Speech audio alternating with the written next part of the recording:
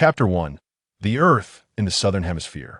There exists a natural valley, encircled by a continuous range of mountains. Lush forests abound, with verdant foliage saturating the surroundings, teeming with vibrant life at a glance. The scene is one of exuberance, where the breathtaking beauty of nature is laid bare in this moment. Lying at the entrance of the valley, on a patch of greenery, Wu Feng feels particularly refreshed and content, basking in the gentle warmth as he squints against the somewhat blinding sunlight. He stretches languidly, shifting from a side-leaning position to lying flat on his back, his body forming a star shape as he sinks into the grass. Gazing quietly at the pristine blue sky and fluffy white clouds, reminiscent of his childhood memories before his journey through time, Wu Feng gradually drifts into a state of thoughtlessness, colloquially known as the verge of slumber. However, fate has other designs at that very moment. A furious howl pierces the tranquility. Wu Feng, you little rascal, hiding here to laze about and sleep. Have you gotten too complacent?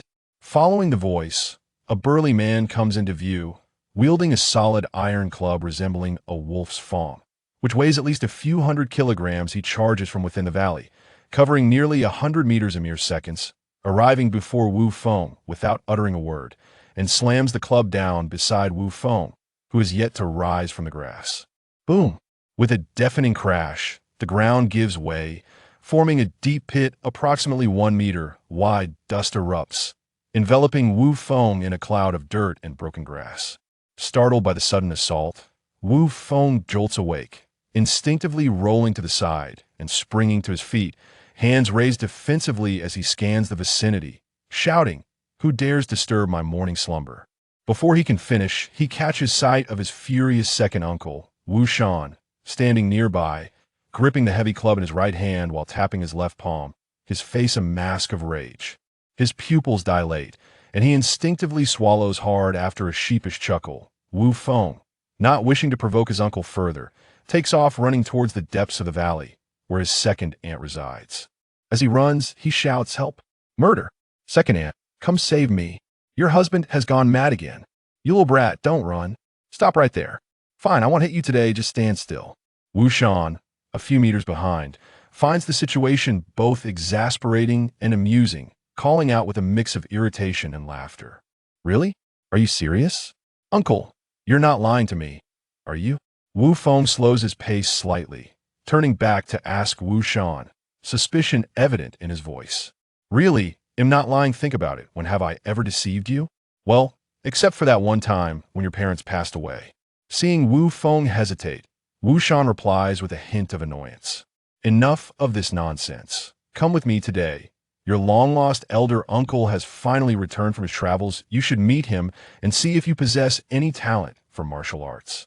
As he speaks, Wu Shan grabs Wu Feng, effortlessly lifting him with one arm without waiting for Wu Feng to protest. He propels forward, dashing swiftly to the training ground at the valley center. Upon reaching the designated area, he halts abruptly a meter away from Wu Tai-do, his elder brother. He discards the nearly breathless Wu Feng and the iron club beside him, maintaining a stoic expression as he cracks his knuckles. In the next moment, without uttering a single word, he launches a sudden, powerful punch directly at Wu Tai-do, who stands calmly in the center of the training circle. Faced with the swift, fierce blow, Wu Tai-do shows no sign of alarm. Observers would see his hands, previously resting behind his back, fly forward with astonishing speed, blocking the massive fist that is now mere inches from his face. "Oomph, after so many years without a word, you finally deign to return?" After his full force strike fails to land, Wu Shan snorts dismissively, retracting his fists with a hint of sarcasm.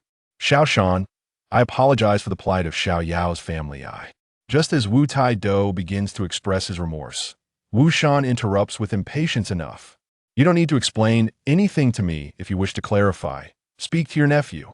With that, he points at Wu Feng, who sits nearby, astonished and incredulous, then turns on his heel and strides away, disappearing from Wu Tai-do's sight in mere seconds.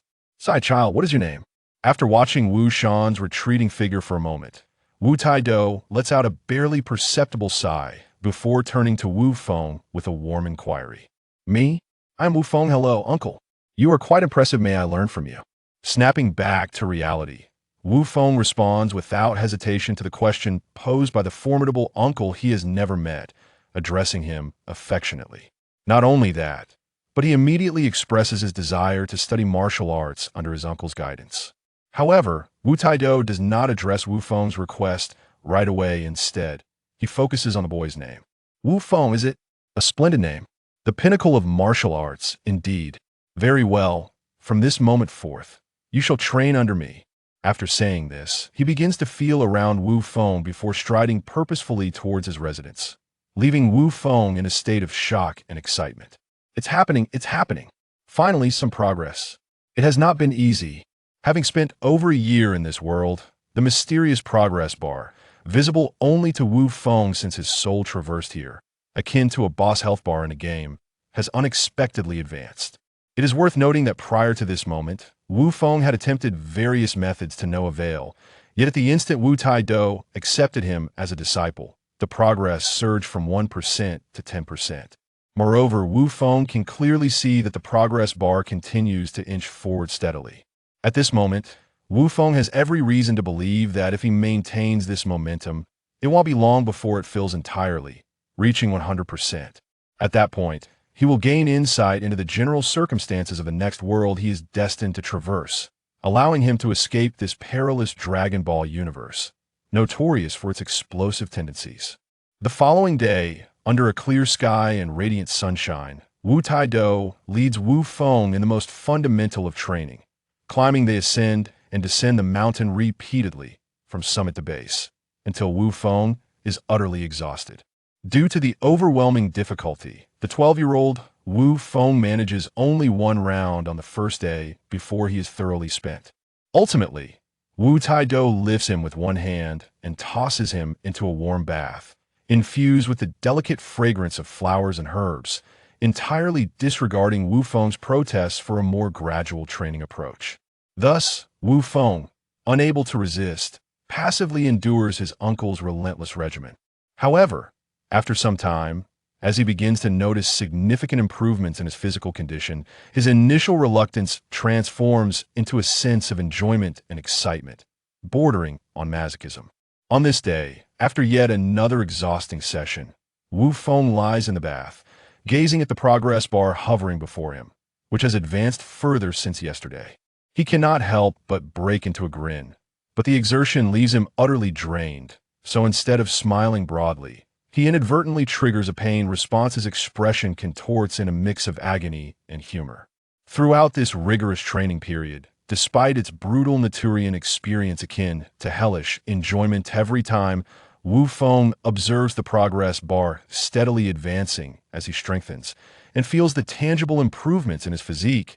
He is instantly reassured that all his struggles and efforts have not been in vain. It is worth mentioning that, as time gradually flows by, Wu Feng has slowly come to cherish the exhilarating sensation of continuous growth in strength in the course of his subsequent cultivation. He finds himself unconsciously striving even harder, exerting every ounce of his energy, and sometimes even exceeding the daily training tasks assigned by his esteemed uncle, Wu Taido, all in a fervent pursuit to become stronger as swiftly as possible, preparing adequately for the forthcoming new world of transcendence.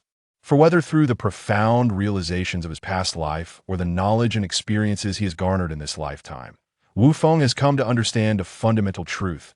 If one wishes to live a life devoid of regrets, one must cultivate sufficient strength powerful enough to rectify all wrongs, for weakness is the original sin of existence. I must say, the passage of time during the cultivation process is indeed relentless, with the years slipping away like a swift shuttle unbeknownst to him. 3 springs and autumns have passed since Wu Feng became a disciple of Wu Taido after 3 years of relentless dedication and perseverance. Wu Feng has finally achieved the initial goals and expectations set forth by his uncle. On this particular day, due to the commendable habits cultivated over the past 3 years, Wu Feng rose early, engaging in his customary morning warm-up exercises, a routine he has diligently followed since the inception of his training, preparing himself for the day's rigorous cultivation ahead. After completing a series of movements so familiar they were second nature, Wu Feng instinctively waved towards the door, only to be taken aback by the surprising absence of his uncle, who had never once failed to appear punctually at his doorstep over the past 3 years. This revelation left Wu Feng both puzzled and astonished just as he was about to head to his uncle's residence to inquire about the unusual occurrence. He unexpectedly ran into his long-unseen second uncle, who was approaching him at a rapid pace. Without hesitation, his uncle launched a swift punch directly at him, a blow so rapid that, had it been before his training, Wu Feng would have been utterly incapable of countering it, perhaps even unable to perceive it yet. In this moment, he effortlessly raised his hand to deflect the formidable strike as if it were nothing more than a feather. Good lad. In just a few short years, you have acquired such strength. It seems it won't be long before you grasp the concept of qi and ascend to the higher realms of martial arts, surpassing even your second uncle. Wu Shan, witnessing his own powerful punch easily thwarted by Wu Feng, felt a swell of pride, yet simultaneously a twinge of melancholic reflection. Second uncle, you flatter me. My current capabilities are merely adequate, just enough to ensure my own safety. Wu Feng replied with a humble smile, slightly teasing. Enough with the pretense in front of me. Do you think I don't know what you're like? I imagine you're feeling quite proud of yourself at this very moment. Wu Shan retorted with a playful scold, unable to contain his amusement. Before Wu Feng could respond, his uncle continued. So, were you in such a hurry to leave because you were headed to your uncle's residence? Second uncle. How did you know I was going to find my uncle? Oh, right. I haven't completed my training for the day, yet I must hurry along. Goodbye. Second uncle. Wu Feng was initially astonished at how his second uncle knew he was seeking his elder uncle.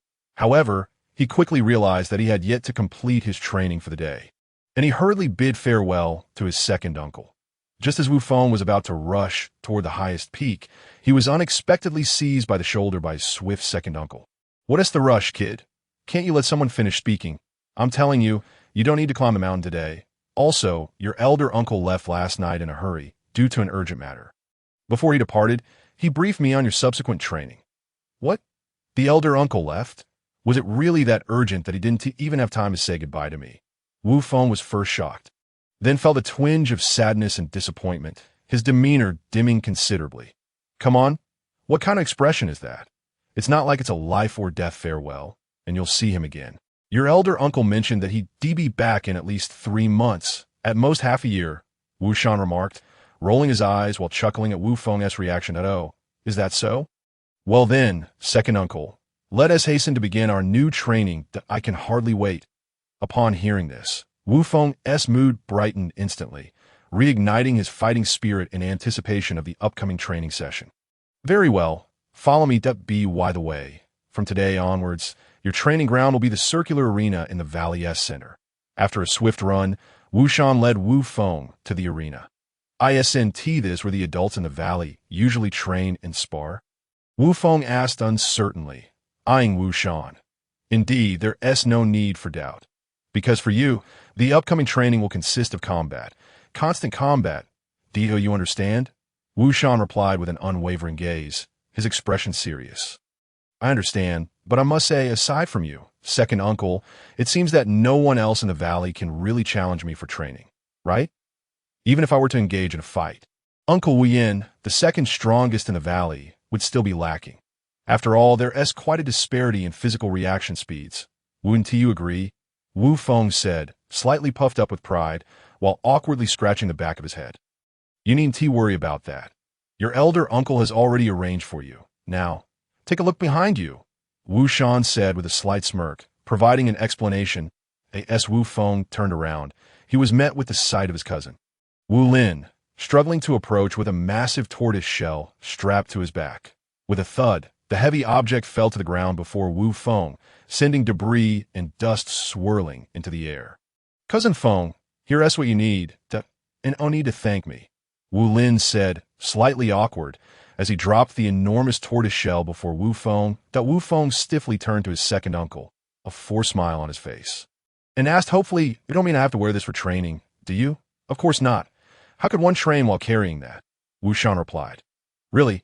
Thank goodness. I knew it, Wu Feng exclaimed, relief washing over him as he patted his chest. You have to wear it. How else will it stay in place and serve its purpose for training?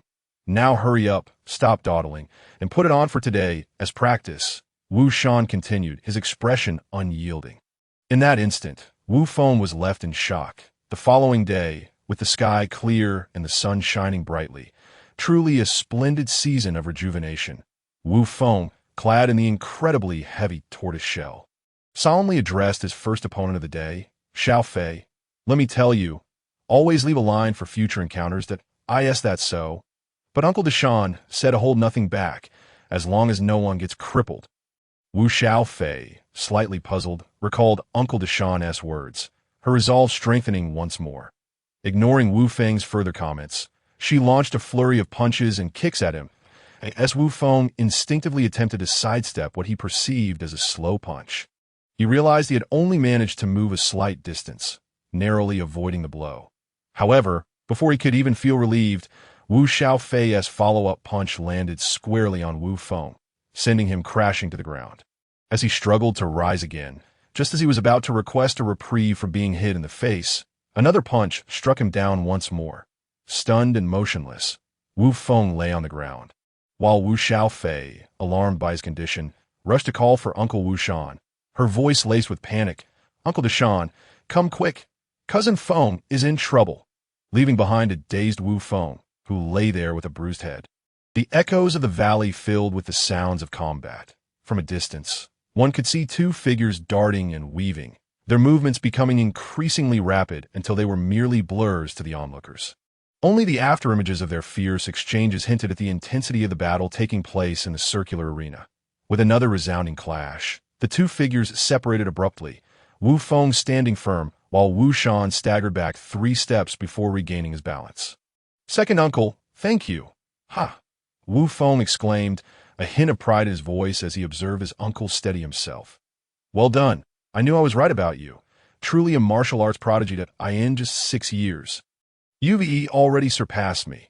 Not much different from your elder uncle's talent," Wu Shan remarked with genuine admiration, undeterred by Wu Feng's self-satisfied demeanor. "All right, since Xiao Feng has emerged victorious, this phase of training comes to an end. Xiao Feng, prepare yourself. Starting tomorrow, I shall guide you in the higher realms of martial arts, specifically the cultivation of Qi to Wu Tai Do." Having witnessed the conclusion of the duel, interrupted their customary mutual praise, and spoke calmly. "Yes, understood, Elder Uncle." Wu Feng replied, foregoing the usual exchange of compliments with his second uncle, his tone firm. "Meet me at the peak of Chilean Mountain tomorrow morning. Remember, if you're late, the consequences are yours to bear." With that, Wu Tai Do turned and walked away, fading from Wu Feng's sight in an instant. The night passed without incident. The next morning, as dawn broke and the sky was filled with clouds, Wu Feng found himself atop the highest peak of the Chilean Mountains, attentively listening to his elder uncle's teachings, diligently following his instructions to execute a series of peculiar movements. As the sun finally crested the horizon, revealing its full form, Wu Feng was called to a halt by his elder uncle. "Elder uncle, what should I do next?" Wu Feng asked, perplexed by his elder uncle's seemingly erratic behavior. In response to Wu Feng's confusion, Wu Tai Do nonchalantly inquired, "Has your mind settled?" I apologize, elder uncle. I realize now that my excitement over the prospect of cultivating Qi led me to momentarily lose my composure and fall into the trap of impatience. A grave error in martial arts training, Wu Feng admitted, coming to terms with his earlier emotions. Such occurrences are inevitable. I shouldn't have mentioned today as training agenda prematurely. Now, enough of the preamble. Let us begin in earnest. Wu Taidu did not cast blame upon Wu Feng. Instead, after a moment of self-reflection, he spoke calmly. Meanwhile, Wu Feng released a gentle sigh, clearing his mind of all distractions, and began the formal practice of Qi Bai, following the words dictated by his uncle at that moment. Sitting cross-legged on the ground, he concentrated all his mental energy, gradually attuning himself to the presence of Qi within his physical cells. As taught by his uncle, as time flowed slowly, coinciding with the sun's ascent to its zenith. Wu Feng's consciousness finally transcended a layer of limitation, perceiving the Qi described by his uncle, his very own Qi in an instant. Upon sensing the Qi, Wu Feng instinctively sought to mobilize it. And fortunately, he was not disappointed. As his intention stirred, the qi within his cells surged forth with great intensity. The external manifestation of this was Wu Feng, seated in meditation, suddenly emanating a radiant glow, enveloped entirely in a luminous white light akin to mutton fat jade. Moments later, as he emerged from this profound realization, he exhaled a deep breath, and a breath he expelled shot forth like a sword of qi, crashing against the rocky wall and leaving a hole the size of a baby's fingertip. Had he succeeded? Had he finally grasped the essence of qi? In that instant, Wu Feng's heart, which had been burdened since arriving in the Dragon Ball world, found a measure of relief and tranquility. "Uncle, I have succeeded." He carefully attuned himself to the vitality coursing through his body, feeling the abundant qi filling his cells and the invigorating transformation it brought forth. Wu Feng was overwhelmed with excitement beyond expression. "Well done. Now, take your time to fully experience this, striving to master every ounce of power within your body." To Wu Taidu, observing everything unfolding as he had anticipated, maintained an unchanging expression while secretly feeling a surge of joy within. Time swiftly passed, and 3 months had elapsed since Wu Feng's enlightenment of qi. On this day, atop the highest peak of the Chilean mountains, the two figures, swift as lightning, engaged in a relentless dance of strikes and counters. The sounds of their clashes, bang, bang, bang, echoed continuously. Gradually, as the two fighters accelerated, the summit became a blur of afterimages left in their wake. Often, the previous afterimage had not yet faded before another followed closely behind. The day slipped away amidst their fierce combat, which only ceased when one of them could no longer endure. Panting heavily, drenched in sweat, and entirely exhausted, Wu Feng collapsed onto the ground, gasping for breath. Utterly drained of energy, his body felt limp, and even his consciousness began to blur. He could only faintly register being lifted before he succumbed to a deep slumber. Upon awakening, he realized a full day and night had passed. Roused by hunger, Wu Feng had no choice but to trek to a nearby mountain, where he casually hunted a hapless wild boar. After a quick cleansing, he commenced the familiar ritual of barbecuing. Soon, having feasted heartily, he returned to catch up on sleep. Just before drifting off, he instinctively glanced at the progress bar suspended before him, only to discover that the remaining 5% had miraculously filled to completion. This sudden revelation extinguished any lingering drowsiness, for it signified that the long-anticipated journey of traversal was finally at hand. Without a moment's hesitation, Wu Feng activated the crossing function as per the information in his mind. Notably, due to the sudden intel provided by his mental guide, he became aware of the vast temporal discrepancies between the current and the future realms.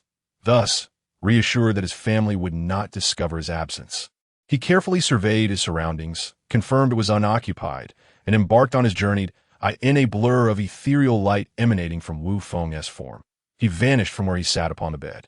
In the Song dynasty, atop Lega Mountain, at the new residence of the Xiaoyao sect, two strikingly handsome young figures in white stood facing each other at the precipice of a steep peak.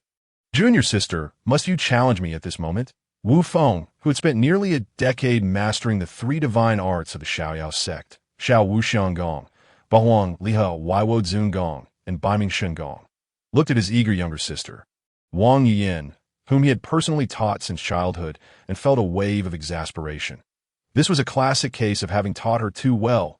He lamented, realizing he was not cut out to be a teacher.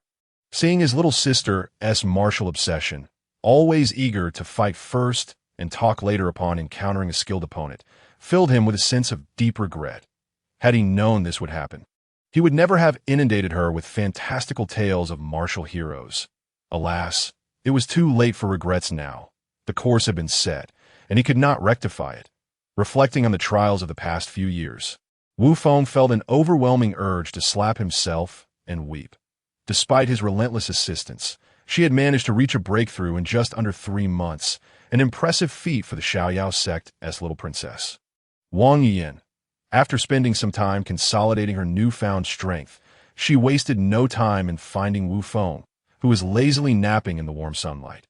Without uttering a word, she unleashed the Tianshan Luyang palm directly at the seemingly oblivious Wu Feng.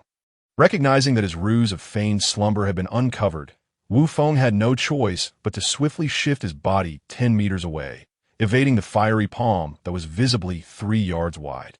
With a thunderous crash, the spot where he had been seated was marked by a massive handprint, approximately 10 meters wide and 1 meter deep, emanating intense heat, resembling a miniature meteorite crater. Witnessing her exploratory strike fail, Wang Yin showed no surprise and swiftly continued her assault against the now stationary Wu Feng.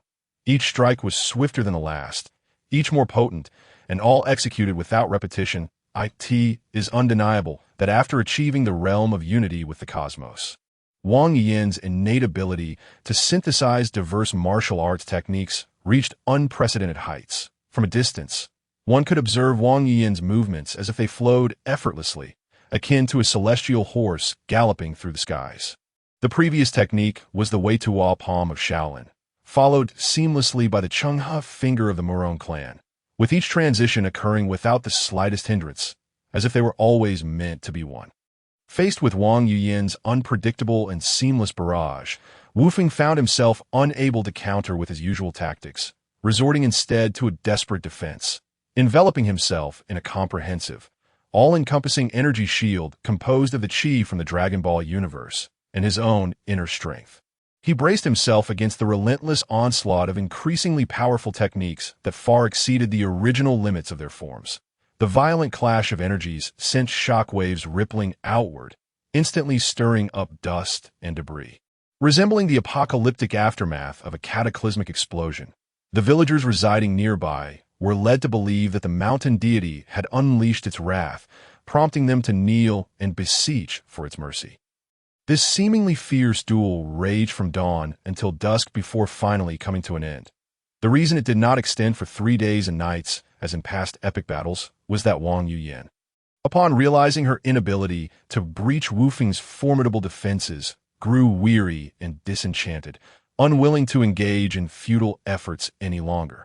She resolved to retreat once more into seclusion, contemplating the creation of even more formidable techniques before challenging her senior brother anew. Yet, with renewed determination, Wang Yin expressed her disbelief that she could not break through Wu Feng's defenses, convinced that she was tantalizingly close to success this time. Even if she failed again, it mattered little. She could utilize Wu Feng as a sparring partner to better master her surging power. Having voluntarily ceased the sparring, Wang Yin suddenly remembered that she had not enjoyed a sumptuous meal all day. Without a moment's hesitation, she activated her lightness skill and darted toward the Xiaoyao sect's dining hall. In truth, for Wang Yin at that moment, going without food or drink for 10 days or even half a month would pose little consequence. However, the gluttonous Wang could not forsake her love for both martial arts and gourmet food to make tea that instant. As she gracefully departed, Wu Feng shook his head slightly, covering his forehead with a hand and chuckling bitterly. What a pity! She bears no resemblance to the celestial maiden of my childhood memories. She is truly strayed. After lamenting, Wu Feng wasted no time and promptly followed her to the grand dining hall. It is worth mentioning that throughout this period, neither of the two martial masters paid any heed to the fleeting presence of Kong Guangling, who had returned briefly, lingered for a while, and then ambled away. Thus, time flowed gently as Wang Yin once again delved into seclusion to devise more potent martial arts. In the blink of an eye, nearly 3 months had passed to this moment. Less than 3 days remained until the day Kong Guangling spoke of the ethereal fairy's visit to the monks sweeping the temple at Shaolin. On this day, not long after emerging from a retreat, Wang Yin sought out Wu Feng once more, confronting him atop the highest peak of Lega Mountain, eager to test whether her painstakingly crafted new technique could shatter her senior brother's defenses. Junior sister, Xianyan, I implore you, can you refrain from seeking me out for sparring so frequently? Wu Feng spoke with resignation. Absolutely not. And do not call me Xianyan again, Wang Yin replied firmly, followed by a warning tinged with annoyance. Without allowing Wu Feng to respond further, she sprang into action, proclaiming, less talk, and prepare to receive my strike, the 9 suns radiant palm. As she spoke, her hands traced a mysterious trajectory, swiftly weaving through the air until, in an instant, a massive flaming hand, 10 zhang in size, materialized. With a mere thought, she propelled her slender jade palm forward, sending the fiery hand hurtling towards Wu Feng, enveloping him in searing heat that reached several hundred degrees Celsius. Akin to molten lava, alas, Wu Feng sighed resignedly, before channeling his energy to erect an impenetrable protective barrier. In the next moment, a radiant shield, glowing with a pearlescent light, surrounded him completely, leaving no gaps. The instant the fiery hand collided with the invincible barrier, a thunderous explosion resonated, echoing across a 10-mile radius, its reverberations lingering in the air. Amidst the tumultuous backlash of energy, the ground trembled, mountains shifted, and boulders shattered, scattering debris in all directions. It resembled the chaotic scene preceding a volcanic eruption, save for the absence of molten lava and billowing black smoke. Fortunately, Lega Mountain was neither a dormant nor an active volcano. Otherwise, the cataclysmic energy unleashed by their clash could have triggered an eruption. Undeterred by her initial failure, Wang Yin pressed on with unyielding determination, unleashing her newly devised techniques in rapid succession. In no time, two radiant figures, one shimmering red and the other white, soared through the air above the summit, intertwining in a dazzling display of skill. Notably, the figure radiating a pearlescent light remained largely stationary, while the fiery figure ceaselessly circled around, launching attacks. In a fleeting moment, Wang Yin would unleash a colossal flaming palm at Wu Feng's front, only to follow up with a golden glowing fist from above. Her speed and frequency of attacks escalated, creating a momentary confusion among the onlooking disciples of the Xiaoyao sect, leading them to perceive as if hundreds, if not thousands, of Wang Yins were simultaneously assaulting their master. Faced with this relentless barrage, Wu Feng furrowed his brow slightly, silently channeling a portion of his pure inner strength to reinforce his invincible barrier. In the next instant, he unleashed a tremendous eruption of energy. With a resounding boom, silence enveloped the surroundings for several miles. Moments later, as the thick clouds of smoke dissipated and clarity returned, the two had clearly established the outcome of their contest. In that fleeting moment of collision, Wu Feng's overwhelming energy surged forth, shattering Wang Yin's formidable technique with ease. Humph! Another failure! Stinky senior brother, you wait for me. 30 years in the east, 30 years in the west. Do not underestimate a girl in her youth. Frustrated by yet another defeat, Wang Yin, with practiced ease, unleashed her familiar retort that left Wu Feng exasperated. After delivering her parting words, Wang Yin intended to follow her usual routine of indulging in a hearty feast to vent her frustrations before retreating to create even more powerful techniques. Observing his junior sister's unwavering resolve to return for another meal, Wu Feng, eager to secure a few tranquil days ahead, earnestly implored, "Junior sister, this path will never lead you to defeat me.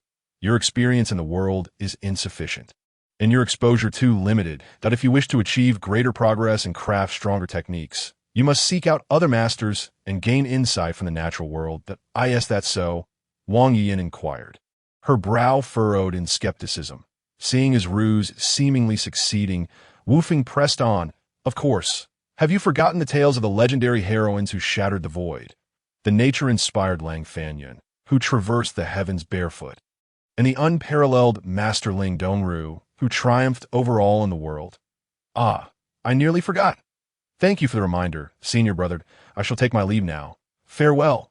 At this moment, Wang Yin felt a sudden epiphany and, after feigning gratitude, swiftly descended the mountain, eager to validate the methods of those illustrious predecessors. Is it necessary to be in such a hurry? That impulsive nature of hers hasn't changed at all.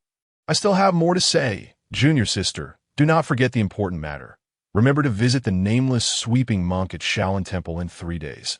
After a brief moment of reflection, Wu Feng utilized his internal energy to transmit a message across 1,000 miles, reminding the already distant Wang Yin not to overlook the crucial task. Acknowledging the message, Wang Yin, having already flown beyond the borders of Lega Mountain, responded likewise with her own transmission. Lega Mountain, once the site of the exquisite chess game 5 years prior, now serves as the open conference hall of the Xiaoyao sect for discussing significant matters. How about it? Have all the preliminary arrangements been made? At this moment, Wu Feng, seated at the highest point of the conference hall, inquired of the 8 individuals seated on either side. Master, rest assured, all necessary notifications have been duly conveyed. Furthermore, we have received absolute assurances from everyone that they will not be absent. You may relax and await the results. Although they could not comprehend why their esteemed leader insisted on gathering all the renowned figures from across the 9 provinces to witness the contest between their little master uncle and the divine monk of Shaolin at the temple a month later. Kong Guangling and the others, the current 8 leaders of the Xiaoyao sect, diligently fulfilled the tasks assigned by Wu Feng. That Wu Feng nodded in satisfaction, acknowledging their efforts. Well done. Thank you for your hard work. Later, each of you may go to the 3rd floor of the Martial Pavilion to collect a volume of the secret manual, and also take the opportunity to pay a visit to Senior Brother Su, who currently serves as the guardian and elder of the Martial Pavilion. Thank you, Master, for your reward. We shall take our leave to pay respects to our teacher.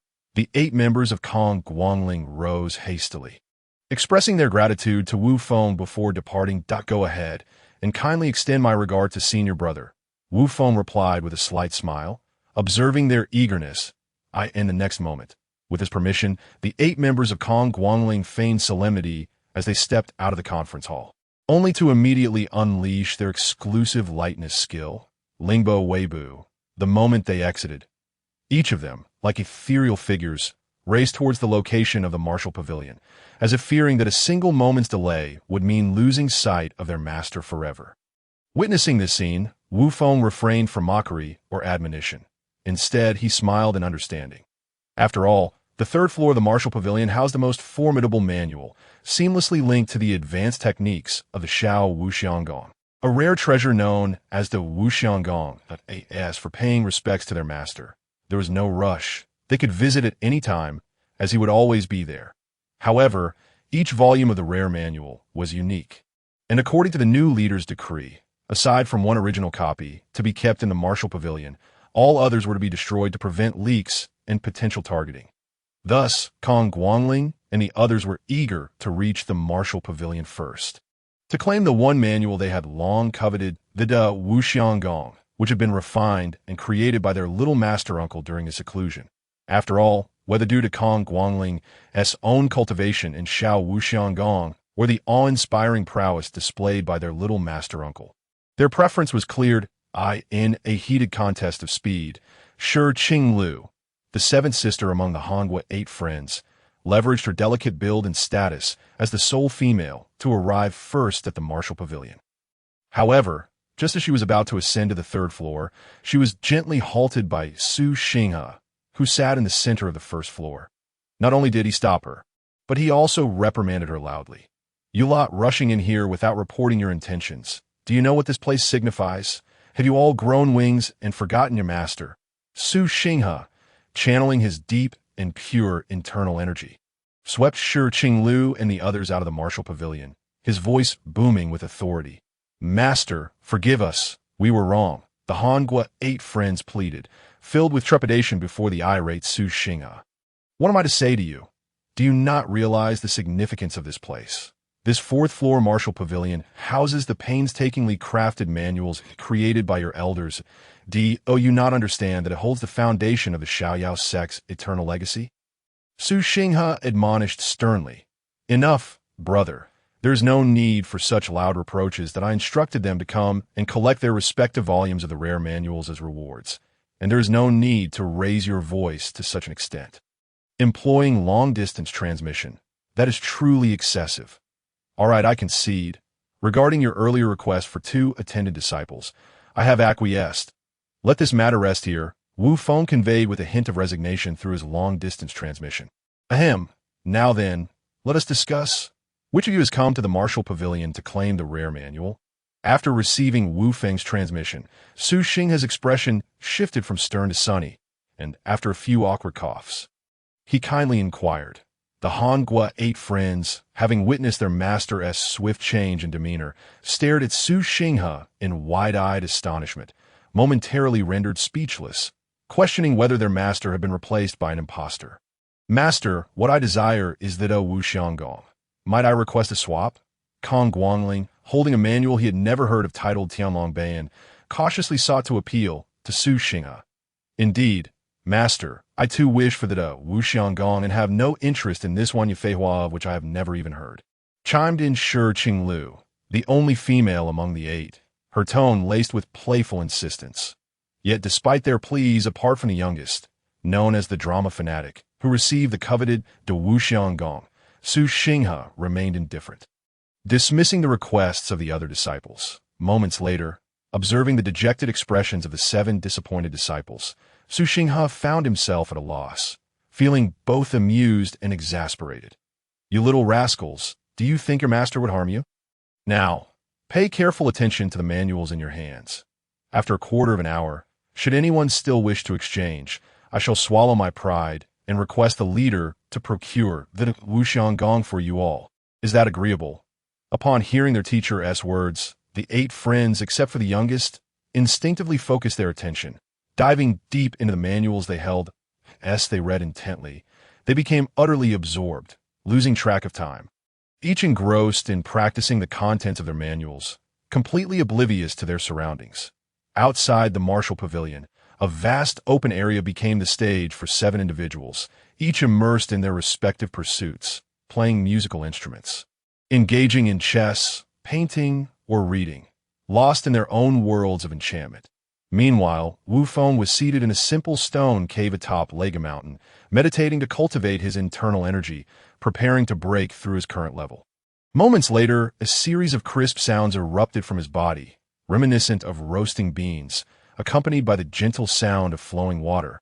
As Wu Feng slowly opened his eyes, in an instant, the once pitch-black chamber was illuminated as if it were broad daylight. This sudden radiance was the result of Wu Feng's mastery of the eternal spring technique, which had reached a minor breakthrough, causing a surge of energy to overflow, resulting in the phenomenon of a white void. As he felt the invigorating effects of his internal cultivation reaching yet another pinnacle, Wu Feng was overwhelmed with joy and elation. This breakthrough signified a resurgence in his once stagnant practice of qi.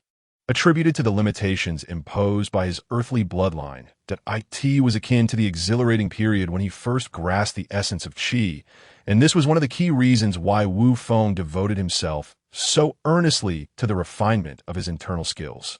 Moreover, even without this unexpected yet logically consistent enhancement of his life essence, which shattered the confines of his physical lineage, Wu Feng would have continued to cultivate his internal power.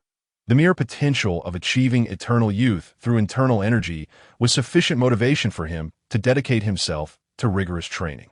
Not to mention the myriad benefits of internal energy, such as detoxification, healing, prolonging life, and enhancing one's innate qualities, which could be likened to an elixir of life. After diligently consolidating his newfound level of internal energy, Wu Feng embarked on his unwavering journey of Dragon Ball martial arts, a pursuit he had maintained since his arrival in this realm. He sensed the overwhelming aura within his cells, now nearly tenfold stronger than before his arrival. A spontaneous smile spread across his face. Although the unique rules of this world prevented him from unleashing his formidable energy capable of cleaving mountains and traversing seas, he could still utilize it to fortify his physical defenses. Initially, after a series of trials upon his arrival, Wu Feng discovered that as long as the limits of his attacks did not exceed the threshold of his internal energy's endurance, he would not suffer any significant harm. This revelation provided him with a sense of relief, as he felt secure in this realm, confident that his defenses were invulnerable and no one could breach them. Furthermore, after encountering several renowned figures from his memories and engaging in sparring matches with them, Wu Feng concluded that even if he could not harness the energy within his cells, there was perhaps only 1.5 individuals in the entire martial world who could match his speed.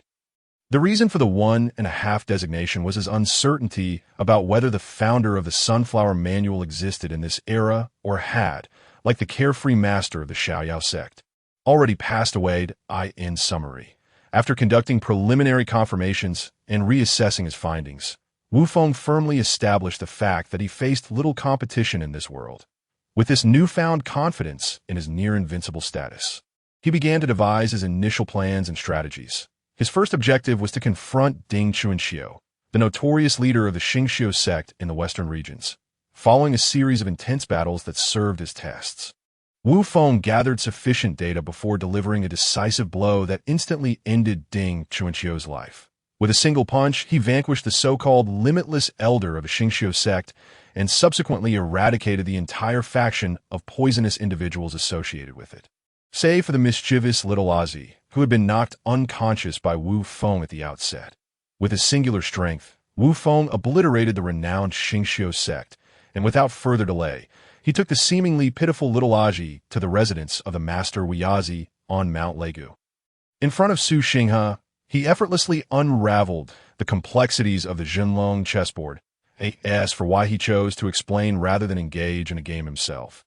It was because Wu Feng considered himself a novice in Go, and expecting to decipher the chessboard through play would be asking too much. Besides, he reasoned that if he could persuade or deceive Su Xinghe with words, why bother with the effort of match?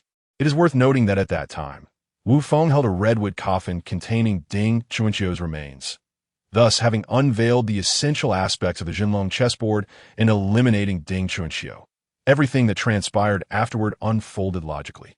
He became Wuyazi's disciple, mastering the Xiaoyao sect's premier internal cultivation techniques, and upon Wuyazi's demise, he smoothly ascended to the position of sect leader. During this period, a series of significant events transpired, including Wu Feng obtaining Wuyazi's consent to bring back Li Qingluo and the young girl Wang Yuyan to the Xiaoyao sect. Notably, Wu Feng made a special journey to the Tianshan Piao Miao Palace and the Western Xiao Palace to retrieve all martial arts teachings belonging to the Xiaoyao sect, including the diverse collection gathered by Wuyazi and others over the years. Additionally, on the day of Wuyazi's passing, Wu Feng chose not to accept his internal energy, but instead allowed the young Wang Yuyan to inherit it all. This decision became one of the pivotal reasons for Wang Yuyan's rapid ascent to the top of the martial world rankings within a short span of time. Propelled by Wuyazi's profound internal energy, cultivated over 70 years, combined with her own nearly 20 years of diligent practice, this culminated in the emergence of one of the youngest female grandmasters to reach the true return realm in history, rivaling even the legendary monk who broke through after being bested by Wu Feng. Time flew by, and as the deadline for Wu Feng's return approached, he became increasingly aware of the urgency of his situation. After nearly a decade in this realm, he understood that he could not afford to delay. Should he return late and his secret be discovered by his uncle Wu Taidu and others, it would not bode well for him. Although he believed that even if they found out, as long as he remained silent, they would not press him for answers, Wu Feng still felt it prudent to exercise caution. After all, the Dragon Ball world was not to be underestimated. Should the whims of the Angel Wisp lead to his discovery, it would spell his ultimate doom. Thus, to eliminate any possibility of premature disclosure, Wu Feng resolved to adhere strictly to his plans, ensuring that no one beyond himself was privy to his intentions. Only when he deemed his secret insignificant and no longer cared about exposure would he divulge the details to Wu Taidu and the others. As the deadline for his return loomed ever closer, Wu Feng did not rush to bid farewell to his friends and family in this world. Instead, he prepared for the possibility of his future return, undertaking a series of preparations. For instance, the establishment of the heaven, earth, and human rankings, which represented the pinnacle of martial artists, emerged 3 years prior. Additionally, he nurtured his junior sister Wang Yuyan, who would assume the role of the next leader and protector of the Xiaoyao sect. Moreover, he had been actively promoting the robust development of the martial arts community, striving to elevate this realm to a level of high martial prowess or even divine martiality after his departure. In the city of Hangzhou within the Great Song dynasty, there stood a grand tavern known as Yueli Inat that moment. The inn was teeming with patrons filled with martial artists from all corners of the world. A closer inspection would reveal a rich tapestry of renowned heroes, wealthy merchants, and influential figures from various walks of life, creating a veritable melting pot of society. Despite the bustling noise, the scene was one of orderly chaos, with each individual finding their designated place with commendable self-discipline. Of course, there were occasional overzealous newcomers, filled with passion and a desire to champion justice, who would recklessly engage in brawls within the inn, claiming to eradicate evil. However, without exception, These young warriors and martial ruffians were swiftly apprehended by the seasoned experts stationed within the tavern, who would then mete out appropriate reparations and punishments based on the severity of the offenses committed. To date, no one had ever lost their life due to such altercations. However, it still managed to profoundly intimidate a multitude of martial artists. This was primarily due to the fact that the Yulai Inn, which is spread throughout the 9 provinces, had, upon its grand opening 3 years ago, executed a rather severe punishment to serve as a warning. They had dealt with the so-called heroes of Su and Heng, namely Hu Zhongtian and the notorious flower thief Yun Zhonghe, in a manner reminiscent of killing a chicken to scare the monkeys. Hu Zhongtian was stripped of his garments, his acupoint sealed, and he was left hanging in the bustling street for 3 days and nights. Meanwhile, Yun Zhonghe, who had fallen into a state of madness due to a mishap that severed his meridians, was prepared for his entry into the smoky city, and was then thoughtfully confined in a completely sealed stone chamber for 10 days and nights after being administered some stimulant. Thus, under the shadow of these 2 heroes serving as examples, the ensuing 3 years, aside from some minor disturbances in the early days, likely due to the slow dissemination of information in ancient times, passed rather peacefully and uneventfully. Now, without further ado, it was once again time for the annual unveiling of the Heaven, Earth, and Man rankings. Since the Yulai's inaugural ranking of martial arts prowess 3 years ago, it had initially met with ridicule and derision due to its perceived lack of credibility, even drawing the ire of some disgruntled guests, including Yun Zhonghe, who challenged the rankings. However, these unruly guests were subsequently apprehended by Kong Guangling, one of the 8 disciples of Su Xinghe, who had significantly improved his skills under the new sect leader's tutelage, thereby establishing a deterrent effect. Yet, that was merely the extent of it. The knowledge that the newly opened and was not to be trifled with was all that emerged from the experience. The rankings displayed within the inn continued to be met with skepticism and disdain. Some veteran figures of the martial world even publicly declared that the Yulai Inn was merely seeking to attract attention and was inviting humiliation upon itself. This unfavorable situation persisted until, as time passed, a number of defiant young martial artists, emboldened by their disbelief and frustration, began to challenge those who rank high on the list, both renowned and obscure, and fell one after another, eventually garnering the attention and a modicum of acknowledgement from the prominent figures of the martial world.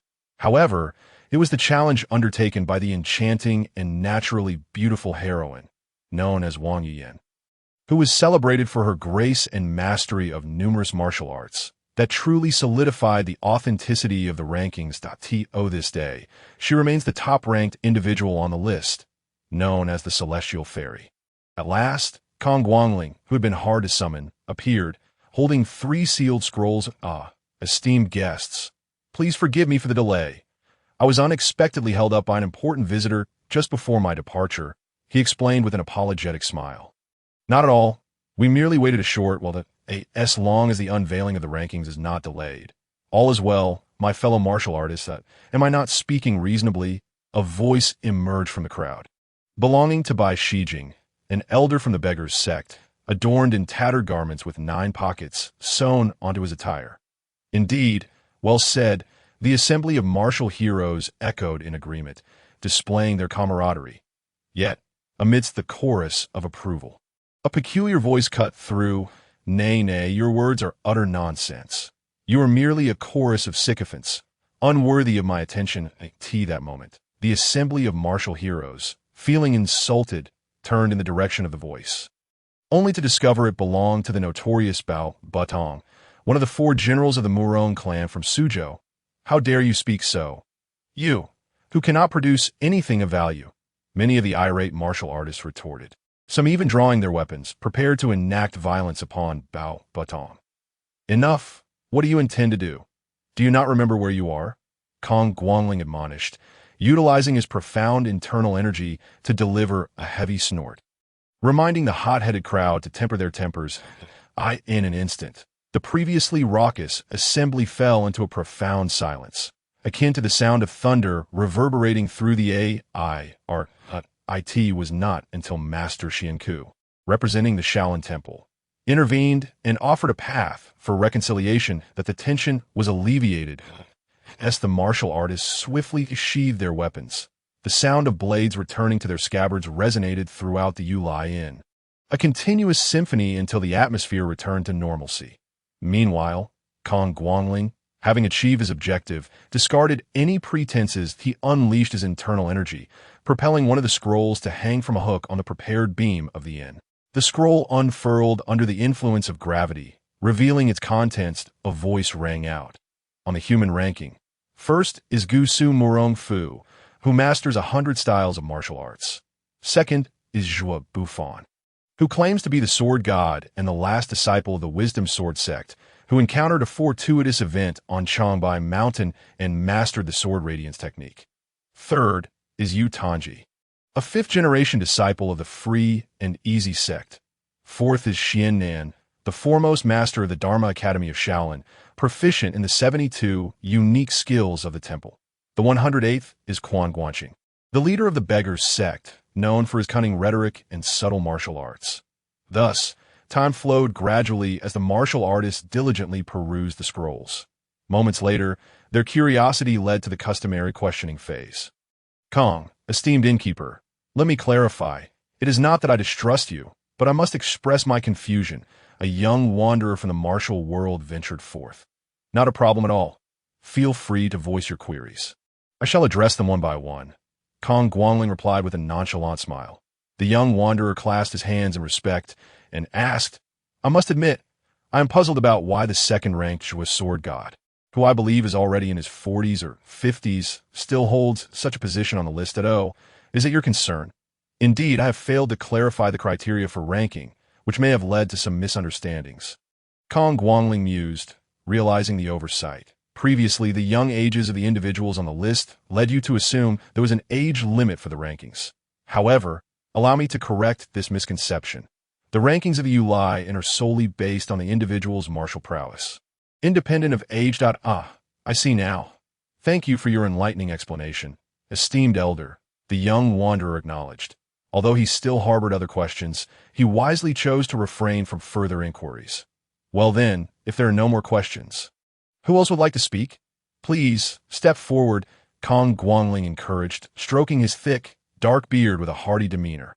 Upon hearing this, the crowd exchanged knowing glances and collectively designated Bai Shijing as their representative. Without hesitation, Bai Shijing approached and asked Kong, since the rankings are based on strength, could you elaborate on the Free and Easy sect?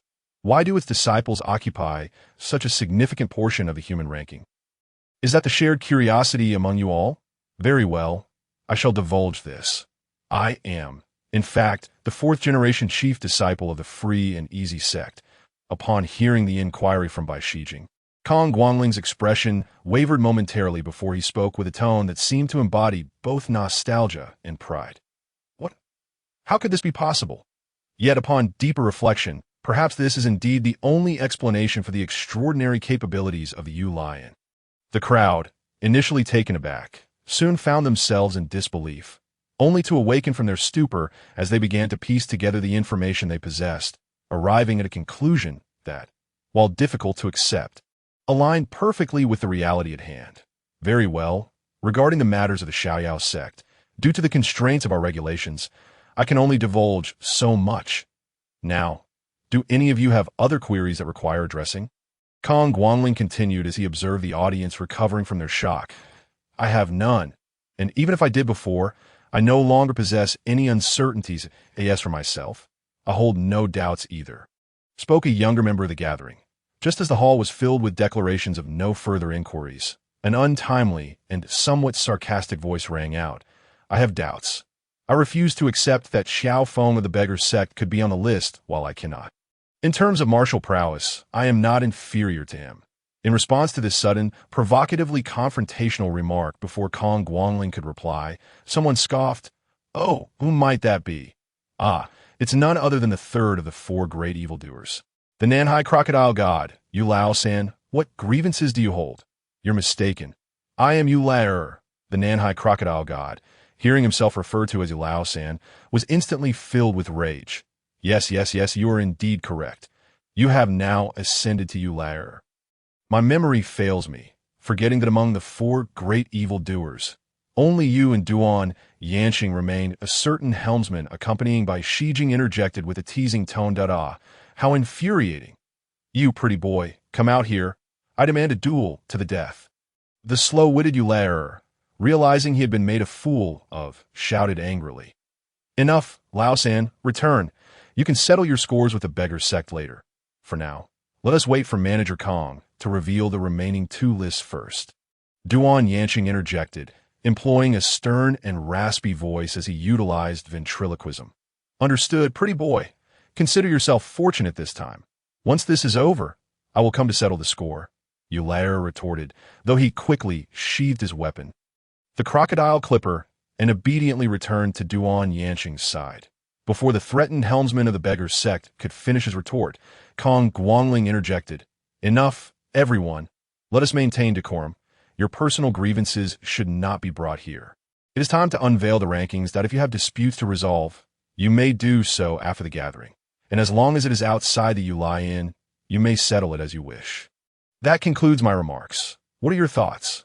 I have no objections, and am willing to abide by the words of my elders, declared a young helmsman, bowing respectfully upon receiving a nod from the law elder. By Shijing, I have no objections either. Let us proceed as Manager Kong has suggested. Eularer chimed in, albeit with a hint of reluctance. Kong Guangling nodded slightly, clearly pleased, since you all are willing to grant me a modicum of respect. Let us proceed. Now, I shall address the question posed by Eularer regarding why the entire helmsman ranks last on the list. This was personally designated by our sect's third leader, AS, for the specific reasons. I am uncertain, and can only speculate that perhaps there are other intricacies involved. The crowd exchanged glances, momentarily speechless, as an air of peculiarity enveloped them. Sensing their discomfort, Kong Guangling sighed and continued, Gentlemen, overthinking serves no purpose. Let us now examine the 72 innate experts listed on the ground ranking. With that, he tossed a scroll into the air, which unfurled gracefully, revealing its contents. The first on the ground list is Wu Xingyun, the Tian Shan child, the head of Lingjiu Palace on the Misty Peak. The second is Li Qiushui, the Empress of the Western Xia and the head of the Yipentang. The third is Qiao Feng, the leader of the Beggar's Sect, a natural-born warrior who thrives in battle. The sixth is Jimozi, the National Master of Tubo, the head of the Nyingma sect in the western regions.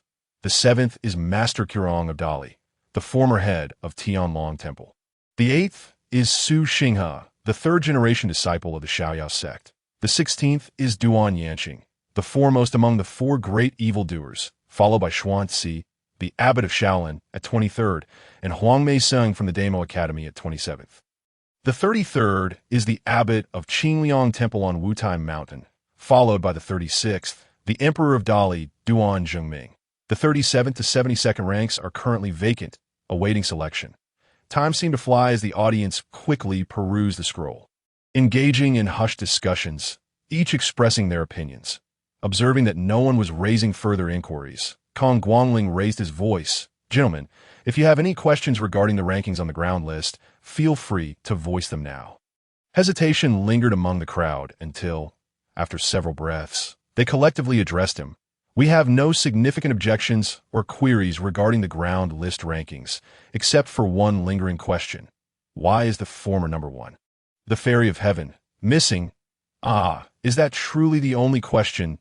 Do none of you have inquiries beyond the fairy? This truly leaves me at a loss for whether to laugh or cry. Alas, what a great disappointment. I had prepared extensively for the ground list, yet it seems my efforts were in vain. Kong Guangling lamented, shaking his head in dismay. Seeing his sorrowful demeanor, laughter erupted among the crowd, creating a harmonious scene. Manager Kong, do not take offense.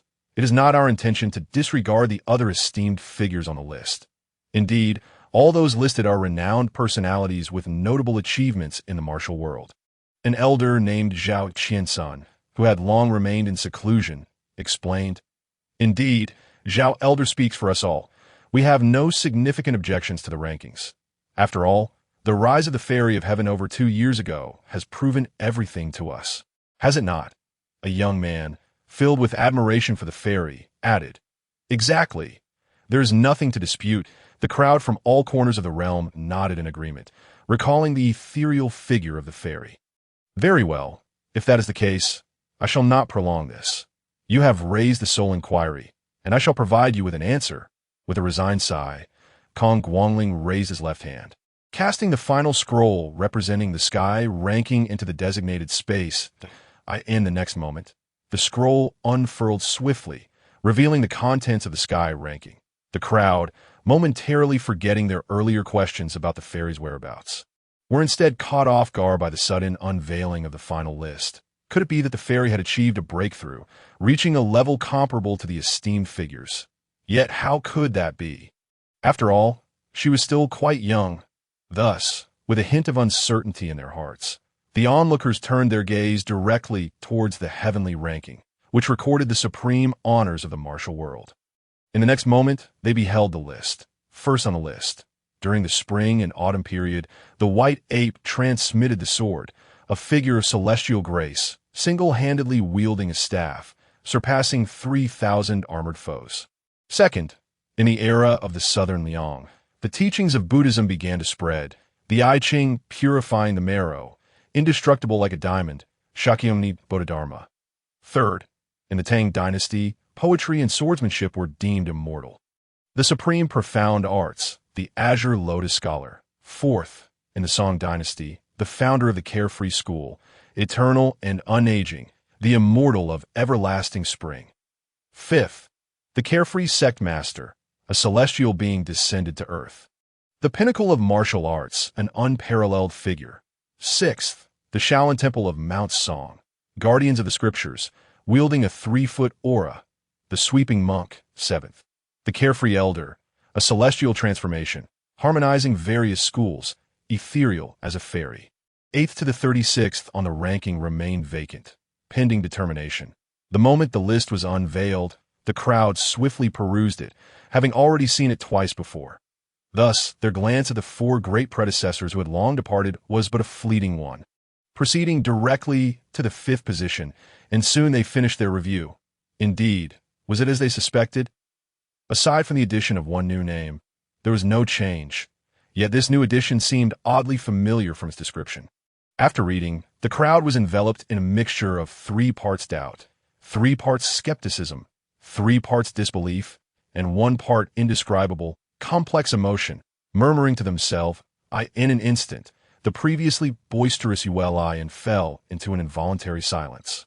As everyone was too stunned by the reality, they had contemplated to utter a word, silently digesting the unparalleled shock that it was only when a devoted young fan of the celestial heroine, excitedly and eagerly, turned to Kong Guangling for confirmation that the peculiar silence was broken.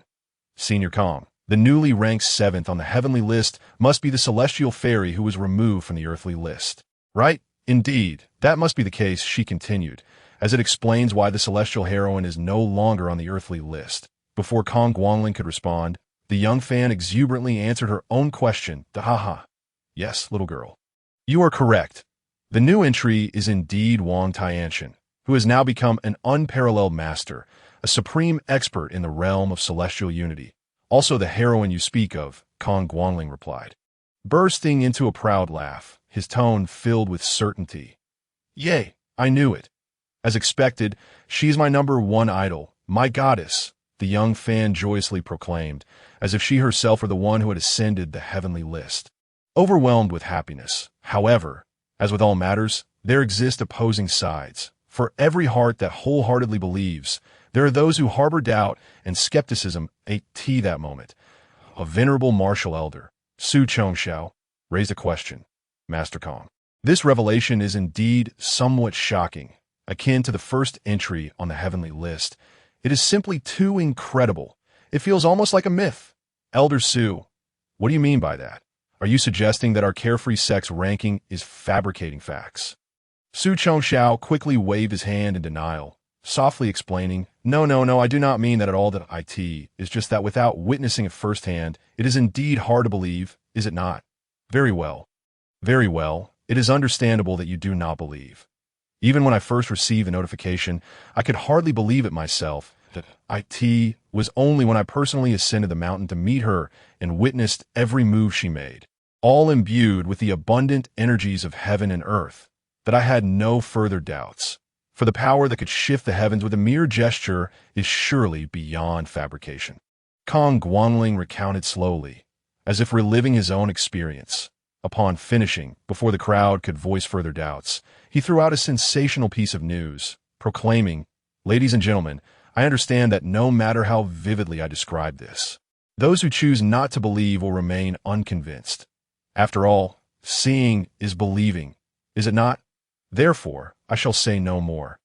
Everything will await the 9th day of next month, the double 9th festival. At that time, our carefree sect Celestial Fairy will visit the nameless sweeping monk of Shaolin to discuss the profound truths that I believe all will become clear then. Now, I declare this session of the heavenly, earthly, and human rankings of the Hangzhou Division officially concluded. Farewell, everyone. I shall take my leave first. No need for formalities." With that, Kong Guangling leaped gracefully into the air, soaring towards the empty, intricately carved ceiling, and with a few swift maneuvers, his figure rapidly vanished from the astonished crowd's sight. Is this really necessary? Kong Guangling, we are not fierce beasts. Must you flee so swiftly each time? The highest-ranking martial elder among those present, Su Chongxiao, shook his head slightly, chuckling as he remarked, "Indeed, Master Kong is rather hasty. I had yet to inquire about the specifics of the Celestial Fairy's visit to our temple's sweeping monk." The representative from Shaolin, Master Xianbei, followed suit with a tone of resignation. "Isn't that so? This old fellow has been a friend for so long, and after releasing such earth-shattering news, he scurries off without a word of detail. He doesn't even specify the meeting place. How can we be fortunate enough to witness such an event? Alas, it seems I have chosen my friends poorly," lamented Qian Wanchong, the renowned merchant from Jiangnan, as he ambled toward the interior of the Wellai Inn, shaking his head in discontent. As the three heavyweight figures departed one after another, the multitude, some who had traveled from distant regions and others who represented various factions seeking the latest news, quickly followed suit, no longer lingering. Thus, within a mere short span, the once bustling Yueli Inn became desolate, with only a handful of local regulars and a few wandering martial artists left, engaged in animated discussions about the newly unveiled rankings and the significant news Kong Guangling had announced. Time flowed like light, and swiftly, the 9th day of the 9th month, the double 9th festival, arrived out on this day, in contrast to the past when people would climb heights to enjoy the view or admire chrysanthemums. This occasion was vastly different. On this day, talents and beauties from across the realm, renowned heroes, seasoned veterans of the martial world, wealthy merchants, high-ranking officials, noble lords, and royal heirs, all gathered at the Shaolin Temple on Mount Song. They came to witness the legendary battle of celestial beings that had circulated through the martial world for ages, eager to discern if it truly unfolded as the tales described, a clash that could shake the heavens, split the earth, and obscure the sun and moon. Of course, this was merely one faction's perspective. Others, more importantly, sought to learn from the two celestial beings whether there existed a path to immortality. For the moment, we shall refrain from delving into the thoughts of those who arrived from all corners of the realm that day. Before we delve into the narrative, it is essential to note that a series of intriguing events within the martial world have transpired. For instance, not long ago, the Jianghu Daily, published by the Wellai Inn, reported on the incident where the foremost martial sect, under duress in the Apricot Grove, compelled its own leader to abdicate. Additionally, revelations concerning the origins of the beggar sect's leader surfaced, alongside the subsequent journey of seeking redemption. Furthermore, there was the romantic quest of Duan Yu, the son of the Dali Prince, as he sought to court and acknowledge his sister. Not to forget the much-celebrated monk, Master Xuanzi of Shaolin, and the compelling tale involving Yi Ernyang, one of the infamous four evildoers. More significantly, a substantial portion of the discourse focused on the Bichuan Academy, an institution established by the Shaoyao sect throughout the 9 provinces, truly embodying the principle of education without discrimination. Unlike the typically sparse attendance at the Chongyang festival held at the Shaolin Temple, this year's gathering was characterized by an overwhelming influx of attendees, leaving no room to spare, save for the designated area in the center reserved for the two celestial beings to engage in discourse. As the scorching sun reached its zenith, The two anticipated figures had yet to arrive. Much to the impatience of the crowd, despite the growing restlessness, not a single soul dared to voice a complaint. This silence was not born from a lack of courage, but rather from an awareness of the underlying circumstances that deterred those of higher standing from speaking out. 15 minutes later, as the crowd's agitation peaked, a refreshing breeze unexpectedly swept through, enveloping everyone and providing a welcome reprieve from the oppressive heat. Yet, as they pondered the source of this sudden coolness, the previously clear skies transformed dramatically. Dark clouds converged from all directions, obscuring the sun's blinding rays. The atmosphere grew dim, and the gentle breeze intensified, soon becoming a force that made it difficult for many to keep their eyes open. Within moments, those of lesser skill found themselves swaying unsteadily, unable to maintain their footing. Just as the wind threatened to overpower them, a resonant voice echoed, infused with profound inner strength, dispelling the tempest. Amitabha, daughter of grace. Since you have arrived, why not reveal yourself? The elderly monk inquired. Old monk, there is no need for such formality. This space is too confined for a proper display. I shall await you atop the highest peak of Songshan. Wang Yin responded boldly. Leaping towards the summit of the 72 peaks, it was at this moment that the crowd caught a fleeting glimpse of the renowned figure known as the ethereal fairy of the Jianghu. Amitabha, the words of the fair maiden are indeed commendable. As he spoke, a kind-faced elder in simple robes gently set aside his broom and leaped into the air, vanishing before the eyes of the astonished martial artists. Those who once prided themselves on their agility felt a wave of humiliation wash over them, regretting their past boasts and wishing to disappear into the ground to escape the embarrassment. Despite their chagrin, the martial experts, driven by curiosity, hastened towards the location of the impending clash between the two celestial beings, eager not to miss this once-in-a-millennium spectacle. Meanwhile, atop the peak of Songshan, Wang Yin had already engaged in combat with the newly arrived nameless monk. From a distance, the spectators witnessed a deafening explosion that shattered the clouds surrounding the summit, revealing the towering peak and the immense energy waves unleashed by the celestial duel. The vibrant red and golden energy surged forth, threatening to envelop the skies above Songshan. As time passed, the intensity of their exchanges escalated from tentative strikes to full-force attacks, each blow reverberating with immense power. As the battle raged on, those observing from the venue, whether nobility untrained in martial arts or the lower echelons of the Jianghu, felt as though they were witnessing a celestial confrontation, with dazzling golden Buddhas and fiery suns illuminating the scene. After another fierce clash, Wang Yin and the nameless monk found themselves momentarily at a standstill, both perched upon a massive peak, engaging in a silent contest of will as they recuperated. Old monk. Let us conclude this with a single decisive move, Wang Yin proposed. Amitabha, as the maiden wishes, please proceed. The nameless monk acquiesced, recognizing that the duel had prolonged long enough to meet the expectations of his sect. Very well, then, prepare to receive my newly devised ultimate technique, Wang Yin declared, her intent coalescing as she summoned the elements around her. A swirling tempest of energy materialized, coalescing into a grand diagram of the 5 elemental forces. Resembling an apocalyptic grinding wheel that surged towards the nameless monk, this convergence of celestial beings, the union of opposites. How could it be? The maiden has indeed reached the pinnacle of celestial prowess, mere steps away from the realm of the Bodhisattva. Amitabha, there is no need for further combat. I concede. Fair maiden, please cease your assault, the nameless monk exclaimed, taken aback by the overwhelming display of power. Wang Yin's expression shifted to disappointment. How dull. Truly uninteresting. I had such high hopes for you, old monk. Yet, undeterred by her disillusionment, she redirected her formidable technique towards a desolate peak to the left.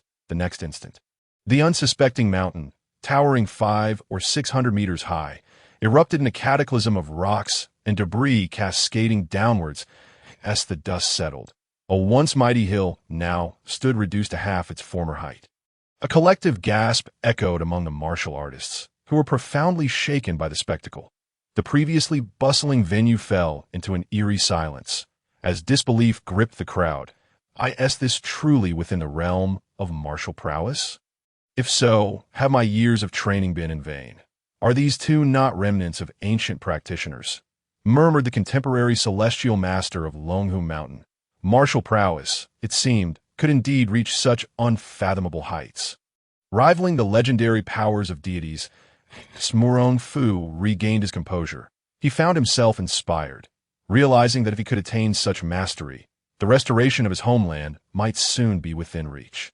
The celestial heights of martial arts were indeed a sight to behold, and it became clear why his brother had urged him to witness this unparalleled battle, hoping to glimpse the legendary dragon subduing palms in action.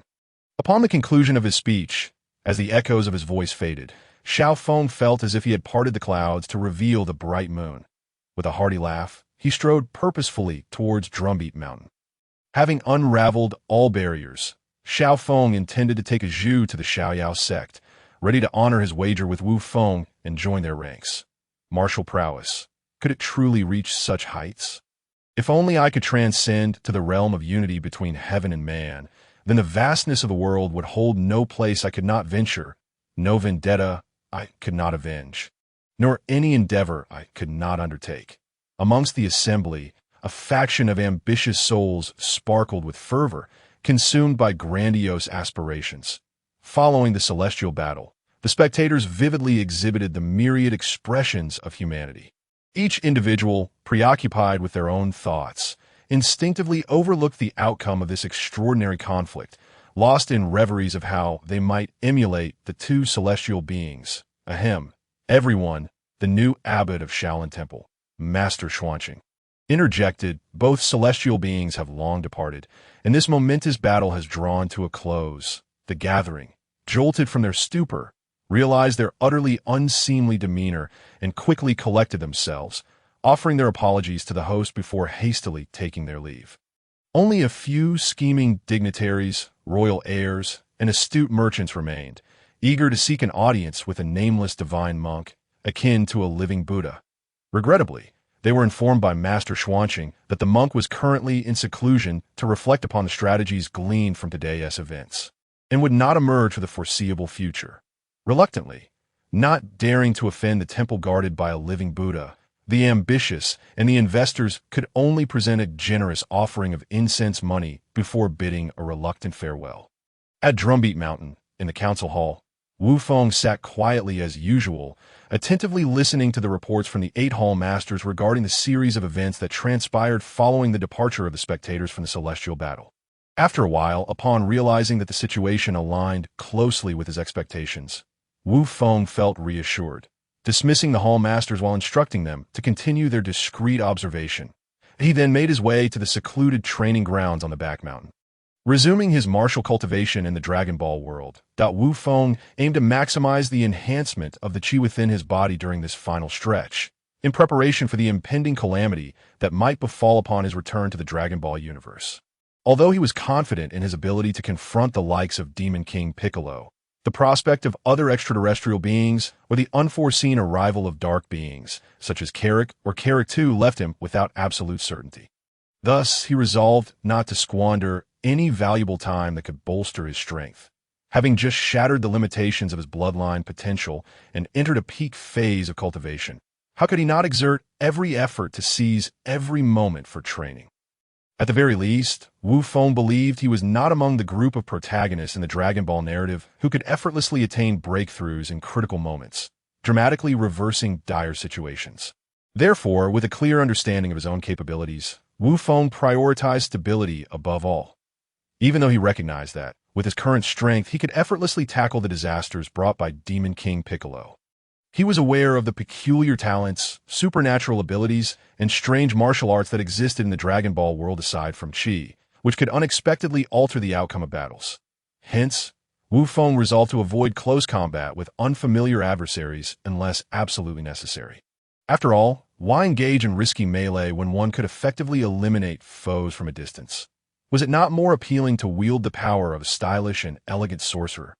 Thus, he established a goal and guiding principle for himself: to dominate with overwhelming superiority, crushing all foes and eliminating any possibility of unforeseen reversals. Panting heavily, Wu Feng removed the weighted garments he had donned during training, placing them in their designated spot before sinking into the prepared medicinal bath. Relishing the aftermath of his rigorous practice, lying back with closed eyes, he gradually relaxed his mind, entering a meditative state to refine his spirit.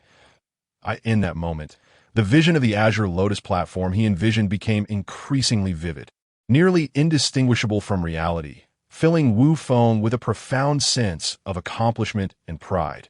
This visualization could be considered one of his greatest achievements since arriving in this realm. A creation born from the fusion of Taoist and Western esoteric spiritual practices, the Genesis Azure Lotus Visualization. Although constrained by the rudimentary spiritual practices of this world and his own limited understanding, the Genesis Azure Lotus Visualization remained in its infancy, barely forming a complete technique. Nevertheless, it had already greatly benefited both Wu Feng and Wang Yuyan. The two practitioners, notably, it was through this visualization that they had swiftly elevated their spiritual power to the peak of mortal limits, the pinnacle of Grandmaster status, within a mere decade, laying a solid foundation for their eventual breakthrough to the realm of unity between heaven and man. The Taoist state of unity with heaven and the Buddhist state of the Buddha and self, as one, represent transcendent realms. They signify a departure from the limitations of mortal existence, with the essence of life undergoing a significant elevation, allowing one to transcend and live for 300 years as a martial sage. Thus, to achieve such extraordinary realms, one must first elevate the trio of essence, chi, and spirit to the limits of ordinary humans, reaching the pinnacle of Grandmaster status. Subsequently, one must comprehend the natural world, discovering the point of resonance within oneself, and then seize and integrate that understanding. Only upon complete mastery can one truly claim to have undergone a transformation and breakthrough.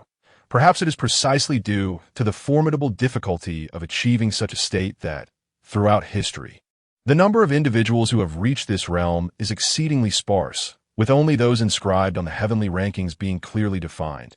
There are many who remain ambiguous, such as Laozi and Zhuangzi, the founders of Taoism, as well as Confucius and Mencius from Confucianism, alongside other notable figures for various philosophical schools and illustrious historical personalities. Moreover, in addition to these distant figures, there are recent candidates like the founders of the Dragon Elephant Prajna and the Supreme Yoga Tantras. Among others, regarding these uncertain candidates, Wu Feng has no intention of including them in the heavenly rankings.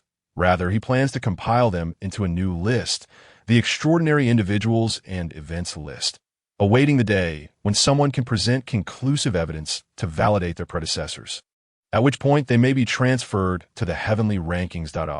And it is worth noting that the rankings within the heavenly rankings are solely based on the chronological order of their appearance, without any specific hierarchical evaluation of strength, unless two individuals coexisted in the same era and engaged in combat, leading to a clear victor. No alterations will be made, as time swiftly passed several months later. After a prolonged wait for the return of the southern courtyard king Yeldahan, Wu Feng decided to cease waiting. He summoned his subordinates, mustering an army of over 100,000 to march directly towards Yanmen Pass. At that moment, outside Yanmen Pass, the Liao army advanced with great momentum, demonstrating a formidable determination to seize the pass in a single, concerted effort. Liao soldiers relentlessly set up ladders, engaging in fierce combat with the defending Song army. Displaying an unwavering resolve to achieve their objective, as dusk fell and darkness enveloped the earth, the resounding sound of horns signaled the cessation of hostilities, bringing an end to a day-long siege. The following day, as dawn broke, the Liao soldiers had already regrouped, preparing to assault Yanmen Pass once more, aiming to capture it in one fell swoop. The vast army appeared at a distance of 1 li from the pass, pausing momentarily before launching another assault with ladders, reminiscent of the previous day's efforts. However, this time, before the Liao soldiers could reach the gates, agile figures leaped down from the walls, armed or unarmed, leveraging their aerial advantage to deliver devastating strikes, swiftly annihilating numerous Liao soldiers. After a decisive blow that felled several Liao warriors, the figures surged forward towards the approaching Liao forces. "Kill!" commanded Xiao Feng, along with the most distinguished disciples of the Xiaoyao sect, including Yu Tanji and Azi. all of whom ranked among the top in the heavenly, earthly, and human rankings that I in that moment.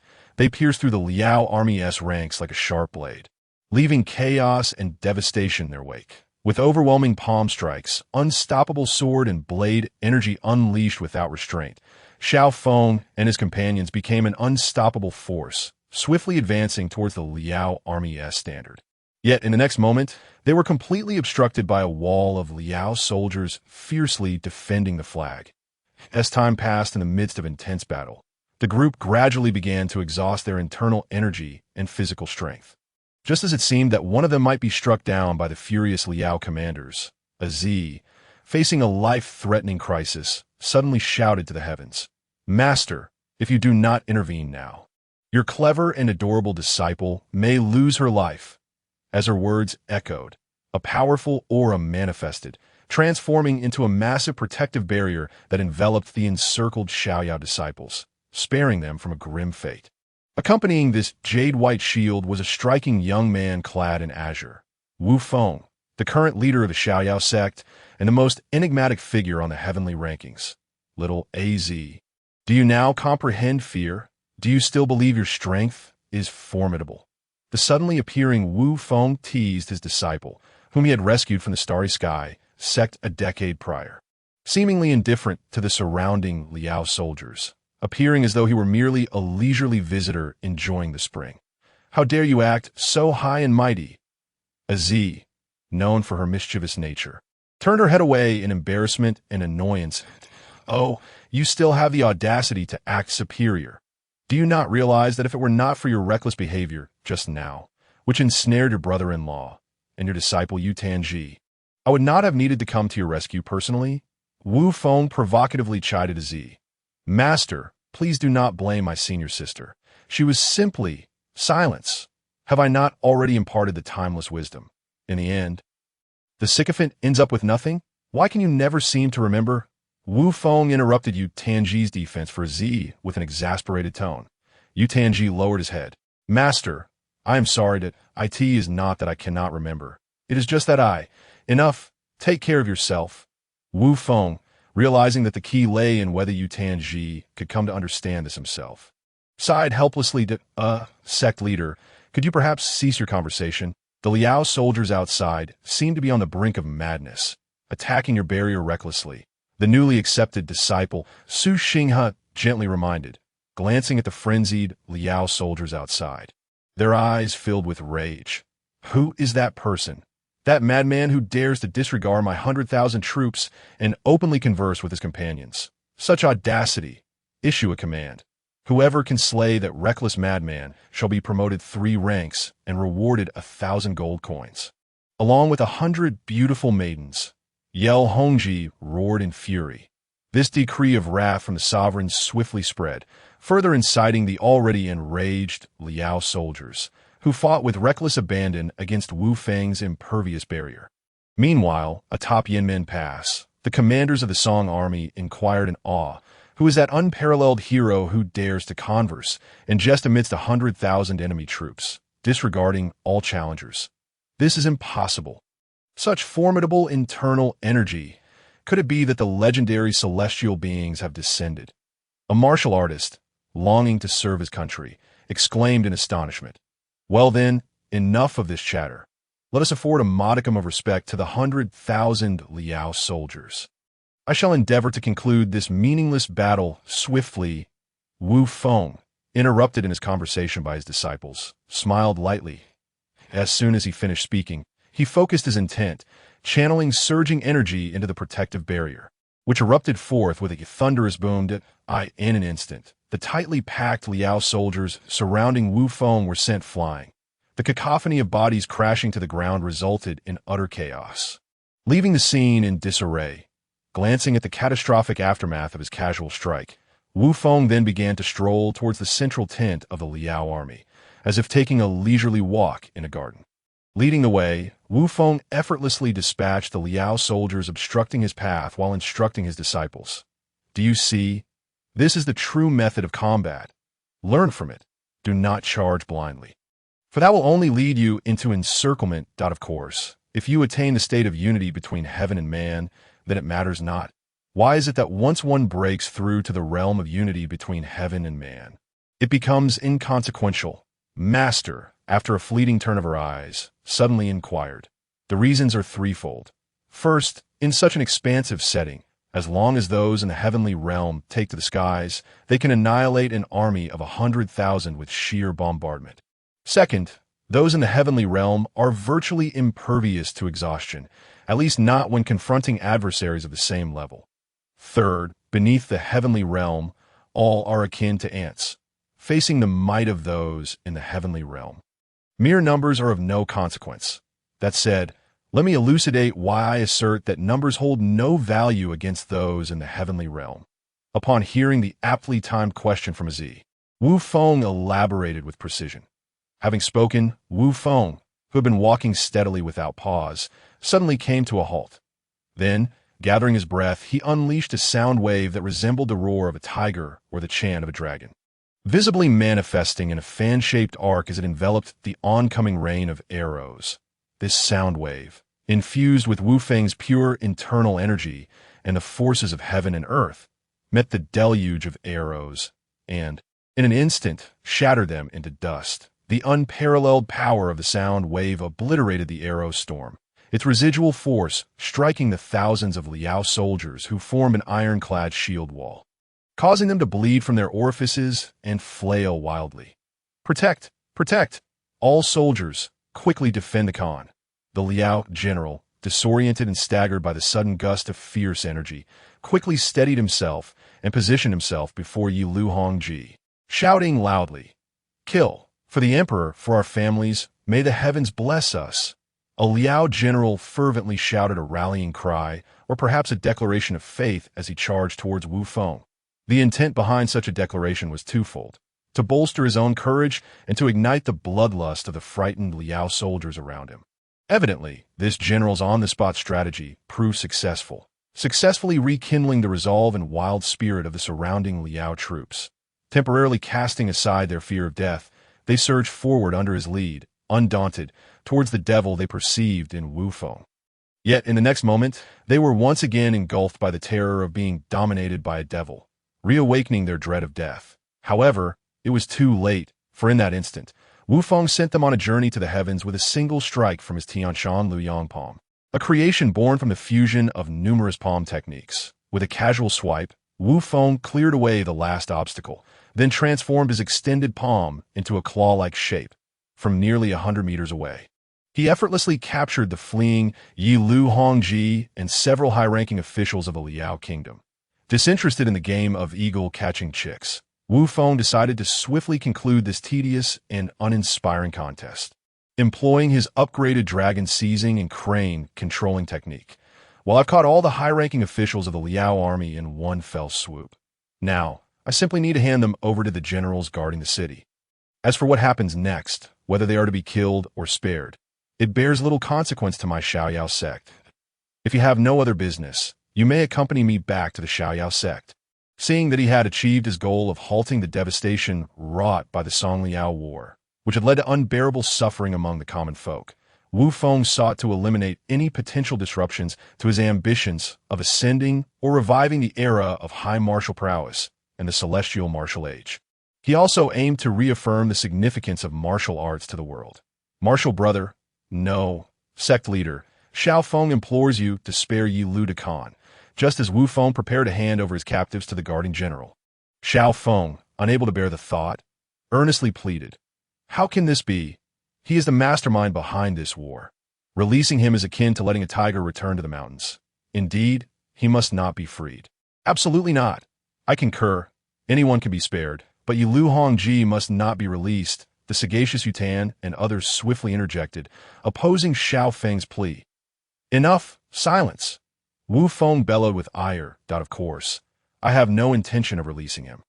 However, before he could finish, he was interrupted. "Sect leader, I, Xiao Feng, am willing to exchange my life for his."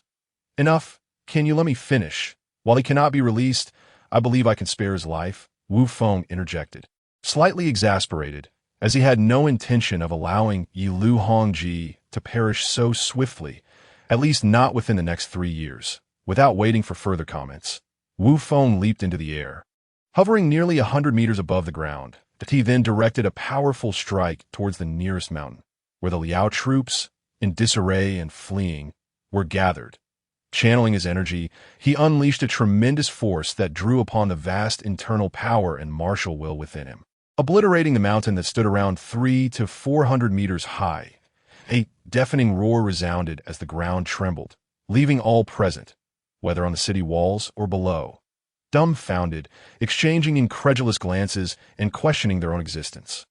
The spectacle was so astounding that it shattered their preconceived notions.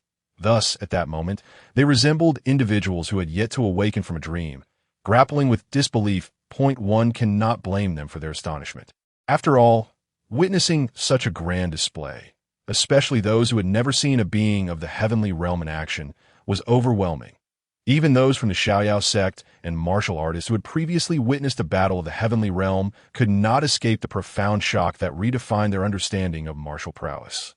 Thus, as the mountain crumbled before them, the onlookers stared in awe, akin to gazing upon their own shattered beliefs. Oblivious to the imminent danger of falling debris, Wu Feng, feeling invigorated from his exertion, had to intervene. Deflecting the barrage of stones hurtling towards the crowd, it was only when a few from the Xiaoyao sect regained their senses and urged the others to retreat to the safety of the city that he ceased his actions. As fragments scattered chaotically, Wu Feng quietly reveled in the unfolding spectacle, contemplating whether to leave behind a mark of his existence amidst the fleeting moments of life. After all, people are prone to forget, especially those of ancient times who lack wisdom.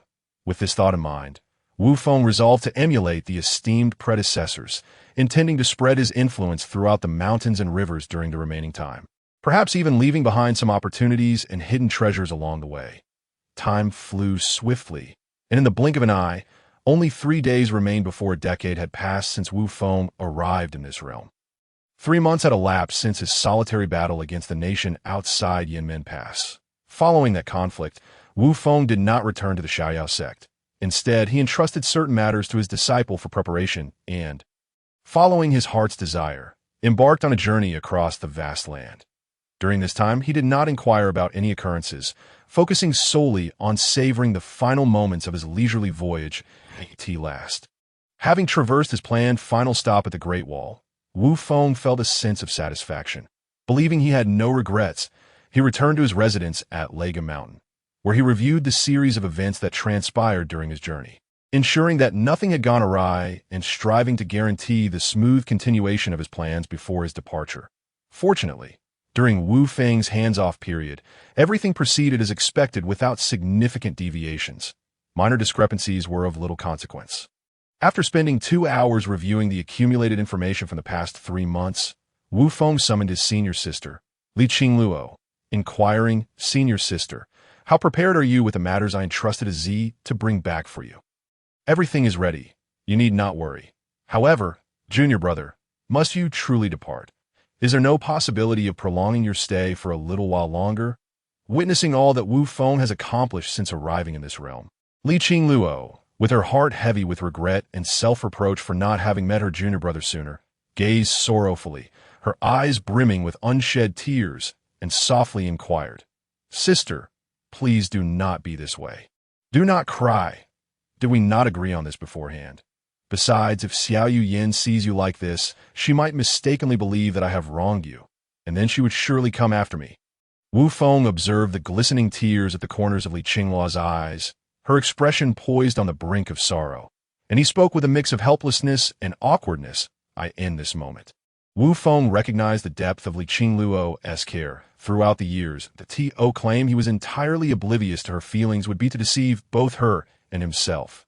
Yet, despite understanding the reason behind her emotions, he felt unable and unwilling to respond in kind. He could only divert the conversation to Xiao Yin, deftly steering it away from the delicate subject.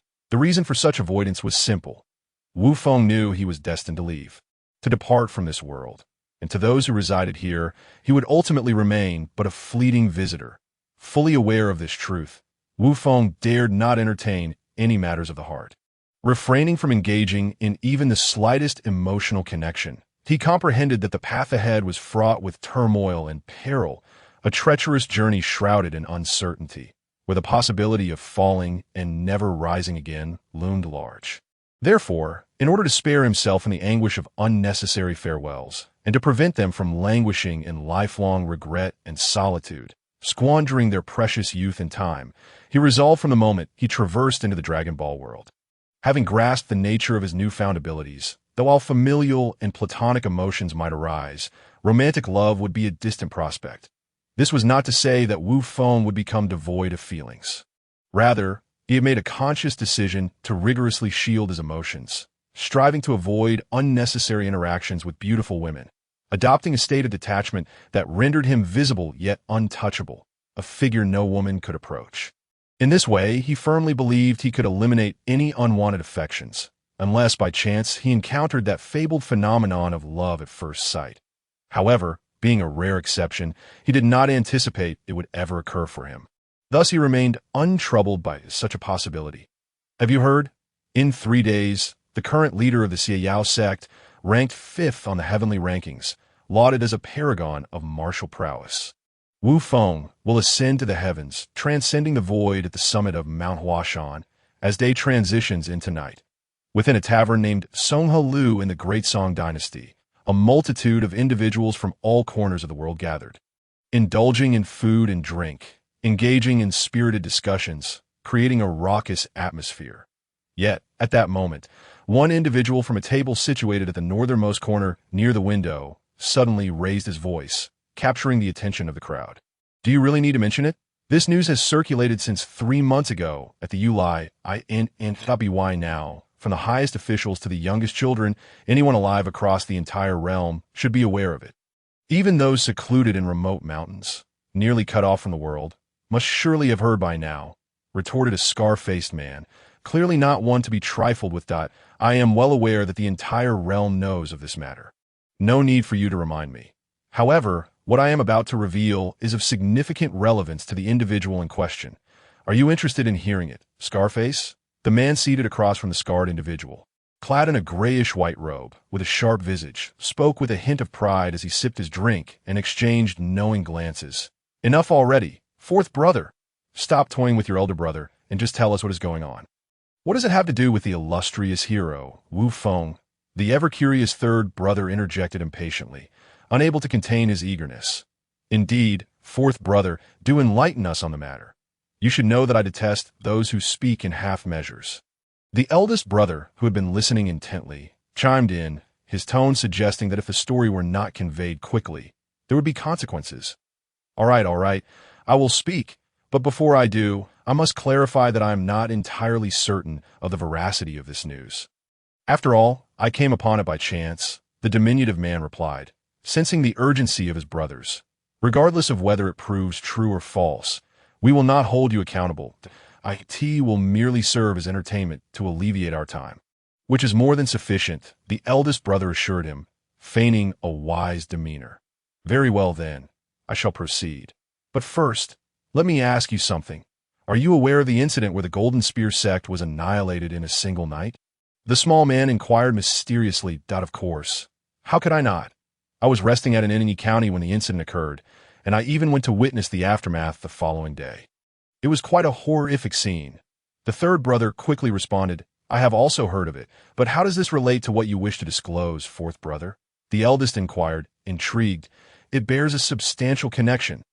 According to what I have gathered, the Golden Spear sect was eradicated by a simple country bumpkin who could hardly read or write, seeking vengeance of some sort. The small man elaborated. Are you jesting with me? I can see that the country boy possesses impressive martial skills, but I find it hard to believe he could single-handedly slay over 100 members of the Golden Spear sect. What relevance does this have to Wu Feng? The impatient eldest grumbled loudly.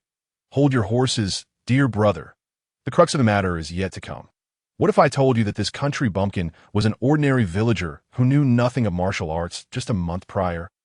The small man's expression turned enigmatic as he uttered this astonishing claim. How can that be possible? 4th brother, if you were to fabricate a story, at least make it somewhat plausible. It is laughable to suggest that a mere villager could ascend to the pinnacle of martial prowess within a month. The scar-faced man scoffed, unable to contain his incredulity. 2nd brother, Do not be so quick to dismiss it. When I first heard this, I had the same reaction as you do now. But if I told you that this country bumpkin stumbled upon a fortuitous encounter and obtained the legendary martial arts manual left behind by Wu Feng, leading to his rapid advancement, would you believe it? What? Is that truly the case? The three brothers exclaimed in unison, their disbelief palpable. Simultaneously, the taverness patrons froze momentarily, taken aback by the revelation, although they soon resumed their previous revelries. The slight flush on their faces and the weighty breaths they took spoke volumes. I cannot ascertain the truth of this matter. I had already indicated my uncertainty. Eldest brother, did you not say we should regard this as mere entertainment? The small man replied, feigning innocence. Indeed, you are correct. It is merely a diversion.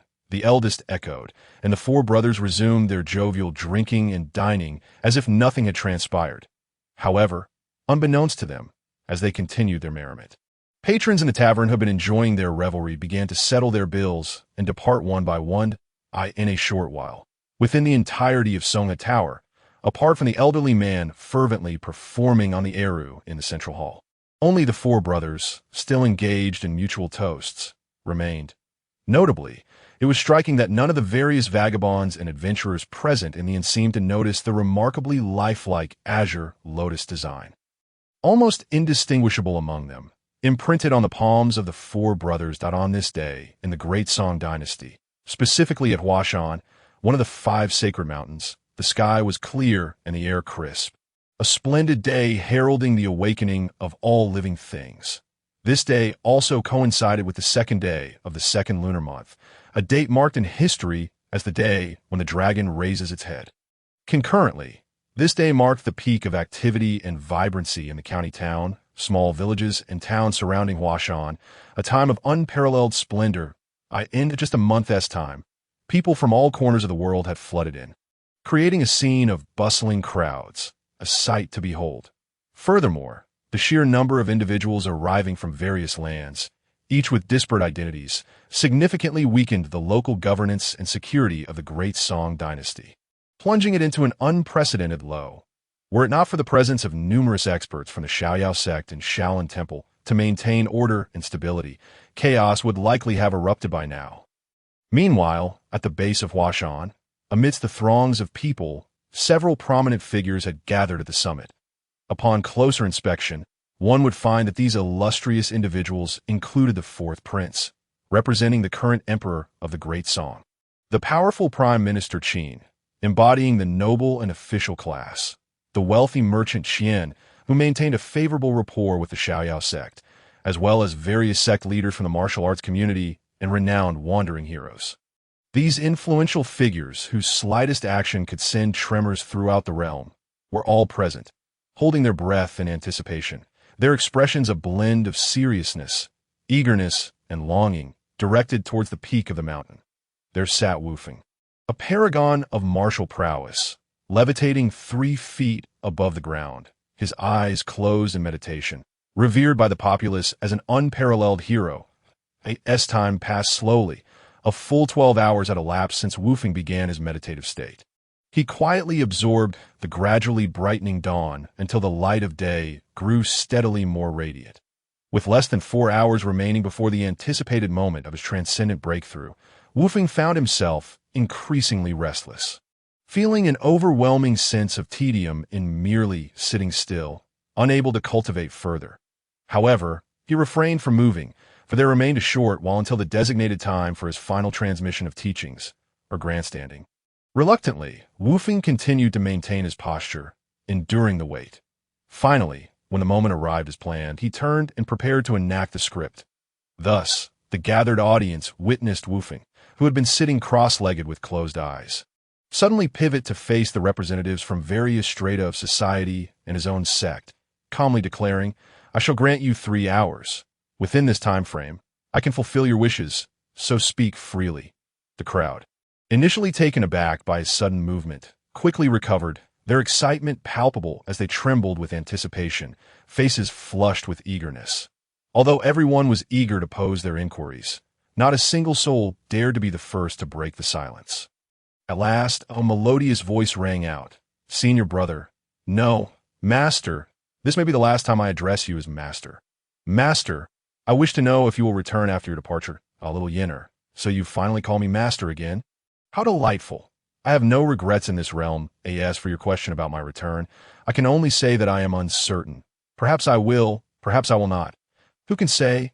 Wu Feng responded with a bittersweet smile, a hint of confusion crossing his features. Then, how can I reach your current state, to shatter the void and ascend to the upper realms? Wang Yuya, upon hearing his answer, closed her eyes to calm her tumultuous emotions before opening them again, her expression resolute and earnest as she pressed on with her inquiry. Alas, why must you burden yourself so? Little yinner, very well, I shall tell you. With your current level, advancing just 2 steps will suffice.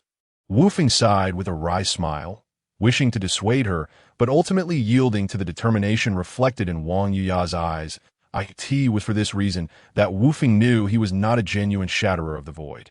He could only infer based on his feelings and thus sought to placate her with vague assurances that, that's so. I understand now. All right, I have no further questions. You may continue, Wang Ya declared, her spirit suddenly invigorated, filled with unwavering determination. Amida Buddha, I wish to pose a question to the martial immortal. A nameless monk interjected, seeking clarification. Upon hearing Wang Ya's lack of further inquiries, he took the opportunity to speak. Please proceed, Wu Feng replied, that I wish to ask. What is Buddha? The monk's unexpected question caught the audience off guard, as it was a simple inquiry known to all who had taken monastic vows. Old monk, are you intentionally trying to perplex me with such a question? Wu Feng responded with a bemused expression. I dare not. I simply cannot grasp the answer to this question, and it has troubled me for some time. I hope the martial immortal can provide clarification. The monk hastily apologized and reiterated his request. Old monk, you are traversing the sea of suffering, questioning your heart, are you not? However, if you seek my assistance to overcome this trial, you have chosen the wrong person. One must navigate their own tribulations. Others may assist, but the key lies within yourself.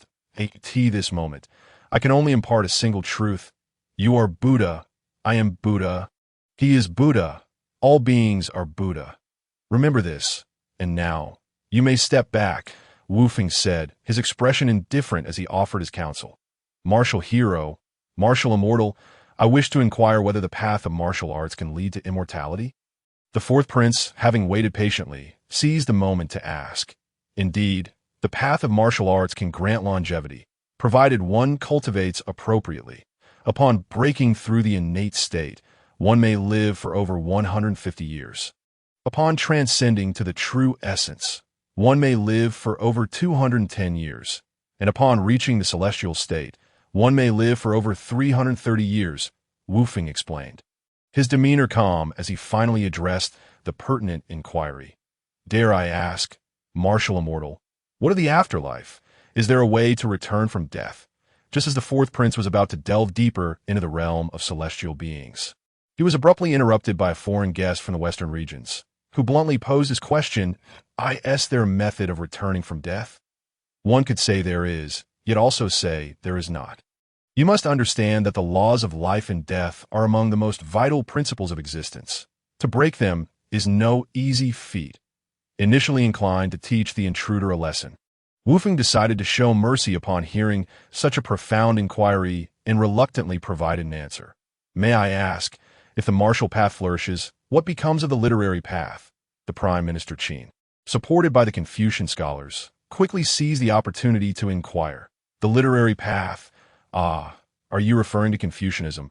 The flourishing of martial arts in the world does not significantly hinder it. I recall that during the spring and autumn period until the end of the Han Dynasty, scholars of that era were often adept in both horsemanship and archery, not inferior to your so-called martial men. Wu Feng scoffed, offering an illustrative example to clarify. Martial immortal, may I inquire about the path of commerce? Qian Wanqian, finally seizing the chance to speak, hurriedly voiced his curiosity to As merchants, you should conduct yourselves accordingly. However, since you have posed a question, I shall bestow upon you 8 words. Integrity as the foundation, benevolence as the practice, and as a final gift, consider it a token of gratitude for your unwavering support over the years, Wu Feng concluded, bestowing his parting wisdom. After a soft chuckle, Wu Feng casually replied. He then proceeded to transmit his energy through thought alone. The onlookers observed as Wu Feng brought his index and middle fingers together, pointing them toward the forehead of Qian Wan Quan, lightly tapping it before falling silent once more. Though they felt a sense of bewilderment, none dared to inquire at that moment. They could only set aside their confusion and prepare to either seize the opportunity to ask their own questions or attentively listen to the inquiries of others. Thus, perhaps sensing a glimmer of hope, the subsequent questions from the crowd took on a different tone, transforming into indirect pleas for favors, such as, Immortal Wu, I implore you, have mercy. Share with me a set of divine skills. I have an elderly mother of 80 and a younger generation that relies on me. Please take me as your disciple. I possess exceptional talent. I spoke at 1 year old, recognized characters at 2, and at 3, I could read fluently. I would never bring shame to the illustrious name of Immortal W.I. in the following hours. Wu Feng patiently and tactfully declined one after another of the whimsical and bizarre requests presented to him. After 3 hours of fielding questions, he felt utterly exhausted, more so than if he had engaged in a fierce battle. Consequently, Wu Feng silently vowed never to assume the guise of a reclusive sage again. It was simply too taxing that on the second day of the second month, evening finally arrived. This moment, the sun had set, leaving only a faint glow that lingered to provide a modicum of light and warmth to the creatures on earth. Time continued its relentless march, slipping away second by second, refusing to pause for anyone, even for a heartbeat. Before long, the entire Huashan mountain was shrouded in darkness, with night reclaiming the earth at this juncture. The members of the Xiaoyao sect, who had long anticipated this scenario, ignited the coal lamps and torches scattered across Huashan, creating a serpentine trail of flames that encircled nearly the entire mountain, illuminating it as though it were daylight. However, before the crowd could voice their astonishment, a silvery radiance began to emerge, cascading down upon the assembly gathered at the peak of Huashan, as they marveled at the breathtaking sight. Wu Feng, who sat quietly atop the peak, stirred. The moment that silvery light touched him, it seemed to trigger a wondrous reaction, causing Wu Feng to emanate a brilliant silver glow from within, with each passing second. The brilliance of his light intensified until, moments later, the onlookers could no longer discern his figure amidst the blinding radiance that Wu Feng, now a beacon of light, initiated a vertical ascent, moving with an apparent ease that belied its speed. In the blink of an eye, he appeared to rise to the same altitude as the newly revealed full moon, creating an unprecedented spectacle of dual moons in the sky. The spectators atop Huashan, fully aware of the significance of the event, were left in a state of awe, their heads tilted back, mouths agape, their minds blank, utterly stunned. It was no wonder they displayed such expressions, for even the two existing celestial beings, powerful entities, could not escape the overwhelming shock, lingering in a state of disbelief for an extended period. Yet, setting aside the astonishment of Huashan and the entirety of the Jiuzhou region, Wu Feng, now at a considerable height, began to feel the chill of his surroundings intensify. As he ascended further, the cold became so severe that he had to summon his inner strength to dispel the thin layer of ice that threatened to envelop him completely. Realizing he had reached a sufficient altitude for his final act, Wu Feng prepared himself. In the next instant, he abruptly retracted the intense light he had been radiating. Immediately following, he harnessed all of his inner energy, coalescing it into a sound wave that adhered to the principles of physics. Forming a resonating bell that he then infused the sound with a significant amount of energy from his cells, he declared, his voice echoing throughout what seemed to be the entirety of Jiuzhou. Today, I, Wu Feng, from the summit of Huashan, suspended in midair, shatter the void, and urge all under heaven to strive together. As soon as his words resonated, Wu Feng felt no lingering attachment. He relinquished his resistance, allowing the world's natural repulsion to expel him from existence. In the final moments before his departure, he turned back toward the world, softly uttering, "Until we meet again, by fate," before vanishing into the vastness above. Just as he had arrived. Although Wu Feng had departed, the distance caused his immense voice to reverberate down long after he had left, transforming into a thunderous sound that echoed like a clap of thunder across the expanse of Washan, resonating for miles. Those within earshot were left in stunned silence, unable to comprehend the enormity of what had transpired. After a lengthy pause, it was the innocent inquiries of curious children that shattered the stillness, prompting the bewildered parents to snap back to reality and hastily respond before retreating to their homes to rest. For life continued, and the Moro called for labor. Simultaneously, perhaps influenced by a chain reaction, many martial artists and illustrious figures who had come to witness the event awoke from their stupor. They exchanged anxious farewells and departed Huashan, returning to their respective factions or homes, intending to recuperate for a time to process the astonishing revelations they had received and to brace for the impending surge of martial prowess.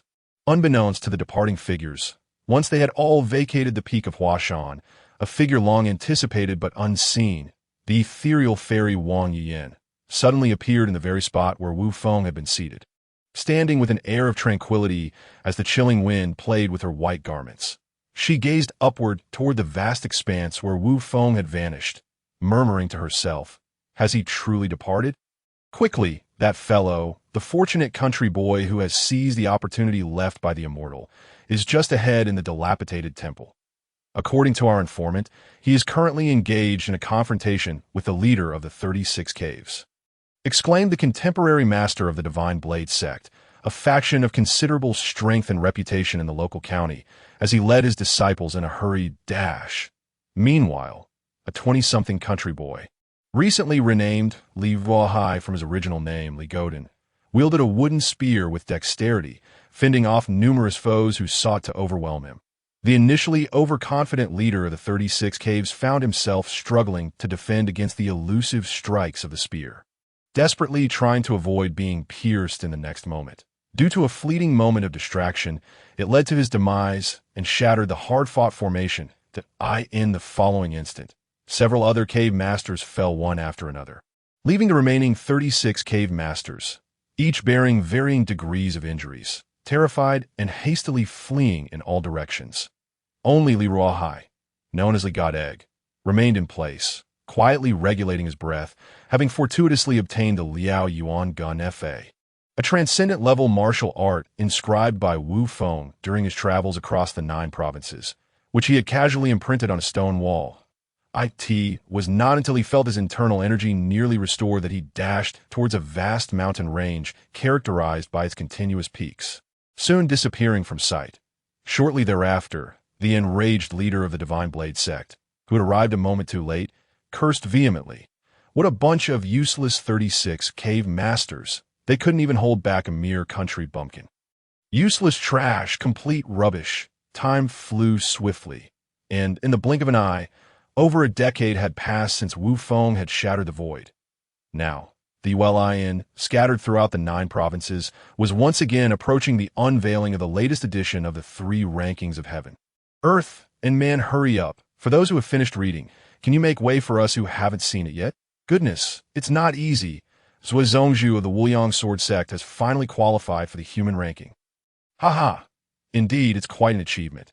But speaking of which, who is this new top-ranked individual on the human ranking? Dugu Feng? Wonderful. Our beggar-esque sect finally has someone in the Earth ranking, and even in the top 10. Oh, please. What is that compared to my Suzhou Murong clan?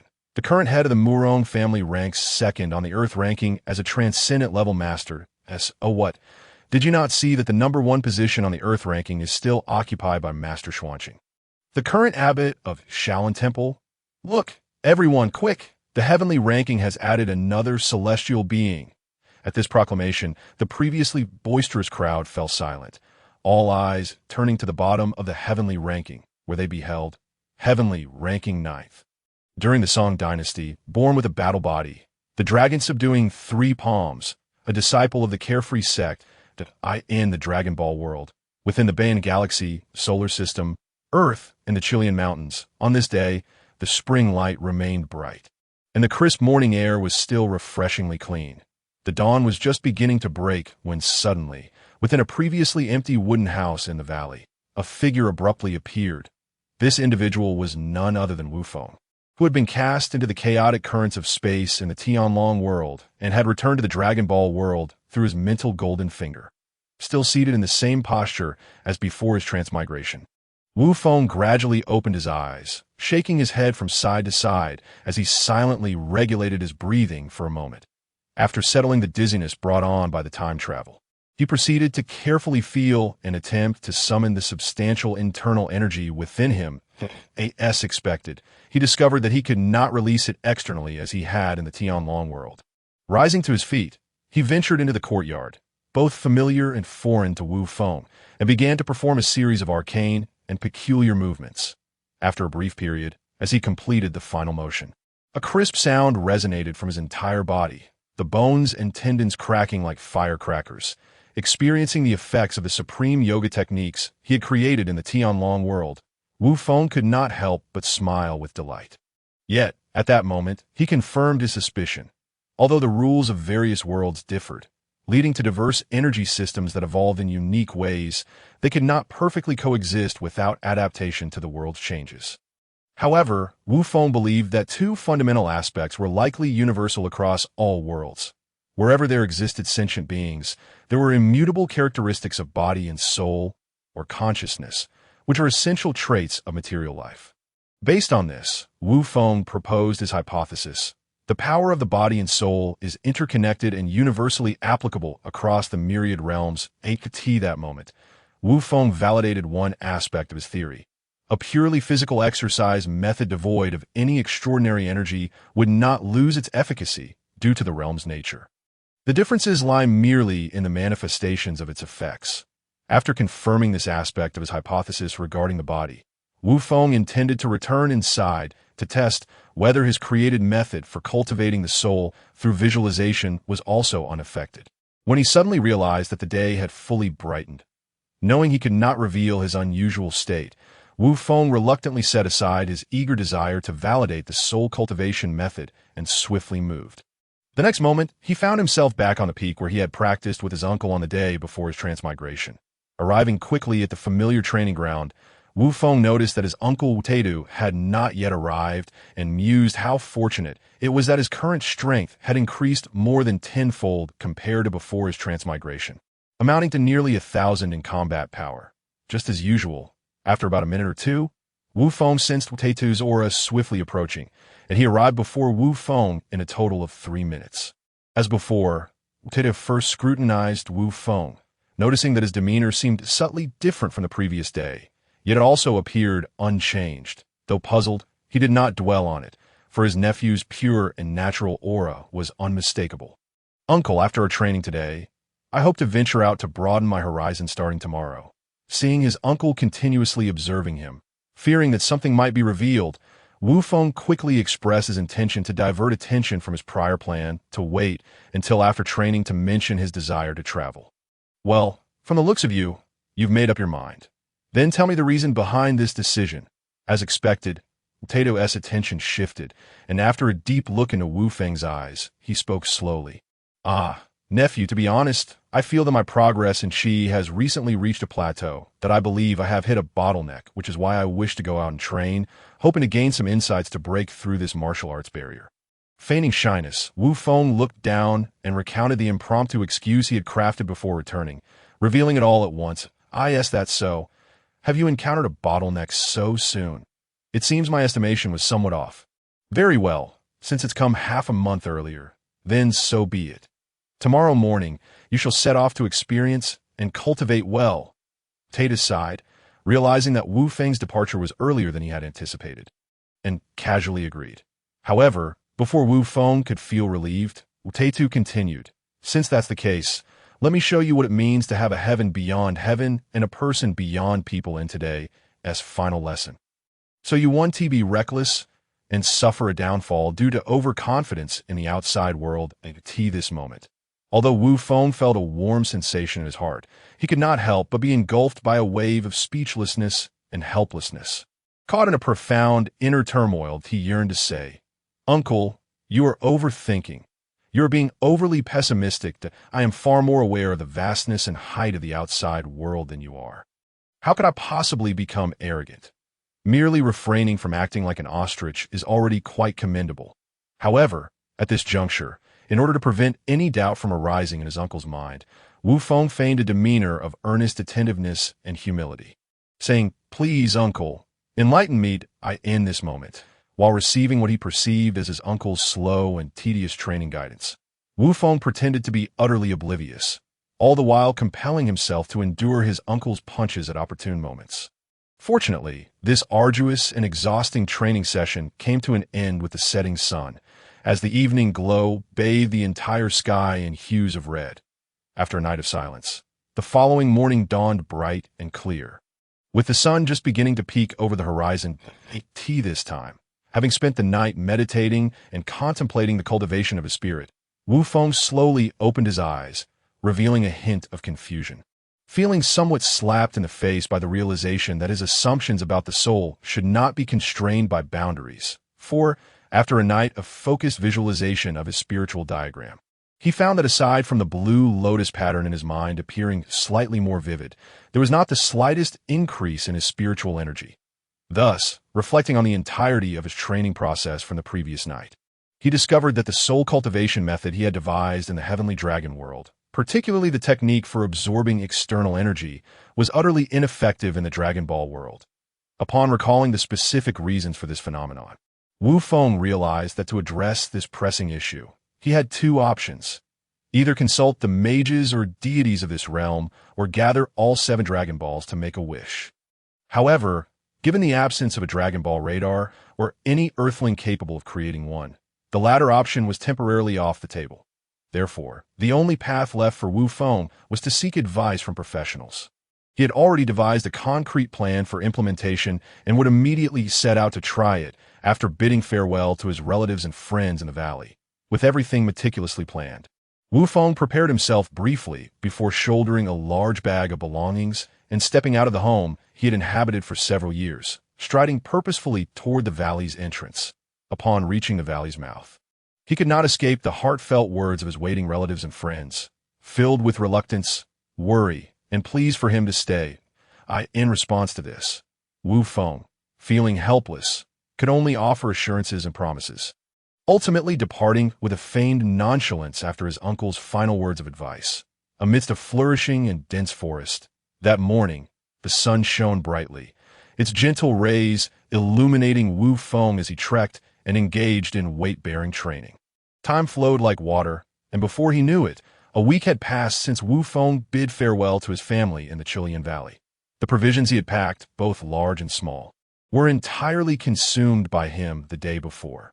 Faced with this predicament, Wu Feng, due to the energy-consuming nature of cultivation in the Dragon Ball world, had to simultaneously pursue his predetermined goals while hunting and preparing barbecues from various carnivorous creatures resembling dinosaurs. Rich in energy essence, today, perhaps as a twist of fate, Wu Feng, weary and hungry after a day of training under a heavy load, encountered a robust Tyrannosaurus Rex, unmistakably a creature capable of providing a substantial meal. Without the need for further words, the instant the man and beast crossed paths, both parties, starved and desperate, simultaneously felt their eyes redden with hunger, saliva pooling, as they bared their formidable jaws and wicked claws. An intense battle was imminent, and in the moment of collision, the outcome became glaringly clear. With a single, effortless punch, Wu Feng dispatched the dinner that had presented itself. He then dragged his prize to a nearby riverbank, promptly commencing the familiar preparation for a barbecue.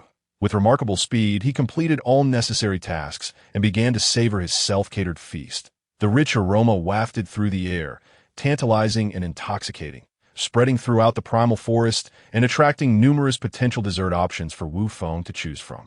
Accompanied by a swift burst of his white energy cannon, this night marked a catastrophic turning point for all large carnivorous creatures in the ancient forest. The arriving predators were either killed on the spot for sustenance or tamed by Wu Feng, becoming mounts awaiting slaughter as lambs. Thus, having temporarily alleviated his concerns regarding food, Wu Feng resolutely continued his ascetic-like training while steadily progressing toward his envisioned destination, the Kindergarten of Transformations mentioned in the original text. Although Wu Feng was aware that blindly searching for the original location might yield little success, given that 300 years had elapsed since the events of the original story, enough time for any number of changes to occur, he still held onto a glimmer of hope. or rather a fantasy, believing that perhaps luck would favor him and he might stumble upon it. After all, such a discovery could provide an immediate solution to his spiritual cultivation issues, engrossed in his fantasies. Wu Feng overlooked a crucial point. Why would strangers with no familial ties to him be compelled to impart their knowledge? However, his neglect of this consideration stemmed not from ignorance, but from an unwavering confidence in his abilities and methods. After all, the principle of courtesy before force had become second nature to him during his training in the heavenly dragon world. As time slipped away unnoticed, over a month passed throughout this period. Wu Feng, continuously training and traveling, finally arrived at what he suspected to be the predecessor of the Kindergarten of Transformations, or the original form of the Ability User Martial Arts School, after receiving assistance from several kind-hearted passersby.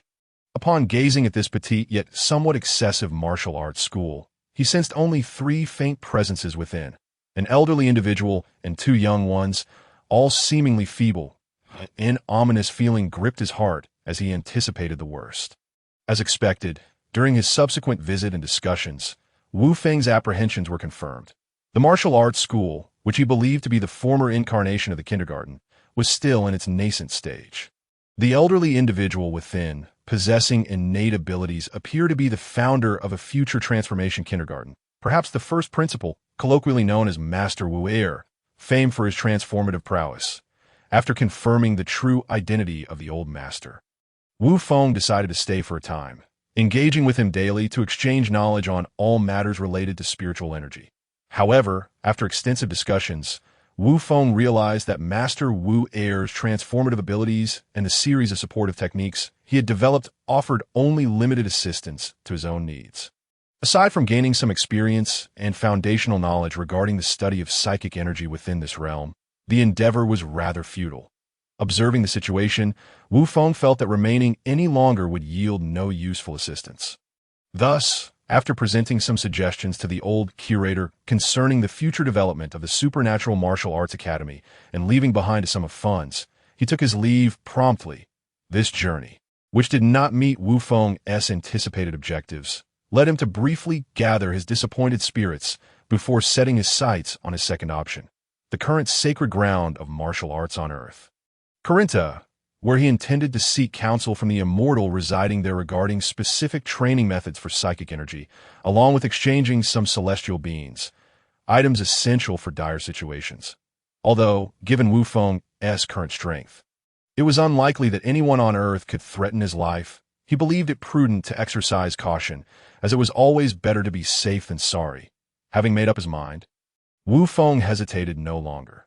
After confirming the direction of Corinta, he resumed his long-standing training journey, proceeding steadily towards his destination. Along the way, he navigated mountains and crossed rivers, making his way with unwavering determination.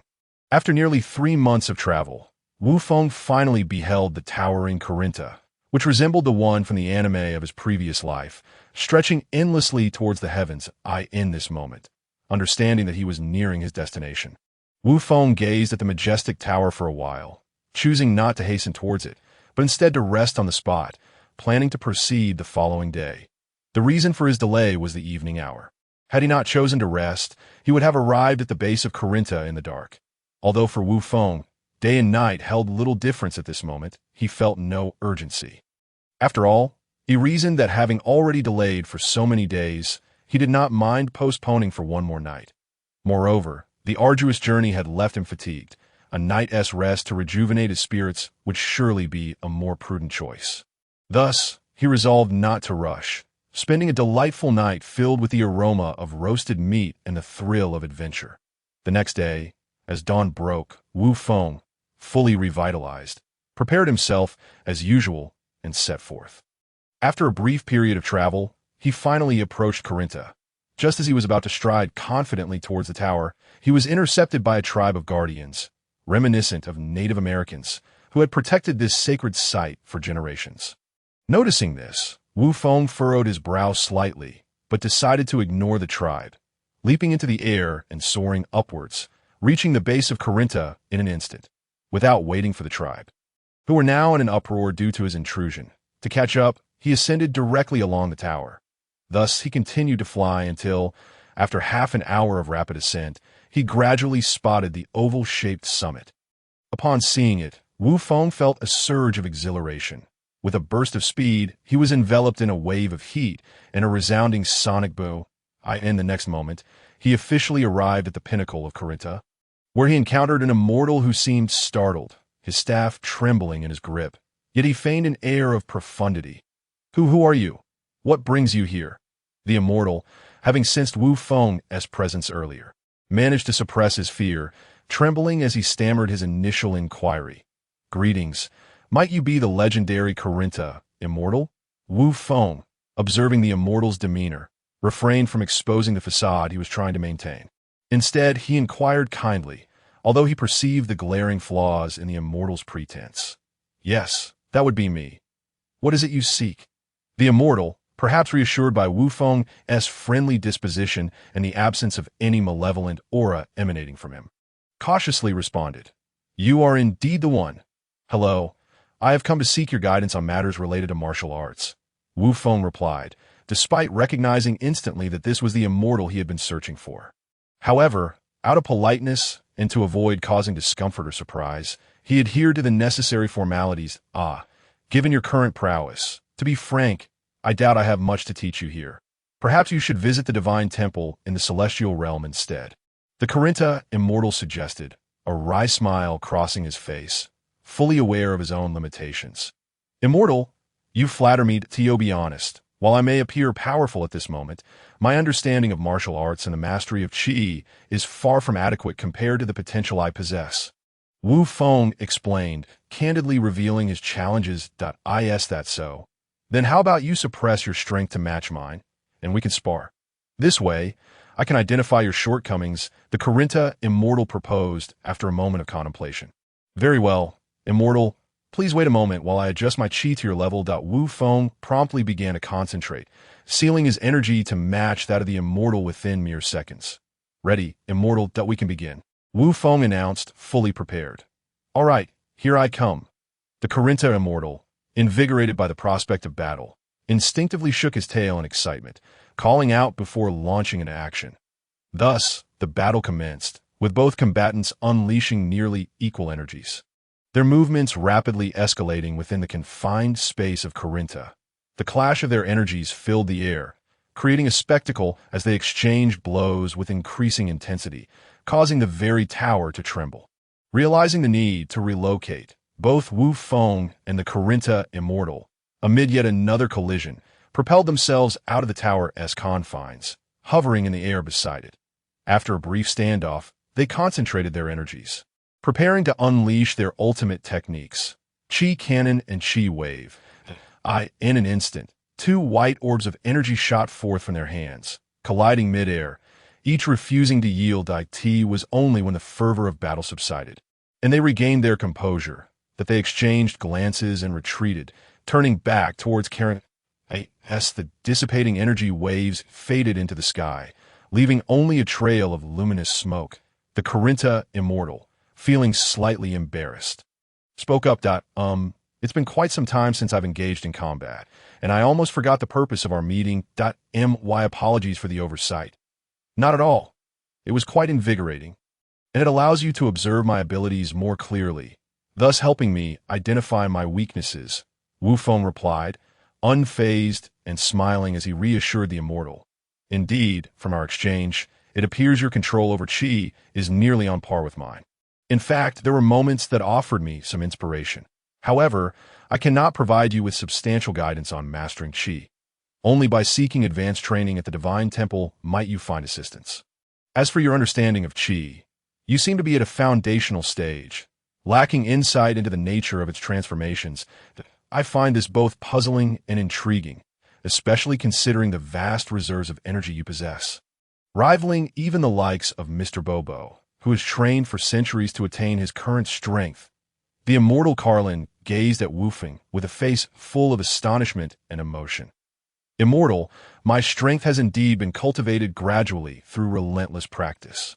And this is beyond question. As for why I have yet to grasp the mysteries of Qi, is simply because, during my cultivation, my sole focus was on becoming stronger, without taking the time to deeply comprehend the qi within my body. Moreover, the most crucial aspect is that, while in a foreign realm, I yearned to understand, yet found no guidance. There was no one to teach me. Hearing this, Wufeng could only manage a wry smile as he offered a hesitant explanation. While internally he acknowledged the most significant reason that that's so. Very well, then let us not waste any more words that we shall commence formally. You must pay close attention as I demonstrate my progressive understanding of qi, in hopes of liberating you from the shackles of martial arts. Though Carlin still harbored doubts, he recognized the depth of the matter and chose not to delve further, instead steering directly into the subject. Wufeng, in turn, ceased his chatter and concentrated fully on observing the intricate principles of qi being illustrated by the immortal Carlin. Time, as always, flowed like a river, and before long, Wufeng had spent a whole year immersed in his cultivation on Carlin Tower. During this year, with Carlin's selfless assistance, Wufeng finally reached an understanding of qi that surpassed what even Carlin could teach, achieving the anticipated goal. It is worth noting that throughout this period, despite his unwavering focus on comprehending the essence of qi, Wufeng did not neglect his rigorous training that he diligently set aside fixed times each day for practice. Furthermore, in gratitude for Carlin's generous aid, Wufeng shared his streamlined version of the evergreen and ageless technique, derived from his own internal cultivation. After much contemplation, Carlin successfully adapted this technique into a beastly variant, which enabled him to break through the physical limitations that had plagued his martial journey for over a century. As a result, the amiable, kind, and selfless immortal experienced a remarkable surge in his cultivation of qi, making significant strides in a relatively short period. In Wufeng's eyes, Carlin now stood on par with the divine beings of the heavenly realm. This was predicated on Carlin's contentment with his current state and his decision not to pursue further cultivation. For if he were to continue, Wufeng believed it would not be long before Carlin surpassed the divine beings, reaching a level rivaling the divine servant Boboed at this moment. Witnessing Carlin's extraordinary transformation and newfound strength, Wufeng felt a surge of excitement and exhilaration. This event confirmed and illuminated many truths for him, teaching him that there are no fixed narratives or destinies, nor any unseen hands orchestrating everything. He could effectuate changes according to his own will. Of course, all changes were contingent upon Wufeng exercising caution and refraining from engaging with perilous or blatantly suspicious entities. Thus, having come to terms with all of this, Wufeng began to contemplate his future plans and a long-conceived initiative for the resurgence of martial arts on Earth.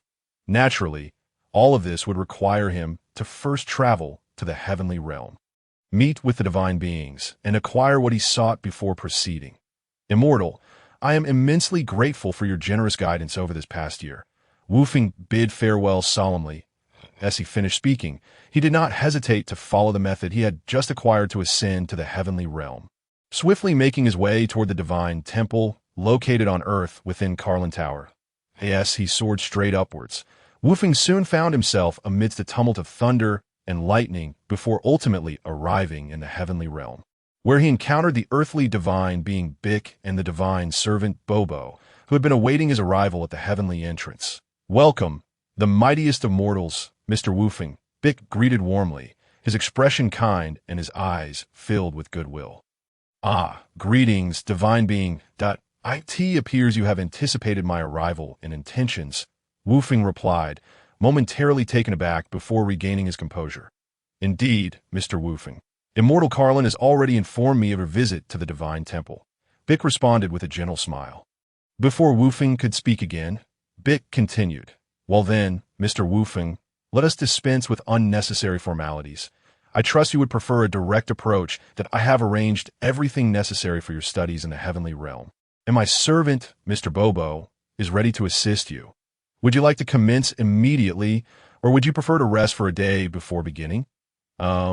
I believe it would be best to wait until I have adjusted and regained my energy before proceeding," Wufeng thoughtfully replied. "Very well. As you wish. In that case, we shall commence tomorrow. Until then, you are free to arrange your time as you see fit, or I can have Bobo guide you in familiarizing yourself with the surroundings of the heavenly realm. What do you think?" Bic suggested amiably. Yes, I believe I would prefer to familiarize myself with the environment first, and I would appreciate your assistance. Mr. Bobo, Woofing agreed, realizing that it would be prudent to understand this unfamiliar territory, lest he inadvertently trespass into any restricted areas of the heavenly realm and find himself in danger. Excellent. Then, Bobo, please take Mr. Woofing on a tour of the heavenly realm. I have pressing matters to attend to, so I must excuse myself, Vic instructed before departing. Very well, Mr. Woofing. Allow me to guide you through the heavenly realm. Please, follow me, Bobo said with a neutral expression as he prepared to lead Woofing. Thank you. Mr. Bobo, Woofing replied politely, then followed at a leisurely pace beside Bobo as they explored the surroundings. During their time together, Woofing listened intently to Bobo's explanations, occasionally interjecting with questions and insights whenever he felt inspired. This interaction proved to be a delightful diversion, providing a welcome respite before the arduous training that lay ahead. However, as often happens, joyful moments are fleeting. Despite the vastness of the heavenly realm, there comes a time when one must conclude their exploration. In less than half a day, Bobo had already shown Woofing around the heavenly realm, and upon arranging Woofing's accommodations, he took his leave. The following morning, Woofing, accompanied by Bobo, arrived at the training ground prepared specifically for him. Upon entering, Woofing beheld a space roughly the size of a basketball court, surrounded by an array of bells strung together by a single line. Witnessing this, Woofing immediately recalled the training scenes from the original narrative. In an instant, I had a vague understanding of the essence of the upcoming training. It seemed to be a reinforced and enhanced version of cultivating a heart as tranquil as the sky. Along with the mastery of sixth sense, intuition, and other martial arts realms, as expected.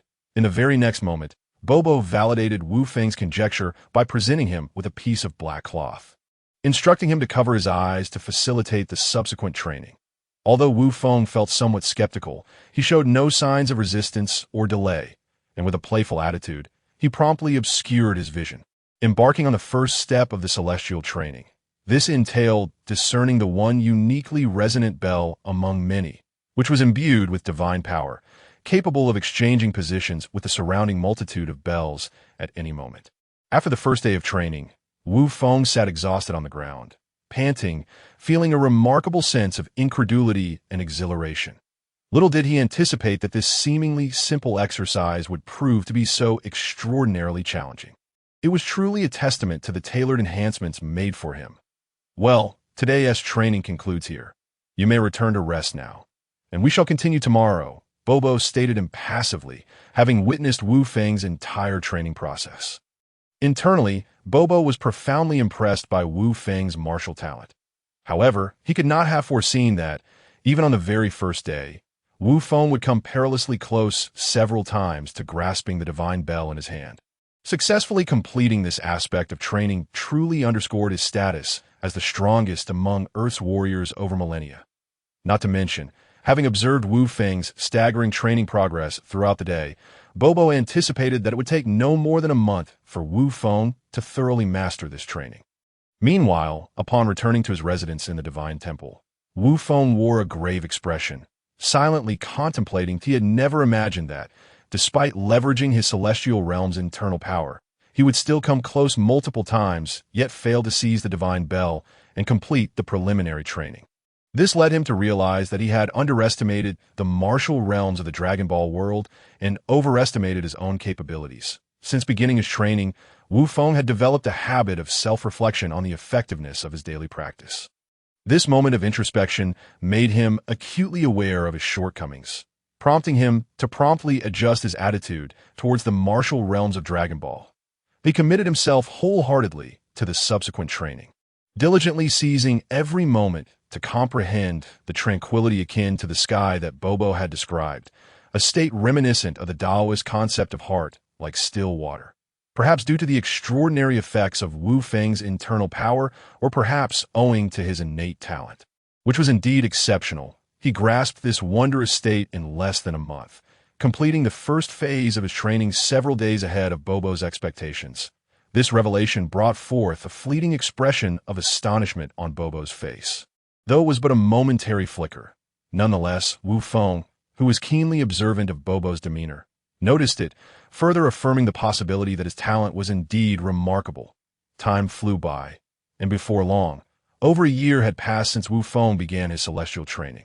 On this particular day, within a closed space filled with thunder and lightning, a figure, blackened and smoking as if scorched, was continuously shifting positions. Suddenly, with a resounding crash, Wu Feng narrowly evaded a sudden strike of lightning through a swift maneuver. Yet before he could feel relieved, he was struck by multiple bolts of lightning from the front. That moment, his body, paralyzed by the electric shock, came to an involuntary halt. Seeing Wu Feng on the brink of unconsciousness after being severely injured, Bobo, stationed outside the spatial portal, promptly activated the teleportation function, whisking the battered Wu Feng away. After administering a senza bean to restore him, Bobo unhesitatingly activated the teleportation once more to send the fully recovered Wu Feng back in for the continuation of the Sixth Sense enhancement training. It was not until the 100th time Wu Feng was struck, looking like a charred remnant, that Bobo finally decided to cease the relentless torment, releasing Wu Feng from the Five Senses seal. Allowing him to recuperate before returning in the confined space, the tempestuous power of thunder raged, striking down without warning. Under the oppressive storm, Wu Feng darted about, hardly daring to pause for even a moment. His uncanny ability to predict the lightning allowed him to evade each strike, as not a single bolt managed to connect. After a while, as if provoked by the lack of successful hits, the storm grew increasingly violent. The once orderly strikes transformed into a chaotic barrage, striking down simultaneously from the clouds, drastically reducing Wu Feng's escape routes and increasing the likelihood of being hit. 3 bolts of lightning descended in a triangular formation, aiming to land a decisive blow. Yet Wu Feng, foreseeing their trajectory, easily dodged them. Before he could celebrate, for additional bolts followed in a square formation, attempting to encircle him. Sadly for them, they fell short, and Wu Feng again narrowly escaped unscathed. With each failed attempt, the lightning grew more furious. In the next moment, waves of 5, 6, 7, and up to 10 bolts struck in rapid succession, intent on obliterating Wu Feng. Yet, even amidst this onslaught, he maintained his composure, always managing to evade at the last moment, creating the illusion that the lightning was pursuing his figure. This remarkable display left the observing gods, Bick and Bobo, in awe, their expressions a mixture of shock and disbelief. The duo glanced at each other in astonishment, murmuring in disbelief, "I can't believe he actually accomplished it, something few among Earth's gods have ever achieved. Truly, he is an unparalleled prodigy, a testament to the strongest among mortals." Having reached a level where he could stand alongside the most exceptional gods of history, it was simply astonishing. Unlike Bick, who had only recently taken on his divine role and was overwhelmed by the revelations from celestial legacies, Bobo, having served under various gods, grasped the profound significance of this achievement. Except for the original god and the one who created the hyperbolic time chamber, none of the previous gods could rival Wu Feng's current prowess. Moreover, considering Wu Feng's age, it was likely that even the original god and the most distinguished among them could not compare. Let us momentarily set aside the profound astonishment experienced by the celestial beings, Bick and Bobo, owing to Wu Feng's remarkable performance. Instead, let us turn our attention to a remote and rarely traversed mountain range in the southern hemisphere of Earth, where a malevolent entity is brewing, a creature poised to unleash havoc upon humanity and poison the very essence of life. Deep within this nameless mountain range, shrouded by lush, impenetrable foliage, lies a naturally formed cavern. This dark and foreboding cave is filled with the haphazardly arranged remnants of various creatures, bones and carcasses, alongside a pervasive, visible black mist that saturates every inch of the space. Suddenly, a peculiar transformation occurs within the previously silent cavern. The dense black mist that enveloped the cave begins to retract and dissipate, gradually converging towards a certain luminous green point deep within. Notably, as each second passes, the speed at which the black mist is drawn and accelerates. Simultaneously, as the mist accumulates, the green point grows increasingly radiant and expansive. Moments later, as the black fog vanishes entirely, leaving no trace behind, the green point evolves into a dark green orb, akin in size to a soccer ball. This orb, having absorbed all the malevolent energy within the cavern, does not cease its motion. Instead, it pulsates with an eerie green luminescence. As time flows gently onward, the light intensifies, suffusing the entire cave with a deep emerald hue, until a sudden, sharp crack resonates through the cavern, a sound reminiscent of a terrifying eggshell shattering. Echoing throughout, in the next instant, the dark green shell shatters completely, revealing an extraterrestrial infant with green skin and horns sprouting from its head. This alien child, floating serenely in mid-air, slowly opens its eyes, which glow with an unsettling green light, and stretches its small body. However, seemingly overwhelmed by its newfound form, it furrows its brow, momentarily recalling the malevolent force that transformed it into such a state. A fierce expression of uncontainable rage and hatred crosses its face. That night, chaos erupted within the nameless mountain range as a great fire suddenly ignited in the forest, rousing the previously slumbering animals, which now fled in a frenzied dash down the slopes, desperately trying to escape the rapidly spreading inferno in the pursuit of the alien infant. The Demon King It is worth noting that the architect of this calamity is none other than the very being that emerged from the shadowy cavern, the malevolent entity that had been expelled from within by the celestial being Bic, now amalgamated with the cavern's dark energy to become the Demon King Bic, as Woofing well knew him. Born from pure malice and dark energy, the Demon King Bic relentlessly seeks to grow stronger and mature into his complete form, creating slaughter and absorbing the lingering resentment and malevolence of the fallen beings. With a resounding explosion, the aftermath left nothing but a landscape strewn with corpses and a raging conflagration. Waves of energy erupted from the now considerably more formidable Bic. Lives were extinguished, and fires raged across vast areas. After a night of slaughter, the following day, the once vibrant mountain range lay in eerie silence, devoid of the scurrying creatures or the sounds of their chattering. The mountain was left in a deathly stillness, save for the crackling of burning trees in various locations. The instigator of this horrific scene, the Demon King Bic, having absorbed nearly all the lingering resentments and malevolence of the mountain's inhabitants, had officially transformed into a fully matured youthful form. The Demon King Bic, undeterred by his newfound completeness, intensified his rampage, as if addicted to the thrill of destruction, that he annihilated every living entity he encountered, leaving behind a trail of remains as he drifted onward. Wherever the Demon King Bic traversed, no creature survived. All were left in a state of utter devastation. During this period, due to his reckless and unrestrained slaughter, he encountered combined assaults from martial arts masters and military forces from several nations. Yet, regrettably for them, whether it was the so-called masters or the legions of soldiers numbering in the hundreds of thousands, they were all effortlessly obliterated by the Demon King Bic, whose strength surpassed the limits of earthly weaponry. After vanquishing all adversaries, still seething with rage, the Demon King Bic directed his wrath upon the kingdoms from which the armies had arisen. Unleashing a torrent of bloodshed in less than a month, he systematically dismantled several feudal kingdoms, causing widespread chaos and calamity, directly or indirectly displacing millions of innocent citizens, rendering them homeless. Since the initial destruction of the first few nations at the hands of the Demon King Bic, the world has been plagued by the relentless sounds of explosions. This was due to Bic's impatience with the pace of his own destruction, leading him to create a legion of demonic minions scattered across the globe to expedite his annihilation of the world.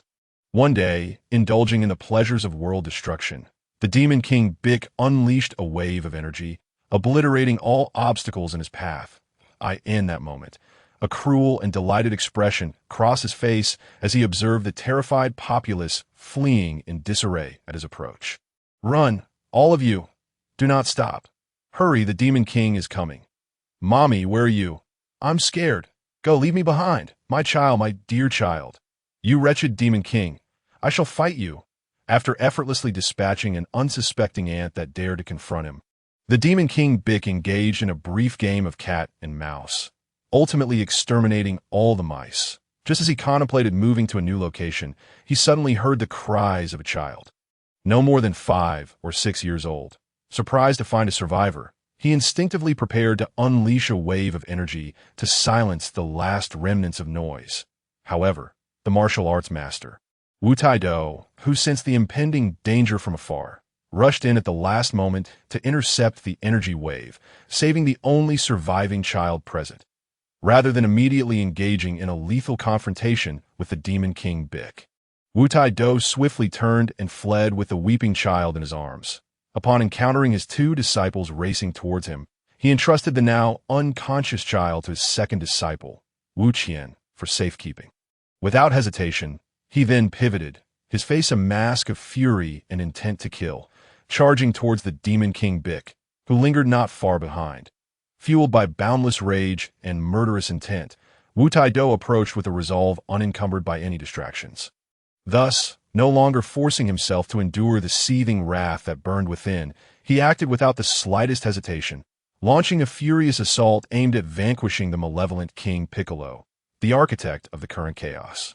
However, fate often proves to be unyielding. The devastating punch delivered by Wu-Tai-do failed to yield the desired result.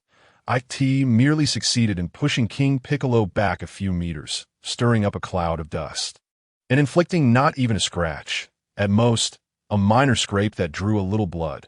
This unforeseen turn of events left Wu-Tai-do astounded, awakening him to the grim reality that a formidable battle lay ahead, one that could very well culminate in his demise. Yet rather than retreating in fear of death, Wu-Tai-do's resolve to eradicate evil solidified. He prepared himself to sacrifice his life to bring an end to this cataclysmic scourge. In a heartbeat, having made up his mind to fight to the last breath, Wu-Tai-do seized the moment. While King Piccolo was momentarily caught off guard by his surprise attack, he charged forward with renewed vigor, determined to capitalize on this fleeting opportunity to establish a decisive advantage. Regrettably, the vast disparity in their powers thwarted Wu-Tai-do's ambitions, as King Piccolo, fueled by impatience and indignation, braced himself and absorbed the full force of Wu-Tai-do's blow at the cost of a shattered arm. This reckless sacrifice allowed him to break free from the increasingly dire situation crafted by Wu-Tai-do's relentless assaults. Watching King Piccolo extricate himself through sheer tenacity, Wu-Tai-do felt a pang of helplessness. However, he consoled himself with the thought that, at the very least, King Piccolo had incurred some cost, preventing the battle from devolving into a one-sided affair. Yet, in that moment of reflection, Wu-Tai-do bore witness to a scene that was both terrifying and disheartening. King Piccolo, his eyes ablaze with fury, stared down Wu-Tai-do while, with no hesitation, he wrenched off his now useless right arm with his unscathed left hand, before Wu-Tai-do could grasp the gravity of the situation. A brand new, perfectly functional arm sprouted in place of the severed one at a speed visible to the naked eye. How could this be possible? Wu-Tai-do gasped in disbelief. Such ignorant, lowly beings find nothing surprising. As the supreme demon lord of this realm, merely regenerating an arm is child's play. What is there to marvel at? You, however, have impressed me by managing to inflict harm. Worthy of commendation. I must ask, have you considered how you wish to die? Alas, forget it. I shall make that decision for you. Perish, demon destruction wave. With King Piccolo's words echoing through the air, a colossal energy wave, glinting with a perilous sheen, surged forth from his palm, hurtling toward Wu-Tai-do. Sensing the imminent threat posed by the formidable attack, Wu-Tai-do did not dare to underestimate it. Realizing that evasion was futile, he drew upon every ounce of his strength to unleash his most potent energy wave. The two waves collided with a thunderous roar, sending a shock wave that clouded the sky with dust, ultimately dissipating their energies into the atmosphere. Witnessing this exchange, Wu-Tai-do's heart sank as he comprehended the insurmountable gap in power between himself and the Demon Lord. The ensuing battle would undoubtedly be fraught with difficulty. True to his fears, Wu-Tai-do found himself on the receiving end of a relentless onslaught, unable to retaliate. Under King Piccolo's unrestrained assault, Wu-Tai-do was sent hurtling through the air by a single punch, leaving him vulnerable and exposed. The Demon Lord unleashed a flurry of merciless strikes, reducing Wu-Tai-do to a mere plaything, akin to a ping-pong ball being batted back and forth. Finally, it seemed that King Piccolo had grown weary of this game. He executed a final, crushing blow from above, sending the battered Wu-Tai-do crashing into the ground, stirring up a cloud of dust, standing a short distance from the deep crater left by Wu-Taidu's impact. King Piccolo, with a cruel laugh, gathered an immense amount of energy in his hands, preparing to unleash his second most powerful attack, the explosive demon wave, intending to eliminate Wu-Taidu, a mere insect capable of providing a modicum of amusement. As a show of respect, just as Wu-Taidu lay incapacitated and on the brink of death at the hands of King Piccolo, Wu Qian and Taobei, who had been observing from the sidelines, sprang into action. They each unleashed an energy wave aimed at King Piccolo's gathering right hand and the large rock before him. Sensing the incoming attacks, King Piccolo swiftly retracted his hand and dodged to the side to evade the sudden strikes. With a resounding crash, the massive rock was obliterated, filling the air with a captivating cloud of dust that engulfed the battlefield. This diversion granted Wu Qian and Taobei precious moments to rescue the immobilized Wu-Taidu from the depths of the crater, hoisting him onto their shoulders and retreating a considerable distance. Yet alas, this effort would yield only limited success. As the dust began to settle, King Piccolo, regaining his composure, swiftly closed the distance, overtaking the fleeing duo in an instant. "Brother Crane, I entrust Master to you. You must lead him to safety while I buy you time," Wu Tian exclaimed, realizing the slim chances of their trio escaping unscathed in a flash. He resolved to sacrifice himself to buy precious moments for Taobei and his master to flee from the relentless pursuit of the demon lord. Taobei, taken aback at first, was soon consumed by rage and mockery. "Wu Tian, what nonsense are you spouting? Have you lost your mind? Besides, are you stronger than I? Have you ever bested me in our countless battles?"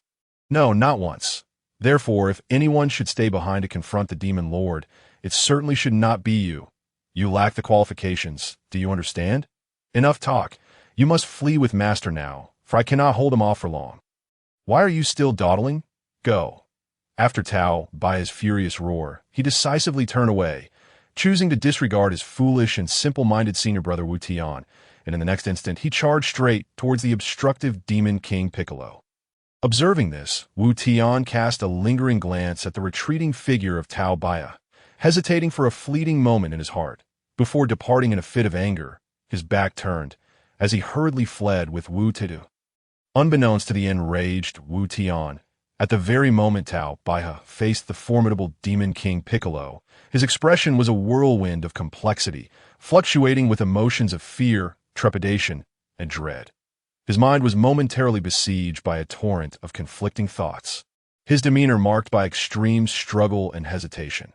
However, fortunately, perhaps spurred by a sudden recollection of a particularly beautiful memory, in the next instant, the chaos in Tao Baihe's heart coalesced into a singular thought, and the struggle evident on his face dissipated entirely. Only a sweet smile lingered at the corner of his lips, accompanied by a steadfast resolve shining in his eyes, as he faced death with unwavering courage. No longer burdened by indecision, Tao Baihe leaped forward with reckless abandon, charging towards the demon King Piccolo, who loomed perilously close.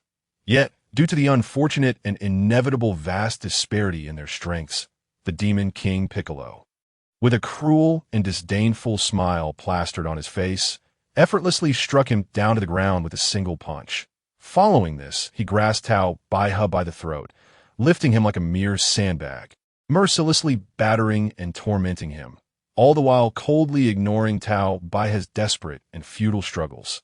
This brutal torment continued until Piccolo felt the last vestiges of resistance fade from his grasp, at which point he halted, displaying a look of disdain and lingering dissatisfaction.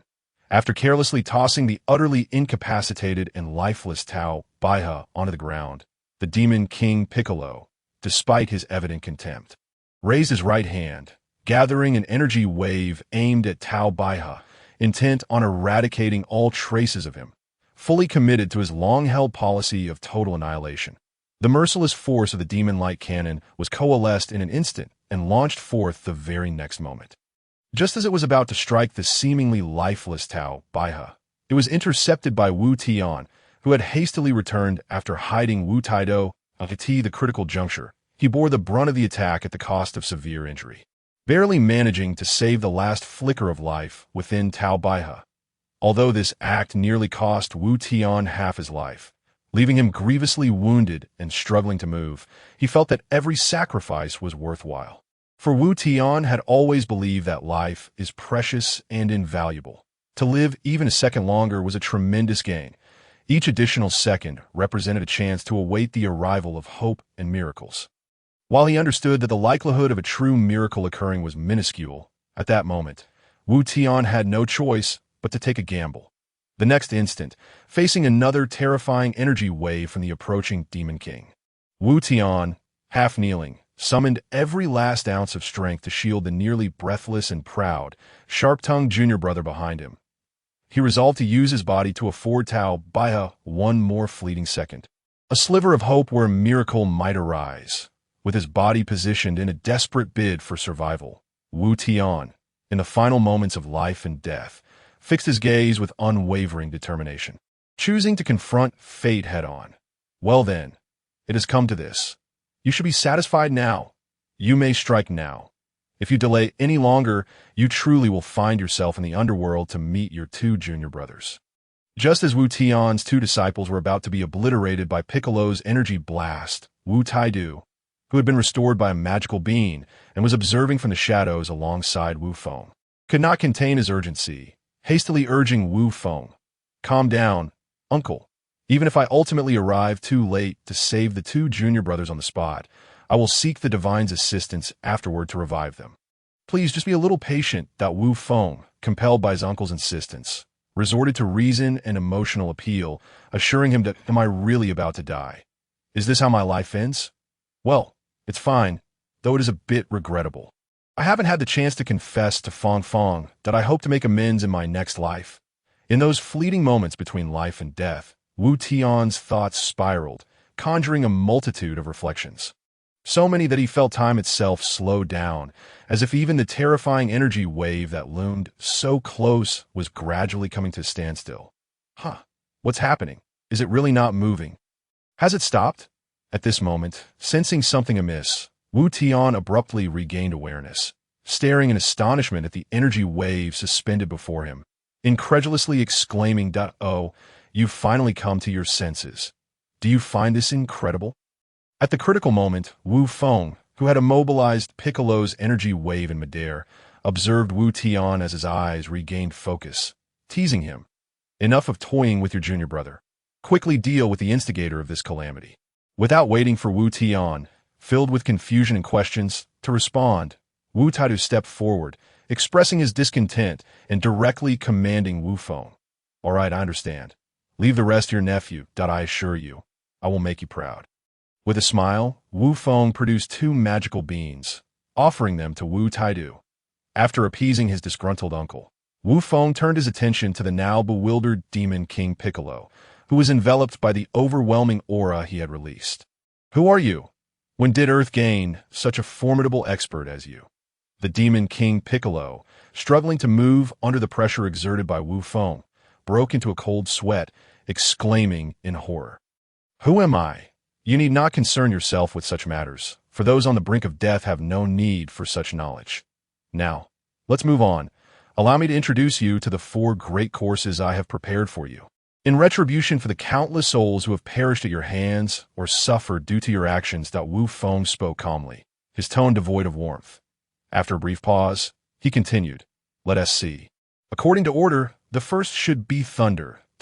As soon as the words fell, Wu Feng focused his mind, swiftly gathering the energy within his body into the upright palm of his right hand.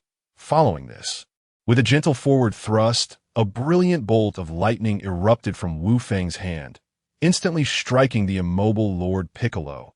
Before Piccolo could emit a cry of agony, a series of subsequent lightning strikes, 2, 3, 4, up to 10, relentlessly descended upon him.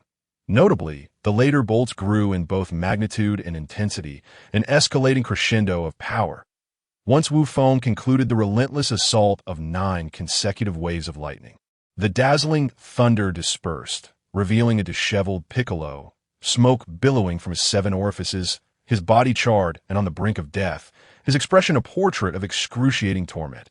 Instead of immediately attending to Piccolo's wretched state and anguished cries, Wu Feng took a moment to thoroughly contemplate the intricacies and details of the transformation of qi, Only after this reflection did he raise his gaze once more to observe the now feeble Piccolo, who, despite his dire condition, retained a flicker of life, rapidly regenerating his injuries through his innate regenerative abilities.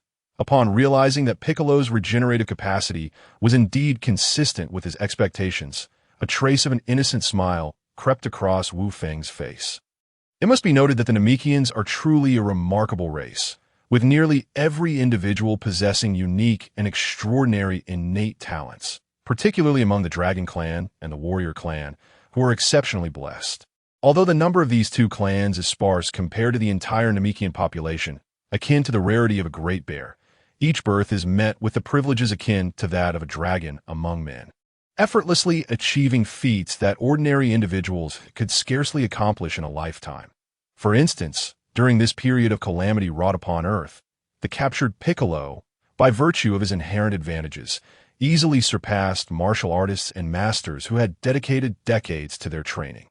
At this moment, endowed with a formidable and innate regenerative talent, Piccolo, prior to encountering Wu Feng, would undoubtedly have reveled in pride and superiority over his extraordinary abilities, perhaps even developing an unconscious sense of elitism, perceiving himself as a demigod.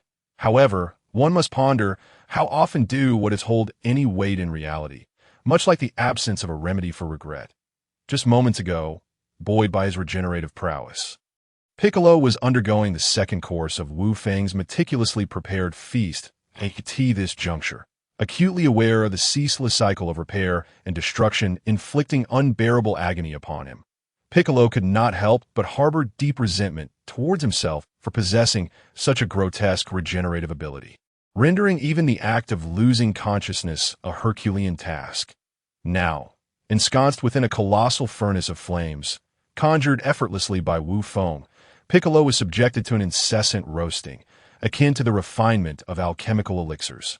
The ferocious flames, under Wu Feng's precise control, fluctuated in temperature with each passing moment. Often, just as Piccolo managed to acclimate to the current heat, Wu Feng would kindly increase it further. Thus, while ensuring Piccolo would not be instantly incinerated, Wu Feng generously allowed him to experience an exhilarating ordeal at every moment. As for the continuous, anguished wails escaping Piccolo's lips, Wu Feng and the assembly of spectators he had invited, who were clapping and cheering, resolutely chose to ignore or disregard them.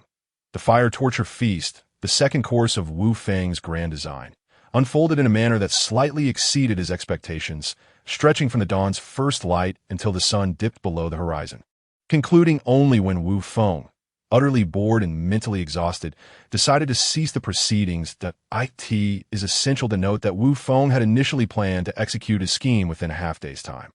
However, as the adage by the renowned philosopher Sun Tzu states, plans often fail to keep pace with changing circumstances, for, just as Wu Feng prepared to extract the nearly unconscious Piccolo, whose neural faculties had reached their breaking point, the onlooking spectators expressed their discontent, gritting their teeth and bearing expressions of hatred, preventing Wu Feng from proceeding as intended. Consequently, he was compelled to alter his plans and extend the duration of the fiery feast, rather apologetically reviving the unconscious Piccolo to continue the ordeal.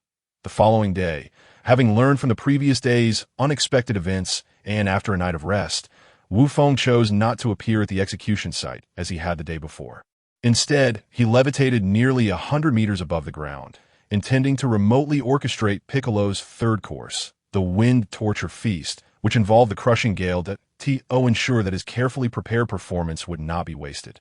Wu Feng patiently awaited until the audience was properly assembled before commencing the third course. In an instant, a crowd several times larger than the previous day gathered, witnessing Piccolo, suspended 10 meters above the ground, being engulfed by a whirlwind composed of countless visible wind blades. Helpless to move, Piccolo could only watch in horror as he was swept into the eye of the storm, comprised entirely of razor-sharp edges. In the next moment, he was overwhelmed by a wave of excruciating pain that eclipsed all prior torment, causing his already weakened consciousness to fade into darkness. Shortly thereafter, owing to his regenerative abilities, he was jolted back to awareness, caught in a relentless cycle of agony and brief lapses into unconsciousness. This wine torture feast persisted for over an hour until Wu Feng, sensing that Piccolo's life force had dwindled to a mere whisper, understood that the Namekian had reached his limit. With a mere thought, he dispelled the blade-laden vortex engulfing Piccolo, allowing the exhausted warrior to plummet to the desolate ground that Wu Feng had designated for him. Having completed this task with a mere thought, Wu Feng, upon ensuring Piccolo's safe landing, wasted no time in initiating the fourth course, the Earth Torture Feast. In the ensuing seconds, the few remaining martial artists among the spectators gazed in awe as Wu Feng, with a swift movement, ascended to hover above a towering mountain reaching a height of 100 meters. After gesturing lightly towards the mountain's perimeter, he unleashed a series of energy blades, slicing through the connections of the mountain and its surrounding ranges. Once he had severed the massive mountain with ease, Wu Feng, to the astonishment of the onlookers, effortlessly lifted the 100-meter edifice above his head. Without even a glance, he casually hurled the mountain towards Piccolo's location, as if it bore no weight whatsoever. With a resounding crash, the mountain struck the ground, sending clouds of dust and debris swirling into the air. When the tumult finally settled, and all was as he envisioned, Wu Feng nodded in satisfaction, murmuring to himself, splendid, perfectly aligned. After a glance, weighed down by the immense mountain he had brought upon himself, the formidable Majin Bu, Wu Feng could not help but ponder. In this way, I can be said to have upheld the dignity of the great world destroyer Bu, especially in contrast to the previous one who faced a similar fate. Yet the figure that loomed in his heart was none other than the legendary Monkey King, the mighty warrior who dared to challenge the heavens. Very well, everyone, you may disperse. The matter of punishing Majin Bu shall come to an end here. Due to the explicit instructions from the celestial deity, I am forbidden from directly extinguishing Bu's life. However, to prevent any future resurgence of this calamity, I have decided to eternally seal him in this very place. This serves two purposes. Firstly, to avert a repeat of tragic events in the mortal realm, and secondly, to serve as a solemn reminder for posterity, lest they forget the horrors of the world-devouring demon that Wu Feng declared solemnly to the awestruck crowd. As soon as his words fell, Wu Feng paid no heed to the crowd's reactions and strode away with an effortless grace towards the direction of the Chilean mountains and the valley. His parting words left the onlookers, who had just regained their senses, in a profound silence. After a moment of mutual glances, approximately a quarter of the gathered crowd stirred first. They cast a resentful glance at the head of Majin Bu, which was the only part visible above the rubble, before turning away in a silent departure. In contrast to the earlier group that managed to control their emotions, the next segment, roughly half of the attendees, chose to vent their frustrations by delivering a series of merciless blows to the exposed head of Majin Bu before they too found a semblance of peace and departed with heavy hearts. As for the final group, consisting of less than a quarter of the total, comprised of those who had lost their families or homes, or simply resided nearby, they opted not to inflict any further excessive actions upon the battered visage of Bu. Instead, after thorough discussions, they resolved to establish new homes in the vicinity. This approach would not only facilitate their oversight of the world destroyer, but also effectively prevent any future calamities. Time flew by, and in the blink of an eye, 6 months had elapsed at this very moment. It had been half a year since Wu Feng had sealed Majin Bu and returned to his hometown, the Lianshan Valley, for rest. During this interval, upon his return, Wu Feng naturally faced a barrage of scoldings and complaint from his family. His lengthy absence of 3 years, during which he had completely lost track of time, had caused him to forget the promises he made before leaving. If it were merely this, it would not have been so dire. However, even now, his relatives frequently brought up grievances against him. The crux of the matter was that Wu Feng had indeed acted rather inappropriately, vanishing without a trace for 3 years, leaving his worried family, including Wu Taidu, searching tirelessly for any sign or useful information, only to find a few scattered, uncertain rumors. Acknowledging his faults, Wu Feng, faced with the reproaches from his relatives and friends, could only wear an earnest expression, repeatedly apologizing and adopting an attitude of humility, listening to the concerns of his loved ones who had worried for him during his absence. Thankfully, Wu Feng's relatives were not relentless in their chastisement. They merely expressed their frustration momentarily, lamenting his absence, The sudden eruption of long-suppressed grievances took Wu Feng by surprise, leaving him unprepared. Consequently, throughout the first month of his return, he found himself unable to accomplish anything, merely enduring the complaints of his uncles and aunts. Struggling through that protracted period, it was not until a month later, perhaps after exhausting their pent-up concerns, that Wu Feng finally found the energy to prepare for the implementation of the martial arts sanctuary training plan he had previously discussed in detail with his elder uncle. Notably, Wu Taido's two prized disciples had not returned to the dojo, but had accompanied Wu Feng to Lianshan Valley, making them the most faithful witnesses to Wu Feng's month of turmoil. Due to circumstances beyond their control, the plan had been delayed for a month. In light of this, and with a heavy heart for the greater good, Wu Feng reluctantly decided to sacrifice a bit of leisure time for his beloved siblings to compensate for the lost month. Wu Taidu, fully aware of Wu Feng's somewhat dark and vindictive approach, hesitated for a moment before firmly nodding in agreement, even going so far as to commend Wu Feng for his proposal, expressing robust support for the initiative. This left Wu Feng momentarily stunned, but he quickly regained his composure, instinctively drawing a sharp breath. Thus, under the tacit agreement of the two old coins, the ensuing period saw Wu Feng's siblings living through a happy existence of hardship and toil. Time continued its relentless march, and before long, another 3 months had slipped by, marking 6 months since Wu Feng's return to Lianshan Valley. This very moment, the spirited children of the valley, under the foresight of their respective parents, have gradually adapted to the unrelenting 12-hour training regimen, creating a scene brimming with enthusiasm and positivity. Thus far, it can be said that everything is progressing in a slow yet steady manner, precisely as envisioned by Wu Feng, with no significant deviations. In light of this, Wu Feng, having recently persuaded his uncle to stay after his return from the dojo, felt a profound sense of relief and prepared to embark on the second phase of his plan. After half a year, Wu Feng believed that, following a period of maturation and development, the initial group of spectators from all corners of the world had thoroughly promoted the grand image and deeds of the heroic savior he had cultivated. In fact, the suffering onlookers did not disappoint Wu Feng's expectations. Over the course of nearly a year, whether during his righteous journey combating evil or in his excursions across various nations for covert promotions, he received the accolades and treatment befitting a savior. Furthermore, he advanced even further, enjoying the warm hospitality and invitations from nearly all the common folk and monarchs of the nations. Undoubtedly, during this time, every invitation he received was met with a smile as he resolutely declined, regardless of the many kings who promised him high office and generous salaries. Although Wu Feng firmly rejected all offers and invitations from the kings, he made a pragmatic compromise to ensure that his hard-won promotional efforts would not be in vain.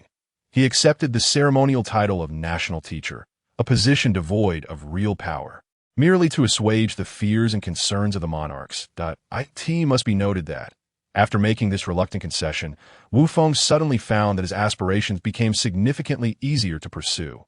What once required painstaking effort to promote now merely involved a word to the local king, followed by a brief wait of a day or two, after which he would make a timely appearance.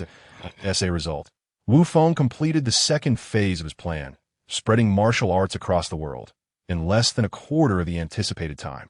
To put it succinctly, spreading martial arts meant publicly disseminating the foundational training methods so that they became widespread and accessible to all. Notably, each foundational martial arts manual concluded with a note indicating that after achieving mastery and comprehending Qi, further advancement required study at the Wu Taido Dojo. Thus, after traversing the globe for nearly a year, Wu Feng finally arrived at the last leg of his journey, upon reaching the final kingdom. Following yet another round of social engagements and conversations that he had repeated hundreds of times, the next day, in a prearranged grand event, Wu Feng captured a demon in full view of the public. Without a moment's hesitation, he unleashed a dazzling burst of energy that obliterated the last of the demon clan created by the notorious King Piccolo. In the spirit of spectacle, after dispatching the formidable foe with a spectacular display of power, he paid no further heed to the aftermath, allowing the residual energy to pierce through several mountains until it dissipated into the ether, leaving the audience in stunned silence. You're back so soon. I didn't expect you to return without indulging in a bit of leisure, Wu Taido teased, as Wu Feng stepped back into the valley after nearly a year. Oh, uncle, you truly misunderstand the situation. This journey was indeed indescribably arduous. I swear if I ever face such a tiresome task again, I shall refuse at all costs, and my heart is utterly exhausted. Truth be told, had I not wanted to avoid letting my hard work go to waste, I would have long since thrown in the towel. Wu Feng lamented, his expression one of deep melancholy as he poured out the frustrations that had accumulated within him. Enough of your complaints. Come inside.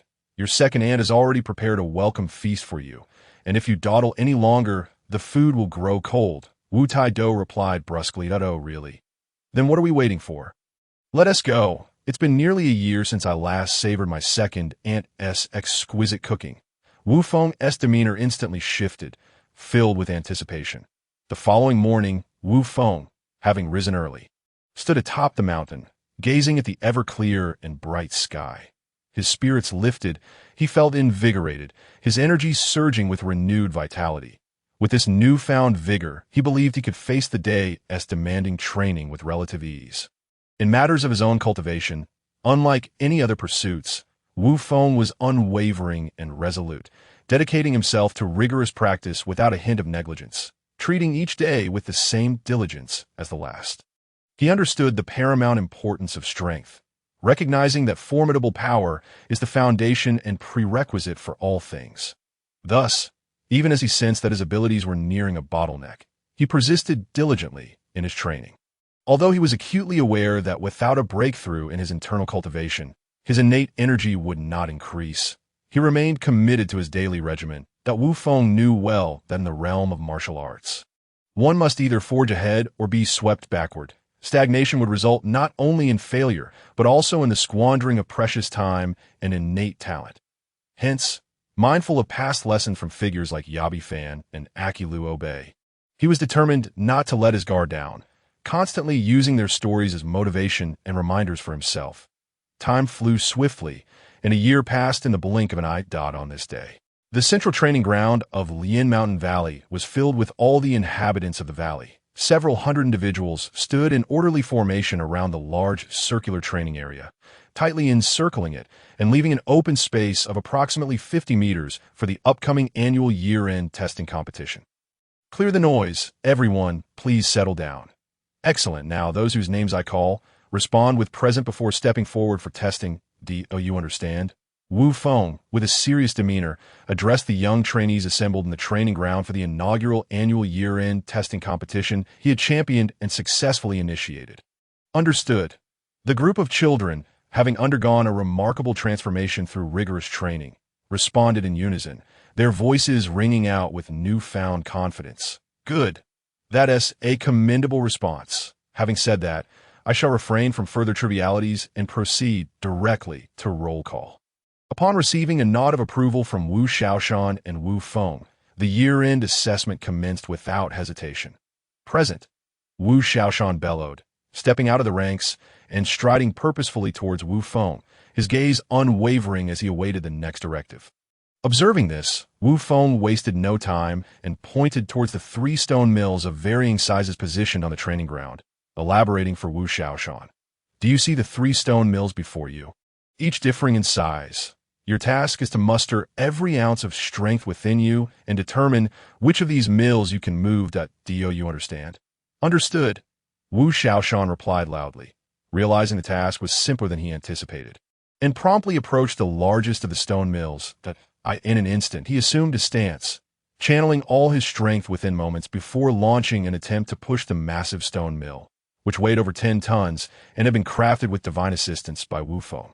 Thud! Ouch! That hurts! Wu Xiaoshan, having chosen the heaviest mill without a modicum of caution, found himself unable to budge it and was instead thrown backward by the reaction force, landing unceremoniously on the ground. The gathered family members and fellow trainees, having witnessed the entire episode, erupted into laughter at his predicament. Moreover, those observant enough would have noticed the corners of Wu Feng's mouth twitching upwards in amusement for that brief moment. All right, everyone quiet down. No more laughter. Let's maintain some seriousness. The assessment is still underway. Wu Feng commanded, restoring order as Wu Xiaoshan sprang back to his feet. The crowd stifled their giggles and turned their attention to Wu Xiaoshan, who was now standing before the trio of stone mills, gathering his strength once more. Come on, move. Having learned from his previous lesson, Wu Xiaoshan decided to gradually increase his effort as he attempted to nudge the second largest mill. Unfortunately, despite his good intentions, his inherent strength proved inadequate, and even after exerting every bit of energy he could muster, including all his might, he still failed to shift the middle stone mill even slightly. Faced with this disappointing reality, Wu Xiaoshan reluctantly abandoned his futile struggle. After a brief respite, he approached the smallest stone mill and, after a slight accumulation of energy, pushed against it. This time, he did not disappoint. The mill began to tremble and shift as he gradually applied more force. The IT continued to rotate until it reached approximately a 90-degree angle, at which point it finally came to a halt, as Wu Xiaoshan had reached his limit. Well, not too shabby. At least you've passed 26 tons, Wu Xiaoshan, a below-average score. You may step down now. Next, Wu Xiaoshi, present. Not bad, 45 tons and above-average score. Next, Wu Xiaofei, present. Well done, cousin Xiaofei, 73 tons, a commendable score. But do strive for further improvement. Next, Wu Xiaoxiang, present. Ah, excellent. As expected from the diligent Captain Xiaoxiang, 82 tons, a good score. Next, Wu Xiaoyan, present. Very good, 89 tons, a commendable score. Next, Wu Xiaoyu, 63 tons, an acceptable score. Next, Wu Xiaofeng, 49 tons, an above-average score. Next, Wu Xiaoyan, 97 tons, a remarkable score. Next, Wu Xiaofeng, 38 tons, a satisfactory score. That concludes the results of your extensive training thus far. Overall, it's passable. While it falls short of my initial expectations, it is understandable given that this is merely the beginning, a nascent stage that in any case, I encourage you all to continue striving for excellence. Lastly, aside from the top 3 who will remain for awards, the rest may disperse. Wu Feng, while examining the statistical chart reflecting all scores, allowed a smile to grace his face as he spoke softly. Time flowed swiftly, and another year had elapsed. After quietly observing for a while the second annual Inter-Valley Mischievous Children testing competition presided over by his uncle, Wu Taidu, Wu Feng could not help but smile knowingly. After a brief moment of mirth, he turned away without a trace of nostalgia, confidently leaving the stage to his uncle's discretion, adopting a laissez-faire attitude towards the ensuing proceedings, regardless of their outcome. Thus, even upon witnessing his uncle's somewhat chaotic and less than smooth hosting, Wu Feng chose to refrain from intervening, allowing his uncle to operate freely that moment, having confirmed that everything within the valley was progressing as he had envisioned. Wu Feng set aside any lingering concerns that he then gathered his thoughts, preparing to embark upon the protracted period of seclusion he had meticulously planned. During this extended retreat, he aimed to address 2 pressing issues that had long been neglected due to time constraints. First, to systematically organize the vast and convoluted martial knowledge cluttering his mind, and second, to develop a technique akin to the Kaioken, which would amplify his combat prowess for use as a trump card in the Dragon Ball world. After a night of silence, the following morning, Wu Feng imparted his final instructions to his uncle regarding the significant matters he had long contemplated, before fully embracing the role of a detached overseer and entering into seclusion. He resolved not to squander a single moment on external affairs, instead dedicating himself wholeheartedly to his training. Immersed in an unwavering focus, he rapidly and efficiently sorted through the mountain of martial knowledge in his mind. Time slipped by unnoticed as Wu Feng immersed himself in this process, and before he knew it, 6 months had passed. At this juncture, Wu Feng had successfully digested and integrated all the martial knowledge within his mind, transforming it into a part of himself. With the long-standing burdens lifted, he felt a refreshing clarity and profound satisfaction. The assimilation of this vast reservoir of martial knowledge had markedly enhanced his foundational skills and state of mind. After a moment of careful reflection on the changes within himself, Wu Feng, in that instant, I could affirm with utmost certainty that my current self could undoubtedly surpass the version of me that existed prior to my seclusion. Even though Wu Feng was acutely aware that the energy within his body had not significantly changed since before his retreat, he remained steadfast in this belief. The reason for Wu Feng's unwavering confidence was that he had seamlessly integrated all the techniques he had mastered. He had truly reached a level where every move flowed effortlessly from his fingertips, achieving a new pinnacle in his martial arts journey, a state of transcendent mastery that allowed him to fully unleash his potential, rivaling even the peak prowess of a martial arts master like Wu Taidu. Thus, it could be said that Wu Feng had ascended to the status of a martial arts master in the Dragon Ball universe. However, while achieving a new height in the realm of technique was indeed a significant and joyous milestone from this period of seclusion, the true magnitude of his gains extended far beyond this. It is essential to recognize that during the 6 months of uninterrupted meditation and training, Wu Feng initially focused on the most pressing and necessary cultivation of his spiritual power through the visualization of the Qinglian. After successfully modifying the techniques for cultivating spiritual power, which were imparted by the celestial deity, Wu Feng made a startling discovery during his subsequent training. The qi in the Dragon Ball world could be assimilated by his soul's power without the need for the conversion processes typically required by martial arts techniques. This astonishing revelation left Wu Feng in disbelief, feeling as if he were dreaming, utterly bewildered. Even now, he could hardly believe that the most challenging aspect of the Taoist concept of the 3 treasures of the human body, the spirit, could be so effortlessly resolved within the Dragon Ball realm. Although this discovery filled Wu Feng with incredulity and led him to a phase of self-doubt, questioning whether he was still dreaming. By this day, he could distinctly perceive the ethereal and fully formed Qinglian platform emanating a soft, luminous glow within his spiritual sea. This undeniable realization compelled him to acknowledge that the fundamental qi inherent in the Dragon Ball world served as an unparalleled enhancement for cultivating his spiritual power. Grasping this insight, Wu Feng, in a state of ecstatic realization, understood that his life was on the verge of soaring to new heights. After all, if a life equipped with divine aids and enhancements could not take flight, he felt it would be a sheer waste of sustenance and time, and he might as well end it all. However, it must be said that the joyous moments often fade with the passage of time. Following the initial euphoria, Wu Feng took a moment to calm the ripples in his heart before delving into the martial arts experiences recorded by the celestial deities throughout Earth's history.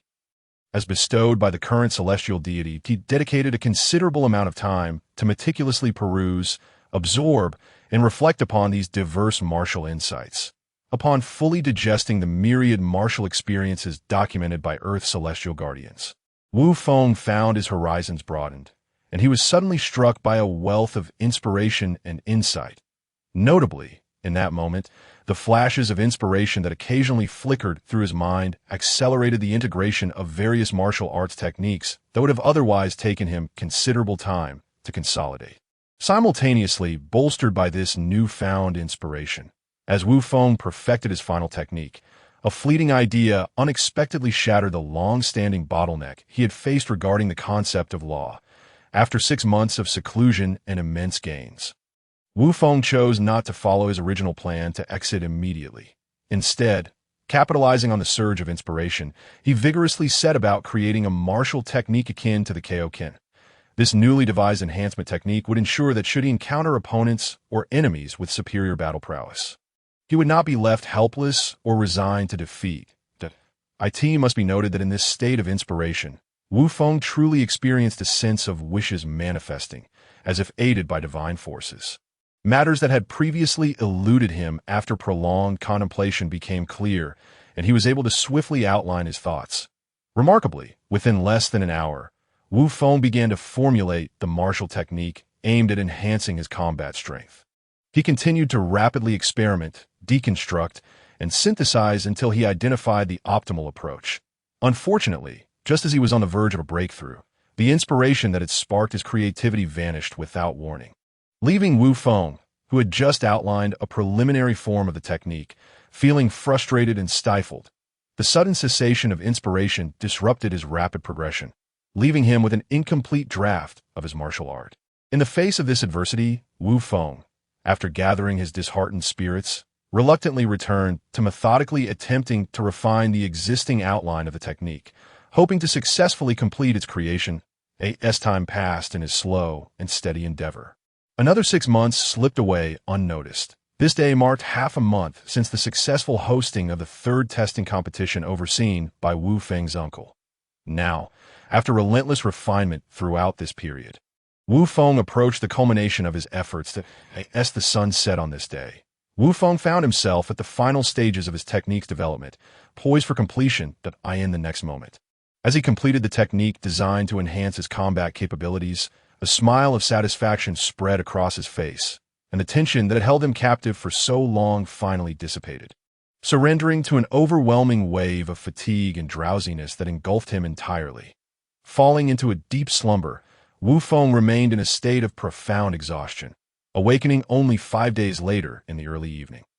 Upon regaining consciousness, he stretched contentedly and yawned, instantly feeling revitalized with renewed vigor and energy.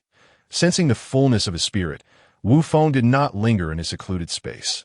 After a brief trial of his newly created technique, he promptly exited the confines of his retreat and ventured into the familiar expanse of the forest. With a resounding boom, Wu Feng embarked on yet another hunting expedition, effortlessly unleashing a wave of energy that brought forth a majestic tiger, the king of the forest, which would become one of his culinary delights for the evening. Another night passed in silence, and the following morning, eager to validate the fruits of his recent seclusion, Wu Feng sought out his uncle, who was engaged in his morning exercises. Upon finding him, Wu Feng wasted no time in straightforwardly expressing his intent. He wished to spar with his uncle to assess the progress made during his retreat. Without hesitation, Wu Taidu, faced with the request from his nephew and chief disciple, readily agreed. Without further ado, the two made their way to the central training arena of the valley. Upon entering, Wu Taidu fully centered himself. Assuming a poised stance, his expression solemn as he regarded the equally prepared Wu Feng. The two were poised, neither choosing to strike first, instead building their momentum in a tense standoff. The moment a leaf, carried by the wind, gently descended between them. The two figures moved like lightning, converging in the center of the arena. In an instant, they exchanged nearly 100 strikes before swiftly retreating to their original positions. At the very moment the leaves touched the ground, the situation reverted to its initial standoff. However, this renewed confrontation did not linger as long as the first. Shortly thereafter, gasps of astonishment erupted from the onlookers in the valley. From the outset, Wu Feng had restrained his combat prowess to match that of Wu Taidu in this moment. That he was the first to make a move, his body swaying slightly as he instantly created numerous afterimages.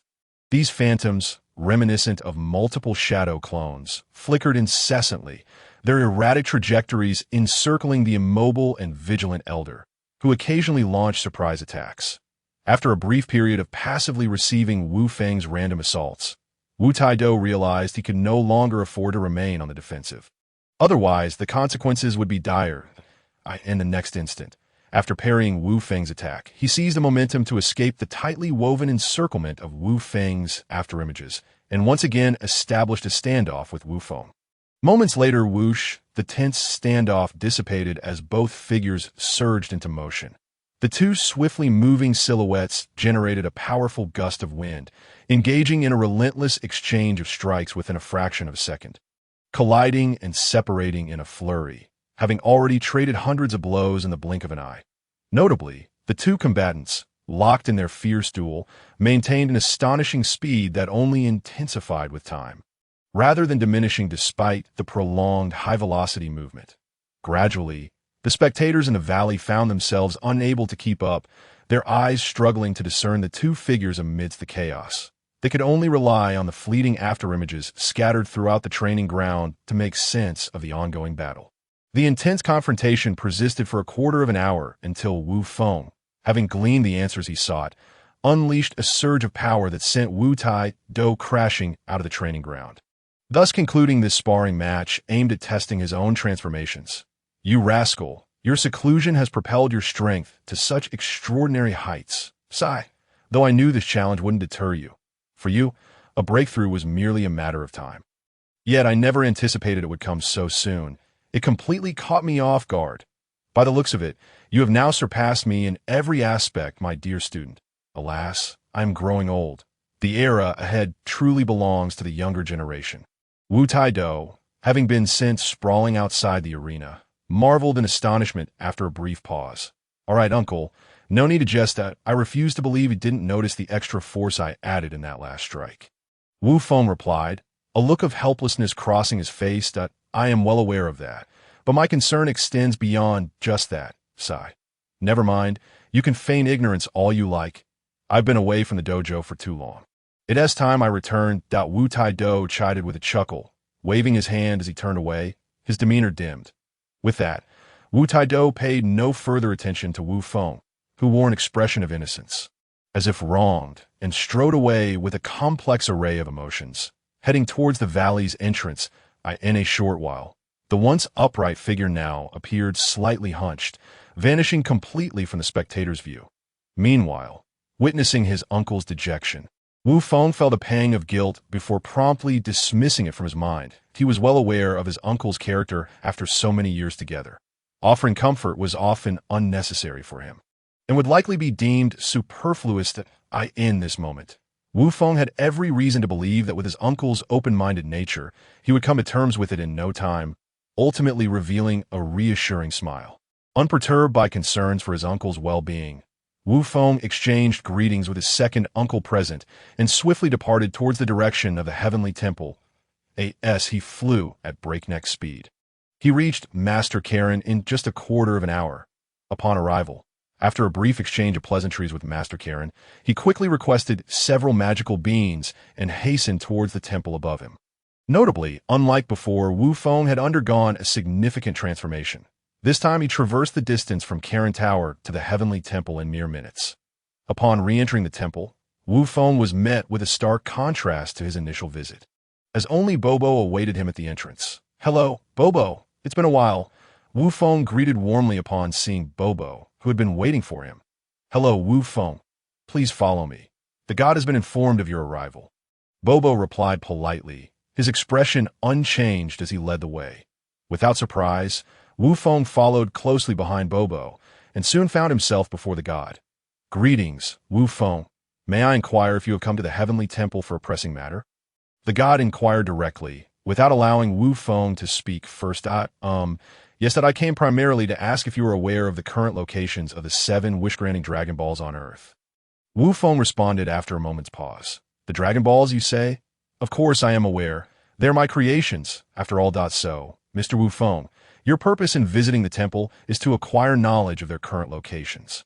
Correct?" The god, Piccolo, remarked, first expressing a moment of reflection before his expression turned serious as he gazed at Wu Feng. "Indeed, you are correct. Due to certain special reasons that I cannot disclose at this moment, I require the use of the wish-granting Dragon Balls. Thus, I humbly request your guidance." "Oh God," Wu Feng pressed, his request earnest. "That I see. Well then, please bear with me for a moment. I will need time to sense the specific locations of the 7 Dragon Balls that I recently scattered." The god Piccolo replied after a moment of contemplation, feeling somewhat torn. However, recalling the observations he had made over the past few days, and considering Wu Feng's character, he felt reassured that any wishes made with the Dragon Balls would not pose a threat to the mortal realm. Slowly, he nodded in agreement. "Very well. Take your time. Rest assured, I am not in a hurry." Wu Feng sighed with relief, expressing his gratitude. It must be noted that, in comparison to mortals, the trustworthiness of the gods is indeed commendable. After agreeing to Wu Feng's request, the god Piccolo proceeded to demonstrate his special ability, one that only a deity could wield, the capacity to perceive or observe the entirety of Earth. As Wu Feng watched in awe, he saw the god close his eyes lightly, and a faint golden aura began to emanate from him. This golden glow lasted for less than a quarter of an hour, gradually fading as the god opened his eyes. It is worth mentioning that while the series of actions taken by the god Piccolo appeared simple to Wu Feng, merely closing his eyes for a while and then reopening them, within that time, the god had harnessed the authority granted to him as Earth's deity, alongside a unique connection to the Dragon Balls, to accurately pinpoint their locations, having successfully located all 7 Dragon Balls in such a brief span. The god Piccolo wasted no time in proceeding. In the very next moment, after opening his eyes, regaining his composure, he directly addressed Wu Feng. I've already ascertained the precise locations of all 7 Dragon Balls. Allow me a moment to illustrate their exact whereabouts for you. Very well. I understand. Please take your time. I am not in a hurry at all. Moreover, I am truly grateful to you.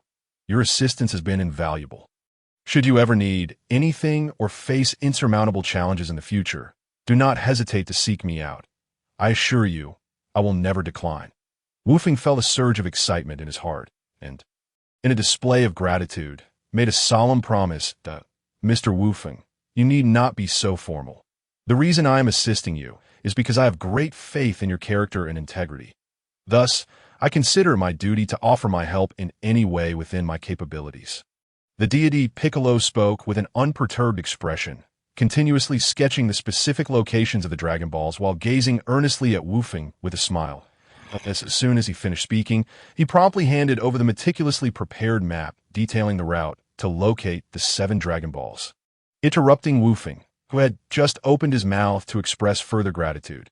This unexpected gesture from Piccolo compelled Wu-Feng to swallow the words he had intended to say, and he naturally raised his hand to accept the map.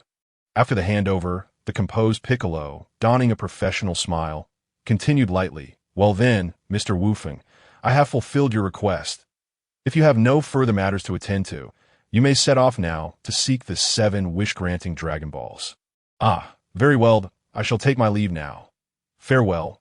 Wu-Feng initially paused in surprise, then smiled warmly, waving his hand as he departed. I end the year 465 of the Aijin calendar, which marked the 4th anniversary since the defeat of the Demon King Piccolo by Wu-Feng. On this day, the Rice Kingdom, which had returned to normalcy, had a small mountain village named Mingji, nestled amidst towering mountains on 3 sides. At this moment, the villagers, numbering over 100, felt a profound sense of impending doom. They were bracing themselves to endure yet another assault from a notorious band of mountain bandits, who would soon descend upon them with fierce ferocity, plundering and slaughtering mercilessly. "Run! Everyone, run! The bandits are coming to our village. Oh no, what should we do? Village chief, please stop lamenting and run. Hurry, if you delay, it could cost you your life. Yes, don't dawdle, flee, Mom. I'm scared. Be brave, my dear, there's no need to be afraid. Hide well here, and remember, no matter what sounds you hear, do not come out or make a sound. Understood? Don't pull me. I won't leave. I want to stay and fight the bandits alongside Uncle Dazhuang to protect everyone in the village. Oh, may the gods protect us. May the gods ensure everyone remains safe. Village chief, you must hurry. We will fight those despicable bandits to the bitter end." The villagers of Mingji, in their frantic escape, shouted in a state of utter panic. In that moment, chaos reigned, with a plethora of emotions and reactions on display, creating an overwhelming scene. The tumultuous atmosphere persisted until, a quarter of an hour later, a group of a dozen spirited farmers could no longer bear the sight and resolutely stepped forward to defend the village entrance. Determined to confront the brutal mountain bandits, moments later, at the village entrance, they gazed at the group of farmers, whose faces were filled with fierce determination as if they were ready to risk their lives. "Ha ha! With your meager skills, you think you can play the hero and defend the village. To challenge us from Huzi Mountain, you truly are unaware of your own limitations." The third in command of Huzi Mountain could not help but laugh derisively upon seeing the farmers armed only with their farming tools. After mocking them, the third in command, wielding a massive axe, wasted no time that he leaped into action, delivering a powerful strike aimed directly at the group of brave farmers standing at the village entrance. Boom! The tremendous impact of the axe crashing to the ground sent a cloud of dust swirling into the air, scattering dirt and debris in all directions. The force of the blow knocked the farmers to the ground, each clutching their injured bodies, wailing and rolling in agony. "Huh, you really are out of your depth. You thought you could stop us from entering the village? How laughable. We expected some challenge, yet you crumbled so easily. Ha ha. But on a different note, it's surprising how formidable the third in command has remained after all these years. Of course, to maintain his position as the third in command of Huzi Mountain, one must possess great strength. No, what I mean to say is that the third in command seems even stronger than before. Aha, indeed. This could be attributed to the selfless teachings of our great hero. Wu Da Xia. Yes, we owe him a special debt of gratitude. The bandits, following the third in command, laughed in disgust while shamelessly praising him. Oh, is that so? You wish to express your gratitude to me? Very well, I profoundly appreciate your sentiments. Now, permit me to convey my current feelings of satisfaction. Suddenly, a detached voice echoed, interrupting the bandits' mockery and jest. Following the route provided by the deity, Wufeng spent a month traversing various paths. Today, he finally located the last Dragon Ball, which was adorning the neck of a 5 or 6-year-old girl. After finding the little girl named Wan, who had been hiding in a rice jar, Wufeng skillfully bartered with her using 2 candied hawthorns, securing the final 4-star Dragon Ball. Just as the transaction concluded and Wufeng intended to set the girl down, he suddenly sensed a group of malevolent individuals approaching rapidly. Realizing the current situation of the village, which was nearly deserted, and recalling the little girl, who was now indulging in the candied hawthorns he had brought, Wufeng's mind raced as he grasped the gravity of the situation. In that instant, Wufeng, having connected the dots, chose not to release the adorable girl from his embrace. Instead, with a steely gaze, he strode purposefully toward the village entrance, fueled by a surge of anger ignited by the bandits' earlier taunts. Thus, before the bandits could register their confusion or voice their inquiries, Wufeng unleashed a powerful energy blast, obliterating the bandits and the surrounding mountains in a single strike, leaving no trace behind. Boom! A deafening roar erupted, leaving only a scene of devastation and a group of farmers, stunned and oblivious to their own injuries. Though Wufeng had anticipated such occurrences when he made the decision to disseminate his teachings, and had mentally prepared himself for acceptance, witnessing the reality unfold before his eyes stoked an uncontrollable fury within him. He understood the principle that long pain was not preferable to short pain. However, witnessing the brutality firsthand, Wufeng could not maintain a calm demeanor. After eradicating the bandits entirely, Wufeng did not immediately leave, but instead stood lost in thought, reflecting on many aspects he had previously overlooked, until a clear and cheerful voice broke through his reverie. Wow, Uncle, you're amazing. You just made all the bad guys and that huge mountain disappear, awakened abruptly from a state of furrowed contemplation. Wufeng instinctively turned his gaze towards the delightful figure nestled in his embrace, his little darling, Wan, who wore an expression of joy and admiration as she looked up at him. Wan, is this what you think? He mused, recognizing that it was he who had been lost in thought, worrying unnecessarily. You wish to learn the art of vanquishing villains. Interrupted by the words of his adorable little companion. Wufeng, having suddenly come to a realization, playfully engaged her. You want to learn? Wan aspires to be powerful like Uncle, capable of making all the bad people disappear in an instant. Upon hearing Wufeng's inquiry, Wan nodded eagerly, her cherubic face radiant with excitement and yearning. So you wish to be as formidable as I am? That is no small feat, Wufeng replied, adopting a mock-serious demeanor as he raised an eyebrow. It requires immense effort and dedication. Furthermore, once you embark on this path, you must not pause to rest. Observing his little darling nodding fervently, Wufeng feigned gravity in his tone, as if to intimidate her. Wan is not afraid.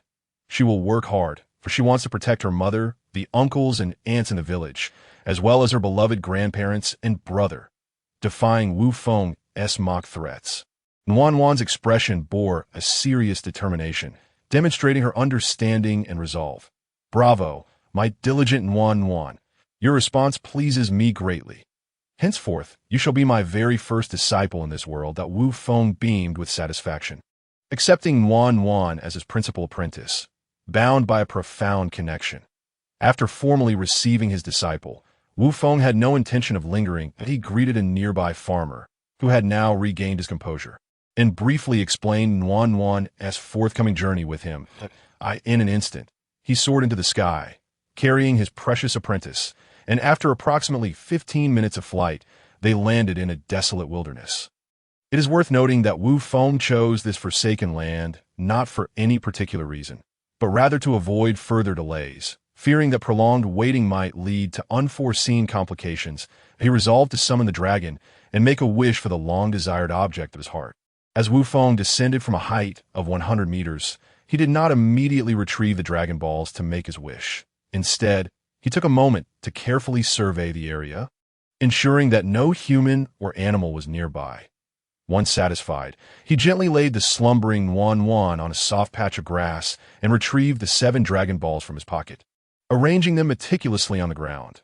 After preparing everything, Wu Feng shouted towards the Dragon Balls, "Come forth, divine dragon!" As his voice echoed, the 7 orbs transformed dramatically, and amid a brilliant light, a colossal azure dragon, approximately 100 meters long, materialized before him. "State your wish. I can grant any desire, but only one," the majestic dragon declared with an air of authority, interrupting Wu Feng's thoughts before he could voice his astonishment. "Ah, so it truly is limited to a single wish. I should not have harbored unrealistic hopes that the celestial being would grant me more due to our acquaintance. Very well, I wish to master the ability of instantaneous movement." Wu Feng articulated his premeditated desire without hesitation. "This wish is simple, that it has been granted. Farewell." The dragon, without a moment's pause, emitted a dazzling beam from its immense eyes, enveloping Wu Feng and instantly fulfilling his wish. Following this, the Dragon Balls reverted to their stony form and scattered rapidly in all directions. Realizing the urgency of the moment, Wu Feng leapt into action, swiftly pursuing one of the fleeing Dragon Balls in midair. He seized the nearest one before it could escape. Disregarding the remaining 6th, after securing the prized orb, he settled down to meditate and internalize the newly acquired skill of instantaneous movement. 15 minutes later, feeling as though he had thoroughly grasped the fundamentals of his newfound ability, Wu Feng stood up and began to experiment. Focusing on the essence of his beloved disciple, he activated the skill and, in the blink of an eye, appeared beside Wan, lifting her once more. Continuing to hone his powers, Wu Feng targeted various animals and people, experimenting with his newly acquired ability. Thus, for a time, he and Wan engaged in a whimsical dance of disappearance and reappearance, traversing from the desolate wilderness to the bustling streets of a town.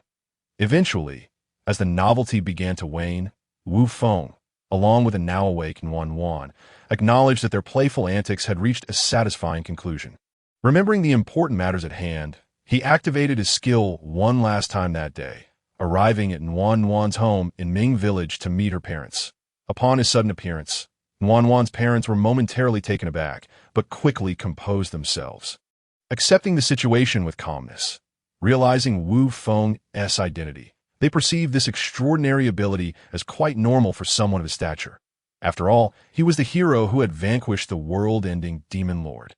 With an inherent trust in Wu Feng, Wan's parents readily embraced everything associated with him, engaging in a cordial discussion about his mentorship of their daughter. Although it was predominantly Wu Feng speaking, Wan's parents nodded in agreement, much like parrots, as they enthusiastically accepted the arrangement. Consequently, everything proceeded smoothly, and Wu Feng formally established his apprenticeship with Wan's parents, agreeing that she would return to her family during festivals and holidays. After a prolonged visit, feeling somewhat uneasy, Wu Feng took his leave, vanishing in an instant before Wan's parents. In the next moment, he reappeared beside the central training ground of the valley. The following morning, having meticulously arranged Wan's training schedule and entrusted her care to a relative, Wu Feng instantly transported himself to the peak of Chilean Mountain. This insurmountable after all. Alas, my strength remains woefully inadequate. Wu Feng lamented upon reaching the summit, not for any trivial pursuit, but to test the feasibility of a theory he had concocted earlier. Regrettably, after a series of rigorous attempts, he had to concede that he had been overly optimistic, neglecting a crucial element. His own power to it is noteworthy that, following this failure, Wu Feng did not succumb to despair. Instead, in the very first moment, he identified the primary reason for his impending failure within the original narrative. It became evident that to traverse the cosmos through instantaneous movement, one must possess a combat power exceeding that of the original protagonist, akin to a super scion with a combat prowess in the hundreds of millions. However, it is clear that with his current combat power hovering around a mere 3,600, Wu Feng was far from capable of such feats in reality, even if he were to exert every ounce of effort to harness instantaneous movement. He would only manage to teleport from the northern hemisphere to the southern hemisphere. This starkly illustrates that Wu Feng's current strength falls woefully short of enabling interplanetary leaps at that moment, fully aware of his limitations. Wu Feng felt a wave of frustration wash over him. Yet, after a brief period of despondence, he composed himself and returned to a state of serene equanimity.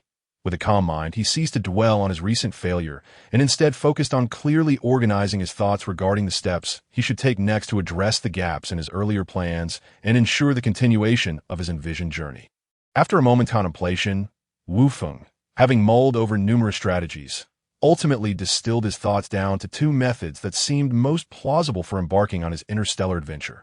The first method involved locating the spacecraft that the young deity had once used upon arriving on Earth. Indeed, there exists a spaceship on Earth, long concealed by the deity in a dusty corner of the Yunzabi Plateau. Wu Feng's knowledge of this stemmed from the memories of the original text. Notably, this very spacecraft was the same one used by the protagonist to journey to Namek. Although Wu Feng had contemplated this method previously, he initially dismissed it due to concerns about the reported malfunctions of the spacecraft in the narrative. It was only after modifications by Bulma's father, Dr. Brief, that was deemed safe for use. The mere thought of this critical issue led Wu Feng to resolutely abandon the idea. He could not gamble with his life by risking the use of a faulty spacecraft, potentially facing the catastrophic failure or disintegration of the vessel during an interstellar journey. Moreover, even if he were inclined to use the spacecraft, safety dictated that he should only operate one devoid of any issues. Regrettably, within the time frame Wu Feng occupied, he could find no one akin to the brilliant and unyielding scientist, Dr. Brief, capable of thoroughly understanding and adequately modifying a spacecraft he had never encountered before. Thus, it could be concluded that this method was entirely impractical for Wu Feng at this moment. However, the reason Wu Feng revisited this approach, despite its impracticality, was not due to a lapse in judgment or a desire to test the limits of survival in the vacuum of space. Rather, it was a sudden epiphany. He could utilize the Dragon Balls to wish for the repair of the spacecraft. This realization prompted Wu Feng to revive the idea, viewing it as a viable option, and he resolved to wait a year before making another wish to see if it could be realized. In addition to the first method, Wu Feng devised a second, highly feasible approach to enhance his own ki, or combat power, through the most straightforward and direct means available. While this method appeared to be the most accessible and reliable solution, it was also the most challenging to achieve. Wu Feng recognized that to rapidly increase his combat power, he would need to break through the current bottleneck of his internal cultivation, ascending to the next significant level. This transformation would require a comprehensive metamorphosis from within, shattering the limitations of his physical potential and elevating the meager bloodline capabilities of an earthling.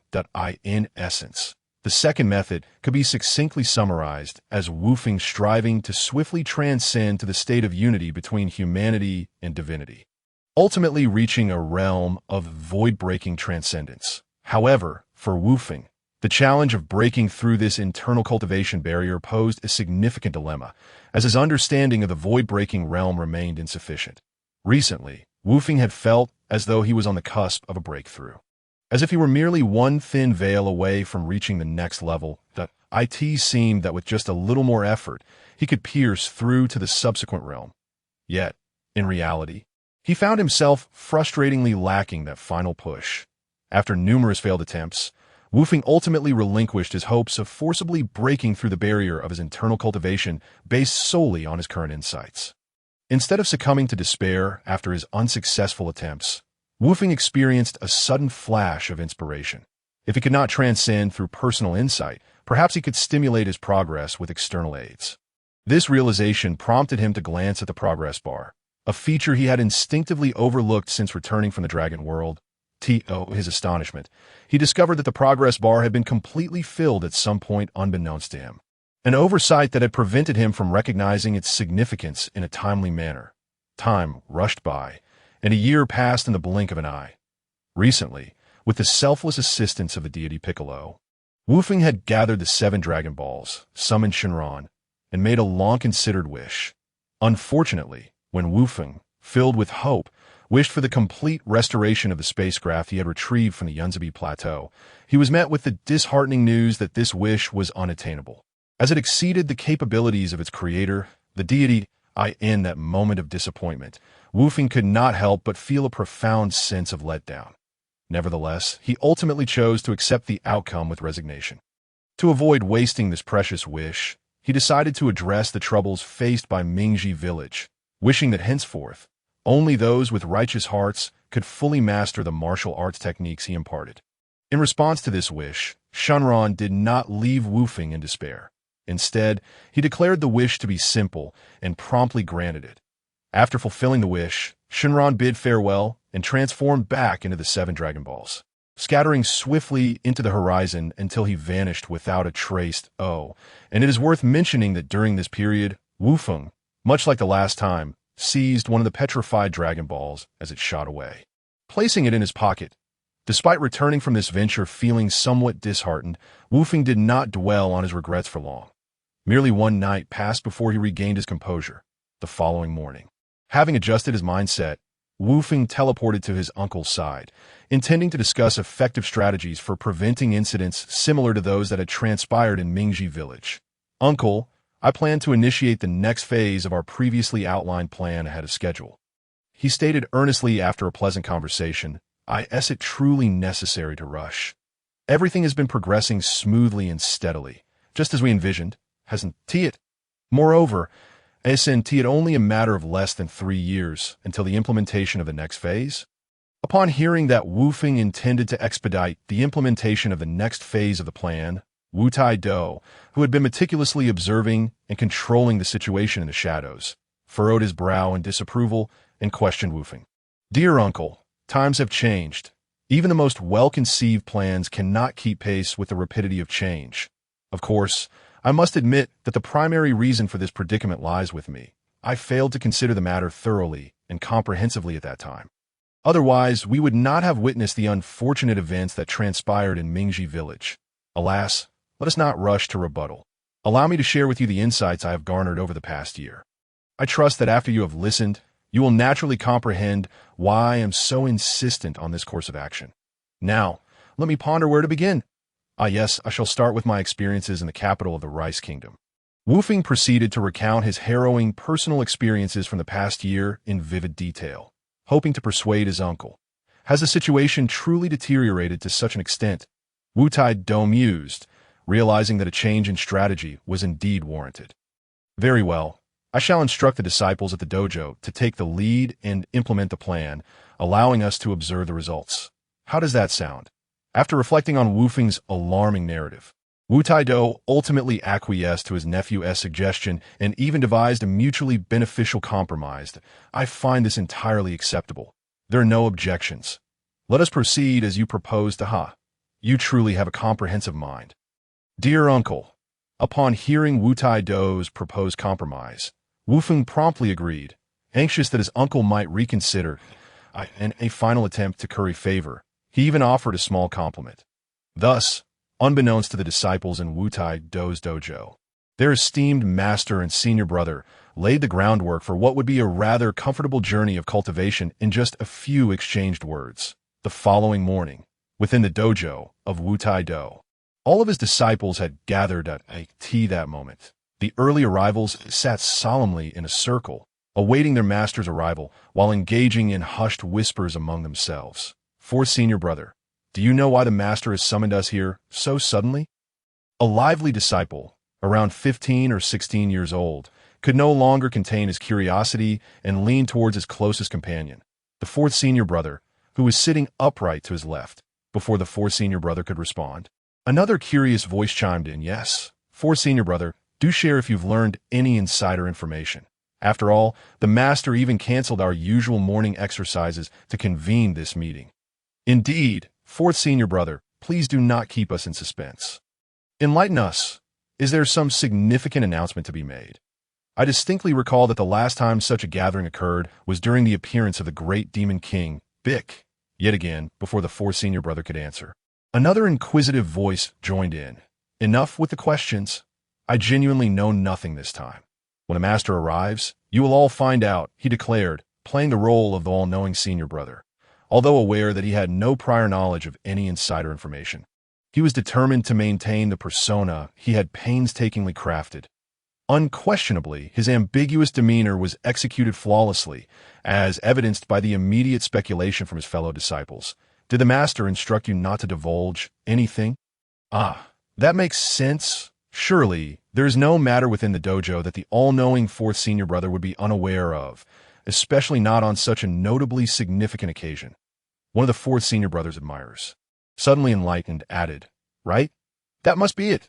The master warned you not to share anything premature." As the realization dawned upon the gathering, all eyes shifted towards the now flustered fourth senior brother, who felt the weight of their attention bearing down on him, leaving him a loss for words. "All right, everyone, please settle down and take your seats. The master is about to arrive," announced Wu Tian, one of the leaders in the dojo. This timely intervention provided a small reprieve for the fourth senior brother from the impending awkwardness. As the footsteps of Wu Tai Do drew nearer, a profound silence enveloped the dojo, broken only by the sound of his approach. "Today, I have convened this early meeting to formally announce the primary content of your upcoming training," he stated as he took his place in the dojo. Once seated, Wu Tai Do wasted no time and addressed his disciples directly. "After thorough deliberation with your senior brother, I have decided to send forth some of you who meet my standards for a trial of skill, to complete the final task I have prepared for your training." The disciples gasped collectively, with some who felt confident in their abilities displaying eager anticipation, while others, who sensed their inadequacies, wore expressions of disappointment and envy.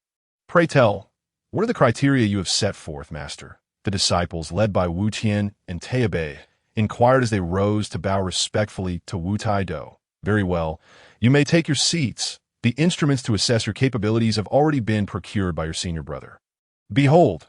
As Wu Tai Do gestured, the sound of a heavy thud resounded through the dojo as a large stone mill, measuring 4 meters square, was placed at the center. After allowing the disciples a moment to observe and discuss, Wu Tai Do continued, "This stone mill will serve as the tool to evaluate whether your skills meet the established standards. Now, I shall personally demonstrate the process for you. It is quite simple. Essentially, as long as one is not foolish. I believe there is no one who, after a single viewing, would be incapable of performing the task independently." With that said, as soon as his words fell, Wu Tai-do began to demonstrate in front of his disciples. The disciples watched as Wu Tai-do, after a brief moment of preparation, forcefully pushed against the stone mill with both hands. Instantly, the stone mill began to rotate, continuing until it had turned half a circle, or 180 degrees, before finally coming to a steady halt. 50,000 tons. That's acceptable. A slight improvement compared to last time," Wu Tai-do remarked, a flicker of satisfaction crossing his face. Without waiting for questions from his disciples, he continued, "Next, you will each perform the movements I just demonstrated, as long as you can make the stone mill rotate to the position of 1/50th of a circle. You will meet the qualification standard that understood?" "Understood, Master," the disciples replied in unison. "Good. Then we shall proceed in descending order of size for the testing. Wu Tian, you shall go first," with a slight nod. Wu Tai-do spoke according to the method he had planned earlier. "All right, Master." Upon hearing his name called first, Wu Tian promptly responded without hesitation. Immediately after, he mimicked the actions demonstrated by his master for the test. 2,500 tons, quite good. You are qualified. Next, Taopaiha, 2,600 tons, very good. Next, a quarter of an hour later, the tense testing phase came to an end. This time, those who passed the test and qualified to participate in the upcoming expedition trials were truly a rare selection among all the disciples of the dojo. The following day, early in the morning, a throng of disciples gathered outside the gates of Wu Tai-do's dojo, waiting expectantly. The reason for this gathering was not for any other purpose than to bid farewell to the 14 senior and junior brothers who had successfully passed the test and received their expedition training tasks the previous day. Run, brothers, run! That devil, the one who recently wiped out 18 bandit camps, is approaching our village. Everyone flee. On this day, a bandit, having spotted Wu Tian, who had left Wu Tai-do's dojo over a month ago and was now slowly approaching his mountain lair, was instantly filled with dread. In a panic, He frantically shouted to his fellow bandits to escape, while he himself dashed toward the escape tunnel he had prepared at the back mountain, not sparing a moment's thought. Boom! Unfortunately, despite the bandits' early warning of Wu Tian's imminent arrival to complete his expedition task, he could not evade the fate of his bandit stronghold, which was soon to be obliterated by a powerful energy cannon. Another one has been eliminated. One step closer to the official expedition. I wonder how my junior brother, Ahe, is faring at this moment. Wu Tian mused to himself after briefly assessing how close he was to completing his final expedition task. Brothers, charge! He is but one person. We have so many. What is there to fear? We can outlast him. A small-time gang leader, witnessing the formidable skills of the individual before him, attempted to rally his men, striving to maintain morale and counteract their prevailing anxiety. However, all was in vain. With a thunderous crash, the aftermath was left in utter disarray, accompanied by fleeting screams of despair. It was then that Tao Baiha, weary of the endless skirmish, decided to put an end to the chaos without further delay. He unleashed a powerful energy wave that swiftly eradicated all members of the gang, thereby obliterating this nefarious organization. Young man, thank you. We are immensely grateful. Had it not been for your assistance, our village would have been overrun by monsters. An elderly man from a poor mountain village expressed heartfelt gratitude to Wu Taidu's fourth disciple. Known as Lauder, Big Brother, thank you for saving my sister and vanquishing that bully. A child of about 11 or 12, residing in a small town near the border of Shilin country, joyfully held his sister's hand, sincerely thanking Wu Taidu's 13th disciple, Ryan, who had dispatched the town's notorious tyrant. Uncle, having seen all this, how do you feel? Are you now completely at ease with your disciples? Wu Feng gestured toward his uncle, who had been observing from the shadows and now wore a look of contentment after witnessing the last of his disciples' achievements. Yes, I feel reassured now. Let us return. Wu Taidu, unperturbed by Wu Feng's teasing, exhaled softly with a smile, addressing Wu Feng gently. The next day, after meticulously planning the day's training for his disciple, Xianan, Wu Feng instantaneously transported himself to the location where his uncle was. Uncle, I will be relying on you for the upcoming period. Upon meeting, Wu Feng promptly conveyed his message to Wu Taidu. All right, just remember to return early and don't linger too long. Understood. I wonder what possesses you to embark on this journey into the cosmos at this time, Wu Taidu remarked, his expression reflecting confusion and contemplation. Then I shall take my leave. I will depend entirely on you, Uncle, Wu Feng stated, expressing his final farewells to Wu Taidu before setting off without a moment's hesitation. In an instant, he arrived at a forest located at the southernmost tip of the Western literature continent. After surveying his surroundings in this tranquil, secluded environment, Wu Feng promptly resolved to undertake his second journey through time and space there. With his decision made, Wu Feng, for the sake of caution, refrained from activating his unique ability immediately. Instead, he released his senses, meticulously scanning the area for any potential threats or sources that could compromise his secret. Once he confirmed the absence of any suspicious entities, he focused his thoughts and activated his ability, vanishing without a trace on the grand expanse of the Shenzhou land, at the confluence of the Min River. The Qingyi River and the Dada River, there lies a magnificent mountain known as Leshan. Within Leshan, two remarkable sites exist. One is the Lingyun Cave, a deep and intricately complex abyss. The other, located beside the Lingyun Cave, is a colossal statue of a Buddha, entirely carved from sheer cliff face. This statue, commissioned by the local villagers during the Tang dynasty for the purpose of intimidation and protection, is revered by both contemporaries and posterity as the Leshan Giant Buddha. A legacy that endures through the ages. On this particular day, a father and son unexpectedly arrived at this site. The father, after exchanging a few words with his child, leaped nimbly onto the expansive hand of the Leshan Giant Buddha. Without pausing, he adeptly propelled himself upwards, soaring until he reached the top of the Buddha's head. Simultaneously, as Nieren Wang, bearing the Shuyin blade on his back, ascended to the summit of the Leshan Giant Buddha with remarkable agility. A figure abruptly materialized in mid-air above the river, suspended less than 10 meters above the water surface. Goodness, how utterly unreliable this time around. I have been transported to a void above the river. Fortunately, I am now a master of inner strength at the celestial realm. Floating in midair is well within my capabilities. Otherwise, I would not only have perished, but would have at least lost half my life. Wu Feng, having traversed from the world of Dragon Ball, was just recovering from the mesmerizing and wondrous sights of the endless void and chaotic nothingness he had observed during his journey. To his astonishment, he found himself at his destination, a realm imbued with advanced martial arts, exactly as he had desired.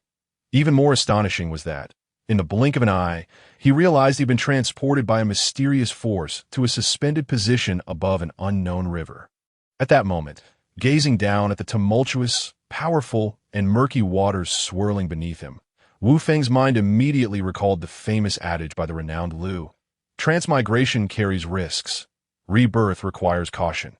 After a brief moment of contemplation regarding the reliability of his newfound abilities, Wu Feng steadied his thoughts and, before the two astonished and curious children before him, began to demonstrate the art of stepping through the void, an essential skill for showcasing prowess in the human realm.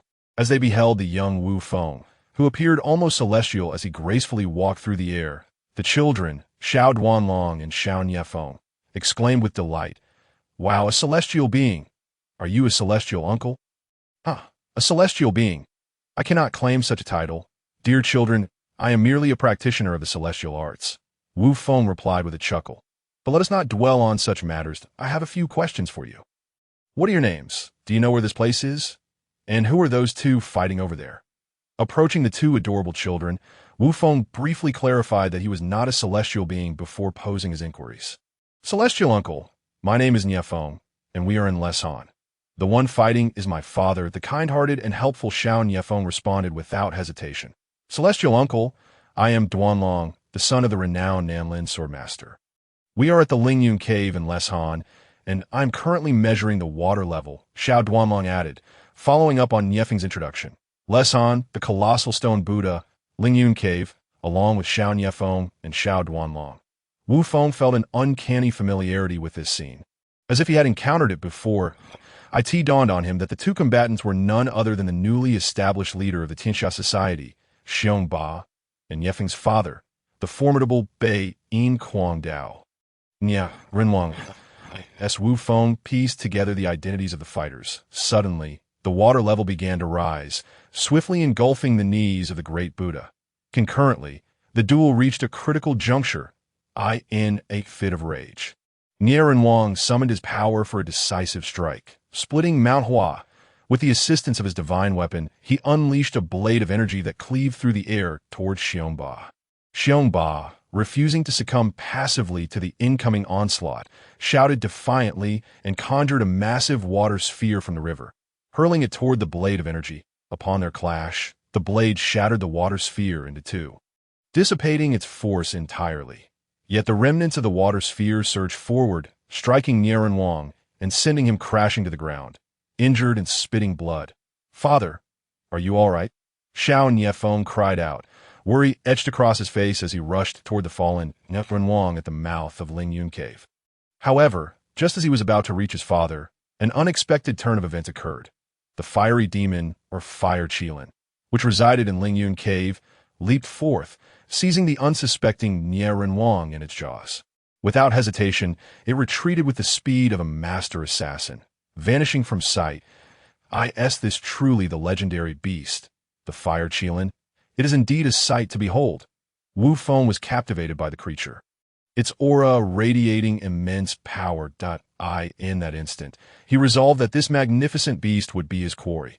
With a swift motion, he positioned himself in front of the fire Qilin, effectively halting its escape while simultaneously rescuing Nieren Wang.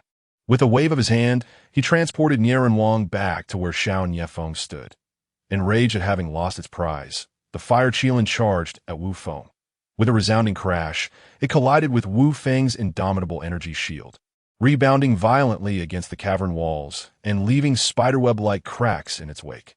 Recovering from the impact, the fire Qilin, now seething with fury, intensified the flames enveloping its body, raising the temperature within the cave dramatically.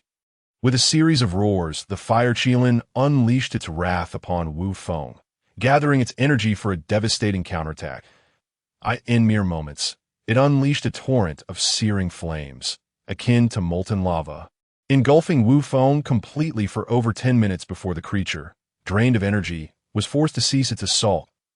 As the flames gradually receded, Wu Feng emerged unscathed, wearing a satisfied expression beneath his protective barrier. Splendid. It seems my training has proven fruitful. The defensive capabilities of this indomitable energy truly align with my expectations, growing stronger with my own vitality. With that, Wu Feng leisurely pursued the retreating fire Qilin, which upon witnessing Wu Feng's resilience, realized it had encountered yet another formidable opponent. Haunted by memories of previous encounters with powerful beings, the fire Qilin, understanding the futility of its efforts, swiftly fled toward its lair within Lingyun Cave, disappearing from sight.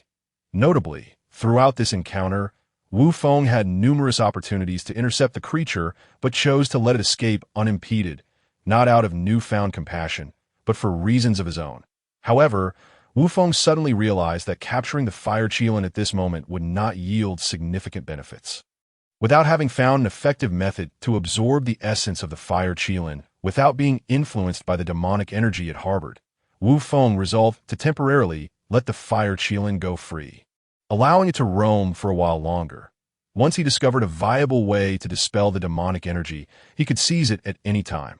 After a thorough contemplation in his mind, Wu Feng immediately halted his pursuit of the fleeing fire Qilin. After all, the fire Qilin would not run amok. Its activities were confined to the vicinity of Lingyun Cave, making it possible to capture it whenever he wished.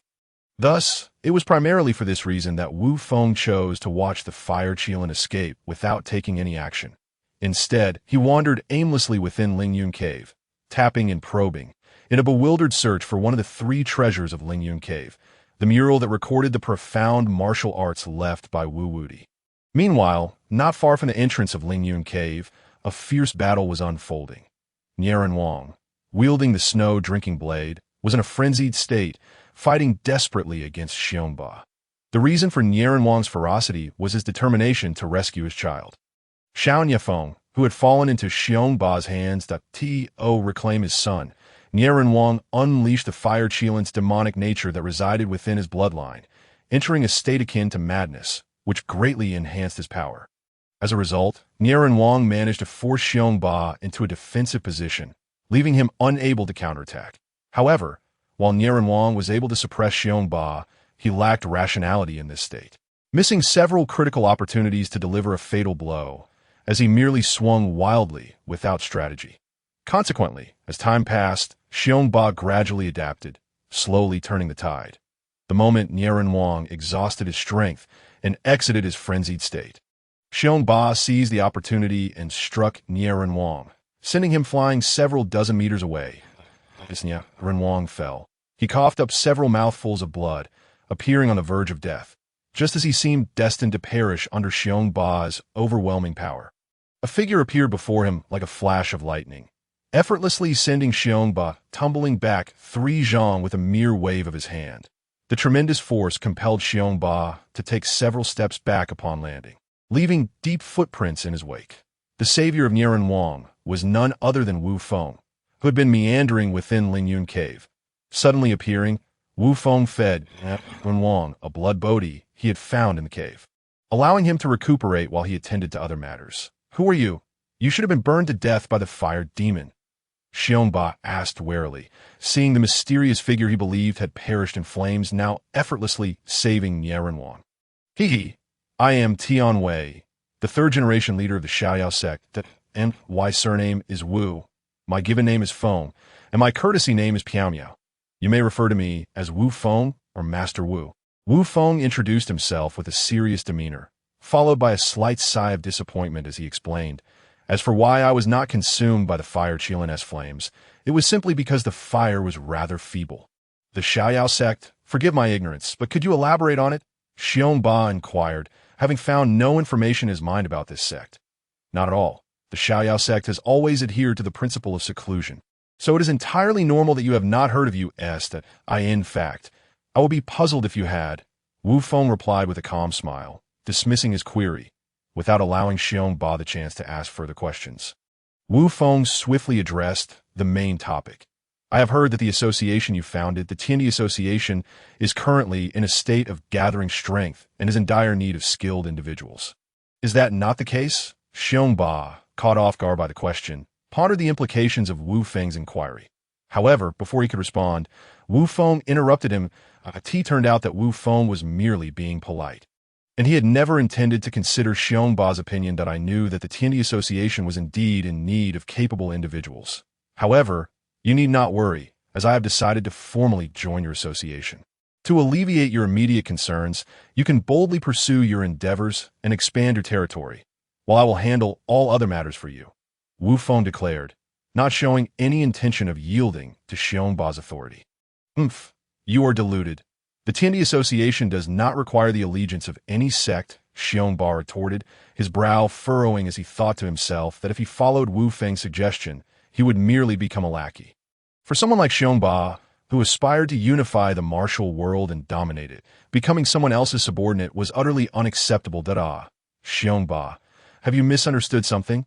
I was merely informing you, Wu Feng replied. Feigning surprise, seeking death, Xiongba, realizing he had been played, erupted with rage. Casting aside all caution, he unleashed a fierce blow with his Qinchuang fist towards Wu Feng. But wasn't it better this way? What use is there in talking? In the end, we must face off regardless, Wu Feng remarked, unfazed as he activated his indomitable aura for defense, displaying an expression that suggested he had anticipated this turn of events. With that, Wu Feng ceased to be courteous and immediately struck back at Xiongba.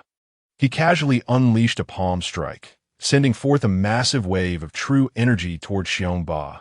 With a resounding crash, the ground bore a deep imprint of a gigantic hand, but Xiongba had narrowly evaded the blow. However, despite his successful dodge, this luck would prove fleeting. Before he could relish his escape, Wu Feng swiftly closed the distance, delivering a punch that sent Xiongba soaring into the air, limbs flailing helplessly. Under the impact of Wu Feng's heavy strike, reminiscent of the Lushan ascending dragon strike, Xiongba ascended until he reached the level of the floating clouds, only to be halted by the depletion of force. At that moment, Xiongba's expression twisted in agony as he reached the peak of his ascent. In the next instant, before he could even begin to recover, he found himself plummeting towards the ground. Succumbing to the pull of gravity, as he fell, the intense friction with the air jolted him into full awareness, and to avoid becoming a mere splatter upon impact, he resorted to a self-inflicted strike to adjust his downward orientation.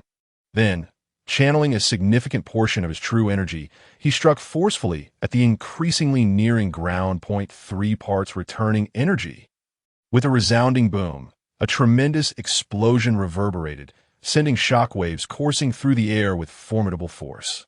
The mighty blow delivered by Xiongba effectively countered a significant portion of his downward momentum, allowing him to land without succumbing to a tragic demise, although the residual force of his descent was insufficient to result in immediate death. It would inevitably lead to severe disability, potentially rendering him completely paralyzed. Xiongba plummeted within a mere meter of the ground. Wu Feng, who had remained motionless until that moment, finally sprang into action. With a swift stride, he positioned himself before the falling Xiongba, extending his hand to grasp him securely just 10 centimeters from impact, thereby averting a disastrous fate.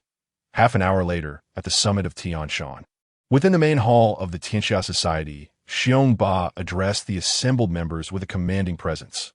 Once he confirmed that all disciples were present, he spoke directly and authoritatively that I have 2 announcements to make. He began, firstly, I intend to establish the positions of elder and grand elder. Secondly, the reclusive sect, the Xiaoyao sect, has chosen to affiliate with the Tianxia Society. Time passed swiftly, and a month had elapsed. Wu Feng, now serving as the grand elder for a month, felt a wave of amusement wash over him whenever he recalled the moment Xiongba had declared himself grand elder before the assembly of the Tianxia Society, asserting his dominance amidst the crowd. Grand elder, good to see you. A group of patrolling disciples greeted Wu Feng with respect upon noticing his smiling demeanor. Good. Please continue with your duties, Wu Feng replied, waving his hand to acknowledge them as he strolled towards the martial arts arena outside. Moments later, upon arriving at the arena, Wu Feng heard the rhythmic sound of training punctuated by the vigorous shouts of young disciples practicing fundamental boxing techniques in unison. After observing for a brief period, he called for a halt, as he was prepared to exercise his authority as Grand Elder and announce significant changes. Effective immediately, the Tianxia Society will implement a new member promotion system. From now on, disciples at the acquired realm will be classified as Black Iron members, those at the innate realm as Bronze members, leaders at the returning Truth realm as Silver members, Hall Masters at the Heavenly Human realm as Gold members, and Elders at the Shattered realm as Diamond members. The positions of the sect leader and Grand Elder will remain unchanged. Additionally, I will introduce a contribution point system and task system to support this membership structure. Henceforth, any disciple wishing to advance must meet two criteria: acquire the requisite contribution points and attain the corresponding membership level, in the closed chamber of the former sect leader, now the Grand Elder. A meticulous assistant, Wen Cho, presented a compiled report detailing the developments within the sect over the past month to the reclusive Xiongba, who had been focusing on his cultivation and recovery. Very well done, Cho. Your efforts have not gone unnoticed. Please, return swiftly to avoid raising any suspicions. Xiongba commended his loyal aide before resuming his examination of the documents. 15 minutes later, in the Grand Elder's quarters. When Cho reported to Wu Feng, Grand Elder, I have delivered the materials as per your instructions. Excellent, that I appreciate it. Unless unforeseen circumstances arise, we shall proceed as we have been. Now, the hour grows late. You should rest, Wu Feng replied calmly. Years rolled by, and a decade slipped past. In the task hall of the Tianxia Society, a disciple greeted Yang Zhen, one of the prominent figures, upon his return. Yang Shixiang. You're back. Are you here to submit a task? Indeed, I recently completed a high-level task, and am here to report. Yang Zhen responded it seems you've acquired a task that suits your needs. Best of luck in completing it.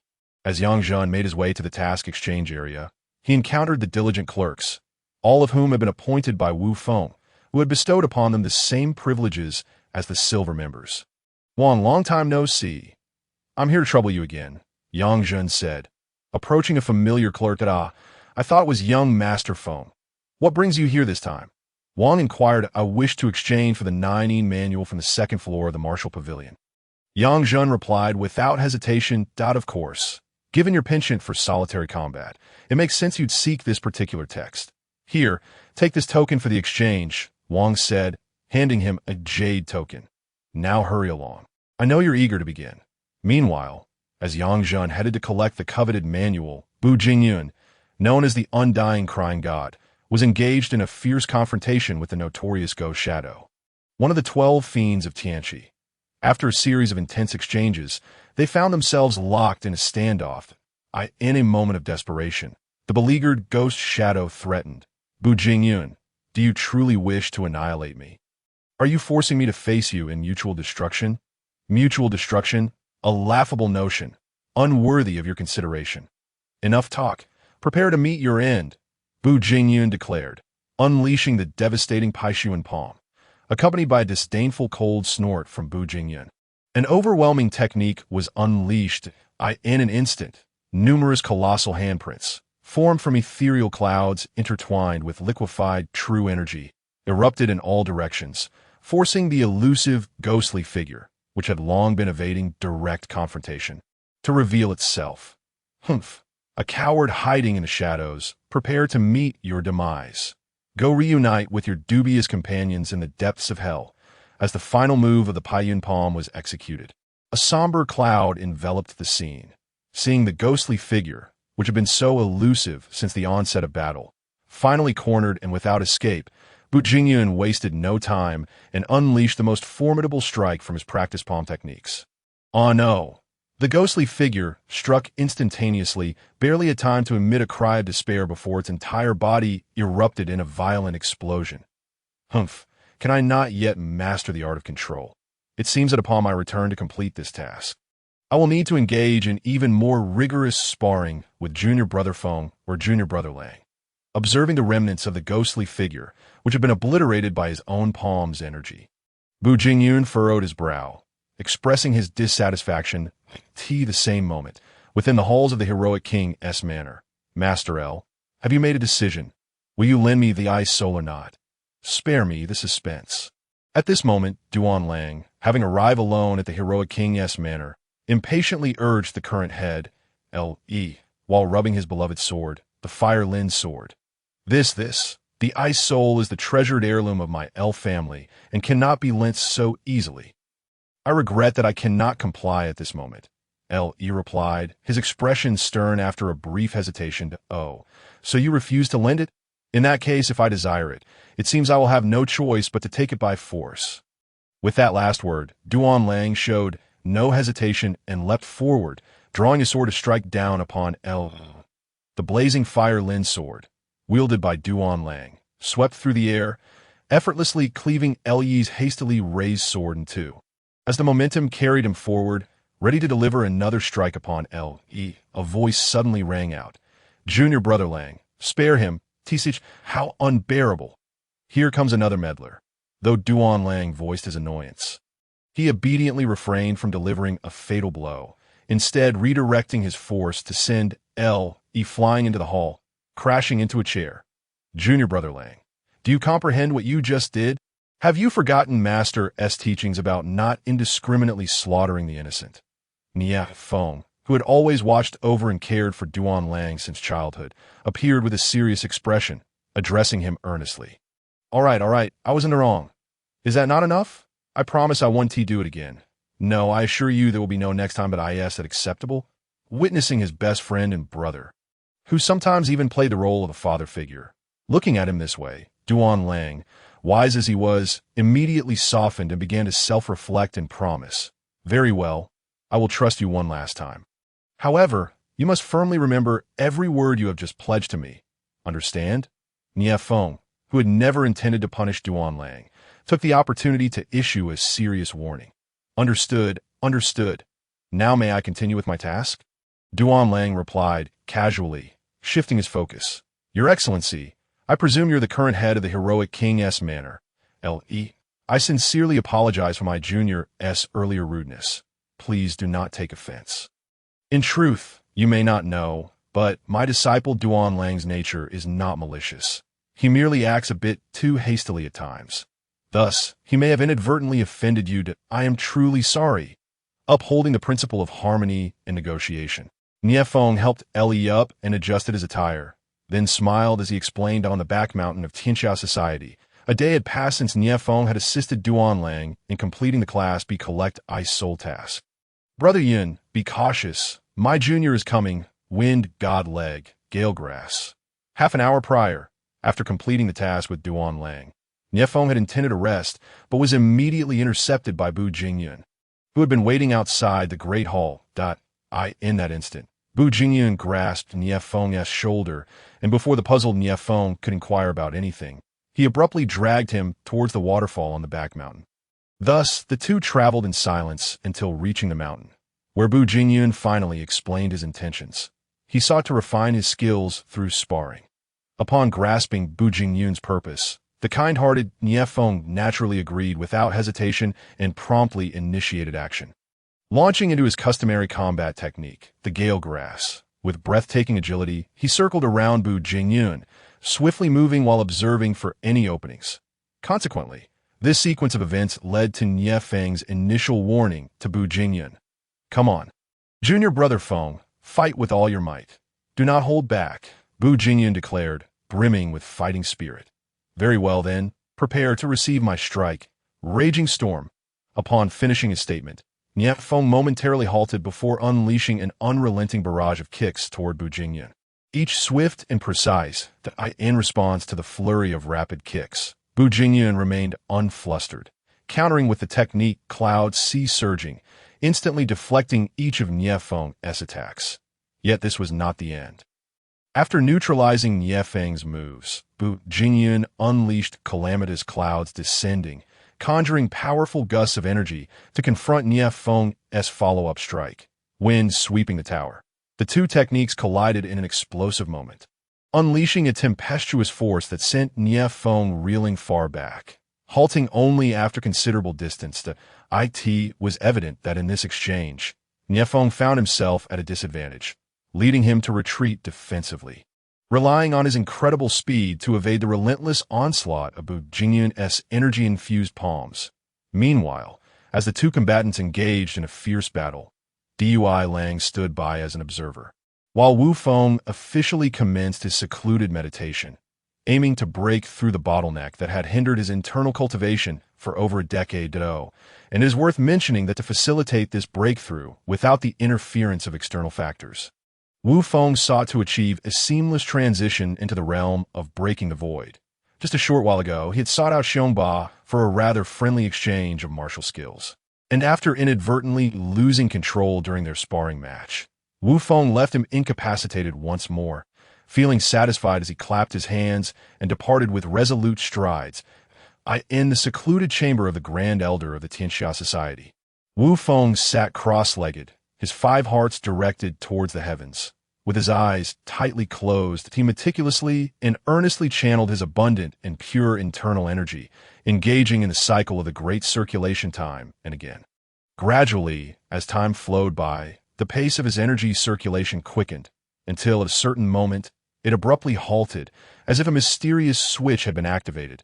The liquefied energy began to boil instantaneously, resembling water brought to a rolling boil, constantly emitting steam and evaporating at a visible speed.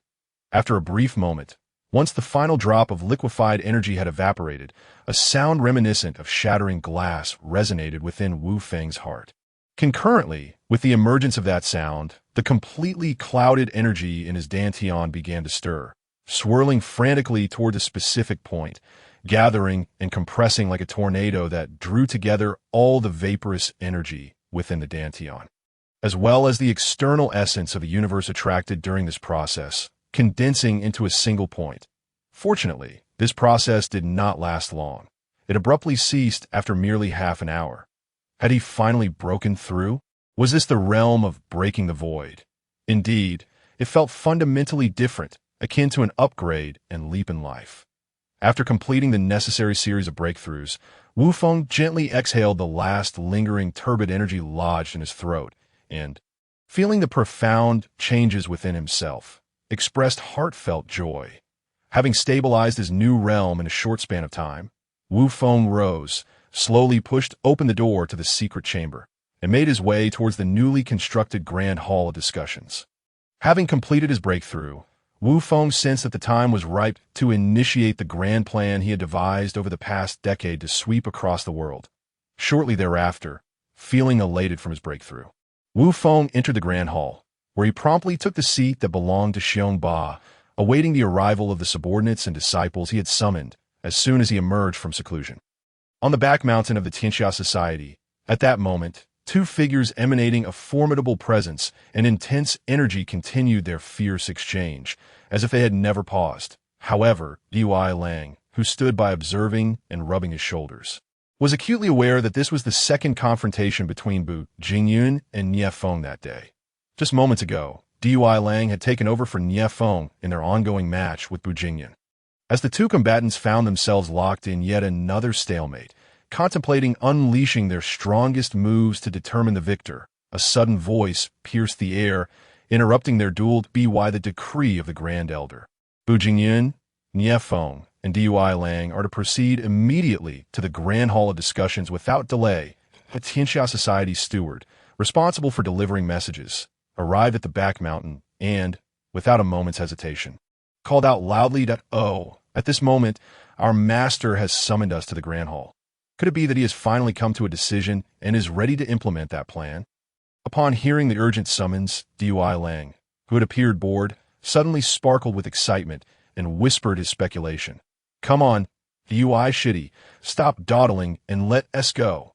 If we're late, our master might get angry." Niefeng, who had halted his battle without hesitation, reminded Dui Lang, who was standing there with an excited grin.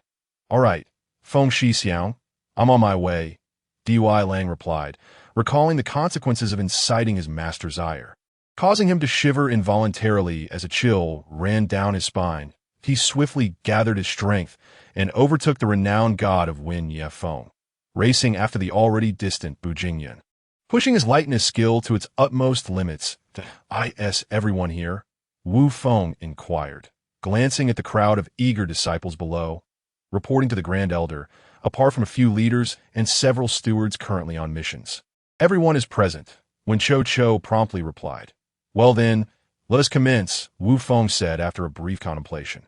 Understood, Wen Cho acknowledged, straightening up and turning to address the gathered high-ranking members of the Tianxia Society by the decree of the Grand Elder. The time has come for the Tianxia Society to strive for supremacy in the world, to swiftly liberate the common folk from their suffering.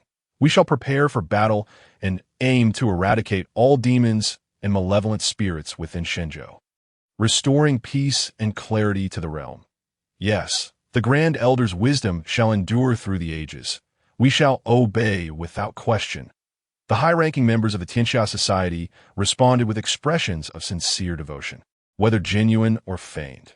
Meanwhile, on the way to the Grand Elder's quarters, Dui Lang could no longer contain his curiosity and asked Nie Feng, Brother Feng, is there something our master could not openly discuss in the Grand Hall, compelling us to come here alone for clarification?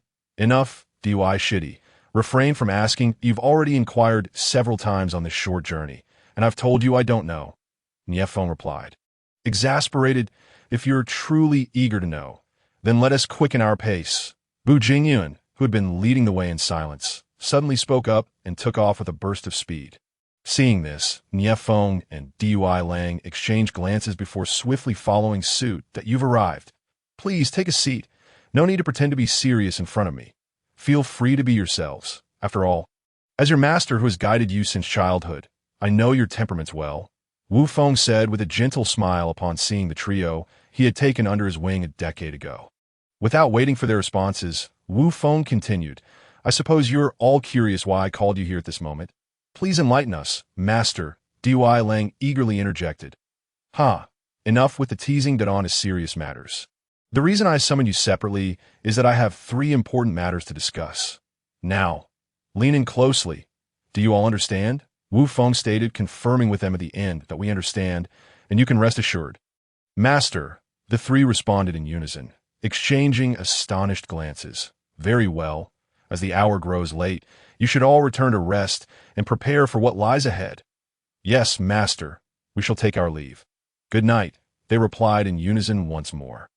And without further hesitation, they turned and walked back along the path they had come, soon disappearing from sight.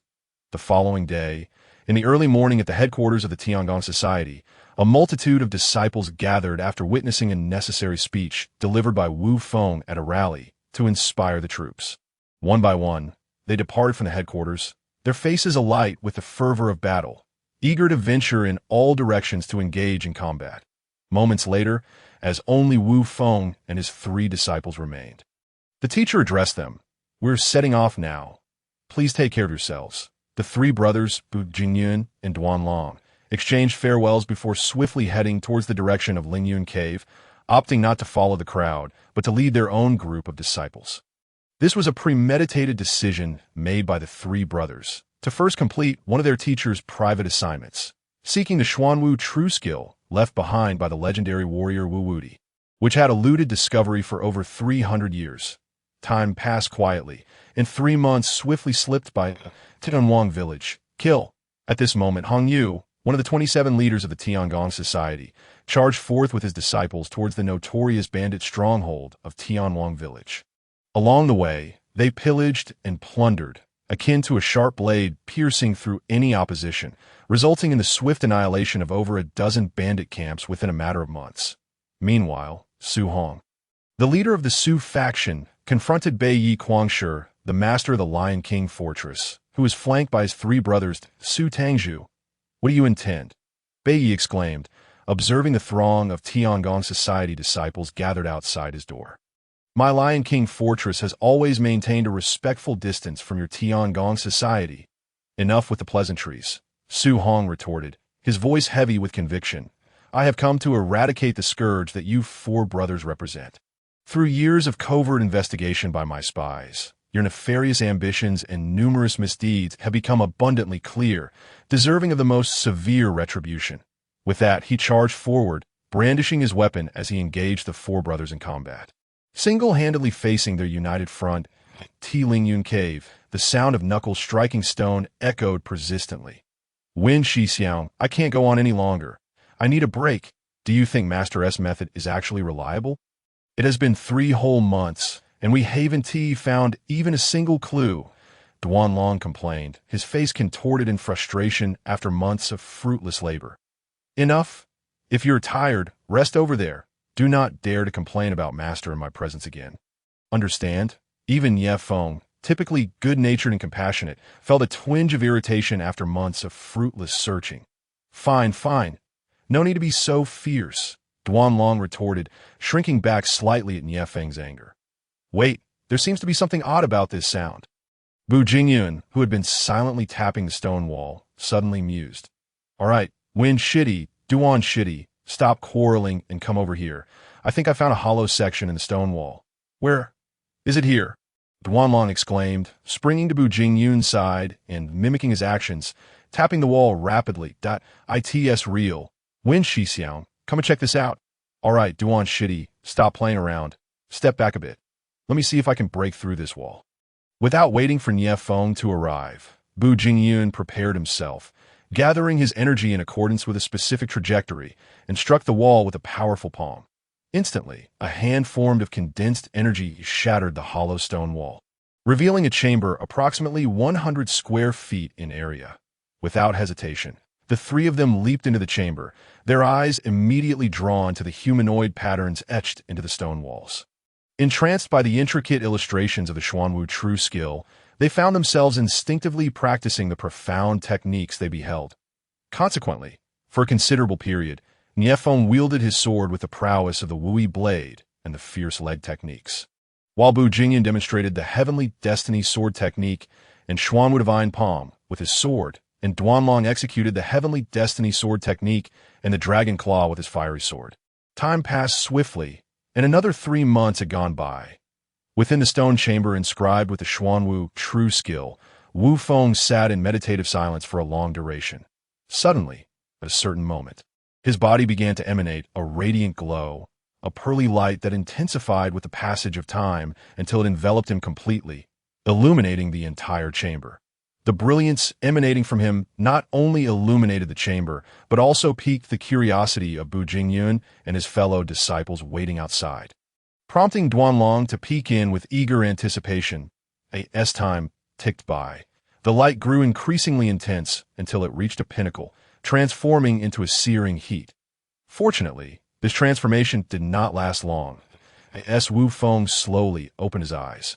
The intense light softened, gradually retreating back into his body until it vanished without a trace. The Xuanwu true skill is indeed a remarkable technique, truly exceptional and immensely beneficial, Wu Feng internally praised. Feeling the profound purity of his energy and a slight breakthrough in his martial will, he pondered, if only I could gather more techniques of equal caliber, such as the Sacred Heart technique or the Red Fire divine skill. Perhaps it would expedite my progress beyond this realm. Meanwhile, the Tiangong Society, having dominated much of the martial world, finally reached a unanimous decision after 3 days and nights of deliberation. They would launch an assault on the formidable stronghold of Wushuang City. At this moment, Nieren Wang, one of the 3 elders long hidden by Wu Feng, led the disciples from the 6 halls of the Tiangong Society, surrounding Wushuang City, which was firmly shut against them.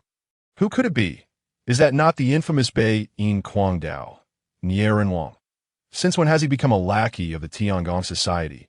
Dugu Yifeng, standing atop the city walls, sneered upon recognizing the leader of the encroaching force. Empty words are beneath me. Dugu Yifeng, if you have the courage, come down and face me in battle. Nieren Wang replied, his expression calm and unyielding. Very well, let me experience the might of Bei Yin Kuangdao.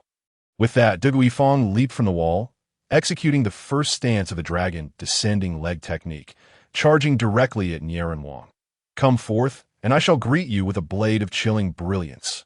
As the onslaught of dozens of leg shadows approached, Nieren Wang, without a moment's hesitation, retaliated with a fierce strike of his blade. In an instant, he unleashed a blade aura the size of 10 zhong.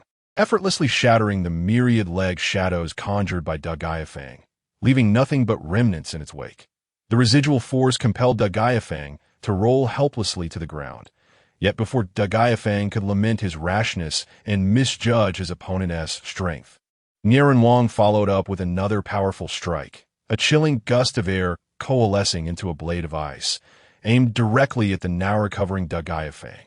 Realizing he was firmly within the grip of his adversary's momentum and unable to evade, Dagaiafang, with no choice left, summoned all his inner energy to unleash the final stance of the dragon-subduing divine leg, releasing a storm of leg shadows to clash against the frigid blade aura. With a resounding crash, Dagaiafang momentarily gained the upper hand, successfully countering Nieren Wang's second strike and preserving his life. Without pause, Nieren Wang executed a third strike, once again unleashing a blade aura of Tenjong. But this time it was even swifter and more formidable, exuding an aura of reality. Dragon of Thunder, break through for me! Dagaiafang, seeing the massive blade aura hurtling toward him in an instant, disregarded the need for restraint. His own turbulent inner energy, exacerbated by forcing the final technique of the dragon-subduing divine leg, erupted with all his might to meet the impending icy blade aura. As the two forces collided, the chilling blade energy sliced through the leg shadow energy, scattering it and relentlessly cleaving toward Dagaiafang, who bore a fierce expression, directly piercing through him before continuing on to carve a blade-shaped hole in the city wall. You are formidable. The silver blade aura is not to be underestimated, Dagaiafang managed to utter, pointing a trembling finger at Nieren Wang before succumbing to the overwhelming blade energy, his body torn asunder, blood pooling around him. Father! Do not hold me back, move aside. I must descend to save my father, Dagaiaming cried out, desperately tugged by the dual forces of the city's guardians, Shiwuzhen and Mingwei Laolao. Young master, you mustn't please calm down, Shiwuzhen implored, his face a mask of anguish. Indeed, young master, remain calm. Do not throw your life away in vain. The enemy is exceptionally strong. Even the city lord cannot contend with them. We must await your uncle, the sword saint, for justice and vengeance, Mingwei Laolao added, her expression heavy with sorrow. Where is my uncle? When will he arrive? Why hasn't he come yet? Dagaiaming, initially venting his frustration, forced himself to calm down, wiping the tears from his face before asking the two guardians with a hoarse, emotionless voice. According to reason, he should have arrived by now, they replied, exchanging puzzled glances. Kill!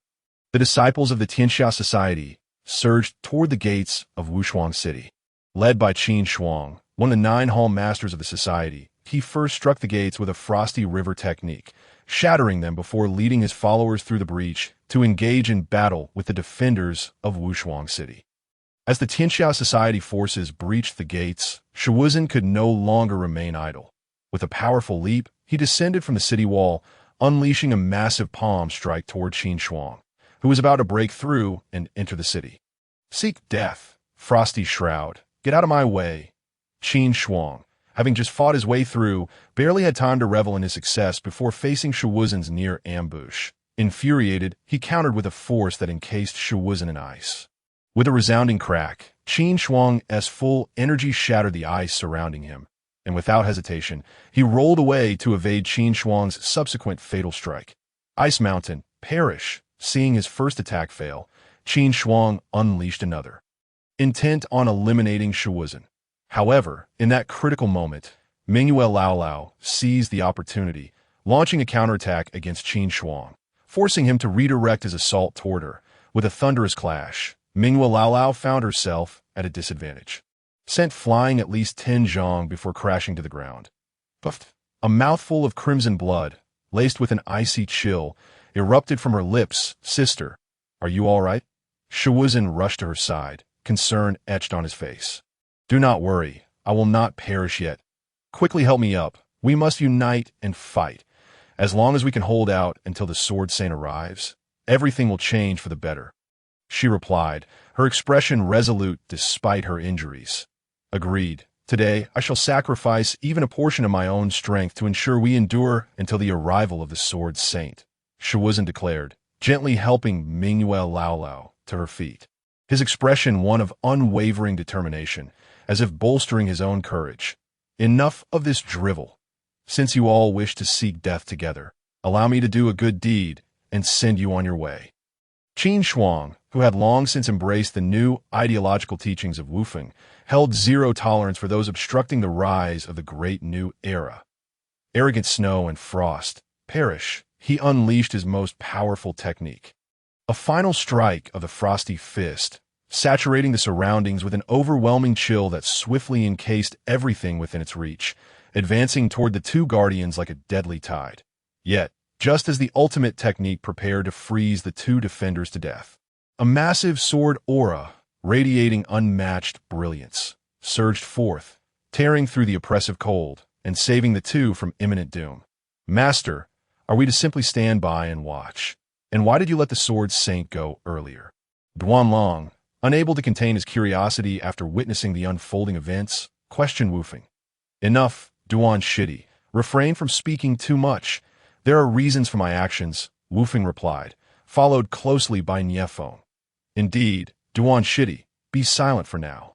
Master shall act as he sees fit. There is no need for your guidance, Bu Jingyun added coldly, casting a sidelong glance at Wufeng. All right, all three of you, be quiet. How long has it been? Not only have you learned to act in unison before me, but you've also picked up the knack for jabbing at me with your words that you've truly made progress. Wufeng remarked with a mix of exasperation and amusement. Hee, I knew we couldn't fool your discerning eyes. But please do not be angry, our thick-skinned Duanlong attempted to explain, only to be interrupted by Wufeng. And no need for explanations. Do I not know what you three little rascals are after? You wish to understand why I let the sword saint slip away. Don Tiu, indeed. Why is that, master? This contradicts the principles you usually teach us. The only reason is that the sword saint is not at his peak yet. He still lacks something essential for the sword I anticipate. Wufeng reflected on the earlier standoff, turned to walk away while saying, You three, go assist your good brother. Nieren Wang cannot hold out much longer to do, and be sure to convey a message to the sword saint. I eagerly await the emergence of Sword 23, wishing to savor its boundless brilliance. Understood. The three disciples responded in unison, their astonishment quickly replaced by urgency as they unleashed their extraordinary lightness skills, racing toward Wushuang City. I could see this moment. Qin Shuang and Nieren Wang found themselves gradually overwhelmed, on the verge of being subdued by the sword saint. Was this truly the renowned Nan Wu Ming and Bei Jiansheng? In comparison, I, Bei Kuang Dao, feel exceedingly inferior as the sword saint pressed down upon them. Nieren Wang could not help but feel a deep sense of shame, reflecting on his recent pride in having broken through to the silver blade Qi, realizing how foolishly arrogant he had been. With a fierce determination, the sword saint unleashed his might, effortlessly bypassing several exchanges, and executed Sword 21. Instantly, 21 gleaming sword energies, each measuring at least 10 zhong, surged forth, imbued with an unyielding intent to annihilate. Converging upon the already precarious Qin Shuang and Nie Rinwang, I end that dire moment. Just as their lives seemed to hang by a thread, the approaching trio of Bu Jingyun and his brothers arrived, each unleashing their recently mastered ultimate techniques to counter the oncoming titanic sword energy. Xuanwu Divine Palm, Fierce Absolute Leg, Destiny Sword Path. At that instant, colossal hands, leg shadows, and blazing sword energies, all measuring several zhong, appeared in unison, meeting the 7 sword energies head-on, dissipating their lethal power. The majority of their energies dissolved into the air, leaving only a fraction to scatter outward, devastating the surrounding area, reducing buildings to rubble and creating a chaotic array of deep craters. Ah, it is you. So, you are also members of the Tianxia Society. The sword saint, realizing his sword techniques had been disrupted by the unexpected trio, spoke with a grave expression. Indeed, you are correct that MY brothers and I are among the 9 current hall masters of the Tianxia Society. Niefeng, who had just saved Qin Shuang and Nieren Wang at a critical juncture, replied earnestly. Then let the master who intercepted earlier also reveal himself. The sword saint, having received confirmation, remarked coldly, dismissing Bu Jingyun, Niefeng, and the others as inconsequential. Humph, What arrogance! If you wish to confront our master, you must first get past the three of us, the provoked Duan Lang retorted. After a moment of silent exchange with Nie Feng and Bu Jingyun, he took the initiative. Executing the Fire Lin erases the sun, unleashing a sword energy ablaze with fierce flames, aimed directly at the Sword Saint. Humph, how foolish to flaunt your skills before me, the Sword Saint coolly countered, effortlessly sending forth a Tenjong sword energy that shattered the approaching flame, its residual force still directed at Duan Lang, accompanied by a disdainful sneer. Witnessing his meticulously crafted attack easily dismantled, Duan Lang had no choice but to hastily unleash a counterattack, barely mitigating the Sword Saint's overwhelming residual power. You two, why are you still standing there? Did we not agree to attack together? Frustrated, Duan Lang shouted at Nie Feng and Bu Jingyun, feeling as if he'd been played for a fool.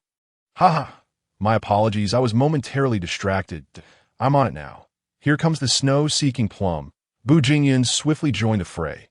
Young ones, do you seek your demise? Very well, I shall oblige. The Sword Saint's patience waned as he observed the trio's reckless advance, his demeanor turning cold as he relinquished any restraint. With a swift motion, Sword 18 was unleashed, and in an instant, 18 sword energies, each several zhang in size, surged forth, targeting the trio's most formidable techniques.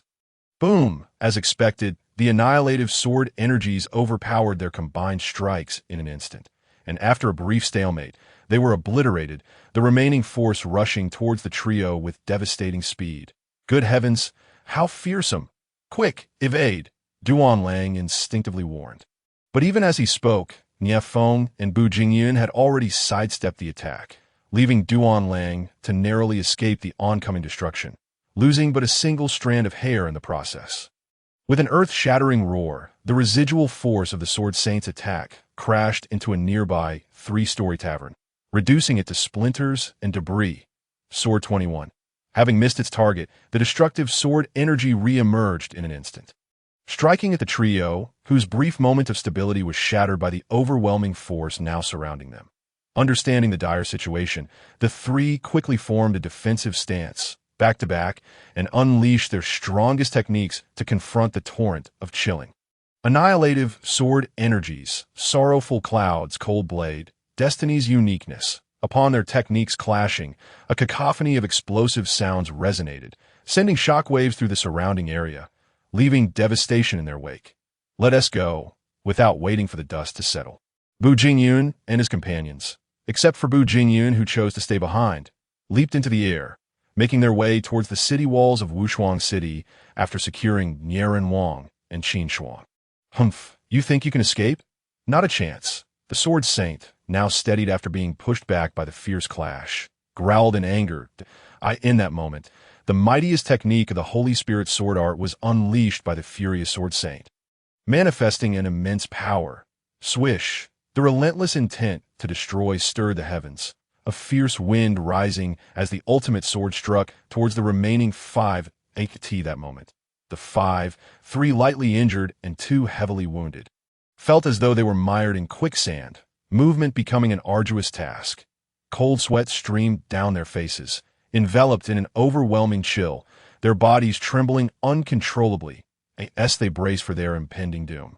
Bu Jingyun, through sheer will, summoned the weighty true energy within him, invoking a powerful fist intent bestowed upon him by Wu Feng that a mighty fist intent manifested, effortlessly dispelling the Sword Saint's merciless energy and destructive force, liberating the five from their oppressive state, allowing them to escape. The Sword Saint, having been pushed back several steps by the suddenly emerging fist intent, struggled to counter the overwhelming force while watching the five retreat with an ironclad expression.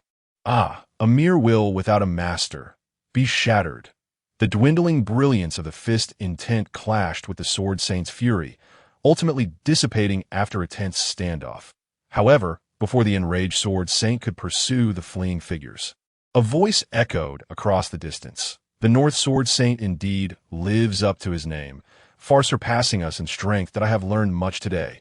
However, do not take too much pride, for my master has a message for you. He eagerly anticipates the emergence of Sword 23, wishing for its world-destroying might. Sword 23, you say?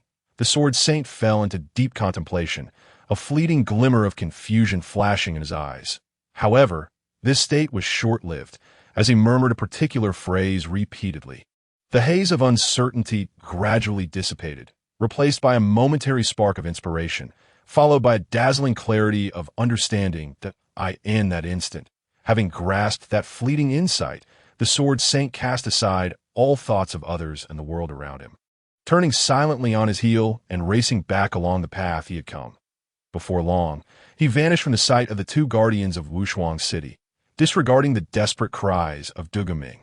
He hastened back to his secluded retreat without a moment's hesitation, plunging straight into profound meditation, utilizing the insight he had seized to deduce and practice, determined to attain an understanding of the transcendent Sword 23. Yet, unbeknownst to the rapidly focused Sword Saint, outside the Sword Cottage, the sky became tumultuous, in an instant. Dark clouds gathered from all directions, swiftly obscuring the brilliant sunlight and plunging a 10-mile radius into a dismal darkness. What is happening? Why has the sky suddenly darkened? Dugaming and the two guardians, who had been trailing behind the Sword Saint, gazed in astonishment at the sudden celestial phenomenon. However, before they could unravel the mystery of the situation, an immense sword intent erupted from within the Sword Cottage. It was as if a colossal sword intent had materialized, coalescing into a gigantic sword that towered towards the heavens, its tip piercing the sky. The sword intent surged upward, exuding an overwhelming will that compelled every upright being and object within the 10-mile vicinity to bow in reverence involuntarily. What a formidable sword intent! It seems that, prompted by my reminder, the Sword Saint has indeed grasped the Holy Spirit sword technique a bit earlier than anticipated, culminating in a sublime sword strike that I am not disappointed. At that moment, seated in the discussion hall of a branch, Wu Feng, casually perusing letters and martial arts manuals, suddenly lifted his head and gazed towards the distant Sword Cottage, at least 100 miles away, exclaiming in awe, "Has that unparalleled sword finally emerged?" Alas, how difficult life is for the common folk. That moment, the nameless instructor, who was teaching his disciple Jian Chun the enigmatic sword technique, abruptly halted and looked towards the Sword Cottage, several hundred miles distant.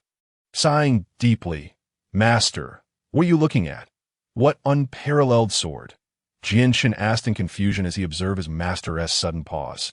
"Nothing of consequence. Let us continue." The nameless instructor, interrupted from his contemplation, shook his head and resumed his stoic demeanor. Time passed swiftly, and in the blink of an eye, half a month had elapsed on this day. The Sword Saint, having fully comprehended and mastered his newly created move, officially emerged from his seclusion. After exchanging some trivial instructions with his nephew Dugaming, he set off without looking back toward the headquarters of Tianxia Society, where Wu Feng resided. He journeyed towards Tianxia Society. The Sword Saint reflected on the immense punch intent he had experienced more than half a month prior. To be cautious, he resolved to commence his path of accumulation. After a moment's contemplation, he determined a resolute direction and strode towards Tianshan, crossing mountains and rivers with unwavering determination.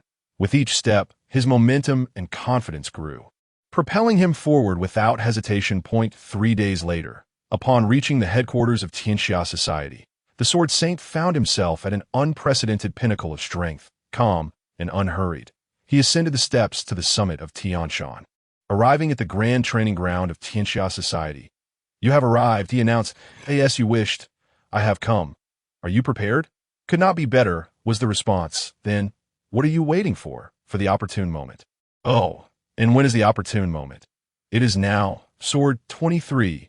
With the Sword Saint's declaration, his peak momentum surged forth, unleashing the most powerful strike of the Holy Spirit sword technique, in an instant. The winds transformed, and the heavens displayed unusual signs. The sword intent soared, stirring the boundless power of the cosmos. The pervasive sword intent enveloped the entire training ground, harnessing the celestial forces from all directions to form a realm of will, or sword domain, led by the Sword Saint's primordial spirit. The moment the sword domain took shape, the surrounding space seemed to freeze, immobilizing all beings and objects within, apart from their consciousness, which could still ponder. Their bodies were rendered incapable of even the slightest movement, left to be at the mercy of the dense sword intent that dominated the domain. Silence. An infinite stillness in that moment. The entire training ground resembled a painting hanging on a wall. Everything was frozen, save for the sword Saint's primordial spirit. Even Wu Feng, who had long been prepared, found himself momentarily immobilized. As he quickly regained his senses, he discovered that the sword, manifesting from the sword saint's primordial spirit, was mere inches from him. In that dire moment, Wu Feng, unable to hesitate, instantly revealed his long-cultivated soul visualization tool, the creation Qinglian platform, to block the imminent attack from the sword saint's primordial sword. In the same breath, he summoned all his true qi and unleashed a powerful punch towards the sword saint's corporeal form. Observing this, the sword saint, now transformed into the primordial sword, could no longer afford to clash head-on with the Qinglian platform. In a flash, he returned to his physical body, conjuring a protective barrier with the power of the sword domain. Exercising his advantage on home turf, he effortlessly neutralized the celestial force gathered by Wu Feng's punch, absorbing the remaining pure, true qi with ease. Before the sword saint could savor his triumph, a formidable punch intent suddenly erupted, swiftly displacing the overwhelming sword intent that had pervaded the training ground. The sword domain was constrained to a mere 3 feet around him before it finally relented. The sublimation of martial will. This sensation of controlling everything is truly delightful. Wu Feng, who had long surpassed the threshold for breakthrough, yet remained hindered by his prior doubts, experienced clarity as he witnessed the sword saint's display. In that moment, he broke through, transcending several minor realms at once due to his profound accumulation. Hence, he surpassed the sword saint, pressing the sword domain to its utmost limits. Success! Master has succeeded, exclaimed Duan Lang, watching from the sidelines, his face alight with excitement. Indeed, it has succeeded, just as Master envisioned, Nie Feng remarked, his eyes shining with admiration as he gazed at Wu Feng in the training ground. Is there anything surprising about this? Hasn't Master always acted only after achieving at least 10 layers of certainty? While Bu Jingyun felt equally elated internally, he maintained a facade of calm, remarking, "You have been plotting against me all along, using me to aid your breakthrough. Don't you fear that any miscalculation could lead to your demise beneath my sword?" At this juncture, the sword saint, having comprehended everything, stared incredulously, unable to accept that he had become a mere stepping stone for Wu Feng. "Your praise is excessive. You overestimate me, that I merely followed the current." Acting in accordance with the flow, after thoroughly immersing himself in the newly transcended realm of martial intent, Wu Feng, feeling immensely satisfied, revealed a subtle smile and humbly addressed the sword saint. With that, Wu Feng wasted no time. He raised his hand, drew back a shoulder, gathered his strength, and in the blink of an eye, executed a series of movements. From a distance, one could observe Wu Feng swiftly advancing forward, delivering a steady, ordinary strike, manifesting as a condensed sphere of true energy the size of an adult's fist. As he approached the sword saint, this energy rapidly expanded, growing larger until, in an instant, it transformed into a colossal force measuring 300 zhang, while simultaneously drawing upon the surrounding celestial energies within a 10-mile radius, increasing in magnitude. When it reached the sword saint, the force had burgeoned to a size of 300 zhang, a massive energy akin to a mountain, effortlessly crushing the sword saint's final desperate strike, 100 zhang-long sword, into oblivion, scattering it to the winds. Furthermore, it sent the sword saint himself crashing into a nearby, snow-covered peak, resulting in shattered bones and immediate demise, thus concluding his lifelong obsession with the sword. The thunderous roar of the mountain collapsing echoed relentlessly, startling the high-ranking members of the Heavenly Society who were observing from afar, leaving them in utter shock and disbelief. In that moment, the onlookers felt as if something profound within them had collapsed entirely, only to be swiftly rebuilt anew. Such is the way of a true man. Magnificent, truly magnificent, exclaimed Nieran Wang and Duan Shuai, both elders in unison as they regained their composure. Is this not the power of the celestial beings? Indeed, the strength to crumble mountains is akin to that of the gods. Can human power truly reach such heights? Though my master had spoken of this before, it seems exceedingly exaggerated. Thoughts raced through Bu Jingyun's mind as he resolved to devote himself to martial cultivation with a fervor 100-fold greater than before. Aspiring to reach the realm described by his master, where one might resurrect deceased loved ones. Time passed swiftly, and a month had gone by in the blink of an EYAT this moment. The Heavenly Society had obliterated the last obstacle, the unsurpassed city, marking a preliminary accomplishment of their grand ambition to unify the world. All that remained was a martial art supreme, devoid of any deterrent or authority. Akin to a mere talisman awaiting the Heavenly Society to raise the slaughtering knife. On this day, within the Grand Hall of the Heavenly Society, one of the straightforward hall masters boldly declared, "I cannot fathom the hesitation. We should simply push through. Can a mere martial arts dynasty truly challenge the Heavenly Society?" However, another hall master, who had always played the role of strategist, countered, "This is unwise. Such actions would cost us our reputation and moral standing, portraying the Heavenly Society as brutish and tyrannical, detrimental to our future governance. Indeed, reckless aggression is the worst strategy. It should only be employed as a last resort," echoed the mixed hall master in agreement. "Humph, if this won't do, nor that, then I shall not concern myself further. You may deliberate among yourselves," proclaimed the power hall master, closing his eyes in contemplation, truly resolved to disengage from matter. "Enough, let us not dwell on this fool. We shall proceed," said Qin Shuang, the hall master in charge of the meeting, breaking the awkward silence. In my opinion, the power hall master's idea isn't without merit. However, we must adopt a more diplomatic approach. For instance, the Heavenly Society could send personnel to assist in maintaining order, allowing the original defenders to retire and enjoy their well-earned peace. Naturally, during this transition, we may need to eliminate a few misguided loyalists as an example. What do you all think? Observing the rising tension among the hall masters, Duan Lang, who had been a silent observer, interjected, "Brilliant. This plan is exceptionally clever. We could effectively render the martial arts supreme a mere puppet." At this moment, the previously indecisive Ming hall master, seeing the aloofness of the Grand Elder's disciple, eagerly chimed in with flattery. "Indeed, this plan is superb." Following suit, another hall master awkwardly concurred, Yes, this strategy is indeed brilliant." Soon, the previously quarreling hall masters reached a consensus, unifying in their support of Duan Lang's proposal. Besides the observing Niefeng, Bu Jingyun, and Qin Shuang, all 5 hall masters, including the disengaged power hall master, expressed their approval. Thus, the meeting concluded with Duan Lang's proposal as the main framework, supplemented by the contributions of the other 5 hall masters. The following day, to expedite the implementation of the agreed-upon measures, for the 9 hall masters led their subordinates towards the domain of the martial art supreme. In the ensuing period, no unforeseen events transpired.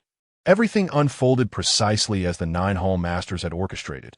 After ruthlessly eliminating hundreds of misguided loyalists, overt resistance was virtually non-existent. Moreover, 1/3 of the Heavenly Society's forces, comprising disciples from each branch, successfully established themselves within the martial arts dynasty, entirely replacing the original garrison to maintain regional stability. Notably, it is worth mentioning that due to the Heavenly Society's long-standing policies, which abolished systems including feudal slavery, the martial arts supreme and his family found themselves in a state of self-sufficiency. This situation was not solely a result of the hall master's deliberate machinations. It also stemmed from the martial arts supreme's family's persistent inability to recognize their circumstances. At this moment, the 9 hall masters, who had long been troubled by the martial arts supreme, reached a tacit agreement. They would ensure the family did not starve or suffer any fatal accidents, granting them a semblance of freedom, albeit under strict supervision. Akin to that of labor reform inmates, time flew by, and a decade swiftly passed. Over the course of these 10 years, numerous events, both significant and trivial, transpired within the Heavenly Society. Notably, 9 years prior, during the establishment of a constitutional monarchy, a rebellion was instigated by remnants of the previous dynasty and loyalists to the feudal imperial system among the righteous martial artists. although this rebellion had been anticipated and swiftly suppressed by the Heavenly Society. It nonetheless resulted in unavoidable and considerable losses. For instance, during this tumultuous period, the martial arts supreme and his entire family tragically fell victim to ruthless rebels due to an unfortunate oversight by a duty hall master. Furthermore, the formidable Xiong Ba, who had long been engrossed in secluded cultivation, was interrupted at a critical juncture, leading to the loss of his progress and ultimately rendering him in a vegetative state. Missing the grand ceremony of ascension, a deeply lamentable turn of events. In addition to these occurrences, another significant event transpired 7 years ago, the invasion of the Celestial Empire led by Zhu Wuxin, the master of the Japanese Wujua Divine Palace. Although this invasion was swiftly quelled by the newly rebranded Heavenly Society, now formally known as the Celestial Empire, it had far-reaching implications. However, due to insufficient manpower preparation, several core subordinates, including Zhu Wuxin, managed to escape unscathed. This led to the return of Zhu Wuxin, filled with resentment, alongside the confident Emperor of the East, who joined forces for a dual invasion, aiming to seize the dragon vein of the Divine Land and subsequently obliterate the reign of the Heavenly Society. Yet, it must be said that while aspirations are often noble, reality can be exceptionally harsh. Before Zhu Wuxin and the Emperor of the East could officially initiate their war of aggression, plundering any territory or taking the lives of any subjects of the Divine Land, they were preemptively intercepted by 9 exceptionally powerful members of the Imperial Council, who thwarted their advance at the coastal entrance. Thus, Zhu Wuxin not only found himself unable to progress even a single step forward, but he and his companions were also ruthlessly toyed with and tormented by the 9 council members for an extended period, before eventually being granted the mercy of release from their already dwindling lives, causing the invasion to be stillborn. It is worth noting that shortly after this incident, following extensive deliberations and debates within the Imperial Council, the following month marked the official commencement of the Great Age of Exploration, led by the council members Duan Lang, Yang Zhen, and Su Hong. Lastly, it is important to mention that the first elected speaker of the Imperial Council, Wu Feng, who took office 9 years ago without any surprises, has consistently provided vigorous support for the development of martial arts.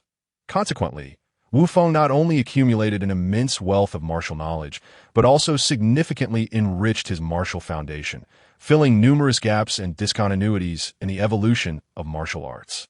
Ever since Wu Feng declined to seek re-election a year ago, he has dedicated himself to the martial hall, tirelessly absorbing and organizing nearly 90% of the martial arts collected therein. Now, after a year has passed, Wu Feng's gains are beyond description. Over this past year, he has completely sorted through all his martial arts, summarizing and integrating them into 3 concise forms. 1 fist, unrivaled in the world. 1 finger, incomparable. 1 kick, peerless. Furthermore, based on his insights, he has preliminarily organized a classification of martial realms to be released to the world, namely, 9 streams and 9 heavens. After thorough organization, Wu Feng categorized the martial realms into 2 primary realms and 18 subrealms, namely the 9 streams of ordinary martial arts and the 9 heavens of divine martial arts. In essence, the ordinary martial realm corresponds to 9 subrealms from the 9th stream to the 1st stream, while the divine martial realm corresponds to 9 subrealms from the 1st heaven to the 9th heaven. Specifically, Wu Feng designated any martial artist who has opened 1 to 4 of the 12 meridians as belonging to the 9 streams realm. Those who have opened 5 to 8 are classified as the 8 streams realm, while those who have opened 9 to 12 are deemed the 7 streams realm. If one opens a single extraordinary meridian and 8 vessels, they belong to the 6 streams realm. If 2 to 3 extraordinary meridians are opened, they belong to the 5 streams realm, and if 4 to 6 are opened, they belong to the 4 streams realm.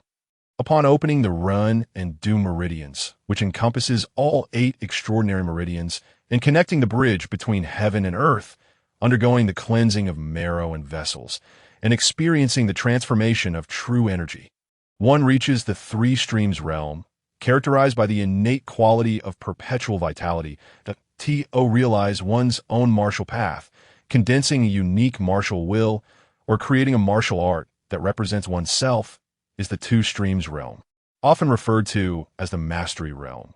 when martial arts begin to take shape and the martial will can manifest, enhancing every move and technique with the essence, energy, and spirit, reaching the pinnacle of the mortal body, is the one-stream realm, esteemed as the ultimate limit of the mundane.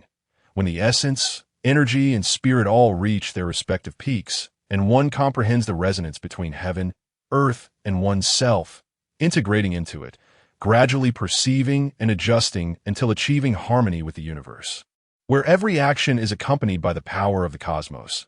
This is the first heaven realm, representing the transcendental unity of man and nature. The convergence of heaven, earth, and man forms the great triad, while the essence, energy, and spirit form the lesser triad.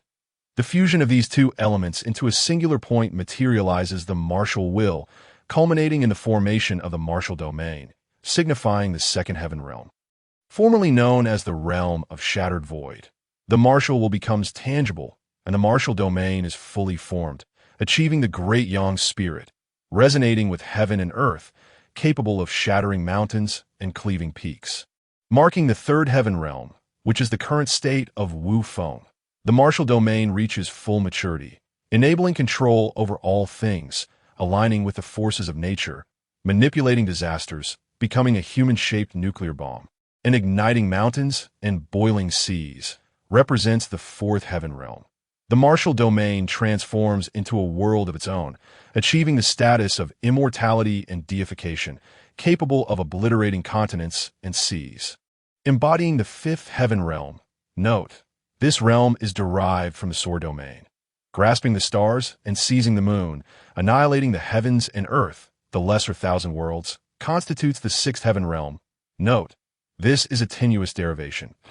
As for the remaining realms of the seventh, eighth, and ninth heavens, due to Wu Feng's limited knowledge and exposure, he cannot deduce their specifics and must temporarily leave them vacant, awaiting broader experience and deeper martial understanding for future elaboration and refinement.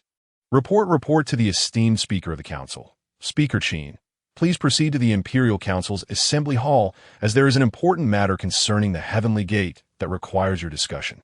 The current Secretary and Assistant to Speaker Qin Shuang, the former head of the Heavenly Society, Han Yu, sprinted to the entrance of the Martial Hall, face filled with respect and admiration, calling out, "Understood, you may go back and convey my response. Just tell them I will arrive shortly. Oh, and by the way, I am no longer the speaker, so please adjust your address accordingly." Wu Feng, having just completed his organization, replied calmly after a moment of reflection. "Esteemed Speaker, you may not be aware, but the very first act of Speaker Qin upon taking office was to propose your name, advocating for your position as the great speaker of the divine land. This is equivalent to a lifelong position akin to a semi-sovereign, and unsurprisingly, it received unanimous support from all members. Upon hearing Wu Feng's words, Han Yu, the secretary and assistant, immediately explained with reverence, "Nonsense? What is this? Is it the emperor or the supreme emperor?" Wu Feng questioned sternly, his expression serious. Esteemed speaker, you have misunderstood. The position of great speaker is merely ceremonial and exclusively belongs to you, established specifically for you, and it will never be created again." Seeing Wu Feng's authoritative demeanor, Han Yu quickly added, "Oh, is that so? Well, it seems I've inadvertently put Qin Shuang in a difficult position. Very well, let it be so. But this shall not be a precedent," Wu Feng said with a smile, shaking his head after a moment of contemplation. On this day, within the Imperial Council Assembly Hall, the current 9 members and 1 speaker gathered once again. "Teacher, you have arrived." Upon seeing Wu Feng enter the hall unhurriedly, everyone immediately stood to greet him with respect. "All right, you may all sit down. There is no need for unnecessary pleasantries. Let us get straight to the point. What pressing matters or difficulties compel you to disturb me once more?" Upon entering the assembly hall, Wu Feng gestured for everyone to remain seated and without hesitation, addressed the main topic directly. Very well. Teacher, as ever, you are straightforward. In that case, I shall not delay and will directly present the focus of this meeting, based on the fragmented information collected by spies from across the Divine Land in recent years.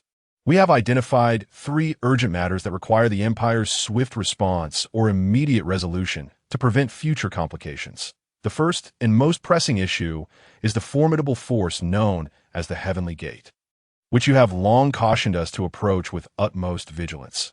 This organization was founded by the ancient figure of over 1,000 years, Emperor Shurtan, also known as Su Fu. Has the Heavenly Gate officially emerged now?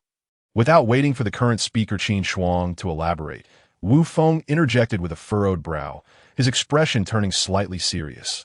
Yes, teacher. According to the reports from our spies, there has been a significant increase in the appearance of mysterious individuals around the Gue Shui slope. And the Lanrua temple has seen a surge of such figures as well. Qin Shuang replied earnestly, his tone solemn. Understood. Please continue. After a moment of contemplation, Wu Feng signaled for Qin Shuang to proceed. Yes, teacher. I will now move on to the second urgent matter. Upon hearing this, Qin Shuang responded, raising his hand to gesture with the documents in his possession towards the assembled individuals before speaking. According to reports from Eastern Japan spies, the enigmatic master of the Hidden Sword Sect, also known as the founder of the Xianhua faction, who operates under the alias of the Great Boss, has made his debut in public for the first time, displaying an ambiguous attitude with unclear intentions. Now, has his elder brother, the great demon god, made an appearance or shown any signs of activity? As someone who had long been informed by Wu Feng about the particulars of most of the world's unparalleled masters, Duanlong could not help but inquire at this point. After speaking, he seemed to recall, oh, and what of his father, the currently known oldest living anomaly, Xiao San Xiao? Has there been any recent discovery regarding him? Completely devoid of any useful findings, as you must understand, given the prowess of these old anomalies, it is entirely impossible for the current imperial spies to uncover them without being noticed, Qin Shuang explained with a wry smile of resignation. Ah, indeed, I overlooked that point. Please continue, Brother Qin, Duanlong admitted, acknowledging his foolish question without further 8D matter. The third significant matter is that the Empire has made groundbreaking advancements in its experimental research into the blood of the Fire Qilin, one of the 4 sacred beasts, designated as Qilin Enhancement Agent 4, which will allow the Qilin Guards plan to be implemented ahead of schedule.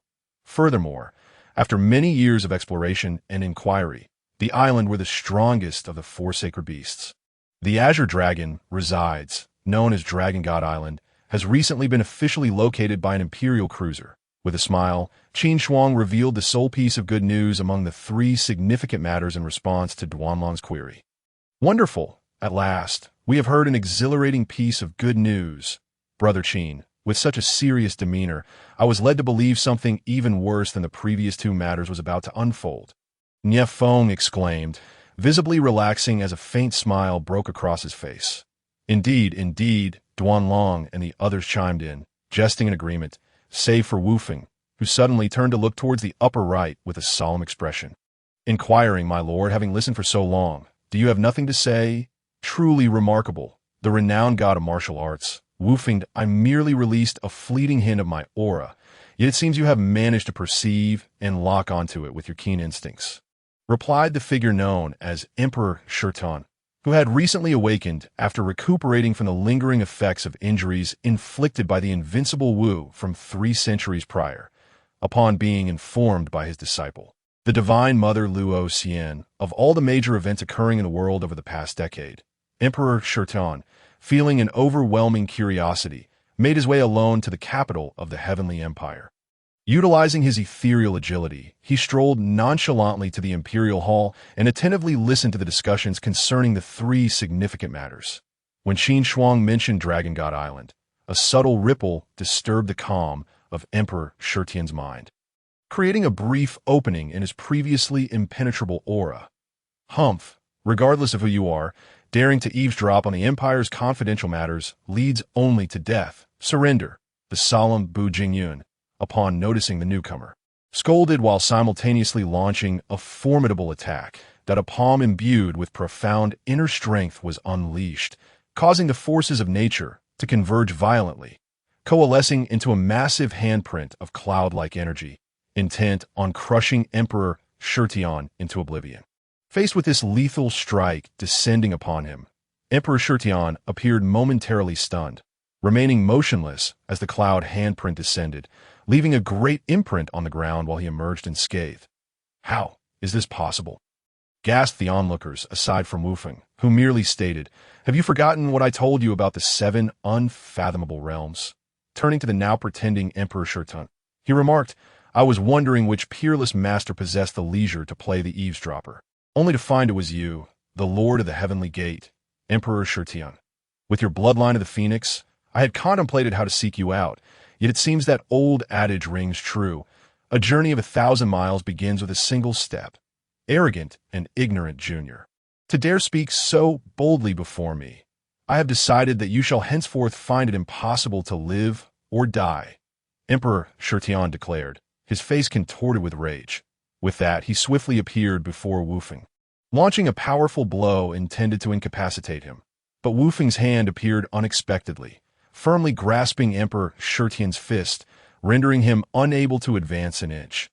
Realizing his attack had been thwarted, Emperor Shirtian retreated and immediately aimed another strike at Wufeng's back. Swish! The swift, lightning-like assault struck what seemed to be an unguarded Wufeng. Yet before Emperor Shirtian could revel in his success, he felt an odd sensation as if he had struck nothing but air. Instantly recognizing the deception, Emperor Shirtian glanced at the afterimage he had effortlessly pierced and swiftly dodged to the side, narrowly evading Wufeng's retaliatory punch. Impressive footwork. No wonder you are an ancient anomaly with 1,000 years of inner strength, Wufeng remarked flatly, observing Emperor Shirtian as he regained his composure. "You have surprised me, Junior," Emperor Shirtian replied, his demeanor shifting to one of wariness, with flickers of hesitation in his gaze. "However, this is merely the beginning. Soon you shall understand why gods are considered divine." In an instant, Emperor Shirtian surged forward once more, his movements resembling thunder and lightning, creating numerous afterimages as he assaulted Wufeng from all directions with rapid-fire strikes. Against this relentless barrage, Wufeng remained calm and collected, countering each blow with precision, as if he were a steadfast pine tree rooted on a cliff, unwavering amid the storm. Despite the torrential onslaught, he faced it all with ease, consistently parrying the forceful attacks with composed grace. Much to the astonishment of the onlookers who gazed in disbelief, in what felt like a whirlwind, the two engaged in a relentless exchange of blows, trading thousands of strikes within mere moments. After an extended offensive, seeing no breakthrough, Emperor Shirtian retreated from the fray, standing at a distance, pondering, "Junior, your prowess astounds me, invoking memories of a figure from centuries past, a man of your age. Equally arrogant, you refer to the unparalleled warrior Wu Wudi, whose attempt to slay you 3 centuries ago fell short. Such a pity," Wufeng replied with a slight shake of his head and a sigh, his expression turning serious, "since he failed to complete the task of ending your life. Allow me to fulfill that role." With a disdainful scoff, the young one foolishly seeks their own demise. I hereby declare the warm-up game concluded. Henceforth, you shall witness the formidable power of a deity, a force far beyond the meager capabilities of mere mortals. "Ha!" As the words echoed, Emperor Shirtian gently tapped his right foot against the ground, propelling himself skyward to a height of 100 meters, where he slowly extended his arms. In an instant, as this motion unfolded, the sky transformed dramatically. Winds surged and clouds churned, drawing the latent energies of the realm within a 10-mile radius.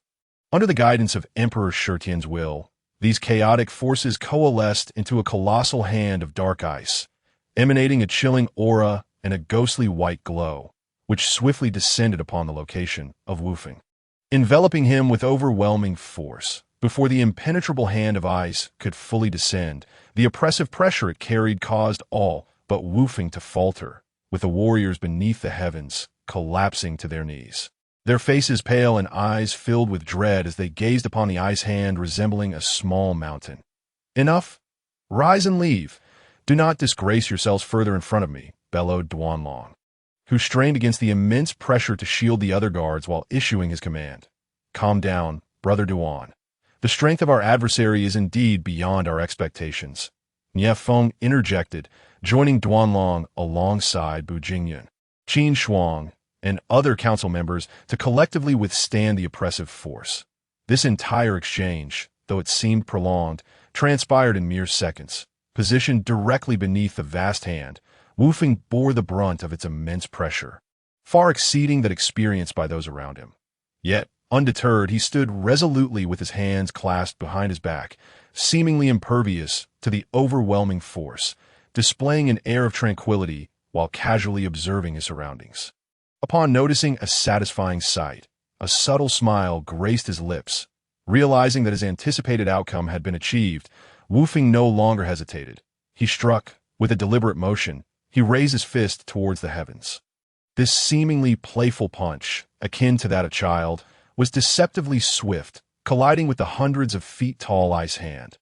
The moment their forces met, a resounding explosion echoed across the land, reverberating like thunder.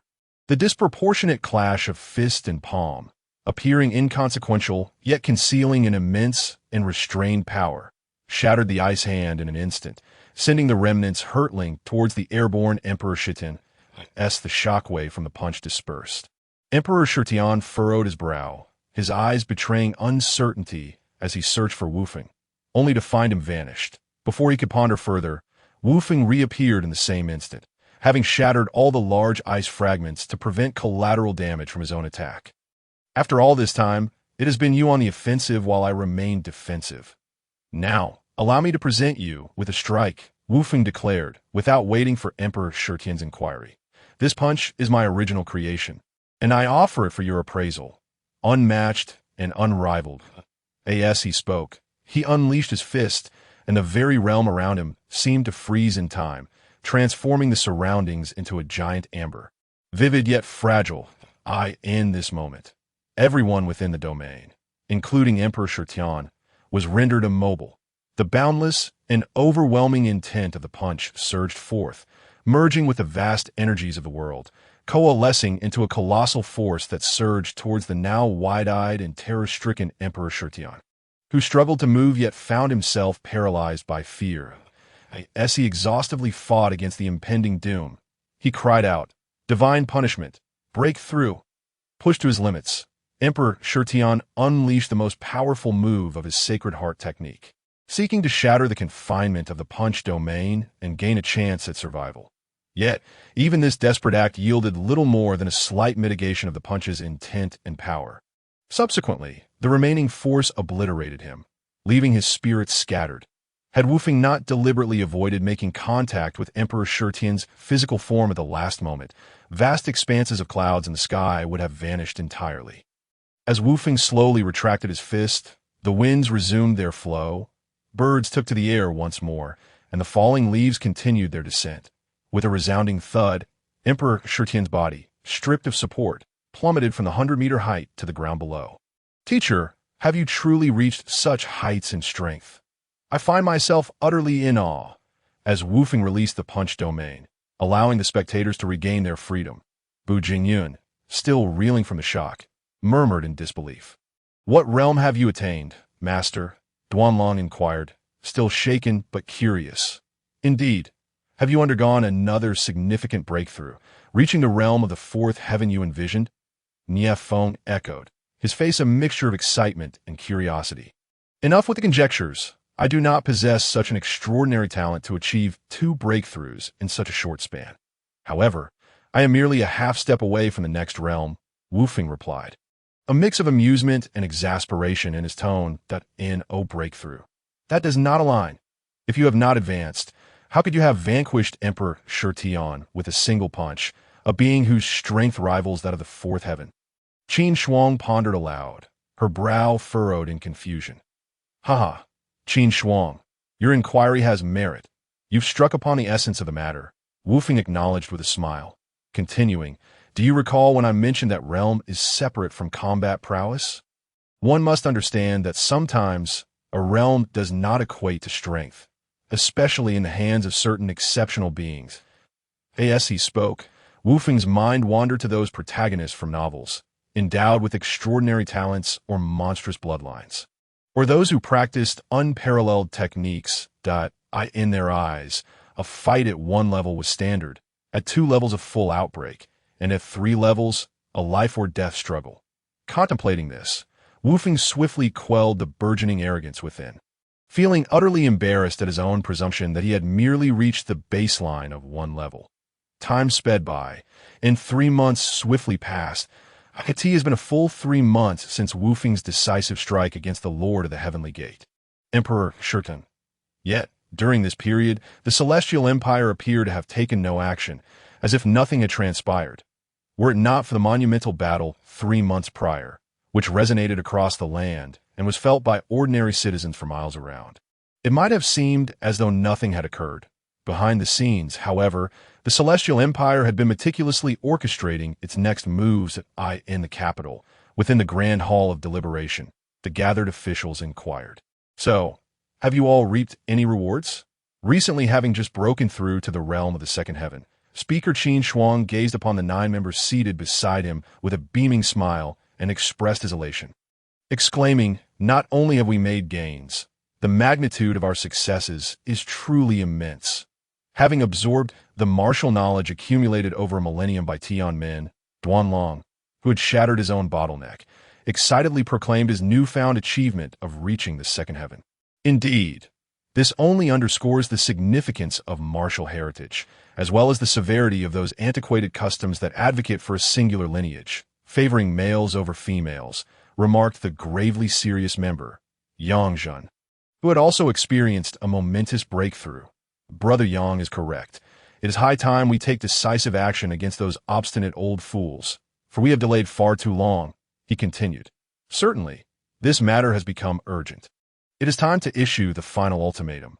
Moreover, I believe we should also address those martial sects that monopolize martial knowledge, added Bu Jingyun, who had seldom spoken before this moment. Jian Shun, the member known for his connection to the legendary martial figure Wu Ming, was about to voice his disagreement when Bu Jingyun interrupted him directly. There is no room for debate. You ought to be acutely aware of the prevailing trends of the future era. After all, you too are an esteemed graduate of Baichuan Academy. It is time to abandon the teachings of your master, Bu Jingyun asserted with unyielding clarity. Indeed, Brother Jian Shun, Brother Yun's words hold merit. Should we not discard the detritus of the old era? Nie Feng chimed in.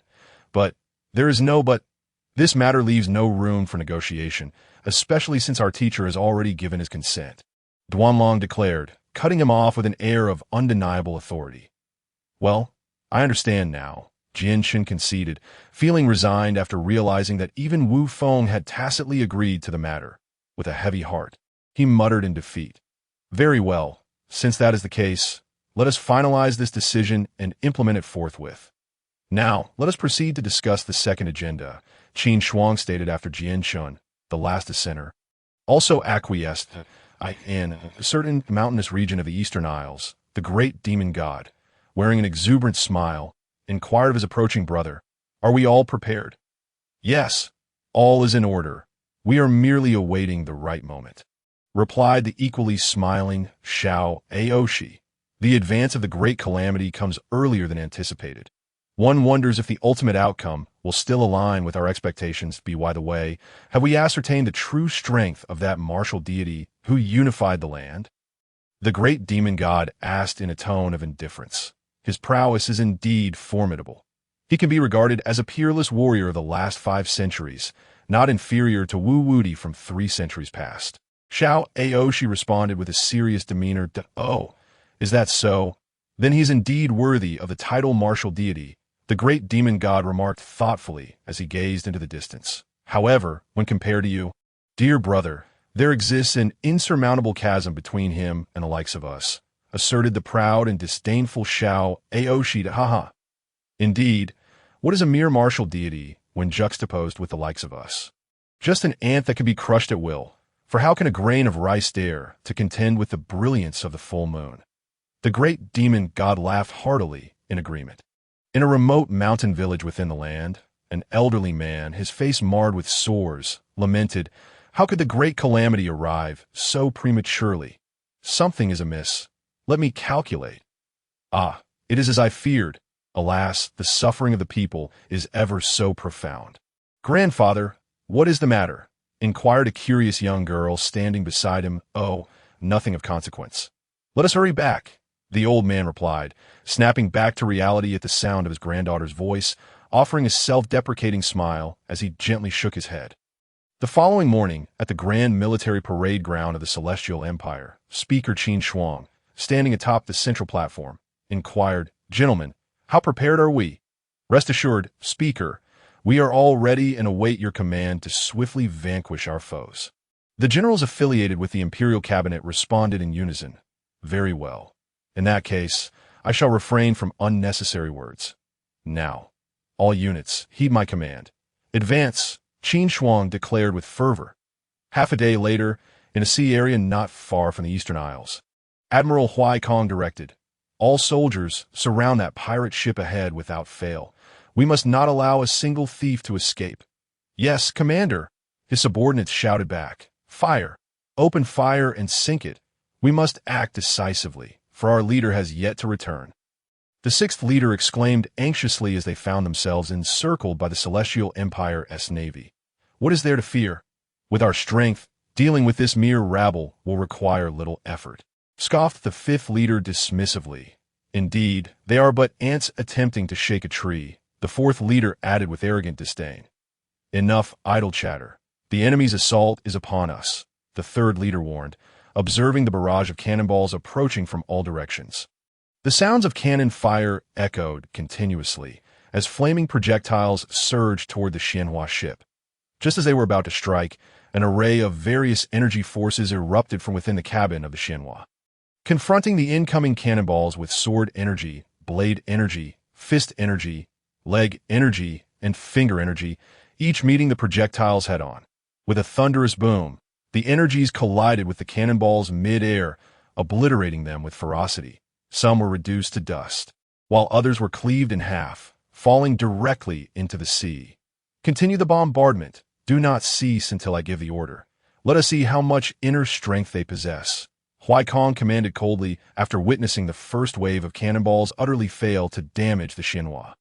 As the relentless cannon fire rained down like a torrential storm upon the encircled Xianhua, the second leader, while deflecting the incoming cannonballs, inquired with a serious expression, "Have you all considered the implications? This cannot continue indefinitely." "Very well. I agree. Let us unite our forces and strike at the enemy flagship ahead." "I concur." With that, they all rallied together, and a surge of energy erupted as 7 massive waves of energy, each towering over 10 zhong, surged toward Huai Kong's flagship, sweeping aside the hundreds of cannonballs with ease, barreling through the obstacles with the force of a tempest. You wish to play a game of targeting the general amidst the chaos of battle to determine the outcome of this encirclement. A mere fantasy. Relay my orders to the Xuanwu guards to engage without mercy. Huai Kong, seeing through the enemy's intentions, stated sternly, his eyes filled with disdain. "Yes, Commander." A subordinate replied hastily, "It is time to test the worth of the 5 sacred beast guards, which the Empire has invested so much in." He mused, his gaze fixed upon the horizon. Meanwhile, within a dense forest near the coastline of the Eastern Isles, the leader of the pirates, having received word of the Xianhua being besieged by the Celestial Empire's navy, rushed forth to render aid. Suddenly, a fierce sword energy, ablaze with flames and spanning dozens of feet, surged toward him, forcing Xiao Aoshi to halt abruptly and summon his energy to defend. "This path is blocked." With a swift strike of sword energy, Duanlong's figure appeared rapidly from afar. In the blink of an eye, he arrived just 3 meters away from Xiao Aoshi, halting his progress point. One hand rested on his sword while the other stifled a yawn. His demeanor languid and reminiscent of one who has just awoken from slumber. "You are the Fire Lin Sword Saint, Duanlang." Upon recognizing his visitor, Xiao Aoshi remarked, quickly piecing together the implications. "So, everything that has transpired today was orchestrated by you in advance." "Indeed, just as you have surmised. Thus, I advise you to refrain from any futile struggles and surrender voluntarily. It would save me the trouble of exerting myself further." Though outwardly appearing nonchalant, Duanlang was internally vigilant, offering his insouciant counsel. "Humph! Arrogant youth, prepare to perish under my wrath." The furious Xiao Aoshi, incensed both by Duanlang's demeanor and the hindrance to his urgent intentions, unleashed his attack. Instantly, a formidable strike, infused with countless martial arts, erupted forth, causing the very skies to darken and the earth to tremble, compelling all around to bow before its might as a tempestuous gale surged. The force of the blow racing towards him, encompassing an area of several hundred jong. Enveloped by this overwhelming pressure, Duan Lang, refusing to yield, summoned all his internal energy and countered with a retaliatory strike.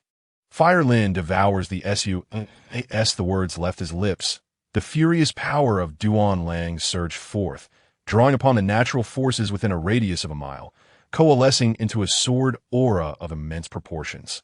Ablaze with an intensity rivaling molten lava, hurtling directly towards the myriad of oncoming attacks. With a resounding clash, the two strikes met mid-air, erupting in a violent confrontation, neither yielding nor retreating, their energies colliding and then dissipating, sending shockwaves outward.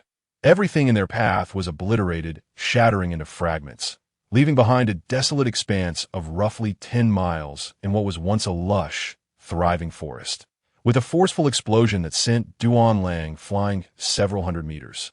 He landed painfully, feeling a sharp ache in his chest and a coppery taste in his throat, unable to hold back as he coughed up a mouthful of crimson. In contrast, Xiao Aoshi, after retreating over 100 meters, regained his composure, appearing unscathed except for his labored breathing, which was even more pronounced than before. Ha ha! Behold, you overconfident youth! This is the insurmountable chasm that exists between you and me, in mere moments. The arrogant leader approached Duan Lang, who was half kneeling with one hand on his sword, flaunting his superiority. Without delay, he struck again, intent on delivering a fatal blow to Duan Lang. May the four great evils perish. You ignorant child! In the face of this life-threatening strike, Duan Lang had no choice but to summon his remaining strength, focusing his will into the divine sword he wielded. Like a tea that moment, all his thoughts converged into a singular intent, unleashing a desperate attack that stirred the forces of nature within a 10-mile radius, cleaving forth a massive wave of fiery, sword energy aimed directly at Xiao Aoshi's lethal thrust. As the two attacks collided, they maintained a stalemate for a fleeting second, but ultimately, Duan Lang's sword, embodying the entirety of his strength, gained the upper hand, cleaving through Xiao Aoshi's deadly strike and continuing onward with diminished force. Ah, a breakthrough in the heat of battle. Humph, and what of it? It does not alter the outcome of your defeat, for the gulf between us cannot be bridged by mere momentary advancement. Xiao Aoshi disdainfully snorted as he unleashed a finger imbued with the essence of the four fundamental forces of nature: earth, water, fire, and wind, effortlessly piercing through Duan Lang's desperate blow, scattering its force without diminishing his own. The relentless onslaught surged towards Duan Lang, who, having expended nearly all his energy, could only brace himself against the forthcoming tide of malevolence. Watching helplessly as the deadly finger approached, suddenly, amidst the chaos, three strikes converged: clouds of sorrow, divine wind in motion, and a thunderous boom, unleashing a cataclysmic force that obliterated everything in the vicinity, turning flora to ash, tossing earth into the air, and fracturing the ground, creating a chasm 3 feet deep over a vast area. You have finally arrived. Had you delayed any longer, you would have had to seek me in the depths of the underworld. Duan Lang, now suspended in the air, remarked with a wry smile, despite the trepidation that lingered within. Enough of this, Brother Lang. You must conserve your words and take the latest Bodhi pill from the alchemy pavilion to heal your wounds swiftly. Nie Fong, with a concerned expression, urged him. Indeed, Brother Lang. Focus on your recovery here. We shall take care of the rest. After landing, Bu Jingyun spoke gently but resolutely, turning to face Xiao Aoshi with an expression devoid of emotion. Rest assured, my brother will impart a thorough lesson to you, ensuring your satisfaction. So you too are the revered cloud, Saint Bu Jingyun, and Wen Saint Nie Fong of the 9 saints of the Celestial Empire. Quite impressive to possess such strength at a young age. Yet, it is regrettable that heaven is often envious of exceptional talent. Your lives are forfeit, and you shall not survive beyond a mere moment. For you have provoked a foe you ought never to have crossed. Xiao Aoshi's eyes glinted with malice as he lamented. Are you referring to yourself as the foe we should not have provoked? How audaciously arrogant! Do you truly consider yourself a deity wielding dominion over life and death? Bu Jingyun retorted coldly, his disdain palpable. Enough, Brother Yun. Our master has advised against wasting words on these soulless creatures. We shall strike without hesitation. Niefeng declared, his gaze icy as it fixed upon Xiao Aoshi. In an instant, he gathered his internal energy, augmenting his speed, and dashed toward Xiao Aoshi. Observing this, Bu Jingyun wasted no time. Following suit with a perfected version of the cloud-pushing palm, closing in on Xiao Aoshi. With each strike growing stronger and each movement quicker, the two coordinated seamlessly, unleashing a barrage of attacks upon Xiao Aoshi.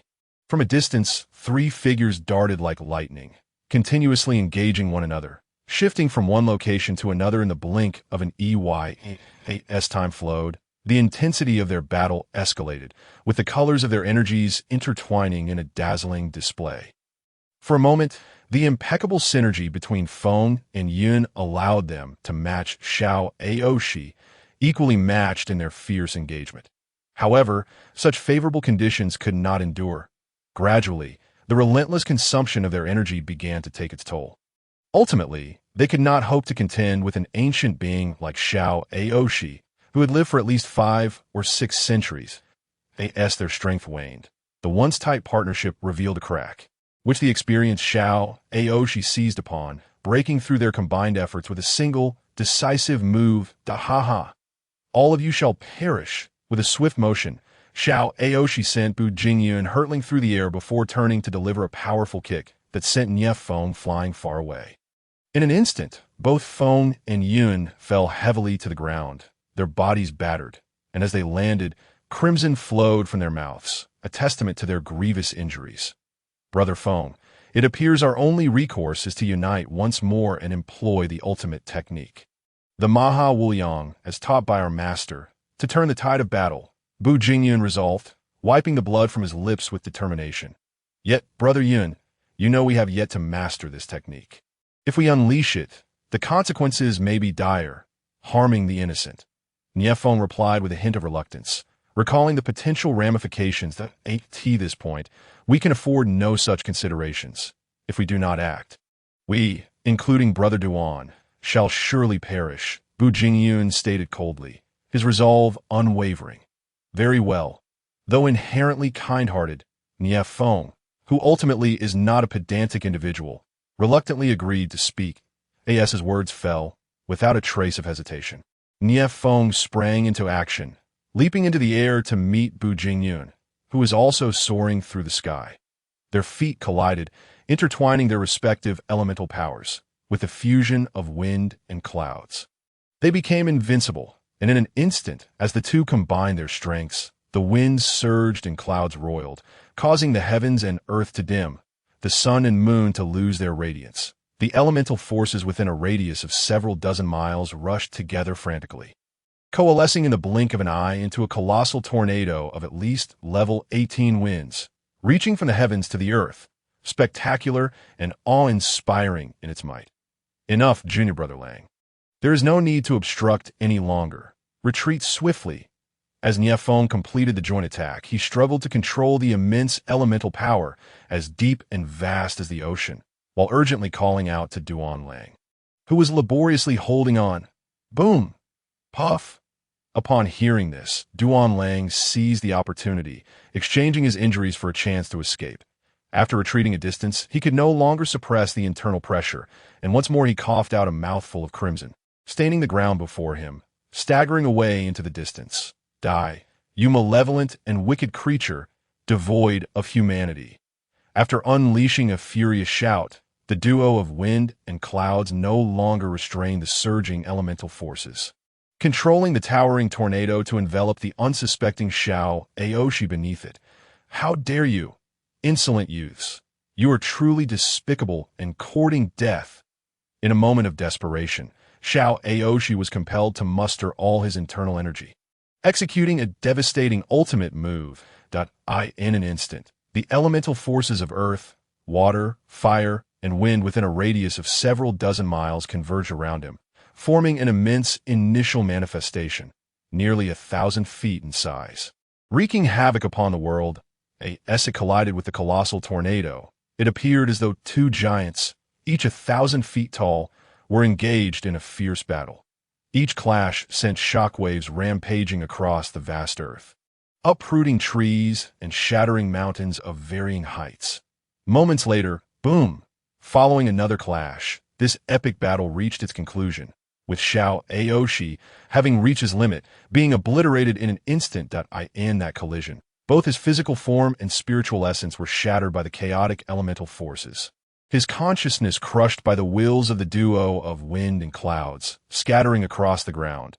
Returning to the essence of the universe, as victory was declared, and the enemy lay defeated, the two exchanged relieved smiles, releasing their hold on the overwhelming elemental power, allowing it to dissipate into the surroundings, their bodies descending gently to the ground, where they fell, leaving behind a pool of crimson, with the dawn of a new year upon us. I extend my heartfelt wishes for happiness and fulfillment to all my readers. Meanwhile, as the trio of Wind and Cloud brothers joined forces to besiege the Overlord in a distant field in the east, the sun, a fiery orb, slowly descended towards the far western horizon, casting a warm glow across half the sky. Gradually, as time flowed, the vivid sun completely vanished, yielding to the encroaching dusk, which stealthily descended without notice. Should I address you as Zhang Wu, or the great demon god? Or should I simply call you by your name? Xiao Jingtian. Early in the day, observing the ordinary farmer Zhang Wu diligently toiling in the fields, Wu Feng waited until dusk fell before posing the question that, is it important? Ha, indeed. It no longer matters, for once I have slain you, I will eradicate all who possess knowledge of this. The great demon god smirked arrogantly before coldly continuing. And without hesitation, he unleashed his attack. The mixed heaven four absolutes, the wind fist. This supreme technique, crafted by the ancient monster Shao Sansa, who had lived for over 4 millennia, encompassed the elemental forces of the universe, wind, thunder, fire, and rain, capable of effortlessly harnessing the ceaseless natural energies, elevating the user's power to an unprecedented level. As the great demon god, Xiao Jingtian, executed this technique, the heavens trembled, the earth shook, and the winds surged violently.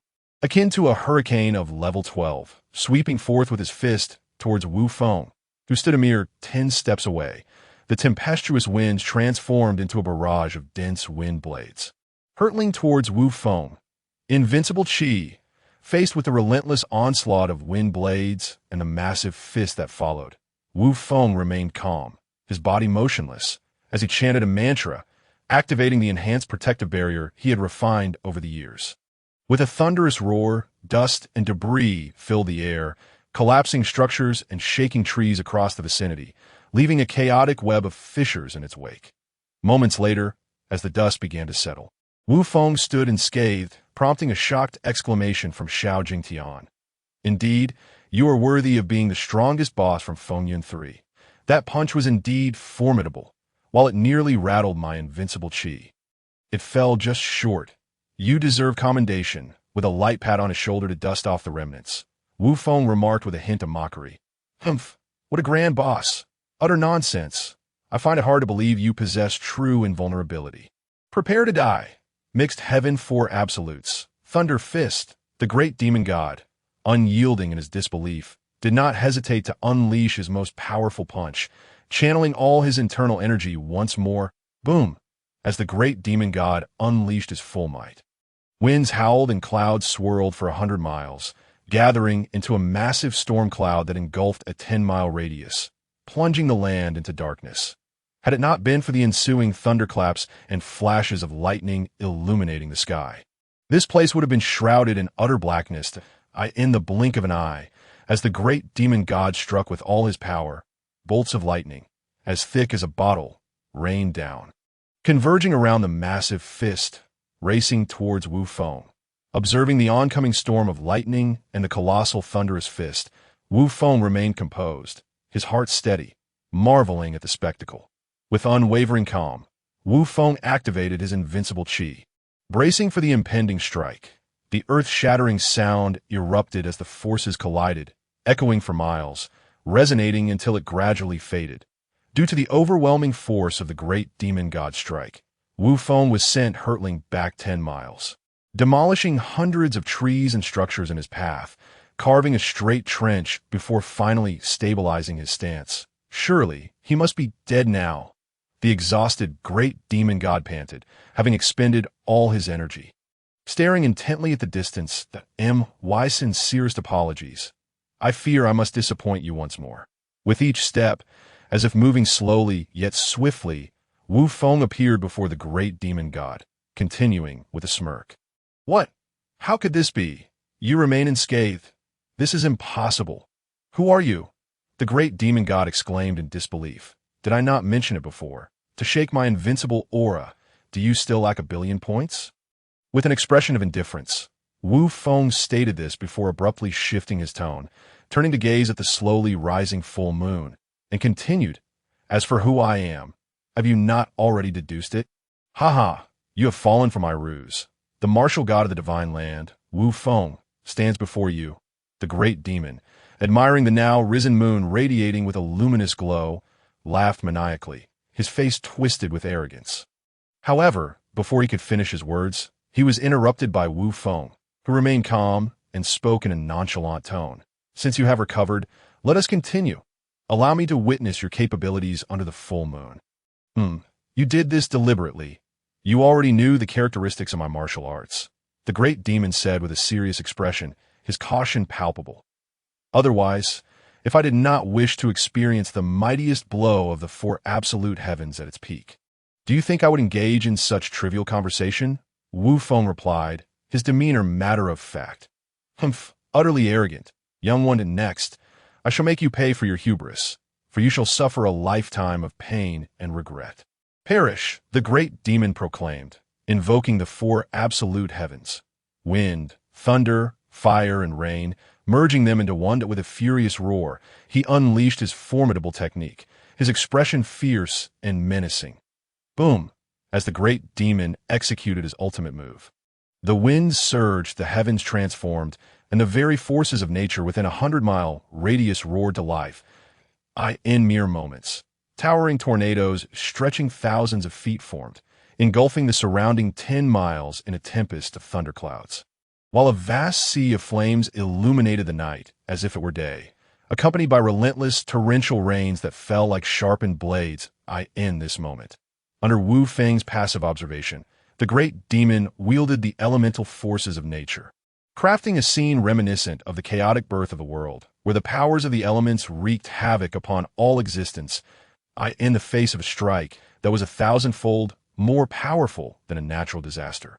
Wu Feng, after a brief flicker of surprise, once again enveloped himself in his indomitable 3-foot aura, unwavering against the relentless onslaught of searing flames, the massive tornado's pull and collision, and the rapid downpour of rain that struck like daggers. It was only when the heavy clouds above unleashed their thunderous fury that a hint of astonishment and anticipation flickered across Wu Feng's visage. Boom! Bolts of lightning cascaded down upon Wu Feng, suspended a dozen meters above the ground, as if he were undergoing a trial by heaven, each strike more potent than the last. From an initial surge of approximately 1,000,000 volts, the voltage doubled, reaching 2,000,000, then 4,000,000, culminating at 10,240,000,000 volts. Ultimately, due to the great demon's insufficient cultivation and realm, he could unleash no more powerful strikes, reluctantly halting his assault. After enduring the scorching flames, the blade-like rain, the howling winds, and the relentless lightning, the battleground was transformed into a desolate wasteland, with all life extinguished, leaving only ruins and lifeless debris in a grim tableau. Huff! Ha-ha, dead. At last you are dead. Once the dust settled, the great demon surveyed the transformed landscape, now a vast basin where hills once stood, and upon confirming no signs of life remained aside from himself, he laughed triumphantly, gasping for breath. Yet before the great demon could revel in his apparent victory, a sudden cacophony of cracking stones echoed through the desolation, sharply contrasting the eerie silence that, How is this possible? He exclaimed, staring in disbelief as Wu Feng emerged from the pit, unscathed, his body showing no signs of injury. The great demon, as laughter abruptly ceased, replaced by a look of incredulity that I refused to believe this. It cannot be real. I must still be dreaming. Struggling to accept the reality of his defeat, the great demon shielded his face with his hands, muttering disbelievingly, as if trying to hypnotize himself into denial. Appearing almost dazed, are you truly this daft? Your spirit is remarkably fragile. Instead of letting you live in ignorance and tarnish the reputation of a once great warrior, I shall grant you a grand burial. Preserving your legacy, Wu Feng remarked with an expression of concern for the great demon's fate. With that, Wu Feng moved without delay, gathering his energy and unleashing a straightforward, yet powerful punch towards the great demon. The punch generated an immense pressure, compressing the air into a cannonball of force that crossed 100 meters in an instant, aimed to obliterate the great demon as the air cannon approached its target. The great demon, caught in a frenzy of madness, suddenly leaned back, narrowly evading the lethal strike. You figured it out, didn't you? Wu Feng interrupted, completing the great demon's thought. I it that you are foolish. Am I the fool? Such a clumsy ruse.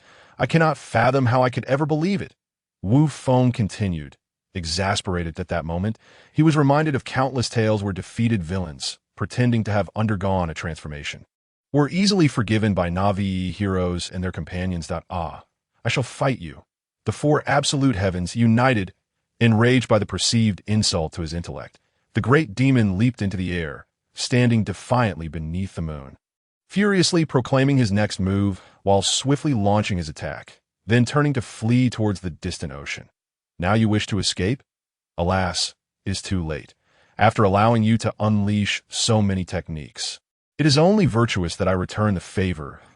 If you can withstand my punch, I shall spare you, Wu Feng declared, his fist thrusting forward, unleashing an overwhelming intent that spread across the 100-mile radius like a colossal wave, engulfing all in its path. In an instant, the area was filled with a palpable force of intent, freezing everything in its vicinity as if encased in amber.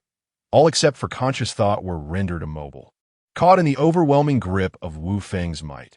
From afar, the great demon, in a desperate bid, unleashed his ultimate technique, a tempest of wind, lightning, arrows, and flames, only to find it suddenly suspended in mid-air, immobilized. The vast, unyielding force of Wu Feng's intent surged forward, swiftly enveloping the fleeing great demon, overtaking him completely.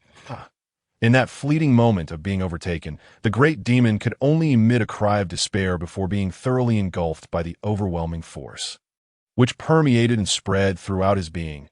Alas, what a pity! Had you mustered the courage to give your all at the last moment, perhaps a faint glimmer of hope might have remained, Wu Feng lamented, shaking his head.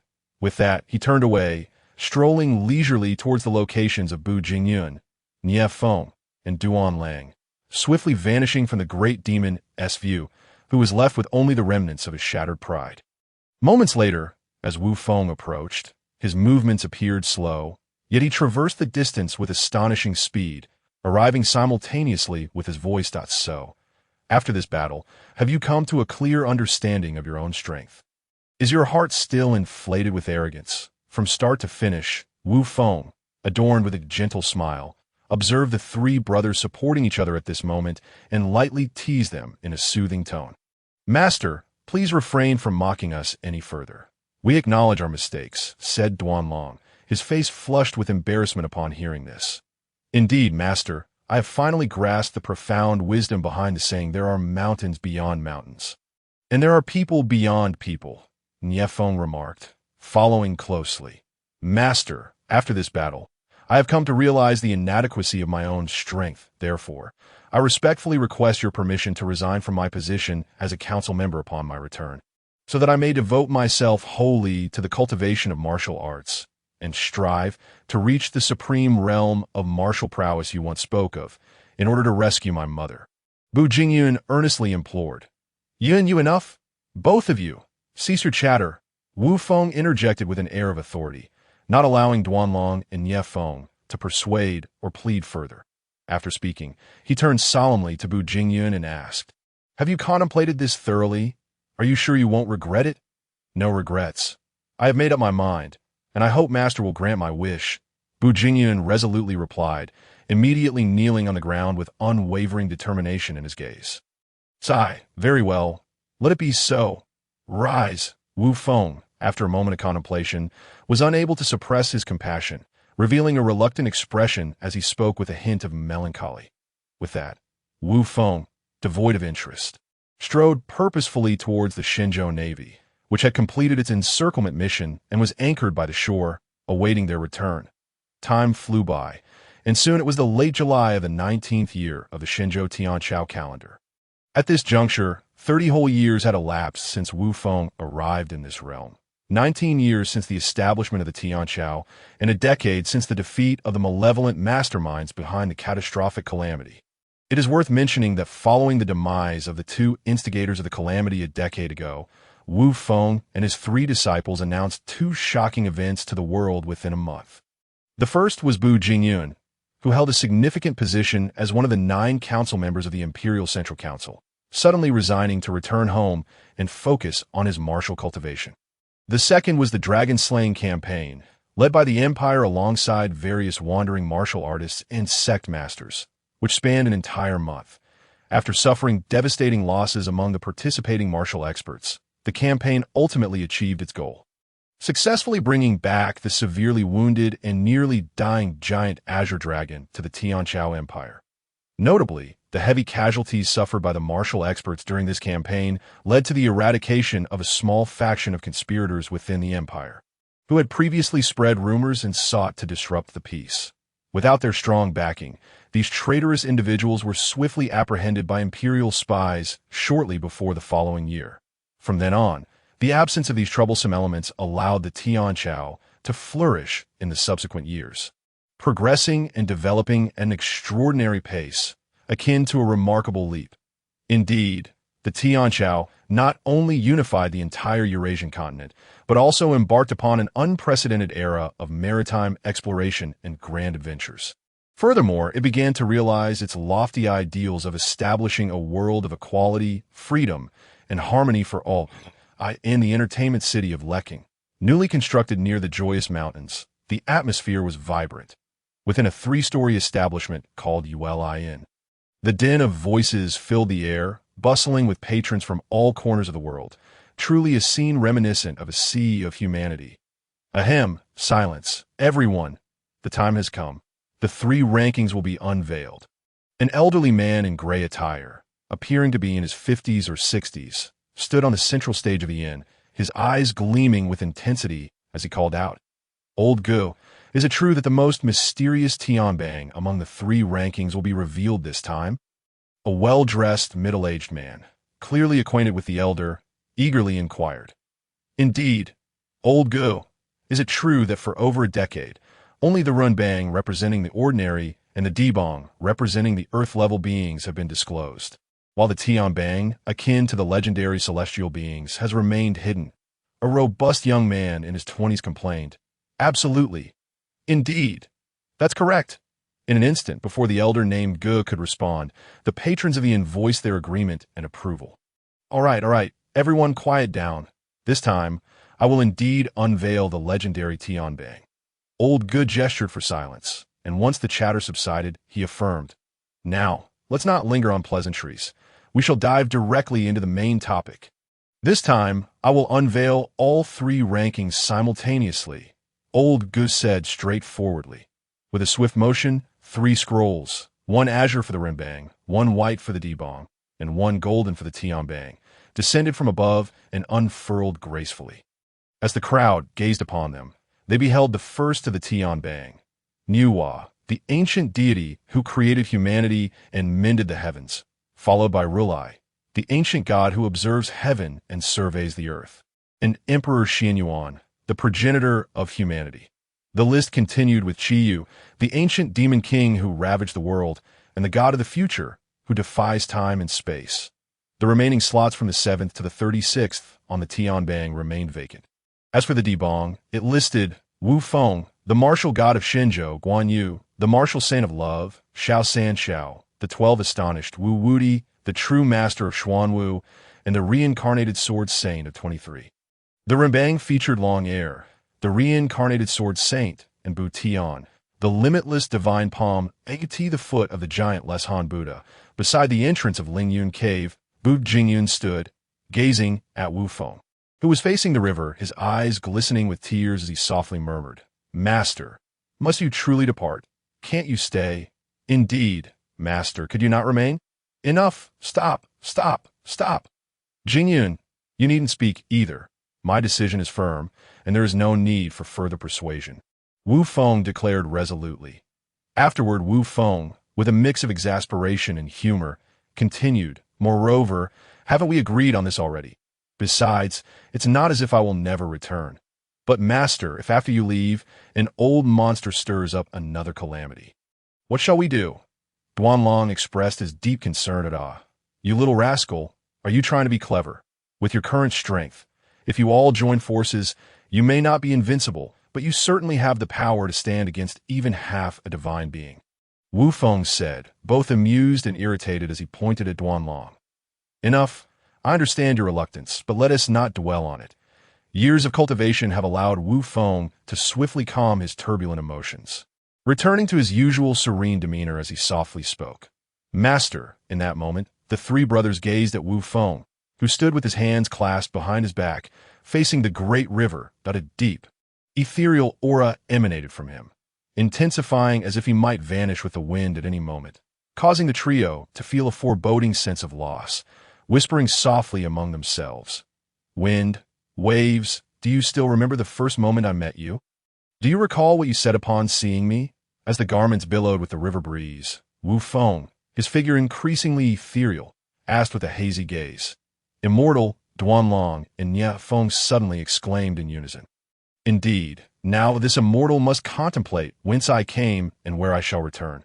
Enough jesting that Wu Feng turned around and cast a deep glance at the three individuals before breaking into a serene smile, saying, "Yinner Feng Linger, our bond as master and disciples has led us to this moment of parting." With those words, Wu Feng, free from any lingering attachments or worries, focused his thoughts and activated the fully charged progress bar of his golden finger. In an instant, just as he had arrived, he vanished without a sound, disappearing into thin AI in the Dragon Ball world, within the North Galaxy. On Earth, the sun shone brightly and the sky was clear. In a certain primeval forest on the western continent, various animals frolicked about or engaged in instinctual activities beneficial to their health. Meanwhile, a mighty male Tyrannosaurus Rex was preparing to assert his dominance over a female of his kind when, unexpectedly, a figure materialized between them. This uninvited guest was none other than Wu Feng. Returning triumphantly from the turbulent world of Fengyun after a 30-year absence, he had finally returned to his most cherished homeland. However, before Wu Feng could take a moment to reflect on his emotions and express his nostalgia, a foul-smelling attack rushed at him. Accompanying the stench was a furious roar of rage. With a sudden, powerful bite, the male Tyrannosaurus Rex clamped down on Wu Feng's impervious energy shield, shattering its sharp teeth into pieces that scattered across the ground.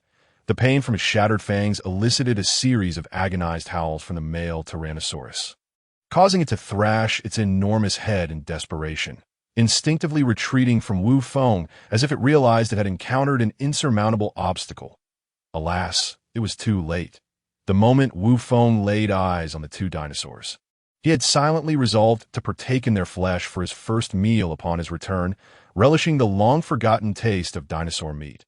Moments later, beside a small stream near the primeval forest, Wu Feng effortlessly dealt with the two unfortunate tyrannosaurs while reflecting on a myriad of experiences he had gained from his journey through different worlds. One thing was abundantly clear. He had not only achieved his preset goals, but had also significantly surpassed them. Now back in the Dragon Ball world, he felt the overwhelming energy within his liberated body, rejoicing with exuberance, realizing that his power had increased over 200 times compared to before.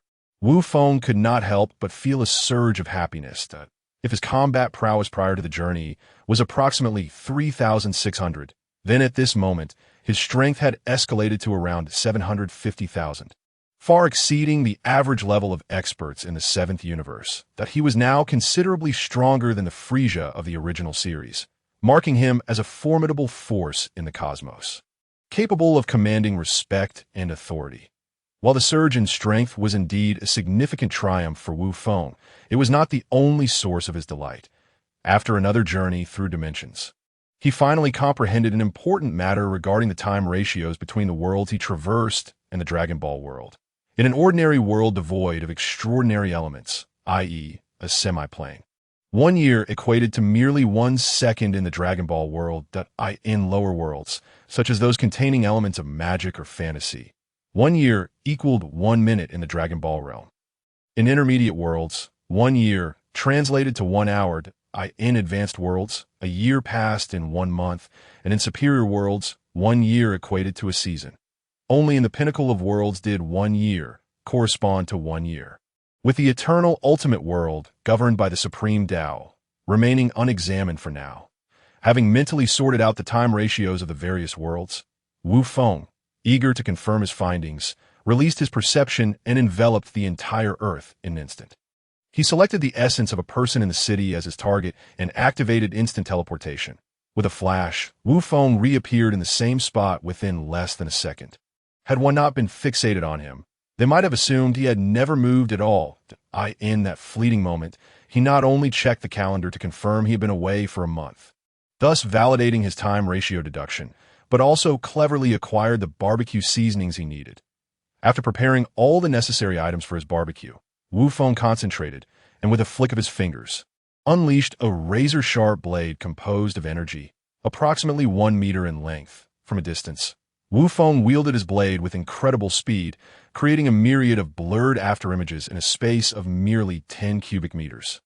In less than a moment, he had effortlessly sliced through the 2 tyrannosaurs, each measuring at least 7 or 8 meters in length, allowing him to indulge in the fruits of his labor.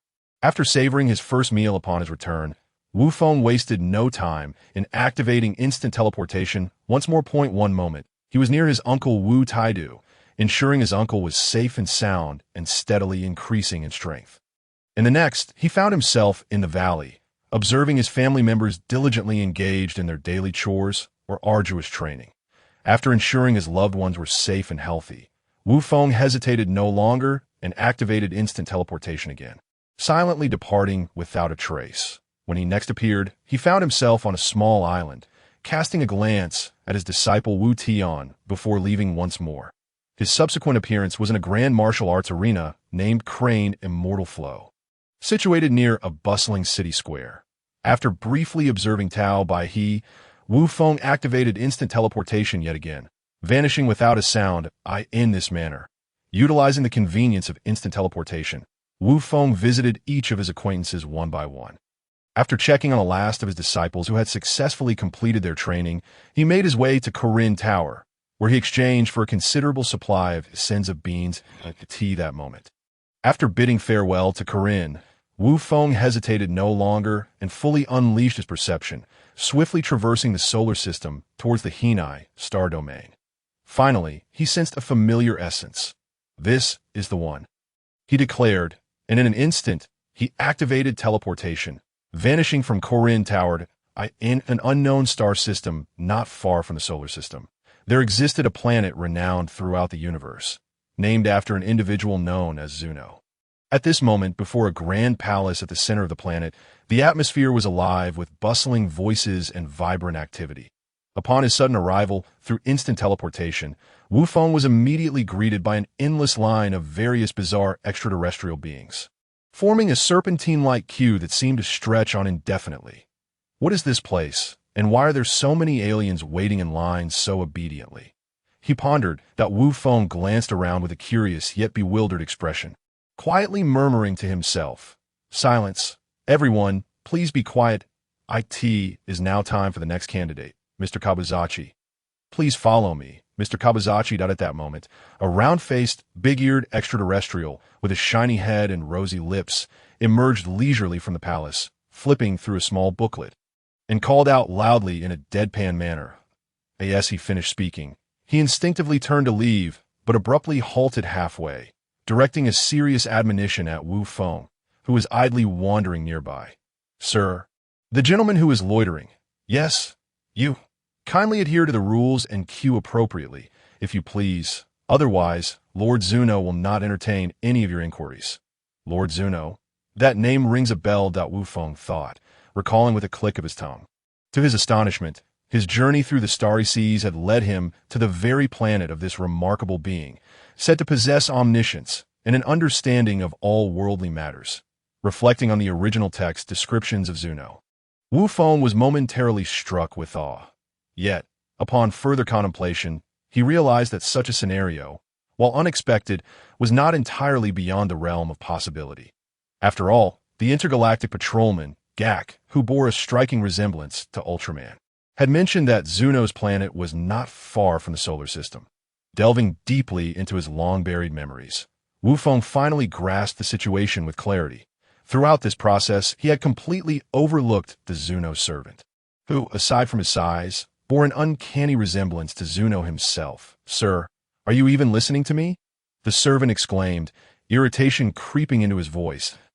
"If you have heard me, please follow Lord Zuno's rules and queue at the back."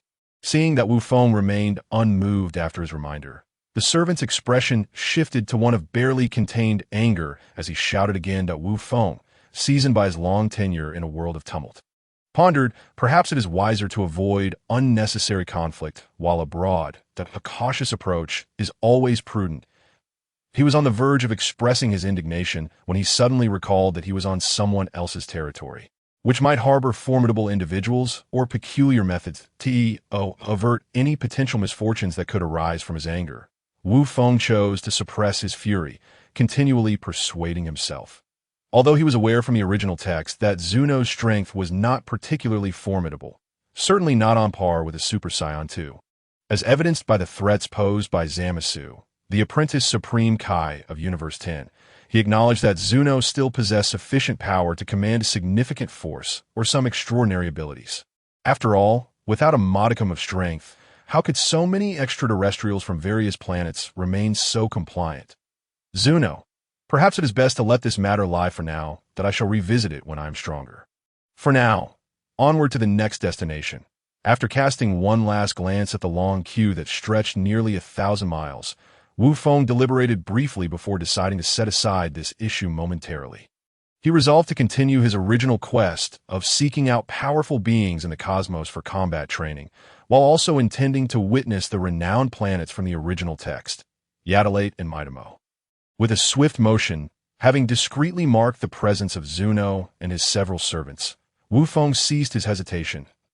In an instant, he activated his teleportation ability, vanishing abruptly before the eyes of the onlookers. Just as he had arrived, half a day later, in a bustling urban street on the planet Ola, this truly the famed trading planet of the universe, Wu Feng marveled, taking in the vibrant scenery and the throng of people. After passing through several planets, he found himself on this renowned celestial body, captivated by the myriad of spacecraft coming and going.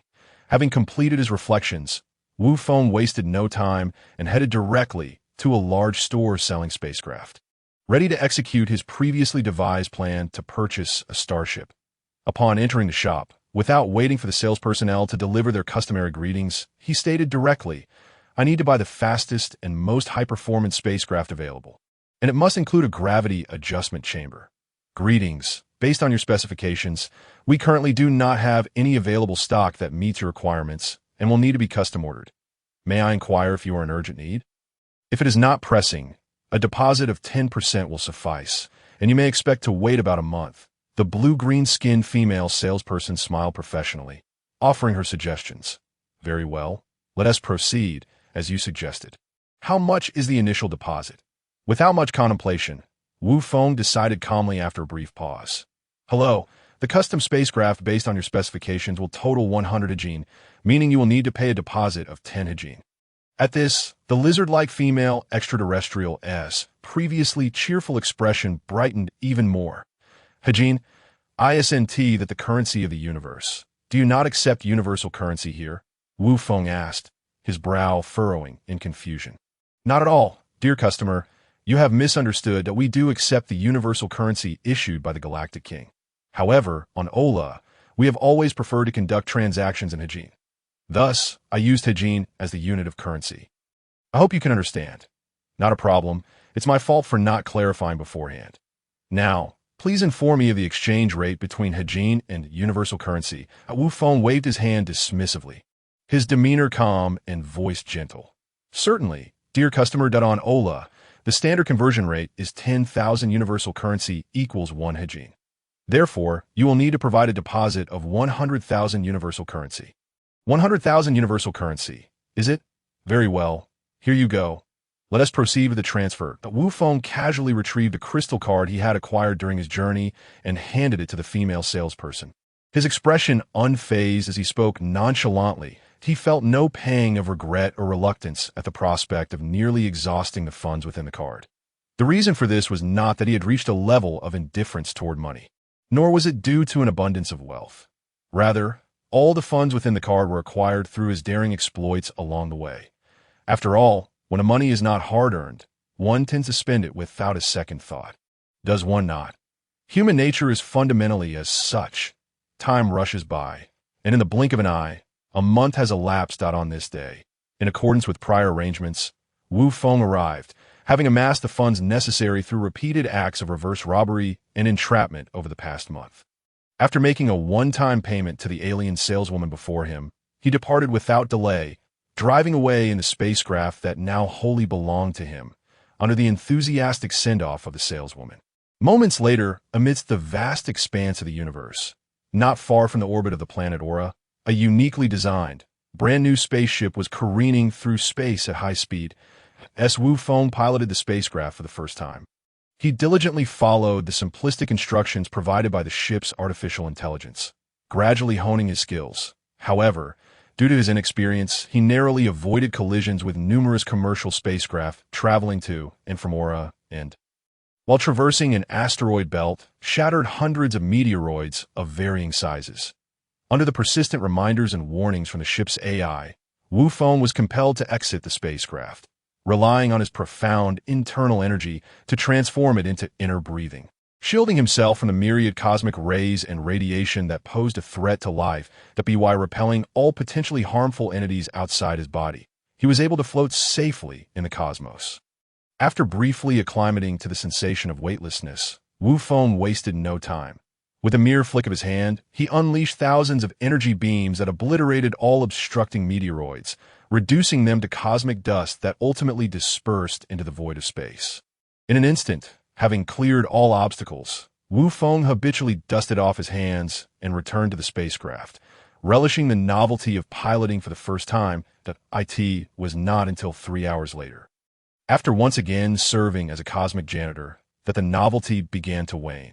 Finally, he switched to intelligent control mode, disinterestedly exiting the cockpit to enter the gravity chamber, where he intended to experiment with the most notable cultivation method from the original text and discern its relevance to his current self. To ensure safety, he decided to progress gradually, starting with double Earth's gravity. Holding the gravity control button, Wu Feng contemplated briefly before decisively abandoning the reckless idea of instantly setting it to 500 times Earth's gravity. Instead, he opted for a more cautious approach, incrementally increasing the gravity to test his limits. With a beep, double gravity enveloped him. It was barely noticeable. Evidently, the multiplier was too low. Next, he set it to triple gravity. Beep, still no significant pressure. He continued, increasing it to quadruple gravity. Was it still too low? 5 times Earth's gravity to finally a palpable sensation, but it was still insufficient. Onward to 200 times. Oof, had he finally reached his limit? 413 times Earth's gravity? At that moment, under the immense pressure, Wu Feng's face flushed red, trembling all over, nearly bent over as he muttered each word with great effort. Beep. Having reached his limit, Wu Feng persevered for a while longer before decisively pressing the control button to deactivate the gravity device. Panting heavily, dripping with sweat, he staggered with his legs spread wide, bent over, his head directed toward the floor, allowing the sweat-soaked clothes to continuously drip onto the ground. After a brief moment, as he gradually regained his composure, Wu Feng straightened up and unsteadily opened the bathing chamber to cleanse himself after each session of cultivation. The next day, After a night of rest, and having fully regained his energy, Wu Feng hastily enjoyed a hearty breakfast before resolutely returning to the gravity chamber, setting the gravity to 400 times. He commenced the arduous and monotonous journey of cultivation once more. This tedious and monotonous training period did not last long. Merely 3 days later, Wu Feng was interrupted by the intelligent reminder he had previously set. Has the first designated stop arrived so soon? Time truly flies during cultivation. Recovering his focus, Wu Feng mused. Well, I should promptly mark each celestial body as planned. After all, it won't take much time. With that thought, Wu Feng swiftly deactivated the gravity set at 420 times, entered the cleaning room for a quick wash, and then opened the spaceship's door, leaping onto a desolate planet, similar in size to Earth, devoid of any signs of life. Boom! As he landed, Wu Feng created a crater at least 1 meter deep in the barren ground beneath him. According to his initial plan, encountering a lifeless planet was most manageable. He merely needed to find a few inconspicuous spots to hide the energy orbs he had prepared, which emitted his essence. With his mind racing, Wu Feng swiftly released his mental energy, moving rapidly as he scanned the planet below. Not long after, having completed a survey in a short time, Wu Feng quickly compared the several hundred pre-selected locations that met his criteria in his mind. Ultimately, after thorough contemplation, he chose the 10 locations with the widest coverage to conceal the energy orbs, establishing a waymark for future teleportation. All done. With this, not only would it facilitate future travels, but it also provided an escape route in case he encountered an insurmountable enemy or one that might self-destruct if defeated, effectively avoiding the potential demise of Earth or other life-bearing planets. After swiftly completing everything, Wu Feng felt a profound sense of satisfaction. Time flows like a swift current, and in the blink of an eye, 3 months slipped away amidst Wu Feng's relentless training and busyness. This moment. After marking the last barren planet in the near solar system, he swiftly concealed the spaceship on the moon before activating teleportation once again. Arriving at a notorious pirate stronghold known as Skull Star, located in the western sector of the North Galaxy. Whoosh! Upon instantaneously arriving at the infamous lair of interstellar pirates, Wu Feng had barely made his presence known when he was detected by the surveillance systems scattered throughout the planet, prompting the artificial intelligence to immediately alert nearly the entire planet. Warning, warning, an outsider has intruded. Location: Jack City, outside the Caribbean Grand Hotel at the intersection of Black Pearl Avenue and Gulge Avenue. All pirate lords in the vicinity, please apprehend immediately. Oh, has my presence been revealed so swiftly? Isn't this a lawless planet riddled with bandits and scoundrels? Is it necessary for them to keep up with the advancements in technology like more civilized celestial bodies? Shouldn't it be a chaotic star, loud, bloody, and rife with slaughter? Observing the orderly scenes before him, Wu Feng couldn't help but express his self-doubt. Quick, quick! We must see! A spectacle is about to unfold, as another clueless fool dares to uphold so-called justice and is barged in recklessly. Ah, indeed. Let us go, let us go. We must find out who this audacious individual is, daring to disturb our wicked star. Yes, yes. Hurry. If we're late, we'll miss the spectacular battle of Orella, one of the infamous 10 kings of villains. Although the outcome could be easily surmised, there remained a hope that this reckless individual might last a bit longer. Upon hearing the alarm that reverberated across the planet, the inhabitants of the chaotic star did not react as those on other planets would, fleeing in panic and desperation. Instead, they appeared nonchalant, eager to converge at the scene to witness the unfolding drama. Simultaneously, Orella, the demon king who ruled one of the 10 kingdoms of the villainous star, was engaged in beneficial exercise at that very moment. How long has it been? Another reckless individual has barged in, and they have even intruded upon my territory, truly infuriating, as the formidable Orella rose to a critical juncture. An unexpected alarm pierced the atmosphere, igniting an expression of ire and impatience upon her countenance. With a mere flick of her wrist, she unleashed a wave of energy, obliterating several robust alien women whose appearances did not conform to earthly aesthetic standards, leaving naught but remnants. Following this, she donned a combat-ready attire and furiously propelled herself towards the location of Wu Feng. In mere seconds after Wufeng's appearance, the air was filled with the cacophony of gunfire. The thunderous blasts of rockets, and the piercing sounds of laser particle cannons, an overwhelming barrage of artillery enveloped the vicinity, centered around Wufeng, for a relentless quarter of an hour.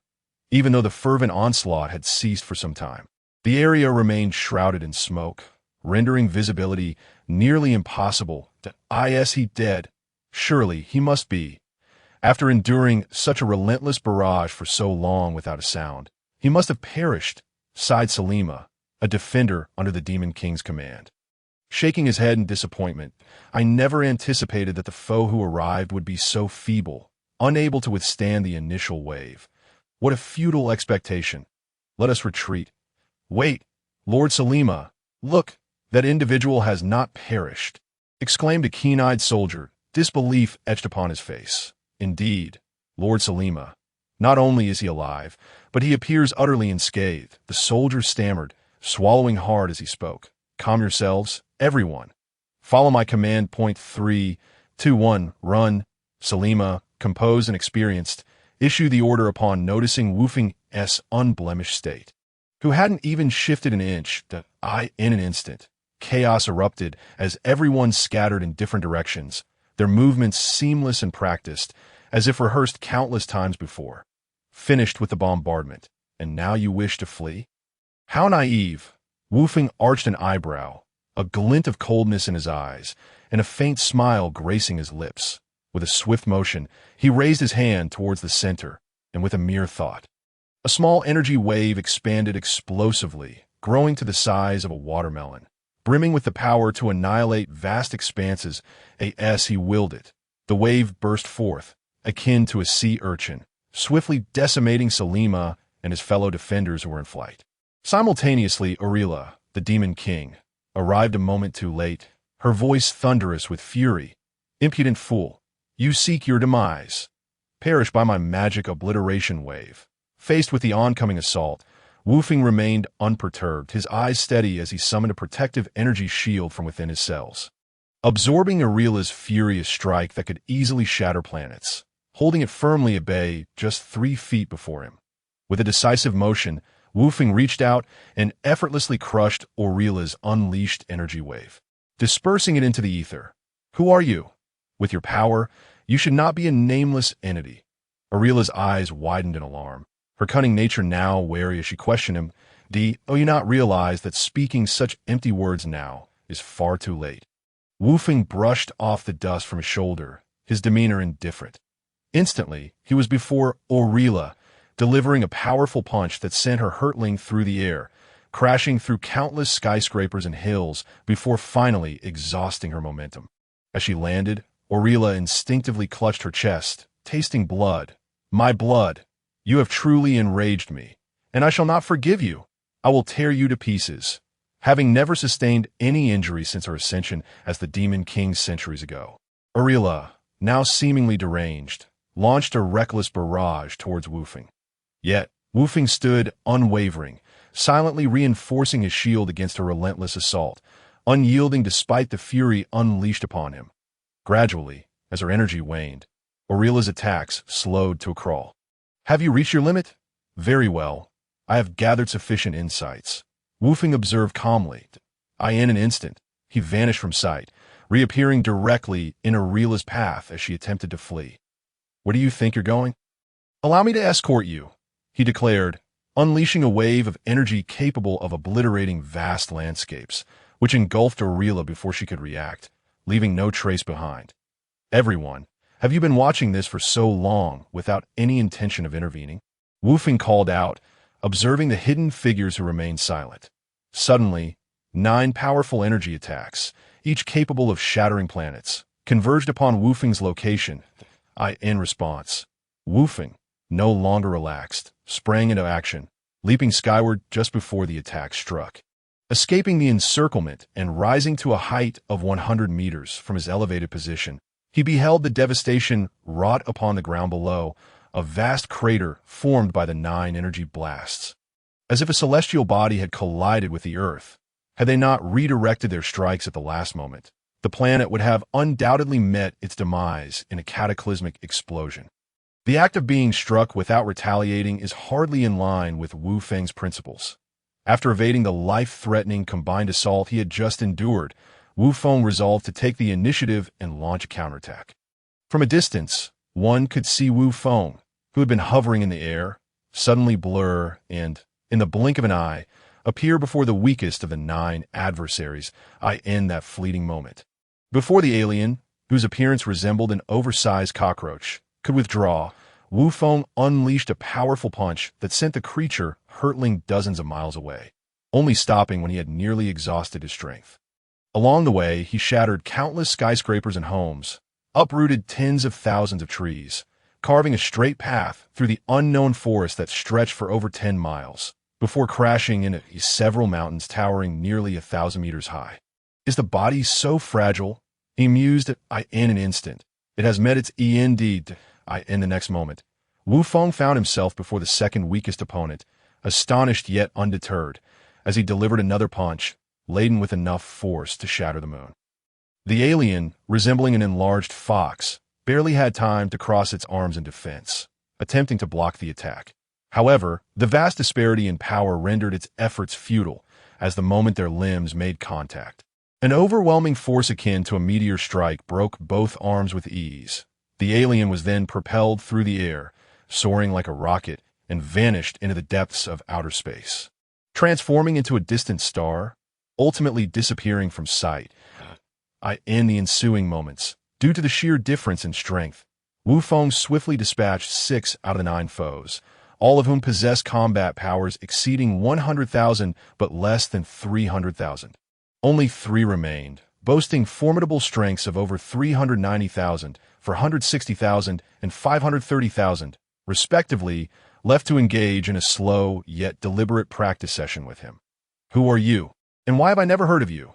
When did such a powerful expert emerge in the universe? The remaining trio, now back-to-back in a defensive formation, included the strongest among them, Damok, the notorious leader of the top 10 interstellar pirate kings, who had remained reclusive and enigmatic. He glared at Wu Feng with a mix of observation and seething rage. Just because I haven't heard of you doesn't mean you don't exist. The universe is vast, filled with countless powerful beings. What could you possibly know in your lifetime?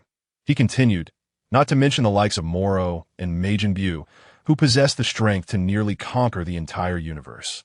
Closer to home, there's King Kurd of the Frozen Demon Clan, the Grand Elder of the Namekians, and the top fighter from the Western Galaxy, Rib Rice, all of whom boast power levels exceeding 10 million.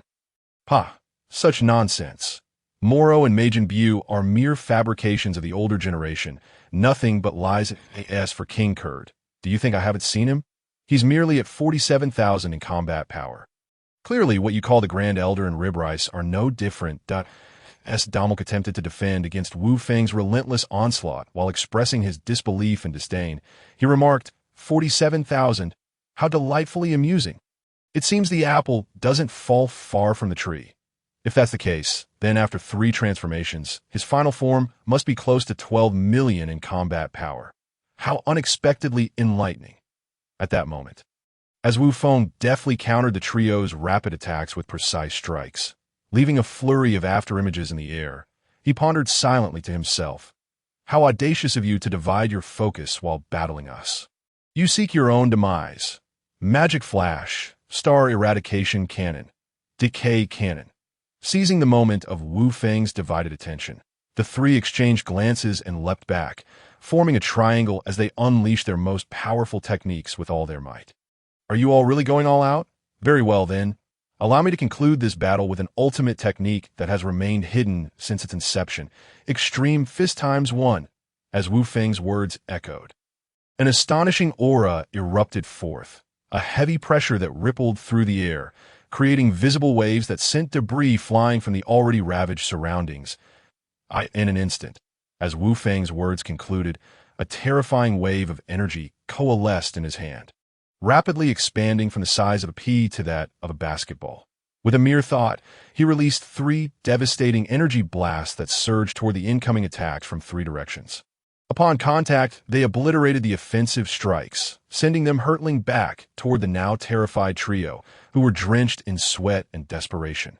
The blast pierced through the three unwilling opponents, eradicating them in an instant, and continued to devastate the majestic mountains stretching for miles behind them, ultimately tearing through the vast ocean beyond, revealing a seabed that extended for hundreds of thousands of miles before dissipating into the depths of the earth. Witnessing the apocalyptic aftermath of his final strike, Wu Feng felt a twinge of guilt and regret. He lamented the once beautiful landscape he had ravaged, now scarred beyond recognition, and mourned the native life that had endured relentless suffering and enslavement at the hands of merciless cosmic pirates. Remarkable, you managed to escape that onslaught, he mused. Yet before he could leave and return to the Cosmic Mercenary Alliance to collect his hefty reward, a faint aura caught his attention, none other than the supposed deceased Damok, the leader of the 10 Cosmic Pirate Kings. Realizing Damok had not perished, Wu Feng swiftly approached the half-crippled figure, who lay groaning in agony. How surprising, Wu Feng remarked, taken aback as he observed Damok's battered state. Damok, understanding his imminent demise, seethed with rage. Damn you! I'll make you pay for this. Even if I die, I'll drag you down with me. With a desperate resolve, Damok grimaced as he pressed the button in his palm, ostensibly for protection, but in reality, it activated the awakening chamber for his brother, a move driven by vengeance. Oh, since you've finished your final words, it's time to say goodbye. Oh wait, I misspoke. It's truly never to be seen again. After listening to Damok's last utterance, Wu Feng wasted no time that he raised his right hand, palm directed toward Damok, and rapidly conjured an energy sphere the size of a ping-pong ball, launching it forth. With a resounding explosion, Damok's upper body, now grotesquely transformed with pink skin and spiked protrusions, was obliterated, reduced to dust that scattered in the wind. Simultaneously, as Wu Feng unleashed the energy wave, he heard a panicked cry. Stop! You must stop! At this moment, from hundreds of miles away, the uncrowned king of the evil star, Donadad, rushed forth with great urgency upon witnessing his beloved younger brother on the brink of demise at the hands of Wu Feng. He shouted in desperation to halt the impending tragedy while straining to muster every ounce of energy within him, hoping to hasten his speed just enough to save his only kin, his brother. However, as is often the case, the unfolding events defied his wishes. The notorious pirate king of the cosmos, Donadad, renowned across various galactic factions and acknowledged by numerous space pirates, ultimately arrived too late. Forced to watch helplessly as his last remaining relative met a sudden end-da-da. I want you dead. Perish. Donadad seethed with fury, his eyes ablaze with murderous intent as he relentlessly unleashed wave after wave of energy blasts capable of obliterating the earth, directed towards the distant Wu Feng. With each onslaught of formidable yet chaotic energy waves, Wu Feng remained unfazed, skillfully evading them with ease, his form darting unpredictably to the left and right, forward and backward, and no matter how swiftly Donadad attempted to strike, Wu Feng always seemed one step ahead, dodging effortlessly. As time flowed slowly by, the reckless discharge of energy waves from Donadad wreaked havoc upon the evil star, rendering the landscape a scene of utter devastation. The view revealed a cataclysmic storm, volcanic lava flooding the continent, and colossal tsunamis threatening to engulf all land, indicating the imminent doom and destruction of the evil star, a name that had echoed through the cosmos for centuries. This is dire. If this continues, the evil star will surely disintegrate and explode, that we cannot prolong this any further. It is time to end this battle with a doubled extreme fist in an instant. Amidst the swirling, indistinct figures in the air, one suddenly erupted with a tremendous energy, sending its opponent hurtling at least 1,000 meters away before regaining composure. Do you think you alone possess the means to amplify your strength? Transform and kill. Witnessing Wu Feng's sudden surge in power, Donadad, a member of the same lineage as the original Dodoria, refused to be outdone. He disregarded his own condition and unleashed his ultimate card, transforming and releasing all his might as he charged once more at Wu Feng. With their hidden abilities unveiled, the two engaged in a fierce aerial battle, their silhouettes blurring as they entered a high-speed clash. Observers could only glean the intensity of their confrontation through the residual images left in the wake of their combat. The sky crackled with erratic lightning, entwining around their rapidly moving forms, Moments later, with yet another collision of immense force, the air could no longer contain the explosive energy, erupting with a deafening roar. The shockwave reverberated outward, sending the two combatants reeling backward as they reached their limits. The ensuing energy wave obliterated everything in its path, shattering the landscape for miles around, as if it had been struck by a hammer. "You are formidable," Wu Feng gasped, coughing as he acknowledged the strength of his opponent. "You are the strongest I've faced thus far. But let's settle this with one final blow to determine our fates. Planet Annihilation Bomb." Sighing, he conceded, "Well, a true warrior deserves a grand finale. Allow me to pay my final respects with all my power. Triple extreme fist." In that instant, a colossal pillar of radiant white energy surged forth, meeting head-on with a dazzling green energy beam.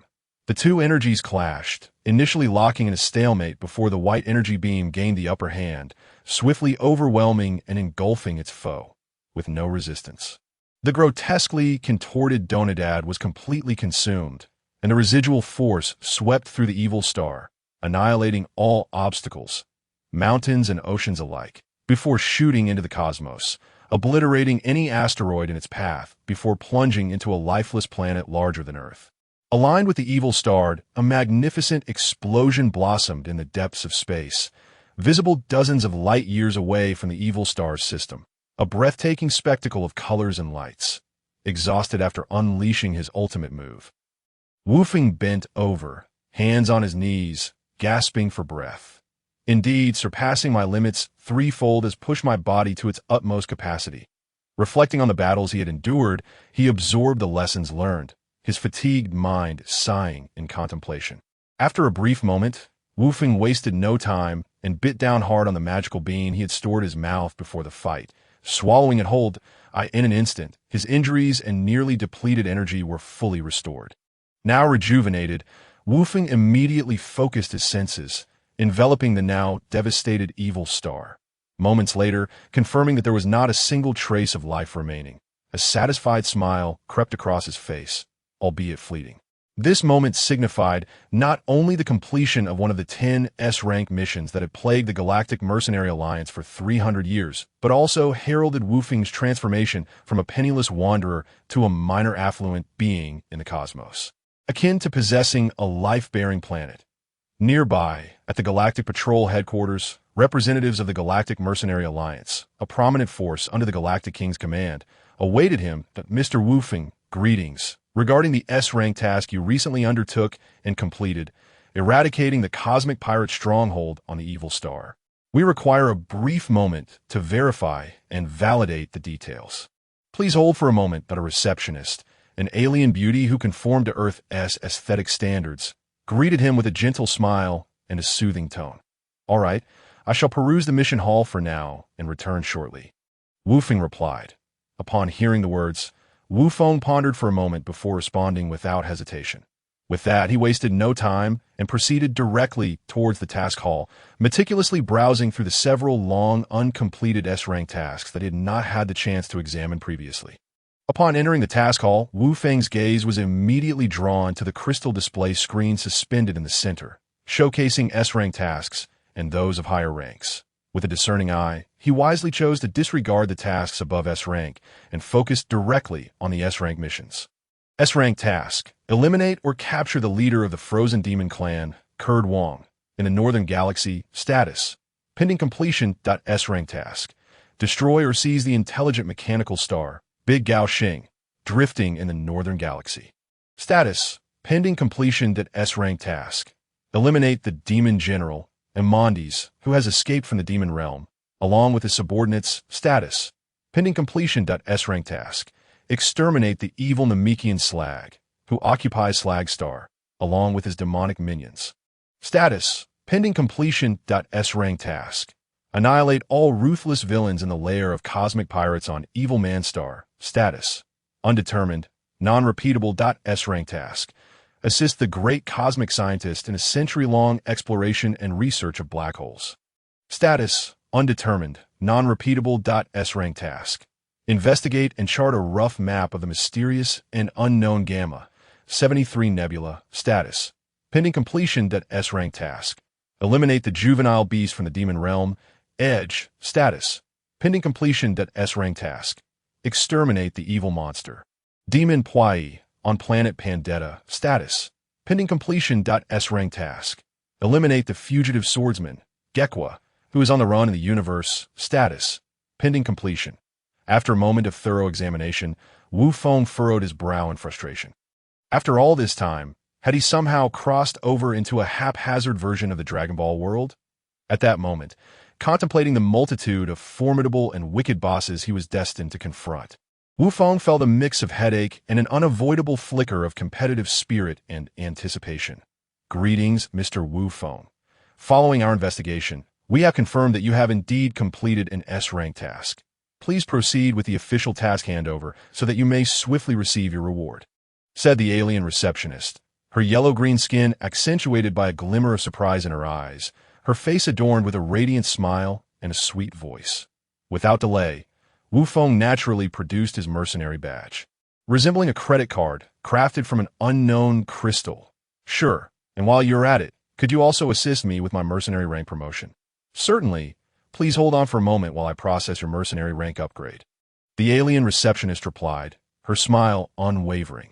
With that, she gently pressed her palm against the counter, and a virtual projection materialized in mid-air. I could see this moment. The receptionist paid no heed to Wu Feng's astonished yet relieved expression. Instead, she deftly interacted with the interface, her fingers flying as she navigated through a series of incomprehensible commands. After a brief while, the receptionist ceased her rapid operations and addressed Wu Feng, saying, Mr. Wu Feng, due to your unique situation, you have been specially approved by headquarters, and, after comprehensive calculations, you will ascend directly from the lowest F-rank cosmic mercenary to B rank, becoming the fastest-ranked mercenary in history. Congratulations! Oh, could you kindly elaborate on the specific classifications within the Cosmic Mercenary Alliance? Wu Feng inquired, accepting the newly presented mercenary badge while displaying a hint of curiosity. Not at all, Mr. Wu Feng. You are too courteous. It is my duty to address any inquiries from cosmic mercenaries like yourself, the alien receptionist replied, introducing her responsibilities before continuing. Mercenaries within the Cosmic Mercenary Alliance are categorized into 9 ranks, from lowest to highest: F, E, D, C, B, A, S, X. Notably, the first 3 ranks generally correspond to combat power ranging from 100 to 10,000, the middle 3 to combat power exceeding 10,000 but below 1 million, and the last 3, with S rank corresponding to combat power between 1 million and 100 million. X rank typically signifies combat power exceeding 100 million but below 10 billion at AS for the final rank. The Z rank, representing the god of mercenaries, remains an enigma, as no one has attained it since Lord Silas, 10 million years ago. Moreover, generally speaking, to ascend in rank, a cosmic mercenary must complete 3 F-rank tasks to automatically promote to E-rank, 9 E-rank tasks to promote to D-rank, and so forth, completing 27 D-rank tasks to become C-rank, 81 C-rank tasks to achieve B-rank, 243 B-rank tasks for A-rank, and 729 A-rank tasks for S-rank. For advancement beyond S-rank to X-rank, one must complete a fixed number of 2,187 S-rank tasks and possess matching hard power to qualify for promotion to AS for the legendary Z rank. The criteria are simple. One must possess a sense of justice and, critically, an absolute strength that rivals and can contend with the divine in the Isha star system. On High Air Star, a cataclysmic rumble echoed. At this moment, the life planet, seized by the demon General Imondes and his band, exuded an air of slaughter, resembling a hellish realm, as it endured the relentless bombardment of Wu Feng's energy cannons. Damn it, you audacious fool! How dare you invade Imondes' territory? Die by my demon annihilation beam. At this moment, the enraged demon general, provoked by Wu Feng's actions, soared into the sky. Without hesitation, he concentrated his power for a furious strike aimed directly at Wu Feng. His face contorted with wrath, swish, in the face of the rapidly approaching energy projectile, which instilled an imminent sense of danger within him. Wu Feng wasted no time and executed a swift dodge. Just in the nick of time, he evaded the attack, ascending to 10,000 meters above, casting a glance at the source of his peril. Imondes, while also noting the energy blast that had narrowly missed him. The black-purple energy orb, imbued with a sense of destruction, collided with a towering peak nearly 10,000 meters high. Boom! The earth-shattering explosion reverberated, sending shockwaves rippling outward, compressing the air into visible waves. It was as if a colossal tsunami had engulfed everything within a radius of several thousand miles from the giant peak, leaving behind a massive crater when the dust finally settled. If one were to liken High Air Star to an apple from a distance, it now resembled a rotten apple with a bite taken out of it. Swish! The cataclysmic explosion did not impede the confrontation between the two combatants. Wu Feng, having evaded the attack, swiftly initiated a powerful offensive, launching a series of rapid strikes aimed at Amandi's vital points in an instant. Amandi's was forced into a frenzied defense. After a brief moment, and thanks to a combat prowess that far exceeded the norm for Wu Feng, he gradually acclimated to the situation, but he slowly seized the initiative and launched a full-scale counterattack. With a resounding boom, a fist was propelled forward at incredible speed, causing the air to rupture with a deafening sound, a terrifying force descending upon Wu Feng like the weight of the 5 great mountains.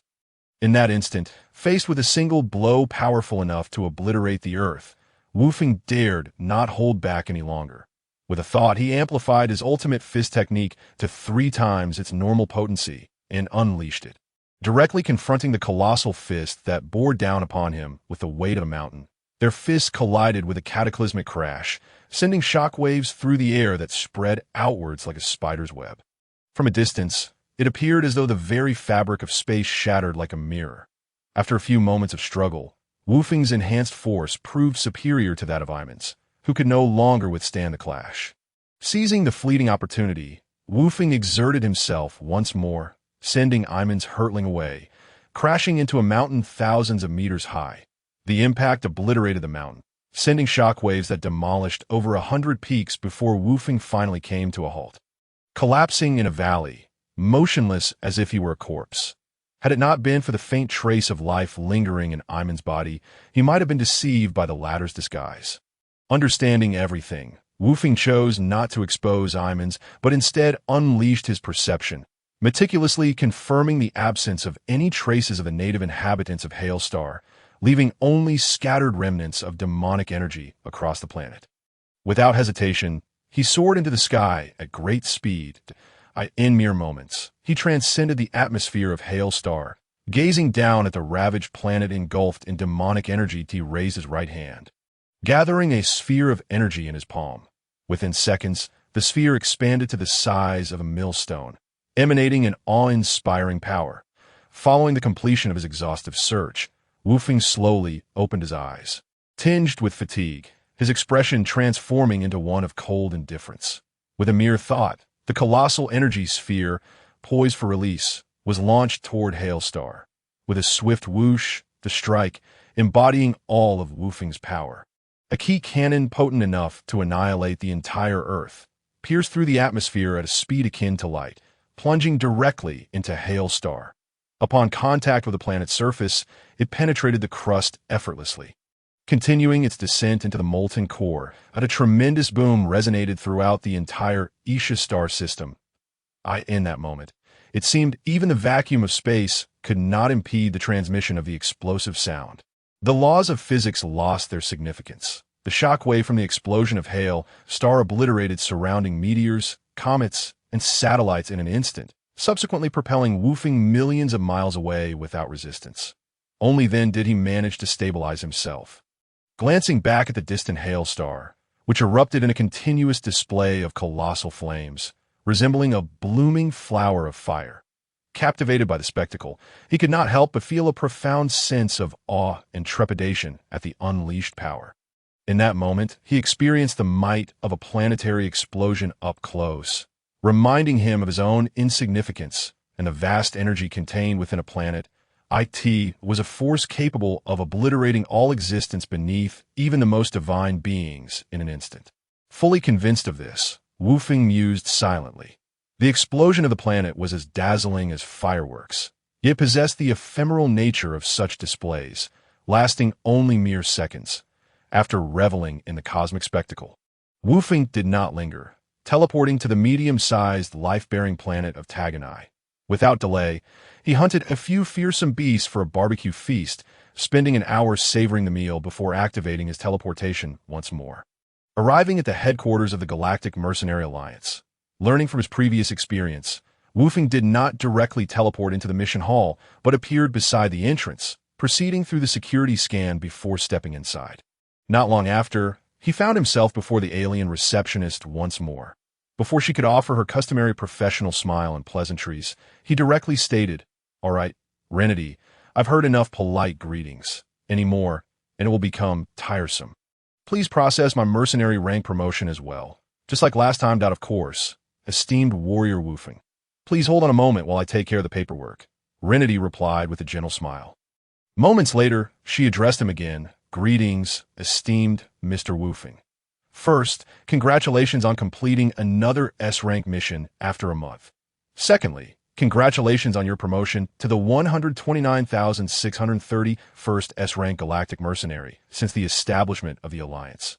Lastly, heartfelt congratulations on receiving the title and privileges of the Mercenary King." Renity gazed at Woofing with admiration, her expression bright with joy. "The 129,631 SD, you say?" Woofing asked, puzzled. "Yes, esteemed Mr. Do you find that number excessive?" "No, quite the opposite. I find it rather scarce. As far as I know, the Galactic Mercenary Alliance has existed for at least 10 million years. If that's the case, an S-rank mercenary would emerge roughly every 100 years in such a vast universe. That seems rather unbelievable," Woofing remarked in astonishment. "Mr. Woofing, you may be misunderstanding. The reason for this is that many mercenaries have met the criteria in terms of strength, yet failed to secure enough missions to qualify," Renity explained calmly. "But that doesn't make sense, does it? Were there never sufficient missions during their time? I know there are countless millennia-old missions in the Guild's mission hall." Woofing pressed, increasingly puzzled. "Mr. Woofing, you may not be aware that 40 years ago, before the reformation of the Galactic Mercenary Alliance headquarters, mercenaries could only accept missions corresponding to their rank. Furthermore, being a mercenary is a perilous profession. Over the years, many who qualified for the rank of S met untimely ends along the way. Additionally, numerous eager rank mercenaries abandoned their pursuits, opting instead to explore the stars or establish their own factions, while others chose to live in seclusion. In summary, various factors have led to a significant reduction in the number of mercenaries remaining who qualify for promotion to S rank," Renity explained, her demeanor calm and patient. "Oh, I see that, so I've arrived in a good era, then. Otherwise, I might have ended up like those who simply gave up," Woofing remarked, amused by the realization. Without waiting for Renity to finish her laughter, he continued. "Now, could you tell me more about this title and privilege of the Mercenary King?" "Certainly, Mr. Woofing. The title of Mercenary King is a prestigious honor and comes with specific privileges granted by the Alliance headquarters," she replied. "Could you elaborate on that a bit more?" "Of course, Mr. Woofing. Specifically, you now hold the honorary title of Mercenary King, which means you are now renowned. You will become a prominent figure known throughout the galaxy. Additionally, beyond the honor, you have also received several privileges. First, a dedicated liaison will serve you exclusively. Second, you will no longer need to physically go to accept missions. You can do so directly through your communicator. 3. You have been granted the privilege of exemption from intermediary taxation, which means you can now receive the full amount of the corresponding task reward. Lastly, and most importantly, after extensive discussions at headquarters, you have been granted access to a portion of the Alliance's intelligence, allowing you to share all information collected by the Alliance that does not exceed S rank. The Alliance headquarters truly holds me in high regard."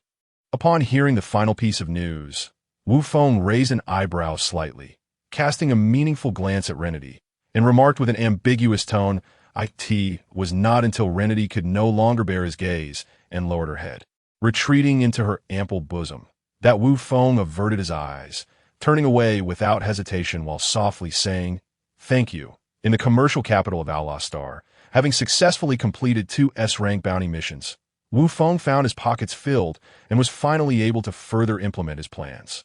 Upholding the principle of not bothering 2 masters with one matter, Woofeng returned to the store where he had purchased the spaceship. Upon entering, it came as no surprise that he once again encountered the same salesperson. The quick-witted salesperson, recognizing Wu Feng, rushed over without a moment's hesitation and greeted him warmly. "Greetings, esteemed customer. What may I assist you with this time? Please do not hesitate to let me know if you have any requests." "Very well. In that case, please provide me with 10 spacecraft identical to the last ones I purchased. Additionally, prepare a detailed instructional video on the construction of the most basic version of spaceship in a gravity chamber." Wu Feng, without a moment's thought or hesitation, laid out his premeditated purchases. "Certainly, esteemed customer. Please hold on for a moment while I make the necessary arrangements and calculate the total price and deposit." A short while later, the salesperson returned. "Greetings, esteemed guest. I have completed all the necessary arrangements. The items you requested are currently being produced overnight and are expected to be ready in 3 days. How does that sound? That is acceptable. I am in no rush. Take your time with the production. This gives me the perfect opportunity to explore Allah Star and procure the items I need." Wu Feng smiled, his expression calm yet authoritative, as he concluded. "Here is the deposit. I shall return in 5 days to collect my goods. Farewell." With that, Wu Feng took his crystal card and departed without a backward glance. Time flew by, and before long, 5 days had swiftly passed. True to his word, Wu Feng arrived punctually at the large store selling spacecraft, without unnecessary delays or complications. After settling the remaining balance with the salesperson, he promptly boarded one of the spacecraft, activating it and swiftly heading towards his predetermined destination. As Wu Feng's spacecraft soared into the sky, the 9 unmanned spacecraft loaded with various goods also activated their smart driving mode, following closely behind. Half a day later, having indulged in the thrill of piloting, Wu Feng stepped out of the cockpit and switched to smart driving mode, making his way directly to the gravity chamber. After setting the gravity to a staggering 500 times, he began his monotonous yet relentless training routine. Time flew by, and 3 months passed unnoticed in Wu Feng's diligent practice. This moment, just as he was about to continue his training, the alarm system aboard the spacecraft suddenly blared, interrupting his focus. "Have we arrived in the solar system already?" Wu Feng panted, slightly bewildered. "Master, there is no need for doubt. It has indeed been 3 months since you began your training." The AI, which Wu Feng had whimsically named Xiaoji, confirmed with certainty. "All right, Xiaoji, I was merely expressing a fleeting thought, not casting doubt upon you. By the way, please prepare a bath for me. I will need it shortly." Wu Feng replied, a mix of amusement and disbelief in his tone. "Understood, master. The bath is being prepared." "Very well. In a quarter of an hour, once the spacecraft reaches the Earth's surface, please notify me." Wu Feng instructed calmly. "Understood. Please rest assured, master." The AI responded dutifully. A little over 15 minutes later, Wu Feng emerged from the bathing chamber, fully dressed and ready. Casting a glance at the 9 spacecraft brimming with various high-tech products of alien invention, he felt a sense of satisfaction and promptly commanded, "Xiaoji, set a course for the Chilean Mountains on Earth. On Earth, in the northern region, at the heart of the Chilean Mountains, the valley bustled with activity as Wu Feng's friends and family went about their daily routines.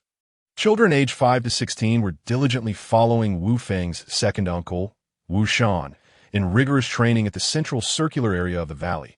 Nearby, younger children, barely 5 years old and just learning to walk, mimicked their older siblings' movements with playful expressions, unfazed by the occasional tumbles, quickly rising again to continue their joyous imitation. Meanwhile, on the peaks where Wu Taidu had once instructed Wu Feng, the area was now occupied by adolescents over the age of 16. As Wu Taidu stood at the peak, supervising and instructing the youth in the advanced martial arts training of Qi, a sudden buzzing sound resonated from above, interrupting his lecture. "What is that? A new type of aircraft?" Wu Taidu wondered, gazing suspiciously at the 10 spacecraft hovering overhead. "Wait, that energy, is that you, you little rascal? Did you not inform us of your return?" In an instant, Wu Feng appeared beside Wu Taidu, his demeanor calm, yet filled with joy. "Uncle, it's been a long time. As expected, your strength has increased significantly, and your aura has regained its vigor. How wonderful! Enough with the pleasantries. Show me the results of your training over the past year." Wu Taidu interjected, diving straight into the matter. Without waiting for Wu Feng to express his emotions, Wu Taidu launched a swift punch towards him. With a casual demeanor, Wu Feng effortlessly caught his uncle's fist with one hand, holding it firmly in midair. "Well done, young man. Take this," Wu Taidu exclaimed, transforming his punch into a palm strike, while simultaneously delivering a series of sweeping kicks aimed at Wu Feng's lower body. In a mere second, Wu Taidu unleashed a flurry of attacks, and Wu Feng adeptly countered, defending flawlessly. The captivating duel drew the attention of the surrounding youths, their eyes wide with astonishment and admiration. However, as time passed, Wu Taidu intentionally accelerated the pace of the battle, causing the spectators to struggle to keep up with the rapid exchanges, their vision blurring as if they were blind. As the formidable Wu Taidu gradually unleashed his full power, Wu Feng, astonished, felt a rising surge of battle intent. An intense confrontation was imminent, and to avoid collateral damage to the innocent, the two combatants leapt into the sky, soaring into the vast expanse at an altitude of 10,000 meters. Bang, bang, bang, without any superfluous words. The moment they reached the height, they clashed fiercely, fist against fist, palm against palm, leg against leg, exchanging blows in a rapid succession of collisions. From a distance, one could only perceive two figures, radiating hues of azure and white, entwined in a dizzying dance of speed, colliding incessantly. In one fleeting moment, they were entangled in place, and the next they were several thousand meters apart, crashing into each other before swiftly disengaging, only to entangle once more, indistinguishable from one another. Boom! As their relentless exchanges continued, the air could no longer withstand the pressure and erupted, producing a cacophony of deafening sounds. The compression of air generated visible rippling shockwaves that surged outward with tremendous force, obliterating everything in their path in a cataclysmic cleansing. The thick blanket of white clouds encompassing a 100-mile radius was instantly shattered, revealing blinding rays of light that cascaded down like rain. The snow, which blanketed nearly two-thirds of the towering mountain, disintegrated in an instant, unleashing a colossal avalanche that engulfed the remaining third, exposing the original two-thirds beneath. Bang! Following yet another exchange, the weary Wu Taidu was sent hurtling away, plummeting from the 10,000-meter height, and only stabilized his descent after falling approximately 7,000 or 8,000 meters. Regaining control of his body, Wu Taidu shook his head with a wry smile, sighed, and then vanished. Reappearing atop the mountain where he had originally stood, he had no intention of prolonging the battle.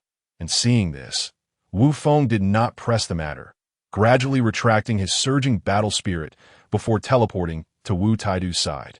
Before Wu Taidu could utter a word, Wu Feng exclaimed, "Uncle, you truly astonish me. It has only been a little over a year. Little brat, what do you have to be surprised about?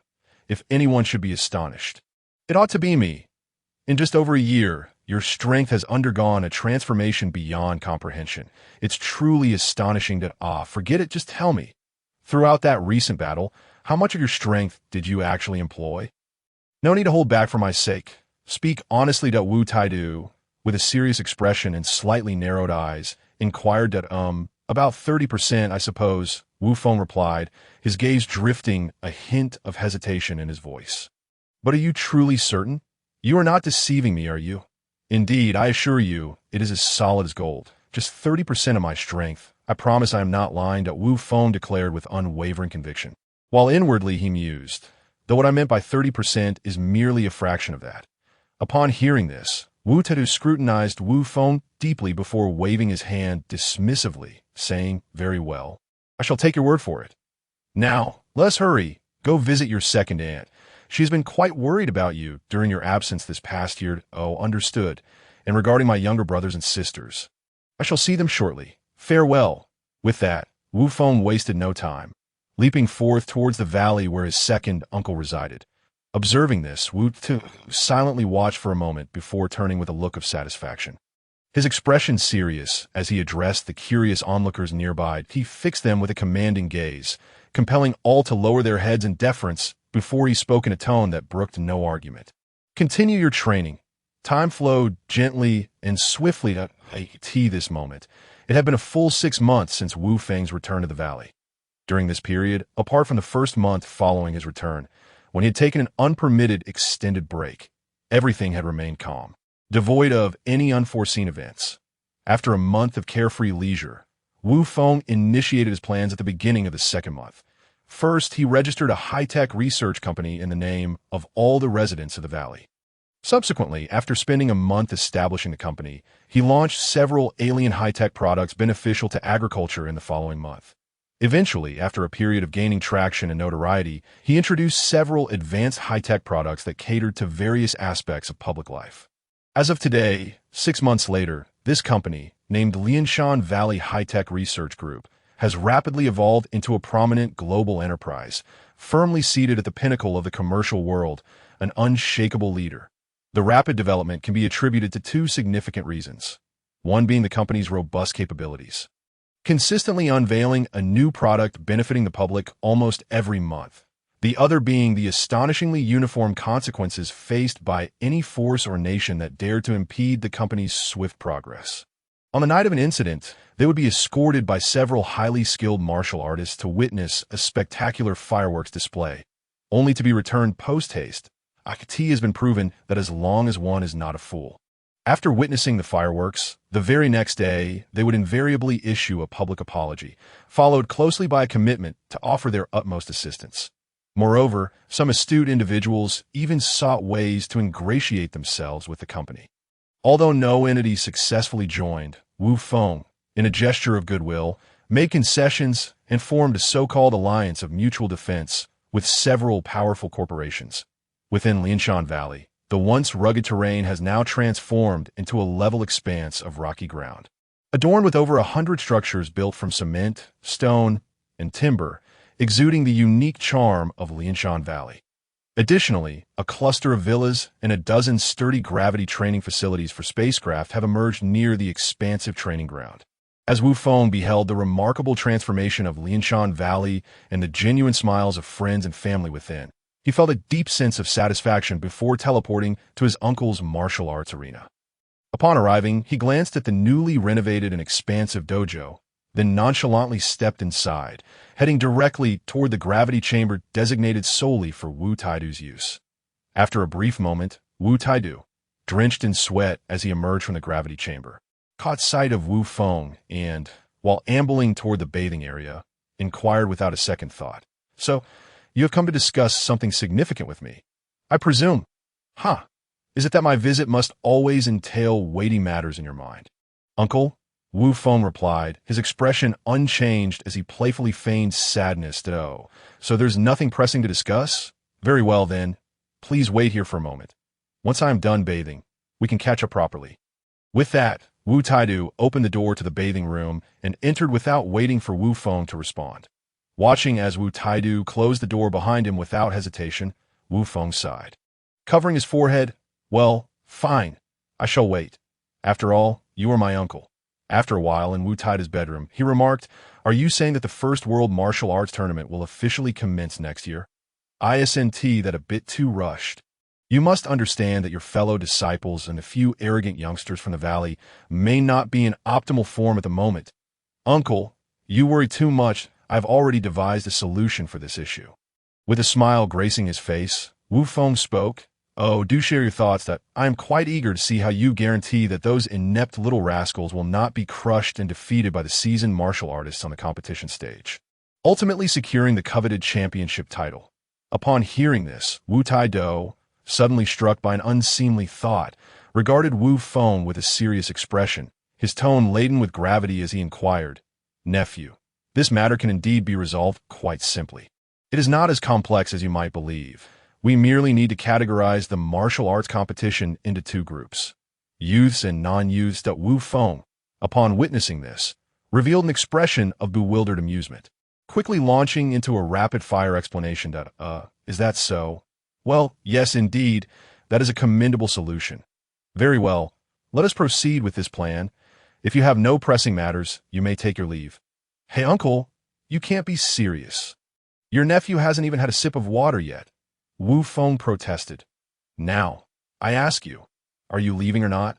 Must I chase you away?" Wu Taidu retorted, "Please, do not make it so difficult.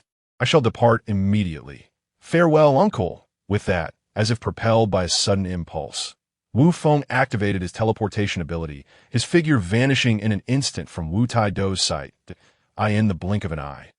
He reappeared in the bedroom of a small villa that belonged to him in Lianshan Valley.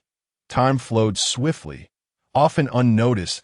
I could see this moment. 5 months had elapsed since Wu Feng established his world-leading enterprise. Unbeknownst to him, time had already ushered in the first month of the second year since his return, this very moment, on a medium-sized island surrounded by mountains in the central western region of Earth. Throngs of martial arts masters from around the globe, alongside a multitude of onlookers and opportunists, had gathered. Ever since the Lianshan Valley High-Tech Research Group invested heavily in broadcasting a 10-minute promotional video across various locations worldwide 3 months prior. This once obscure island had experienced a meteoric rise to fame, heralding a delightful spring. Meanwhile, across various regions and broadcasting stations worldwide, the familiar voice of Entart echoed through the air. Dear listeners, greetings. Welcome to our timely news segment. I'm your old friend, Entart. Without further ado, let us delve into today's topic. The first World Martial Arts Championship, organized by the globally recognized leading enterprise, and the substantial prizes for the top 10 competitors in both the youth and non-youth categories. At the heart of the medium-sized island, which Wu Feng had aptly named Battle Island, a grand arena reminiscent of an enlarged Roman Colosseum had been constructed a month prior. During its construction, Wu Feng had considered the extraordinary speed of martial artists with combat power exceeding 100 points, realizing that their movements would be imperceptible to ordinary humans. Consequently, from the outset, the design included alien high-tech cameras to ensure synchronized slow-motion playback at all times. Moreover, the entire arena, especially the crucial combat stage, was constructed from the hardest material in the universe, known as thunder steel. Notably, Wu Feng had even utilized a wish from the Dragon Balls for this purpose. At the registration area for the martial arts competition, a long line of hopeful participants stretched into the distance, bustling yet remarkably orderly. Hello, please strike this testing machine with all your might, that if the lights illuminate, you will officially be registered for the competition. One of the guides assigned by the Lianshan Valley High-Tech Corporation politely informed the first contender in line. Is that all? This seems far too simple. Watch me, exclaimed a muscular young man, evidently a fitness trainer, as he confidently approached the machine, gathering his strength for a powerful strike. Bang! However, the ensuing moment was rather embarrassing. Aside from the loud impact, the testing machine exhibited no reaction, the lights remaining utterly dark. This is impossible. Again, light up for me, the determined young man insisted, launching a series of relentless strikes, yet to no avail. Seeing this, the guide interjected, Sir, according to the regulations of the martial arts competition, each participant has only 3 attempts. Could you please step aside to allow the next contestant to take their turn? Humph, I will step aside, but I want to see how many can make this contraption light up. The muscular man grumbled, reluctantly moving aside to observe. Once he complied, the guide mechanically inquired of the next participant, Hello, what is your name? How old are you? My name is Wu Tian, and I am 26. Came the response. Very well, please strike the machine with all your strength. Bang! With a resounding impact, the testing machine emitted a series of beeping sounds, its lights shining brilliantly. How can this be? Am I seeing things? The muscular man exclaimed, his disbelief evident. The guide, undeterred by the astonished onlooker, swiftly congratulated Wu Tian. Congratulations, Mr. Wu Tian, you have qualified. Please proceed to the waiting area. All right. Thank you, Wu Tian replied calmly, turning to head towards the contestant waiting area. All right, everyone, please quiet down. Next participant. Without further delay, the guide regained composure and continued to maintain a professional demeanor. Bang, not lit, disqualified. Next, bang, lit, qualified, congratulations. Next, not lit, disqualified. Next, qualified, congratulations, Mr. Tao Bai. Next, last participant, qualified, congratulations, Ms. Wu Fei. After an extensive morning of preliminary registrations, fewer than 400 contestants ultimately qualified to participate in the martial arts tournament. A remarkably low figure. This starkly reflected the decline and decay of the martial arts community on Earth, considering that the total number of applicants from around the globe had reached a staggering 50 to 60,000. Moreover, It is noteworthy that over half of the qualified participants hailed from Wu Tai Do's dojo in Lianshan Valley. Had it not been for Wu Feng's years of dedication, it is plausible that even reaching 100 participants for this competition would have been uncertain. That afternoon, at precisely 1 p.m., the host of the tournament, Franz Siegel, addressed the audience. "Dear viewers and esteemed guests, greetings. I am Franz Siegel, your host for the first World Martial Arts Championship proudly organized by the Lianshan Valley High-Tech Corporation. Without further ado, let us welcome our first contestant, Jonathan Sitlin, and his opponent, Marion Casal, to the stage. Amidst the resounding calls of the host, two brawny giants, their bodies rippling with muscles, strode purposefully up the steps from opposite sides of the 40 by 40 square arena.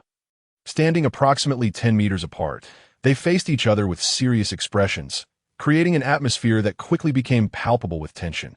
Each man assumed his starting stance, and upon hearing the host's command to begin, they charged toward one another, colliding within a mere 5 seconds. Subsequently, they embraced tightly, grappling fiercely, and tumbled onto the platform, entwined in a relentless struggle, rolling about until the host, nearly succumbing to sleep, yawned audibly. Ultimately, it was Jonathan's slightly inferior endurance compared to Marion that led to his unavoidable defeat. The outcome was clear. Marion Casal emerged victorious, prompting the audience to extend their congratulations.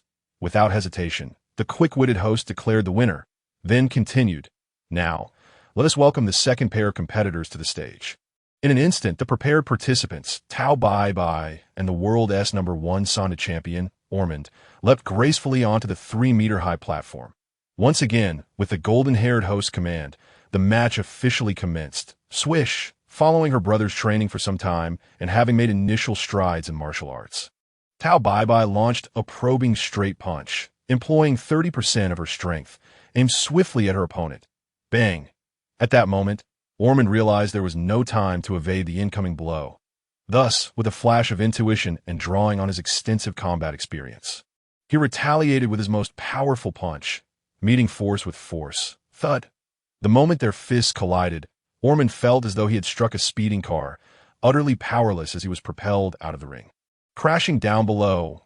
Wow. The suddenness of the outcome and the theatricality of the event left the ordinary spectators bewildered, causing a commotion. This is too staged. Indeed. That's not how you fake a match. Come on, they can't even pretend properly. It's like they're throwing in the towel. Are they treating us like fools? Is this a blatant insult to our intelligence? Ahem, quiet down, everyone. If there are any doubts, please refer to the slow-motion replay on the big screen that I assure you, on behalf of Lianshan Valley High-Tech Corporation, that we never deceive and do not engage in fixed matches. Everything in this contest is fair, just, and transparent. That moment, the projection screen hovering above the arena displayed a familiar figure. Wu Shan, the general manager of Lianshan Valley High-Tech Corporation. Upon his appearance, he swiftly quieted the raucous crowd and solemnly assured them, "Let us not waste words. Now, let us witness the true particulars of the earlier match." As Wu Shan spoke, the screen began to play a slow-motion sequence of Tao Bai Bai's meteoric punch, accompanied by scientific analysis and vivid comparisons to real-life scenarios. Oh, so that is how it is. Martial arts can reach such heights? Incredible. Indeed, it's truly astonishing to have learned so much. I've made up my mind. From now on, I shall practice martial arts and become no way. I refuse to believe it. It defies scientific laws. Ahem, everyone, please settle down. The match must continue, so let us keep the noise to a minimum. The golden-haired host urged. As the crowd quieted, he continued, "Now, without further ado, let us welcome the third pair of competitors to the stage." As the host spoke rapidly, two figures leapt from approximately 10 meters away, soaring onto the platform, instantly igniting a wave of cheers. "Faye, will you choose to step down voluntarily, or shall I be the one to send you flying?" "Humph, cousin, don't speak too soon. We shall see who ends up being kicked off." "Oh, I look forward to it." "Prepare yourself, Humph. Prepare to face my shadow clone fist." With those words, Wu Fei sprang into action, closing the distance to Wu Jing in an instant, without allowing Wu Jing a moment to react. She unleashed a flurry of illusory clones that swirled around her opponent, encircling Wu Jing completely. However, Wu Jing, unfazed by the encirclement, calmly closed her bright eyes, concentrating intently, listening carefully.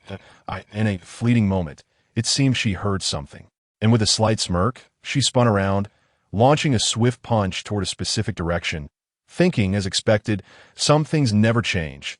You never learn from your mistakes. The technique she had painstakingly honed was readily exploited, leaving Wu Fei startled, barely managing to cross her arms defensively as she slid backward, striving to stabilize herself and prevent a fall from the platform. Perhaps luck was on her side, or fate had favored her.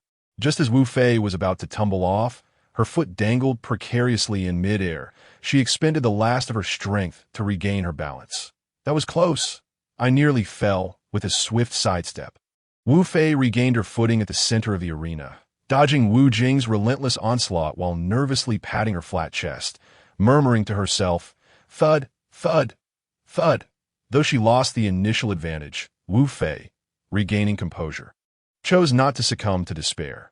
Instead, she diligently defended herself while searching for an opening in Wu Jing's attacks to reverse the increasingly unfavorable situation. Yet, after a brief while, she found no opportunity to exploit Wu Jing's weaknesses, failing to alter the tide of battle. This predicament was not due to Wu Jing's flawless technique or any sudden surge in her strength, but rather stemmed from Wu Fei's own inadequacies. Despite several opportunities to seize upon Wu Jing's lapses, she lacked the necessary prowess to capitalize on them and turn the tide in her favor. From a distance, the two figures moved with the swiftness of lightning, colliding continuously upon the platform, each encounter resulting in a rapid disengagement. The intensity of their exchanges resonated throughout the arena, leaving bewildered spectators in awe of the spectacle unfolding before them. Oh no. This is terrible. My prize money is gone. It must be said that Lu Sun's words ring true. What is held for too long will inevitably be lost. And indeed, this was manifesting before their very eyes. Wu Fei, trapped in a defensive stance, found her mental and physical energies waning. Thus, an inevitable moment of negligence surfaced, revealing a slight flaw. For the seasoned and unquestionably dominant Wu Jing, it was a mere instant to seize the opportunity, effortlessly breaching Wu Fei's steadfast defenses and mercilessly kicking her off the stage, leaving Wu Fei, who was in a state of desperate struggle, to sit alone on the ground with an expression of utter despair. Without so much as a glance back, Wu Jing turned and departed, leaving Wu Fei murmuring softly to herself, "Can someone please explain what just happened? How could two individuals, who appeared evenly matched and engaged in a relentless duel just moments ago, suddenly reveal such a clear victor as if it were child's play?" At that moment, a bewildered onlooker, caught in the confusion, inquired, "Can't you just watch the slow-motion replay on the big screen? You only pretend to understand while claiming they were evenly matched, Are you trying to kill me with laughter, only to inherit my $1 million bill?" retorted a rather foolish spectator with a semblance of seriousness. The outcome is clear. The victor is Wu Jing, hailing from the sacred land of martial arts. Congratulations, Miss Wu Jing, the golden-haired host, well-versed in the principle of avoiding unnecessary chatter, swiftly announced, cutting straight to the chase. Time hurried by, fleeting like a whisper. Unbeknownst to all, the once bright sky had dulled, the setting sun casting a sliver of its form, akin to a crescent moon, yet to vanish. Evening crept in quietly, and dusk loomed near. Meanwhile, the competition, which had spanned an entire afternoon, approached its conclusion. Avoid delaying dinner for everyone. We shall now commence the final match of the youth division of the martial arts tournament," declared the parched, golden-haired host, who had not sipped a drop of water all afternoon, his words spilling forth in a rapid-fire manner. As the host finished speaking, the last pair of contestants, who had been impatiently waiting, simultaneously appeared on the stage, exchanging a quick salute. After the formalities, without a word, they both surged towards each other, covering several meters in mere seconds, colliding at the center of the arena. Bang, bang, bang, in the blink of an eye. The two engaged in combat, holding nothing back as they unleashed their full strength in a rapid exchange of fists and feet, creating a myriad of fleeting afterimages across the expansive stage. Each strike reverberated with immense force. The shockwaves from their powerful clashes caused the heavy arena to tremble, startling the golden-haired host, who was huddled at the edge of the stage, causing him to shudder uncontrollably. Wow, look at that. It's unbelievable. The shockwaves from their battle are making the stage, weighing over 1,000,000 tons, shake, exclaimed a spectator who had been intently focused on the match, suddenly rising in astonishment. Indeed, it's true. The stage is genuinely moving. This is simply incredible, exclaimed a fervent teenager, his voice cracking with excitement. This is impossible. It defies the laws of physics, remarked a renowned physicist, aghast on the balcony high above the martial arena. Wu Feng observed the two cousins, Wu Exan and Wu Yin, battling fiercely, akin to sworn enemies, and turned, puzzled, to his uncle Wu Taido. Why have their relations remained unchanged all these years? Wu Feng inquired. These two brats have been like this ever since that incident. Nothing has altered. No amount of persuasion has worked, Wu Taido replied with a disdainful huff, seemingly recalling an unpleasant memory. Yes, that's so. Don't Uncle Wu and Aunt Wu intervene. If this continues, they might genuinely become enemies, Wu Feng remarked, his brow furrowed in concern. They do intervene, but they can only manage the moment, not the long-term, temporary fix that ultimately proves ineffective. I see. In that case, I shall take it upon myself to address this. Such animosity must not be allowed to fester, Wu Feng declared, stepping towards the railing with a serious demeanor. Very well, if you wish to handle it. Go ahead, just ensure that no one dies in the process, Wu Taido said, a smile breaking across his face as he glanced at the fierce battle unfolding on stage. Bang! In a flash of lightning and thunder. The two combatants, having briefly separated, positioned themselves at opposite edges of the arena. After a momentary pause, they simultaneously charged towards each other, culminating in a colossal clash that echoed throughout the entire venue, creating a resounding reverberation that compelled thousands of spectators to instinctively cover their ears, desperate to mitigate the piercing pain of the overwhelming sound. Moments later, as the two fighters were pushed back to their respective sides of the stage by the tremendous force, sweat flowed like rivulets mixed with crimson blood, pooling beneath them. Huff, huff, shall we continue? Xiaoyan, Wu Exing gasped, his body drenched in sweat, bent over and struggling to catch his breath as he gazed at his younger brother, who knelt on the stage, head bowed, hands pressed against the ground to keep himself upright. With a tinge of helplessness and concern in his tone, he added a hint of pleading. Upon hearing this, Wu Yin instinctively clenched his fists tightly, veins bulging on his forehead. Damn it, I lost again, just a little more, just a tiny bit. Why? In that moment, consumed by frustration and oblivious to his own shortcomings, Wu Yin pounded furiously on the unyielding stage. Ahem, may I ask? Wu Yin, do you wish to continue competing?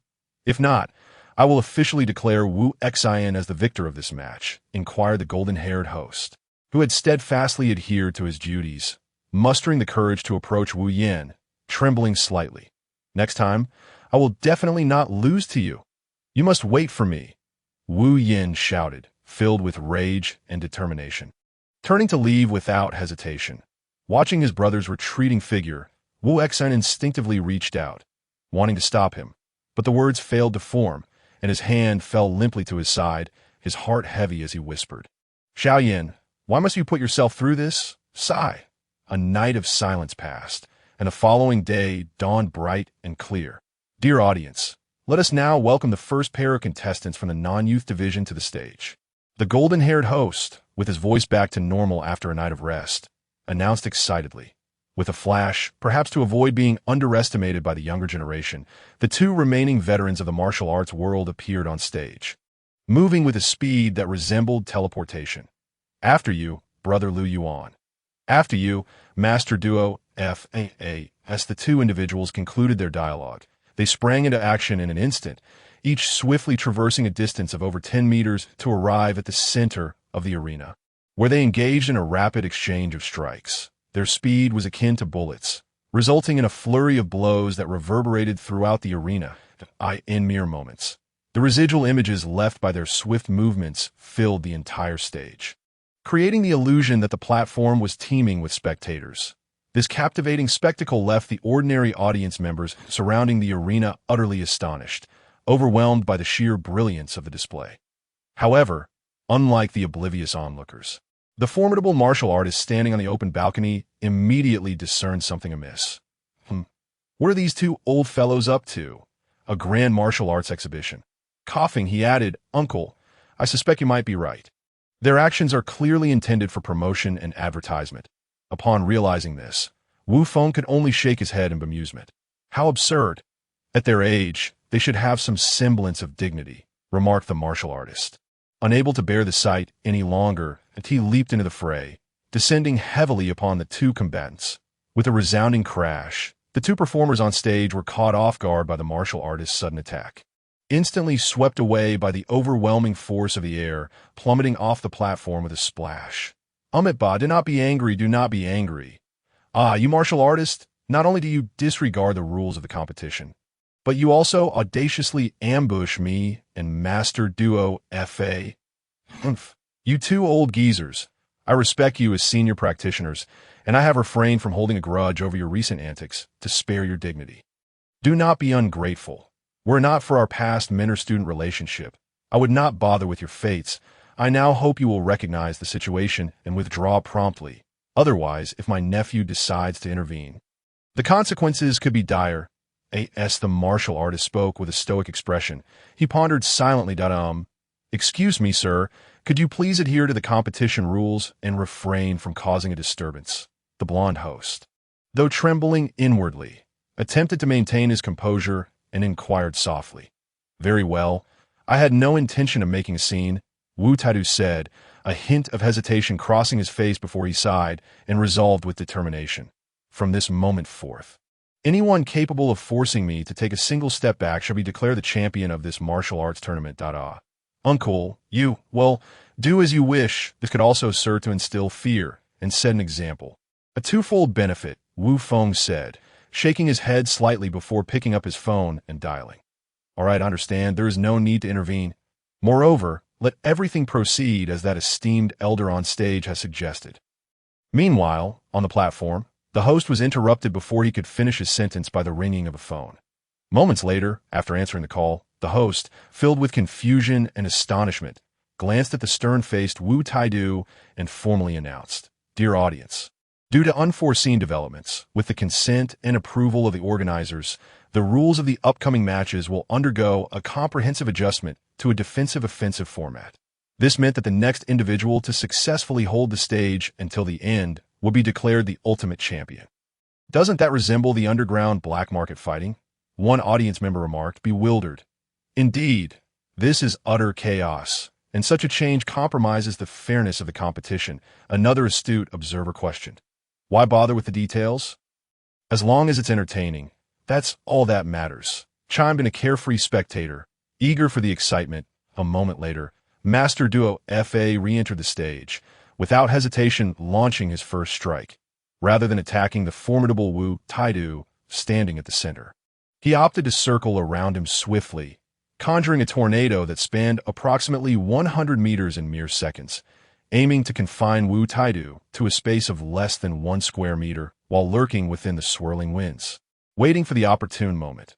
Witnessing his opponent's extravagant display, Wu Taidu, unfazed, scoffed, mere showmanship, flashy yet ineffective.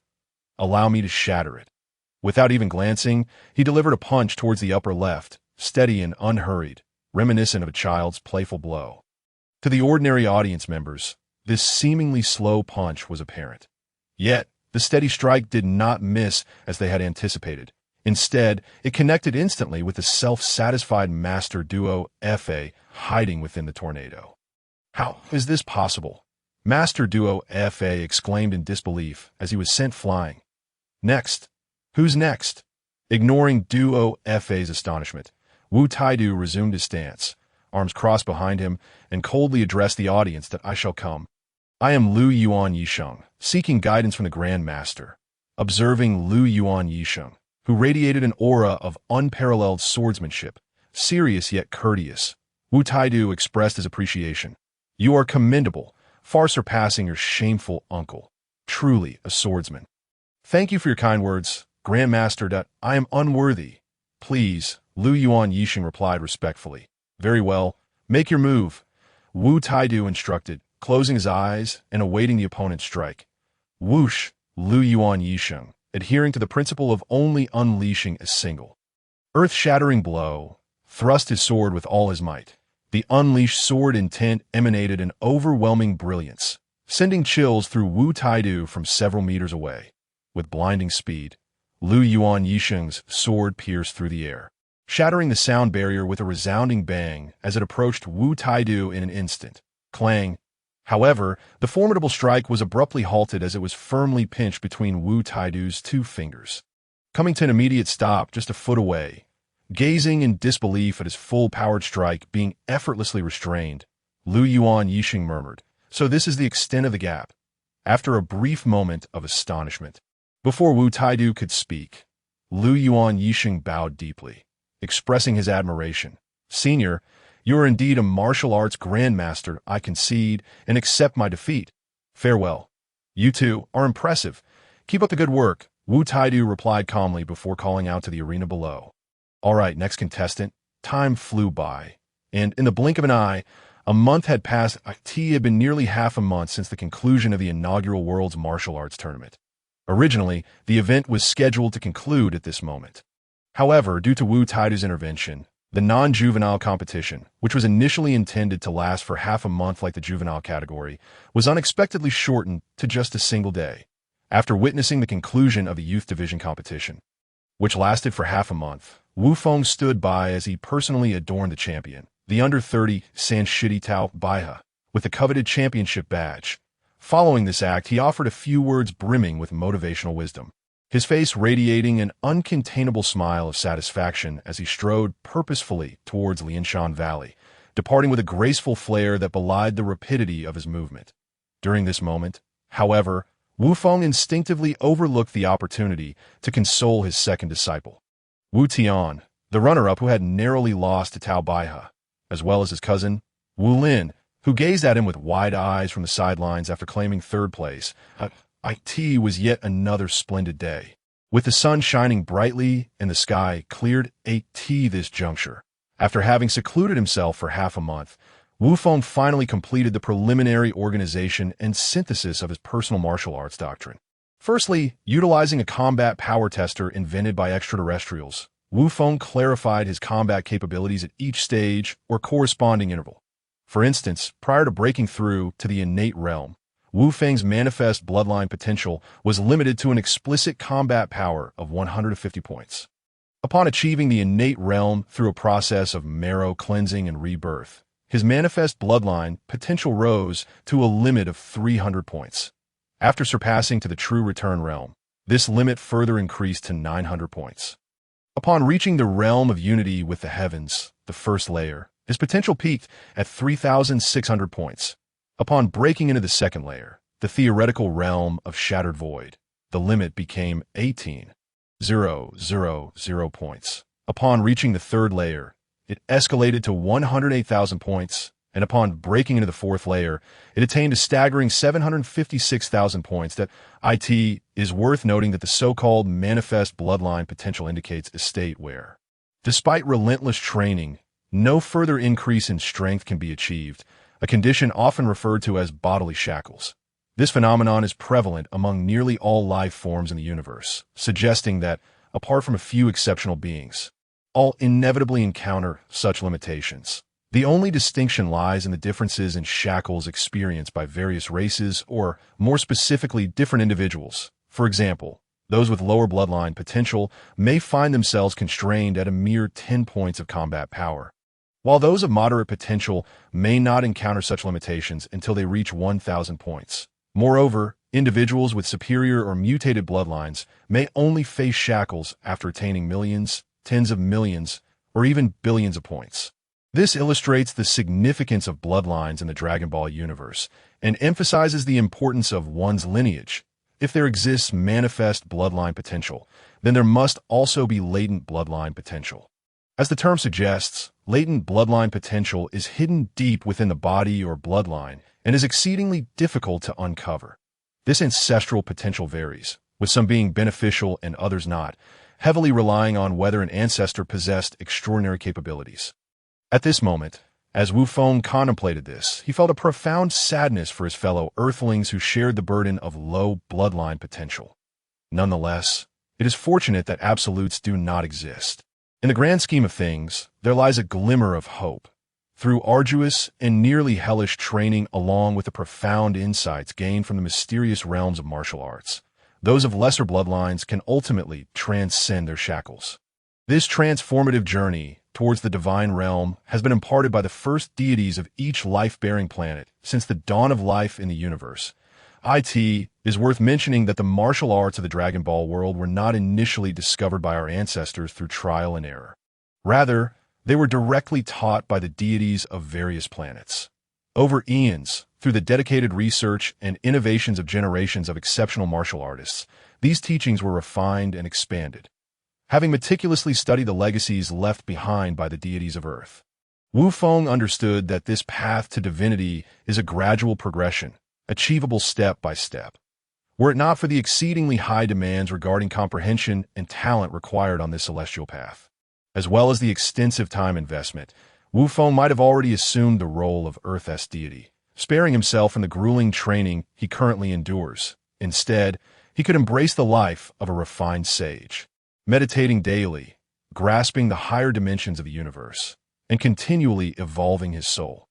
After all, the legacies of previous Earth deities hinted that elevated dimensional realms could aid warriors in breaking their own limitations. Wu Feng recognized the paramount importance of dimensional realms for martial artists in the Dragon Ball universe. For any warrior aspiring to become a true deity through cultivation, transcending the dimensional realms is an unavoidable hurdle. Only those who have reached the divine dimensional realm can truly be called gods, possessing lifespans approaching eternity, akin to the great Kaioshin. Generally, a mortal warrior must traverse 6 dimensional realms to ascend to true divinity. Progressing from the lower to the higher, the immortal realm, the deity realm, the Yama realm, the Kai realm, the great Kai realm, and finally the God realm. It is particularly noteworthy that each level of dimensional realm corresponds to specific ranges of combat power. For instance, the immortal realm corresponds to a combat power range of 109,999 points, while the deity realm corresponds to 1 million to 99,999,999 points.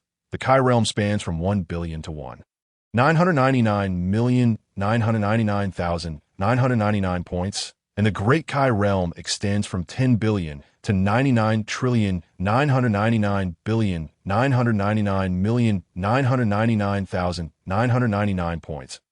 As for the God realm, it is so enigmatic and uncertain that it cannot be expressed in specific combat power metrics. The disparity before and after breaking through is monumental, akin to an insurmountable chasm. Wu Feng felt it necessary to elaborate on 3 key points regarding these classifications. Firstly, achieving the corresponding dimensional realm does not instantly confer the associated combat power. Relentless and arduous training is essential to realize it. In essence, the practical effect of higher dimensional realms is merely to elevate the limit of the original bodily shackles. Secondly, for beings endowed with formidable bloodlines and extraordinary talents, such as Scions, Namekians, and the Frost Demons, dimensional realms can be disregarded, allowing them to progress unimpeded due to their inherent power. Lastly, the God dimensional realm differs fundamentally from other dimensional realms, representing a transformative leap. The distinction pre- and post-breakthrough is as stark as day and night. Moreover, the existence of the God dimensional realm renders it impossible to sense any aura, with all power contained to an exquisite degree. Thus, compared to the state before achieving the God dimensional realm, there is an astronomical difference in both overall combat power and the utilization of strength. The following morning, the air was crisp and clear. Huff! After meditating for a full day and night atop the highest peak of the Chilean mountains, Wu Feng slowly opened his weary eyes and let out a gentle sigh. Still not enough? Where exactly lies the deficiency? Despite numerous attempts, the results remain unchanged. Exhausted in both spirit and mind, Wu Feng furrowed his brow and murmured to himself, "Never mind, I shall attempt one last time, that if I still cannot succeed." Shaking his head resolutely, Wu Feng steeled himself. Without further ado, he closed his eyes once more, gradually emptying his thoughts, allowing himself to drift into a state between sleep and wakefulness, bit by bit envisioning a pattern resembling a blue lotus. With practiced ease, it was not long before he calmed his mind again, entering a meditative state where he conjured a unique mental image, a colossal blue lotus pedestal radiating a gentle azure light. This seemingly tangible blue lotus pedestal floated serenely upon the ocean of his soul, continuously absorbing the surrounding liquefied spiritual energy akin to seawater, slowly nourishing, developing, and growing it occupied nearly 1/10,000th of the vast ocean of his soul. Though it persistently drew in nutrients, there was no sign of the usual growth. It was as if it had reached a certain limit or perhaps had become saturated. In short, it felt as though some obstacle had arisen. Perhaps this description still fell short of accuracy.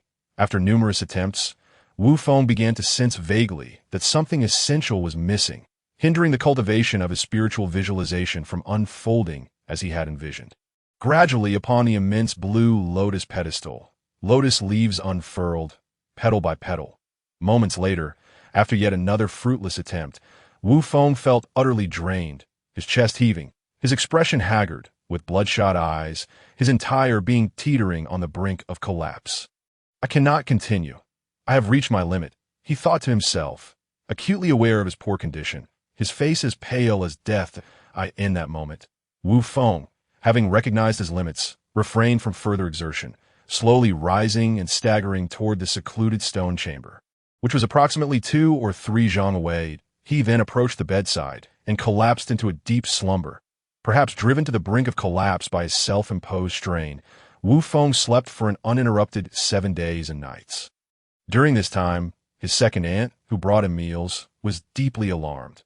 Had it not been for Wu Taido's timely discovery of Wu Feng's faint breathing, preparations for an extravagant funeral might have already been underway.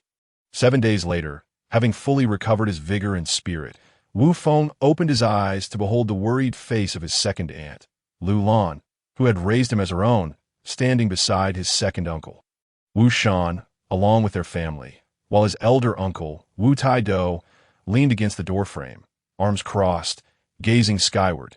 Witnessing this warm and silent scene, even Wu Feng, who had long attained a state of inner tranquility, could not help but feel a ripple of warmth within. "Are you hungry? Stop lounging in bed and get up. Look, your second aunt has prepared your favorite dishes," Lu Lan said, her face full of tenderness. Urging him gently, "Indeed. Hurry up and eat. Your second aunt began cooking as soon as she knew you would awaken today, even before the rooster crowed." Wu Shan chimed in, his tone somewhat exasperated. "All right, I shall eat," Wu Feng replied, wanting to mention that he had already mastered the art of fasting, but upon seeing his second aunt's concerned expression, he held his tongue and promptly began to eat heartily. "You clever boy, at least you are wise enough to take the hint," Wu Taido thought silently, having recently achieved the state of fasting himself. The night passed without incident, and the following morning, atop the highest peak of the Chilean mountains, Wu Taido stood facing the distance, hands clasped behind his back, on a rock near the edge of a cliff. Casting a glance at Wu Feng beside him, he slowly asked, "How long do you intend to be away this time?" "Well, I cannot say for certain, Uncle. One thing you must know is that the universe is vast. Attempting to capture a fugitive in such boundless expanse is akin to finding a needle in a haystack." Wu Feng began, but before he could finish, Wu Taido interrupted. "Enough. You need not explain it, I understand. Just go and return quickly, and no need for farewells." With that, Wu Taido turned and leaped gracefully, swiftly disappearing towards his own sanctuary. Observing this, Wu Feng swallowed the rationale he had prepared, smiling wryly to himself. "Well, I suppose that saves me the trouble of an explanation." Sighing, he decided it was best to proceed, activating his unremarkable, simplistic golden finger, a purple progress bar akin to a video game character's life force. As before, this function, far more profound than mere teleportation, allowed Wu Feng to vanish from sight without a trace, leaving no hint of his departure, since the time of the Yu, who established the 9 provinces thousands of years ago. It is indeed challenging to ascertain which province emerges as the strongest in the present day, as opinions abound. However, if one must declare which province is the most prosperous and vibrant, in that case, It is undeniable that the essence of Yangzhou lies within the realm of riding cranes. However, when speaking of Yangzhou, one cannot overlook the paramount sect, Qinghu Island, which governs 9 of the 13 prefectures belonging to Yangzhou, alongside its equally significant counterpart, the Guiyuan sect and the Tiei sect. Setting aside other matters, let us focus on Jiangning Prefecture, entirely under the control of the Guiyuan sect, where a place named Yiqing resides. Within Yiqing, there stretches a mountain range that extends for 1,000 miles, known as Dianshan. Between the midpoint of the dual-headed peak of Dianshan lies a bottomless cold pool, referred to as Bihan Pool. Within Bihan Pool dwell various species of demon beasts, including a dragon that has existed for no less than 5 or 6 millennia. On this particular day, the dragon named Zishi, who once clashed with Dayu, was peacefully slumbering as usual when suddenly awakened by a tremendous noise. The ancient dragon, Zishi, who was lost in a delightful dream, became instantly enraged at the interruption, fueled by a fit of waking fury. The primordial dragon resolved to rend the culprit, who dared to disturb its rest, into a myriad of pieces to vent its pent-up wrath. Meanwhile, the instigator of this chaos was none other than Wufeng, who had been directly transported by a fortuitous twist of fate to stand before the violet light dragon at the Bihan Pool. Roar! Without a moment's hesitation, Zishi lashed out as soon as Wufeng appeared. However, the strength of the violet light dragon, merely equivalent to the realm of Tianrenhe, the innate golden elixir of this world, was swiftly repelled by Wufeng's instinctively activated protective energy, sending Zishi crashing against the towering mountain wall, disorienting it and causing a landslide of colossal rocks that echoed like a cataclysm. Pu Qi abruptly awakened from the wondrous sights witnessed during its temporal displacement. Wufeng had no intention of lingering in the cold pool. He leaped from the water's surface and floated dozens of meters into the air, attempting to unleash his vast mental prowess. Capable of enveloping a 1,000-mile radius, he instantly sensed various auras, some potent and others feeble. Among the stronger presences was a black-purple scaled dragon lurking not far beneath him, comparable to the peak of the third heaven, alongside a golden tortoise guarding a palace at the bottom of the pool. Weaker energies emanated from the foot of the mountain, resembling the ordinary folk of the nearby county, akin to mediocre martial artists. Ow! Just as Wufeng busied himself with gathering information about this martial realm, a thunderous roar accompanied by a colossal dragon claw surged towards him. In an instant, a fierce wind arose, and a massive dragon, exuding an ethereal azure glow and measuring at least 20 zhang in length, materialized at a height of 100 zhang.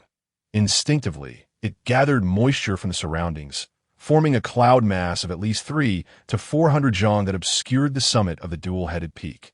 Plunging it into darkness, from within the cloud, a gigantic dragon claw emerged, moving slowly, yet visibly. As Wufeng instinctively attempted to evade, he found his body ensnared by the forces of nature around him. In the face of this sudden turn of events, Wufeng had no choice but to summon his indomitable invincibility energy to withstand the oncoming strike.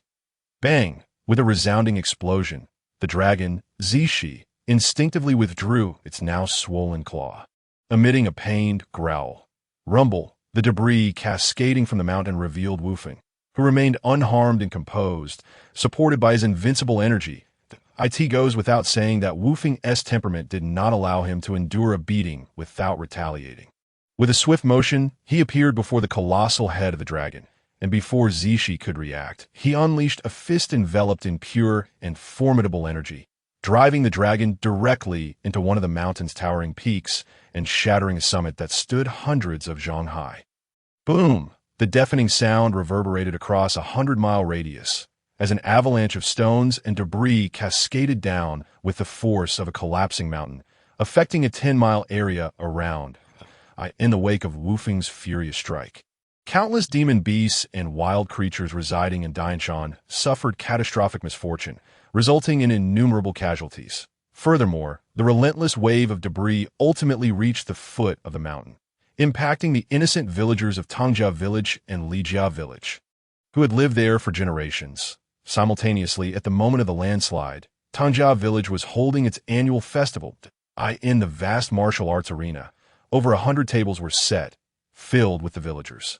From the silver-haired elders to the newly born infants, everyone gathered to feast heartily, drinking merrily, blissfully unaware of the imminent calamity.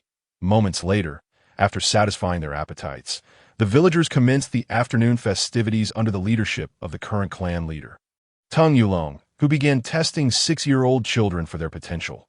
The first contestant, Tung Chihu, effortlessly lifted 60 pounds, much to the approval of the crowd. Suddenly, before Tung Yulong could finish his praise, a thunderous roar interrupted him, startling almost all the young and middle-aged villagers, including Tung Yulong. With expressions of bewilderment and alarm, they gazed towards Dian Shan. Boom! Before anyone could voice their concerns to the leader, tremors rippled through the ground, causing the stones beneath to dance. Tables scattered throughout the martial arts arena began to shake, while the domesticated animals in the village panicked, jumping and squawking in disarray. Mere moments after the thunderous noise, a villager dispatched to investigate rushed back in terror. Running frantically, he waved his arms and shouted, "Leader, it's bad.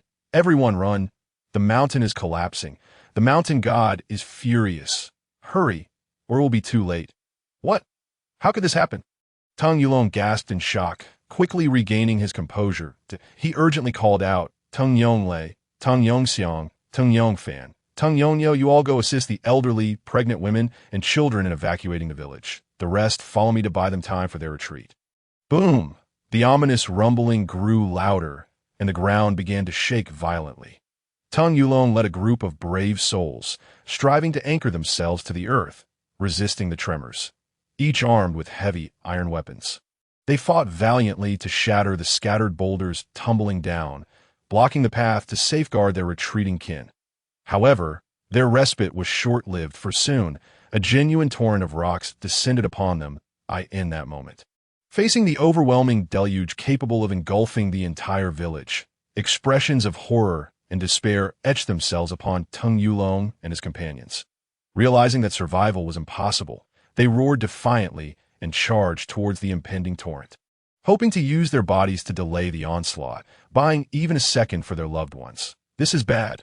I'm losing my mind." As the aftermath of the landslide threatened to submerge the villages below, Wu Feng swiftly awakened to the gravity of the situation. He immediately pushed his speed to its limits and, in the blink of an eye, arrived at the foot of the mountain, without daring to delay even for a moment.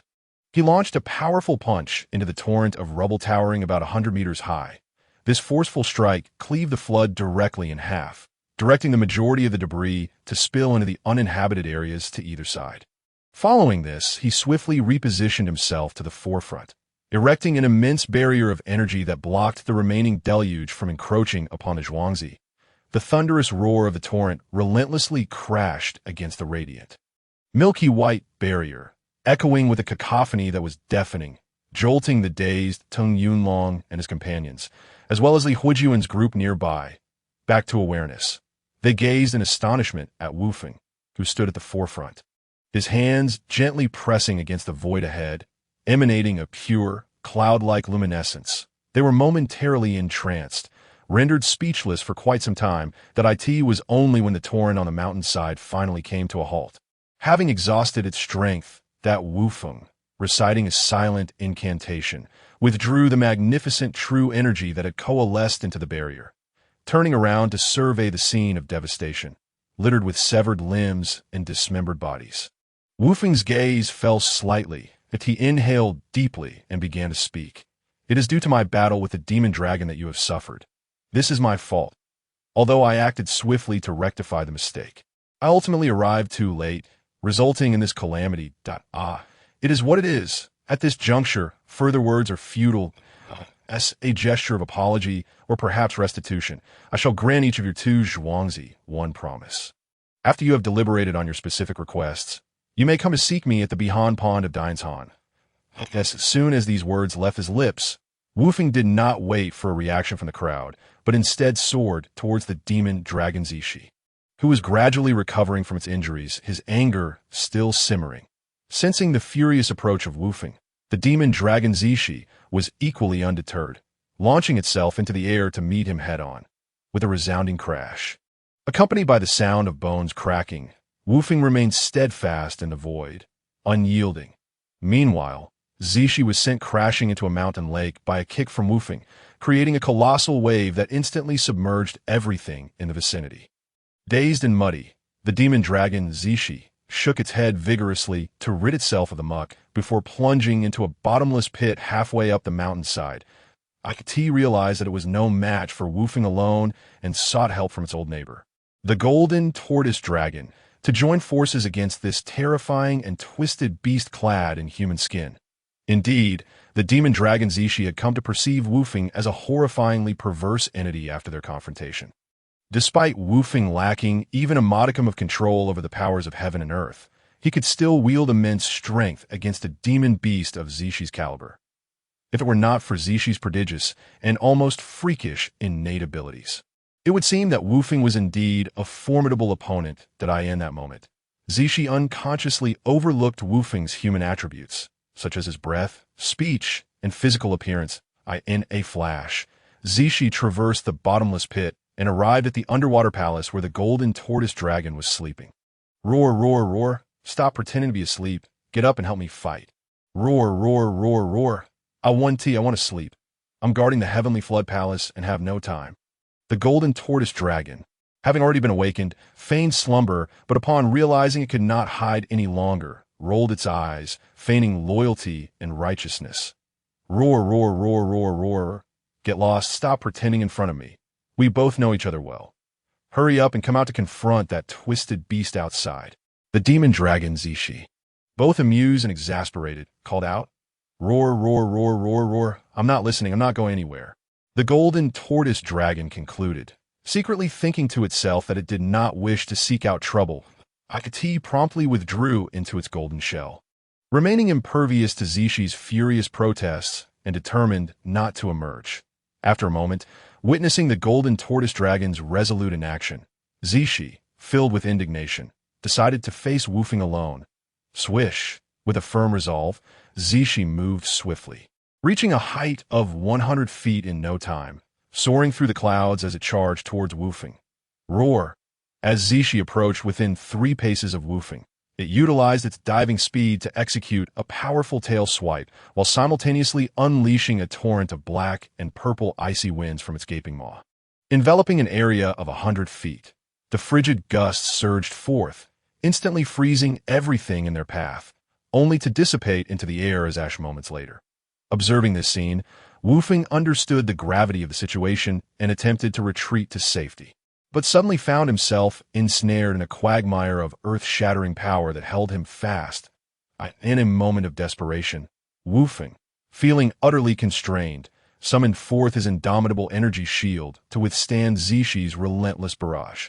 With a resounding crackle, Wufeng expanded a 3-foot radius spherical barrier, only to be encased in a massive icy cocoon, approximately 10 feet in diameter, by the black and purple winds.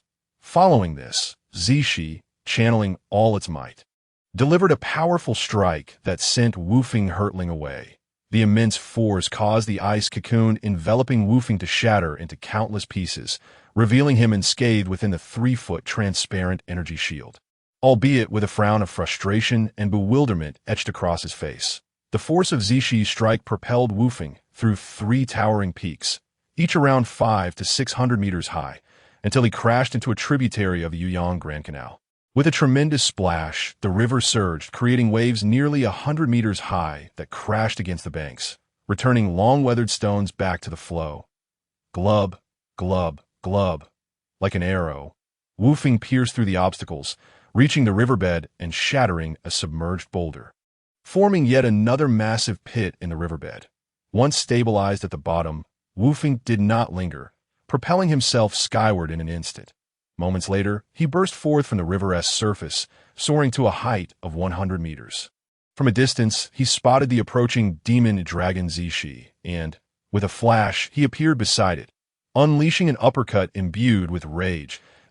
In an instant, he sent the caught-off-guard Zishi hurtling upwards like a launched rocket, racing towards the skies. Before Zishi could reach its zenith and expend its strength, Wufeng swiftly maneuvered to intercept,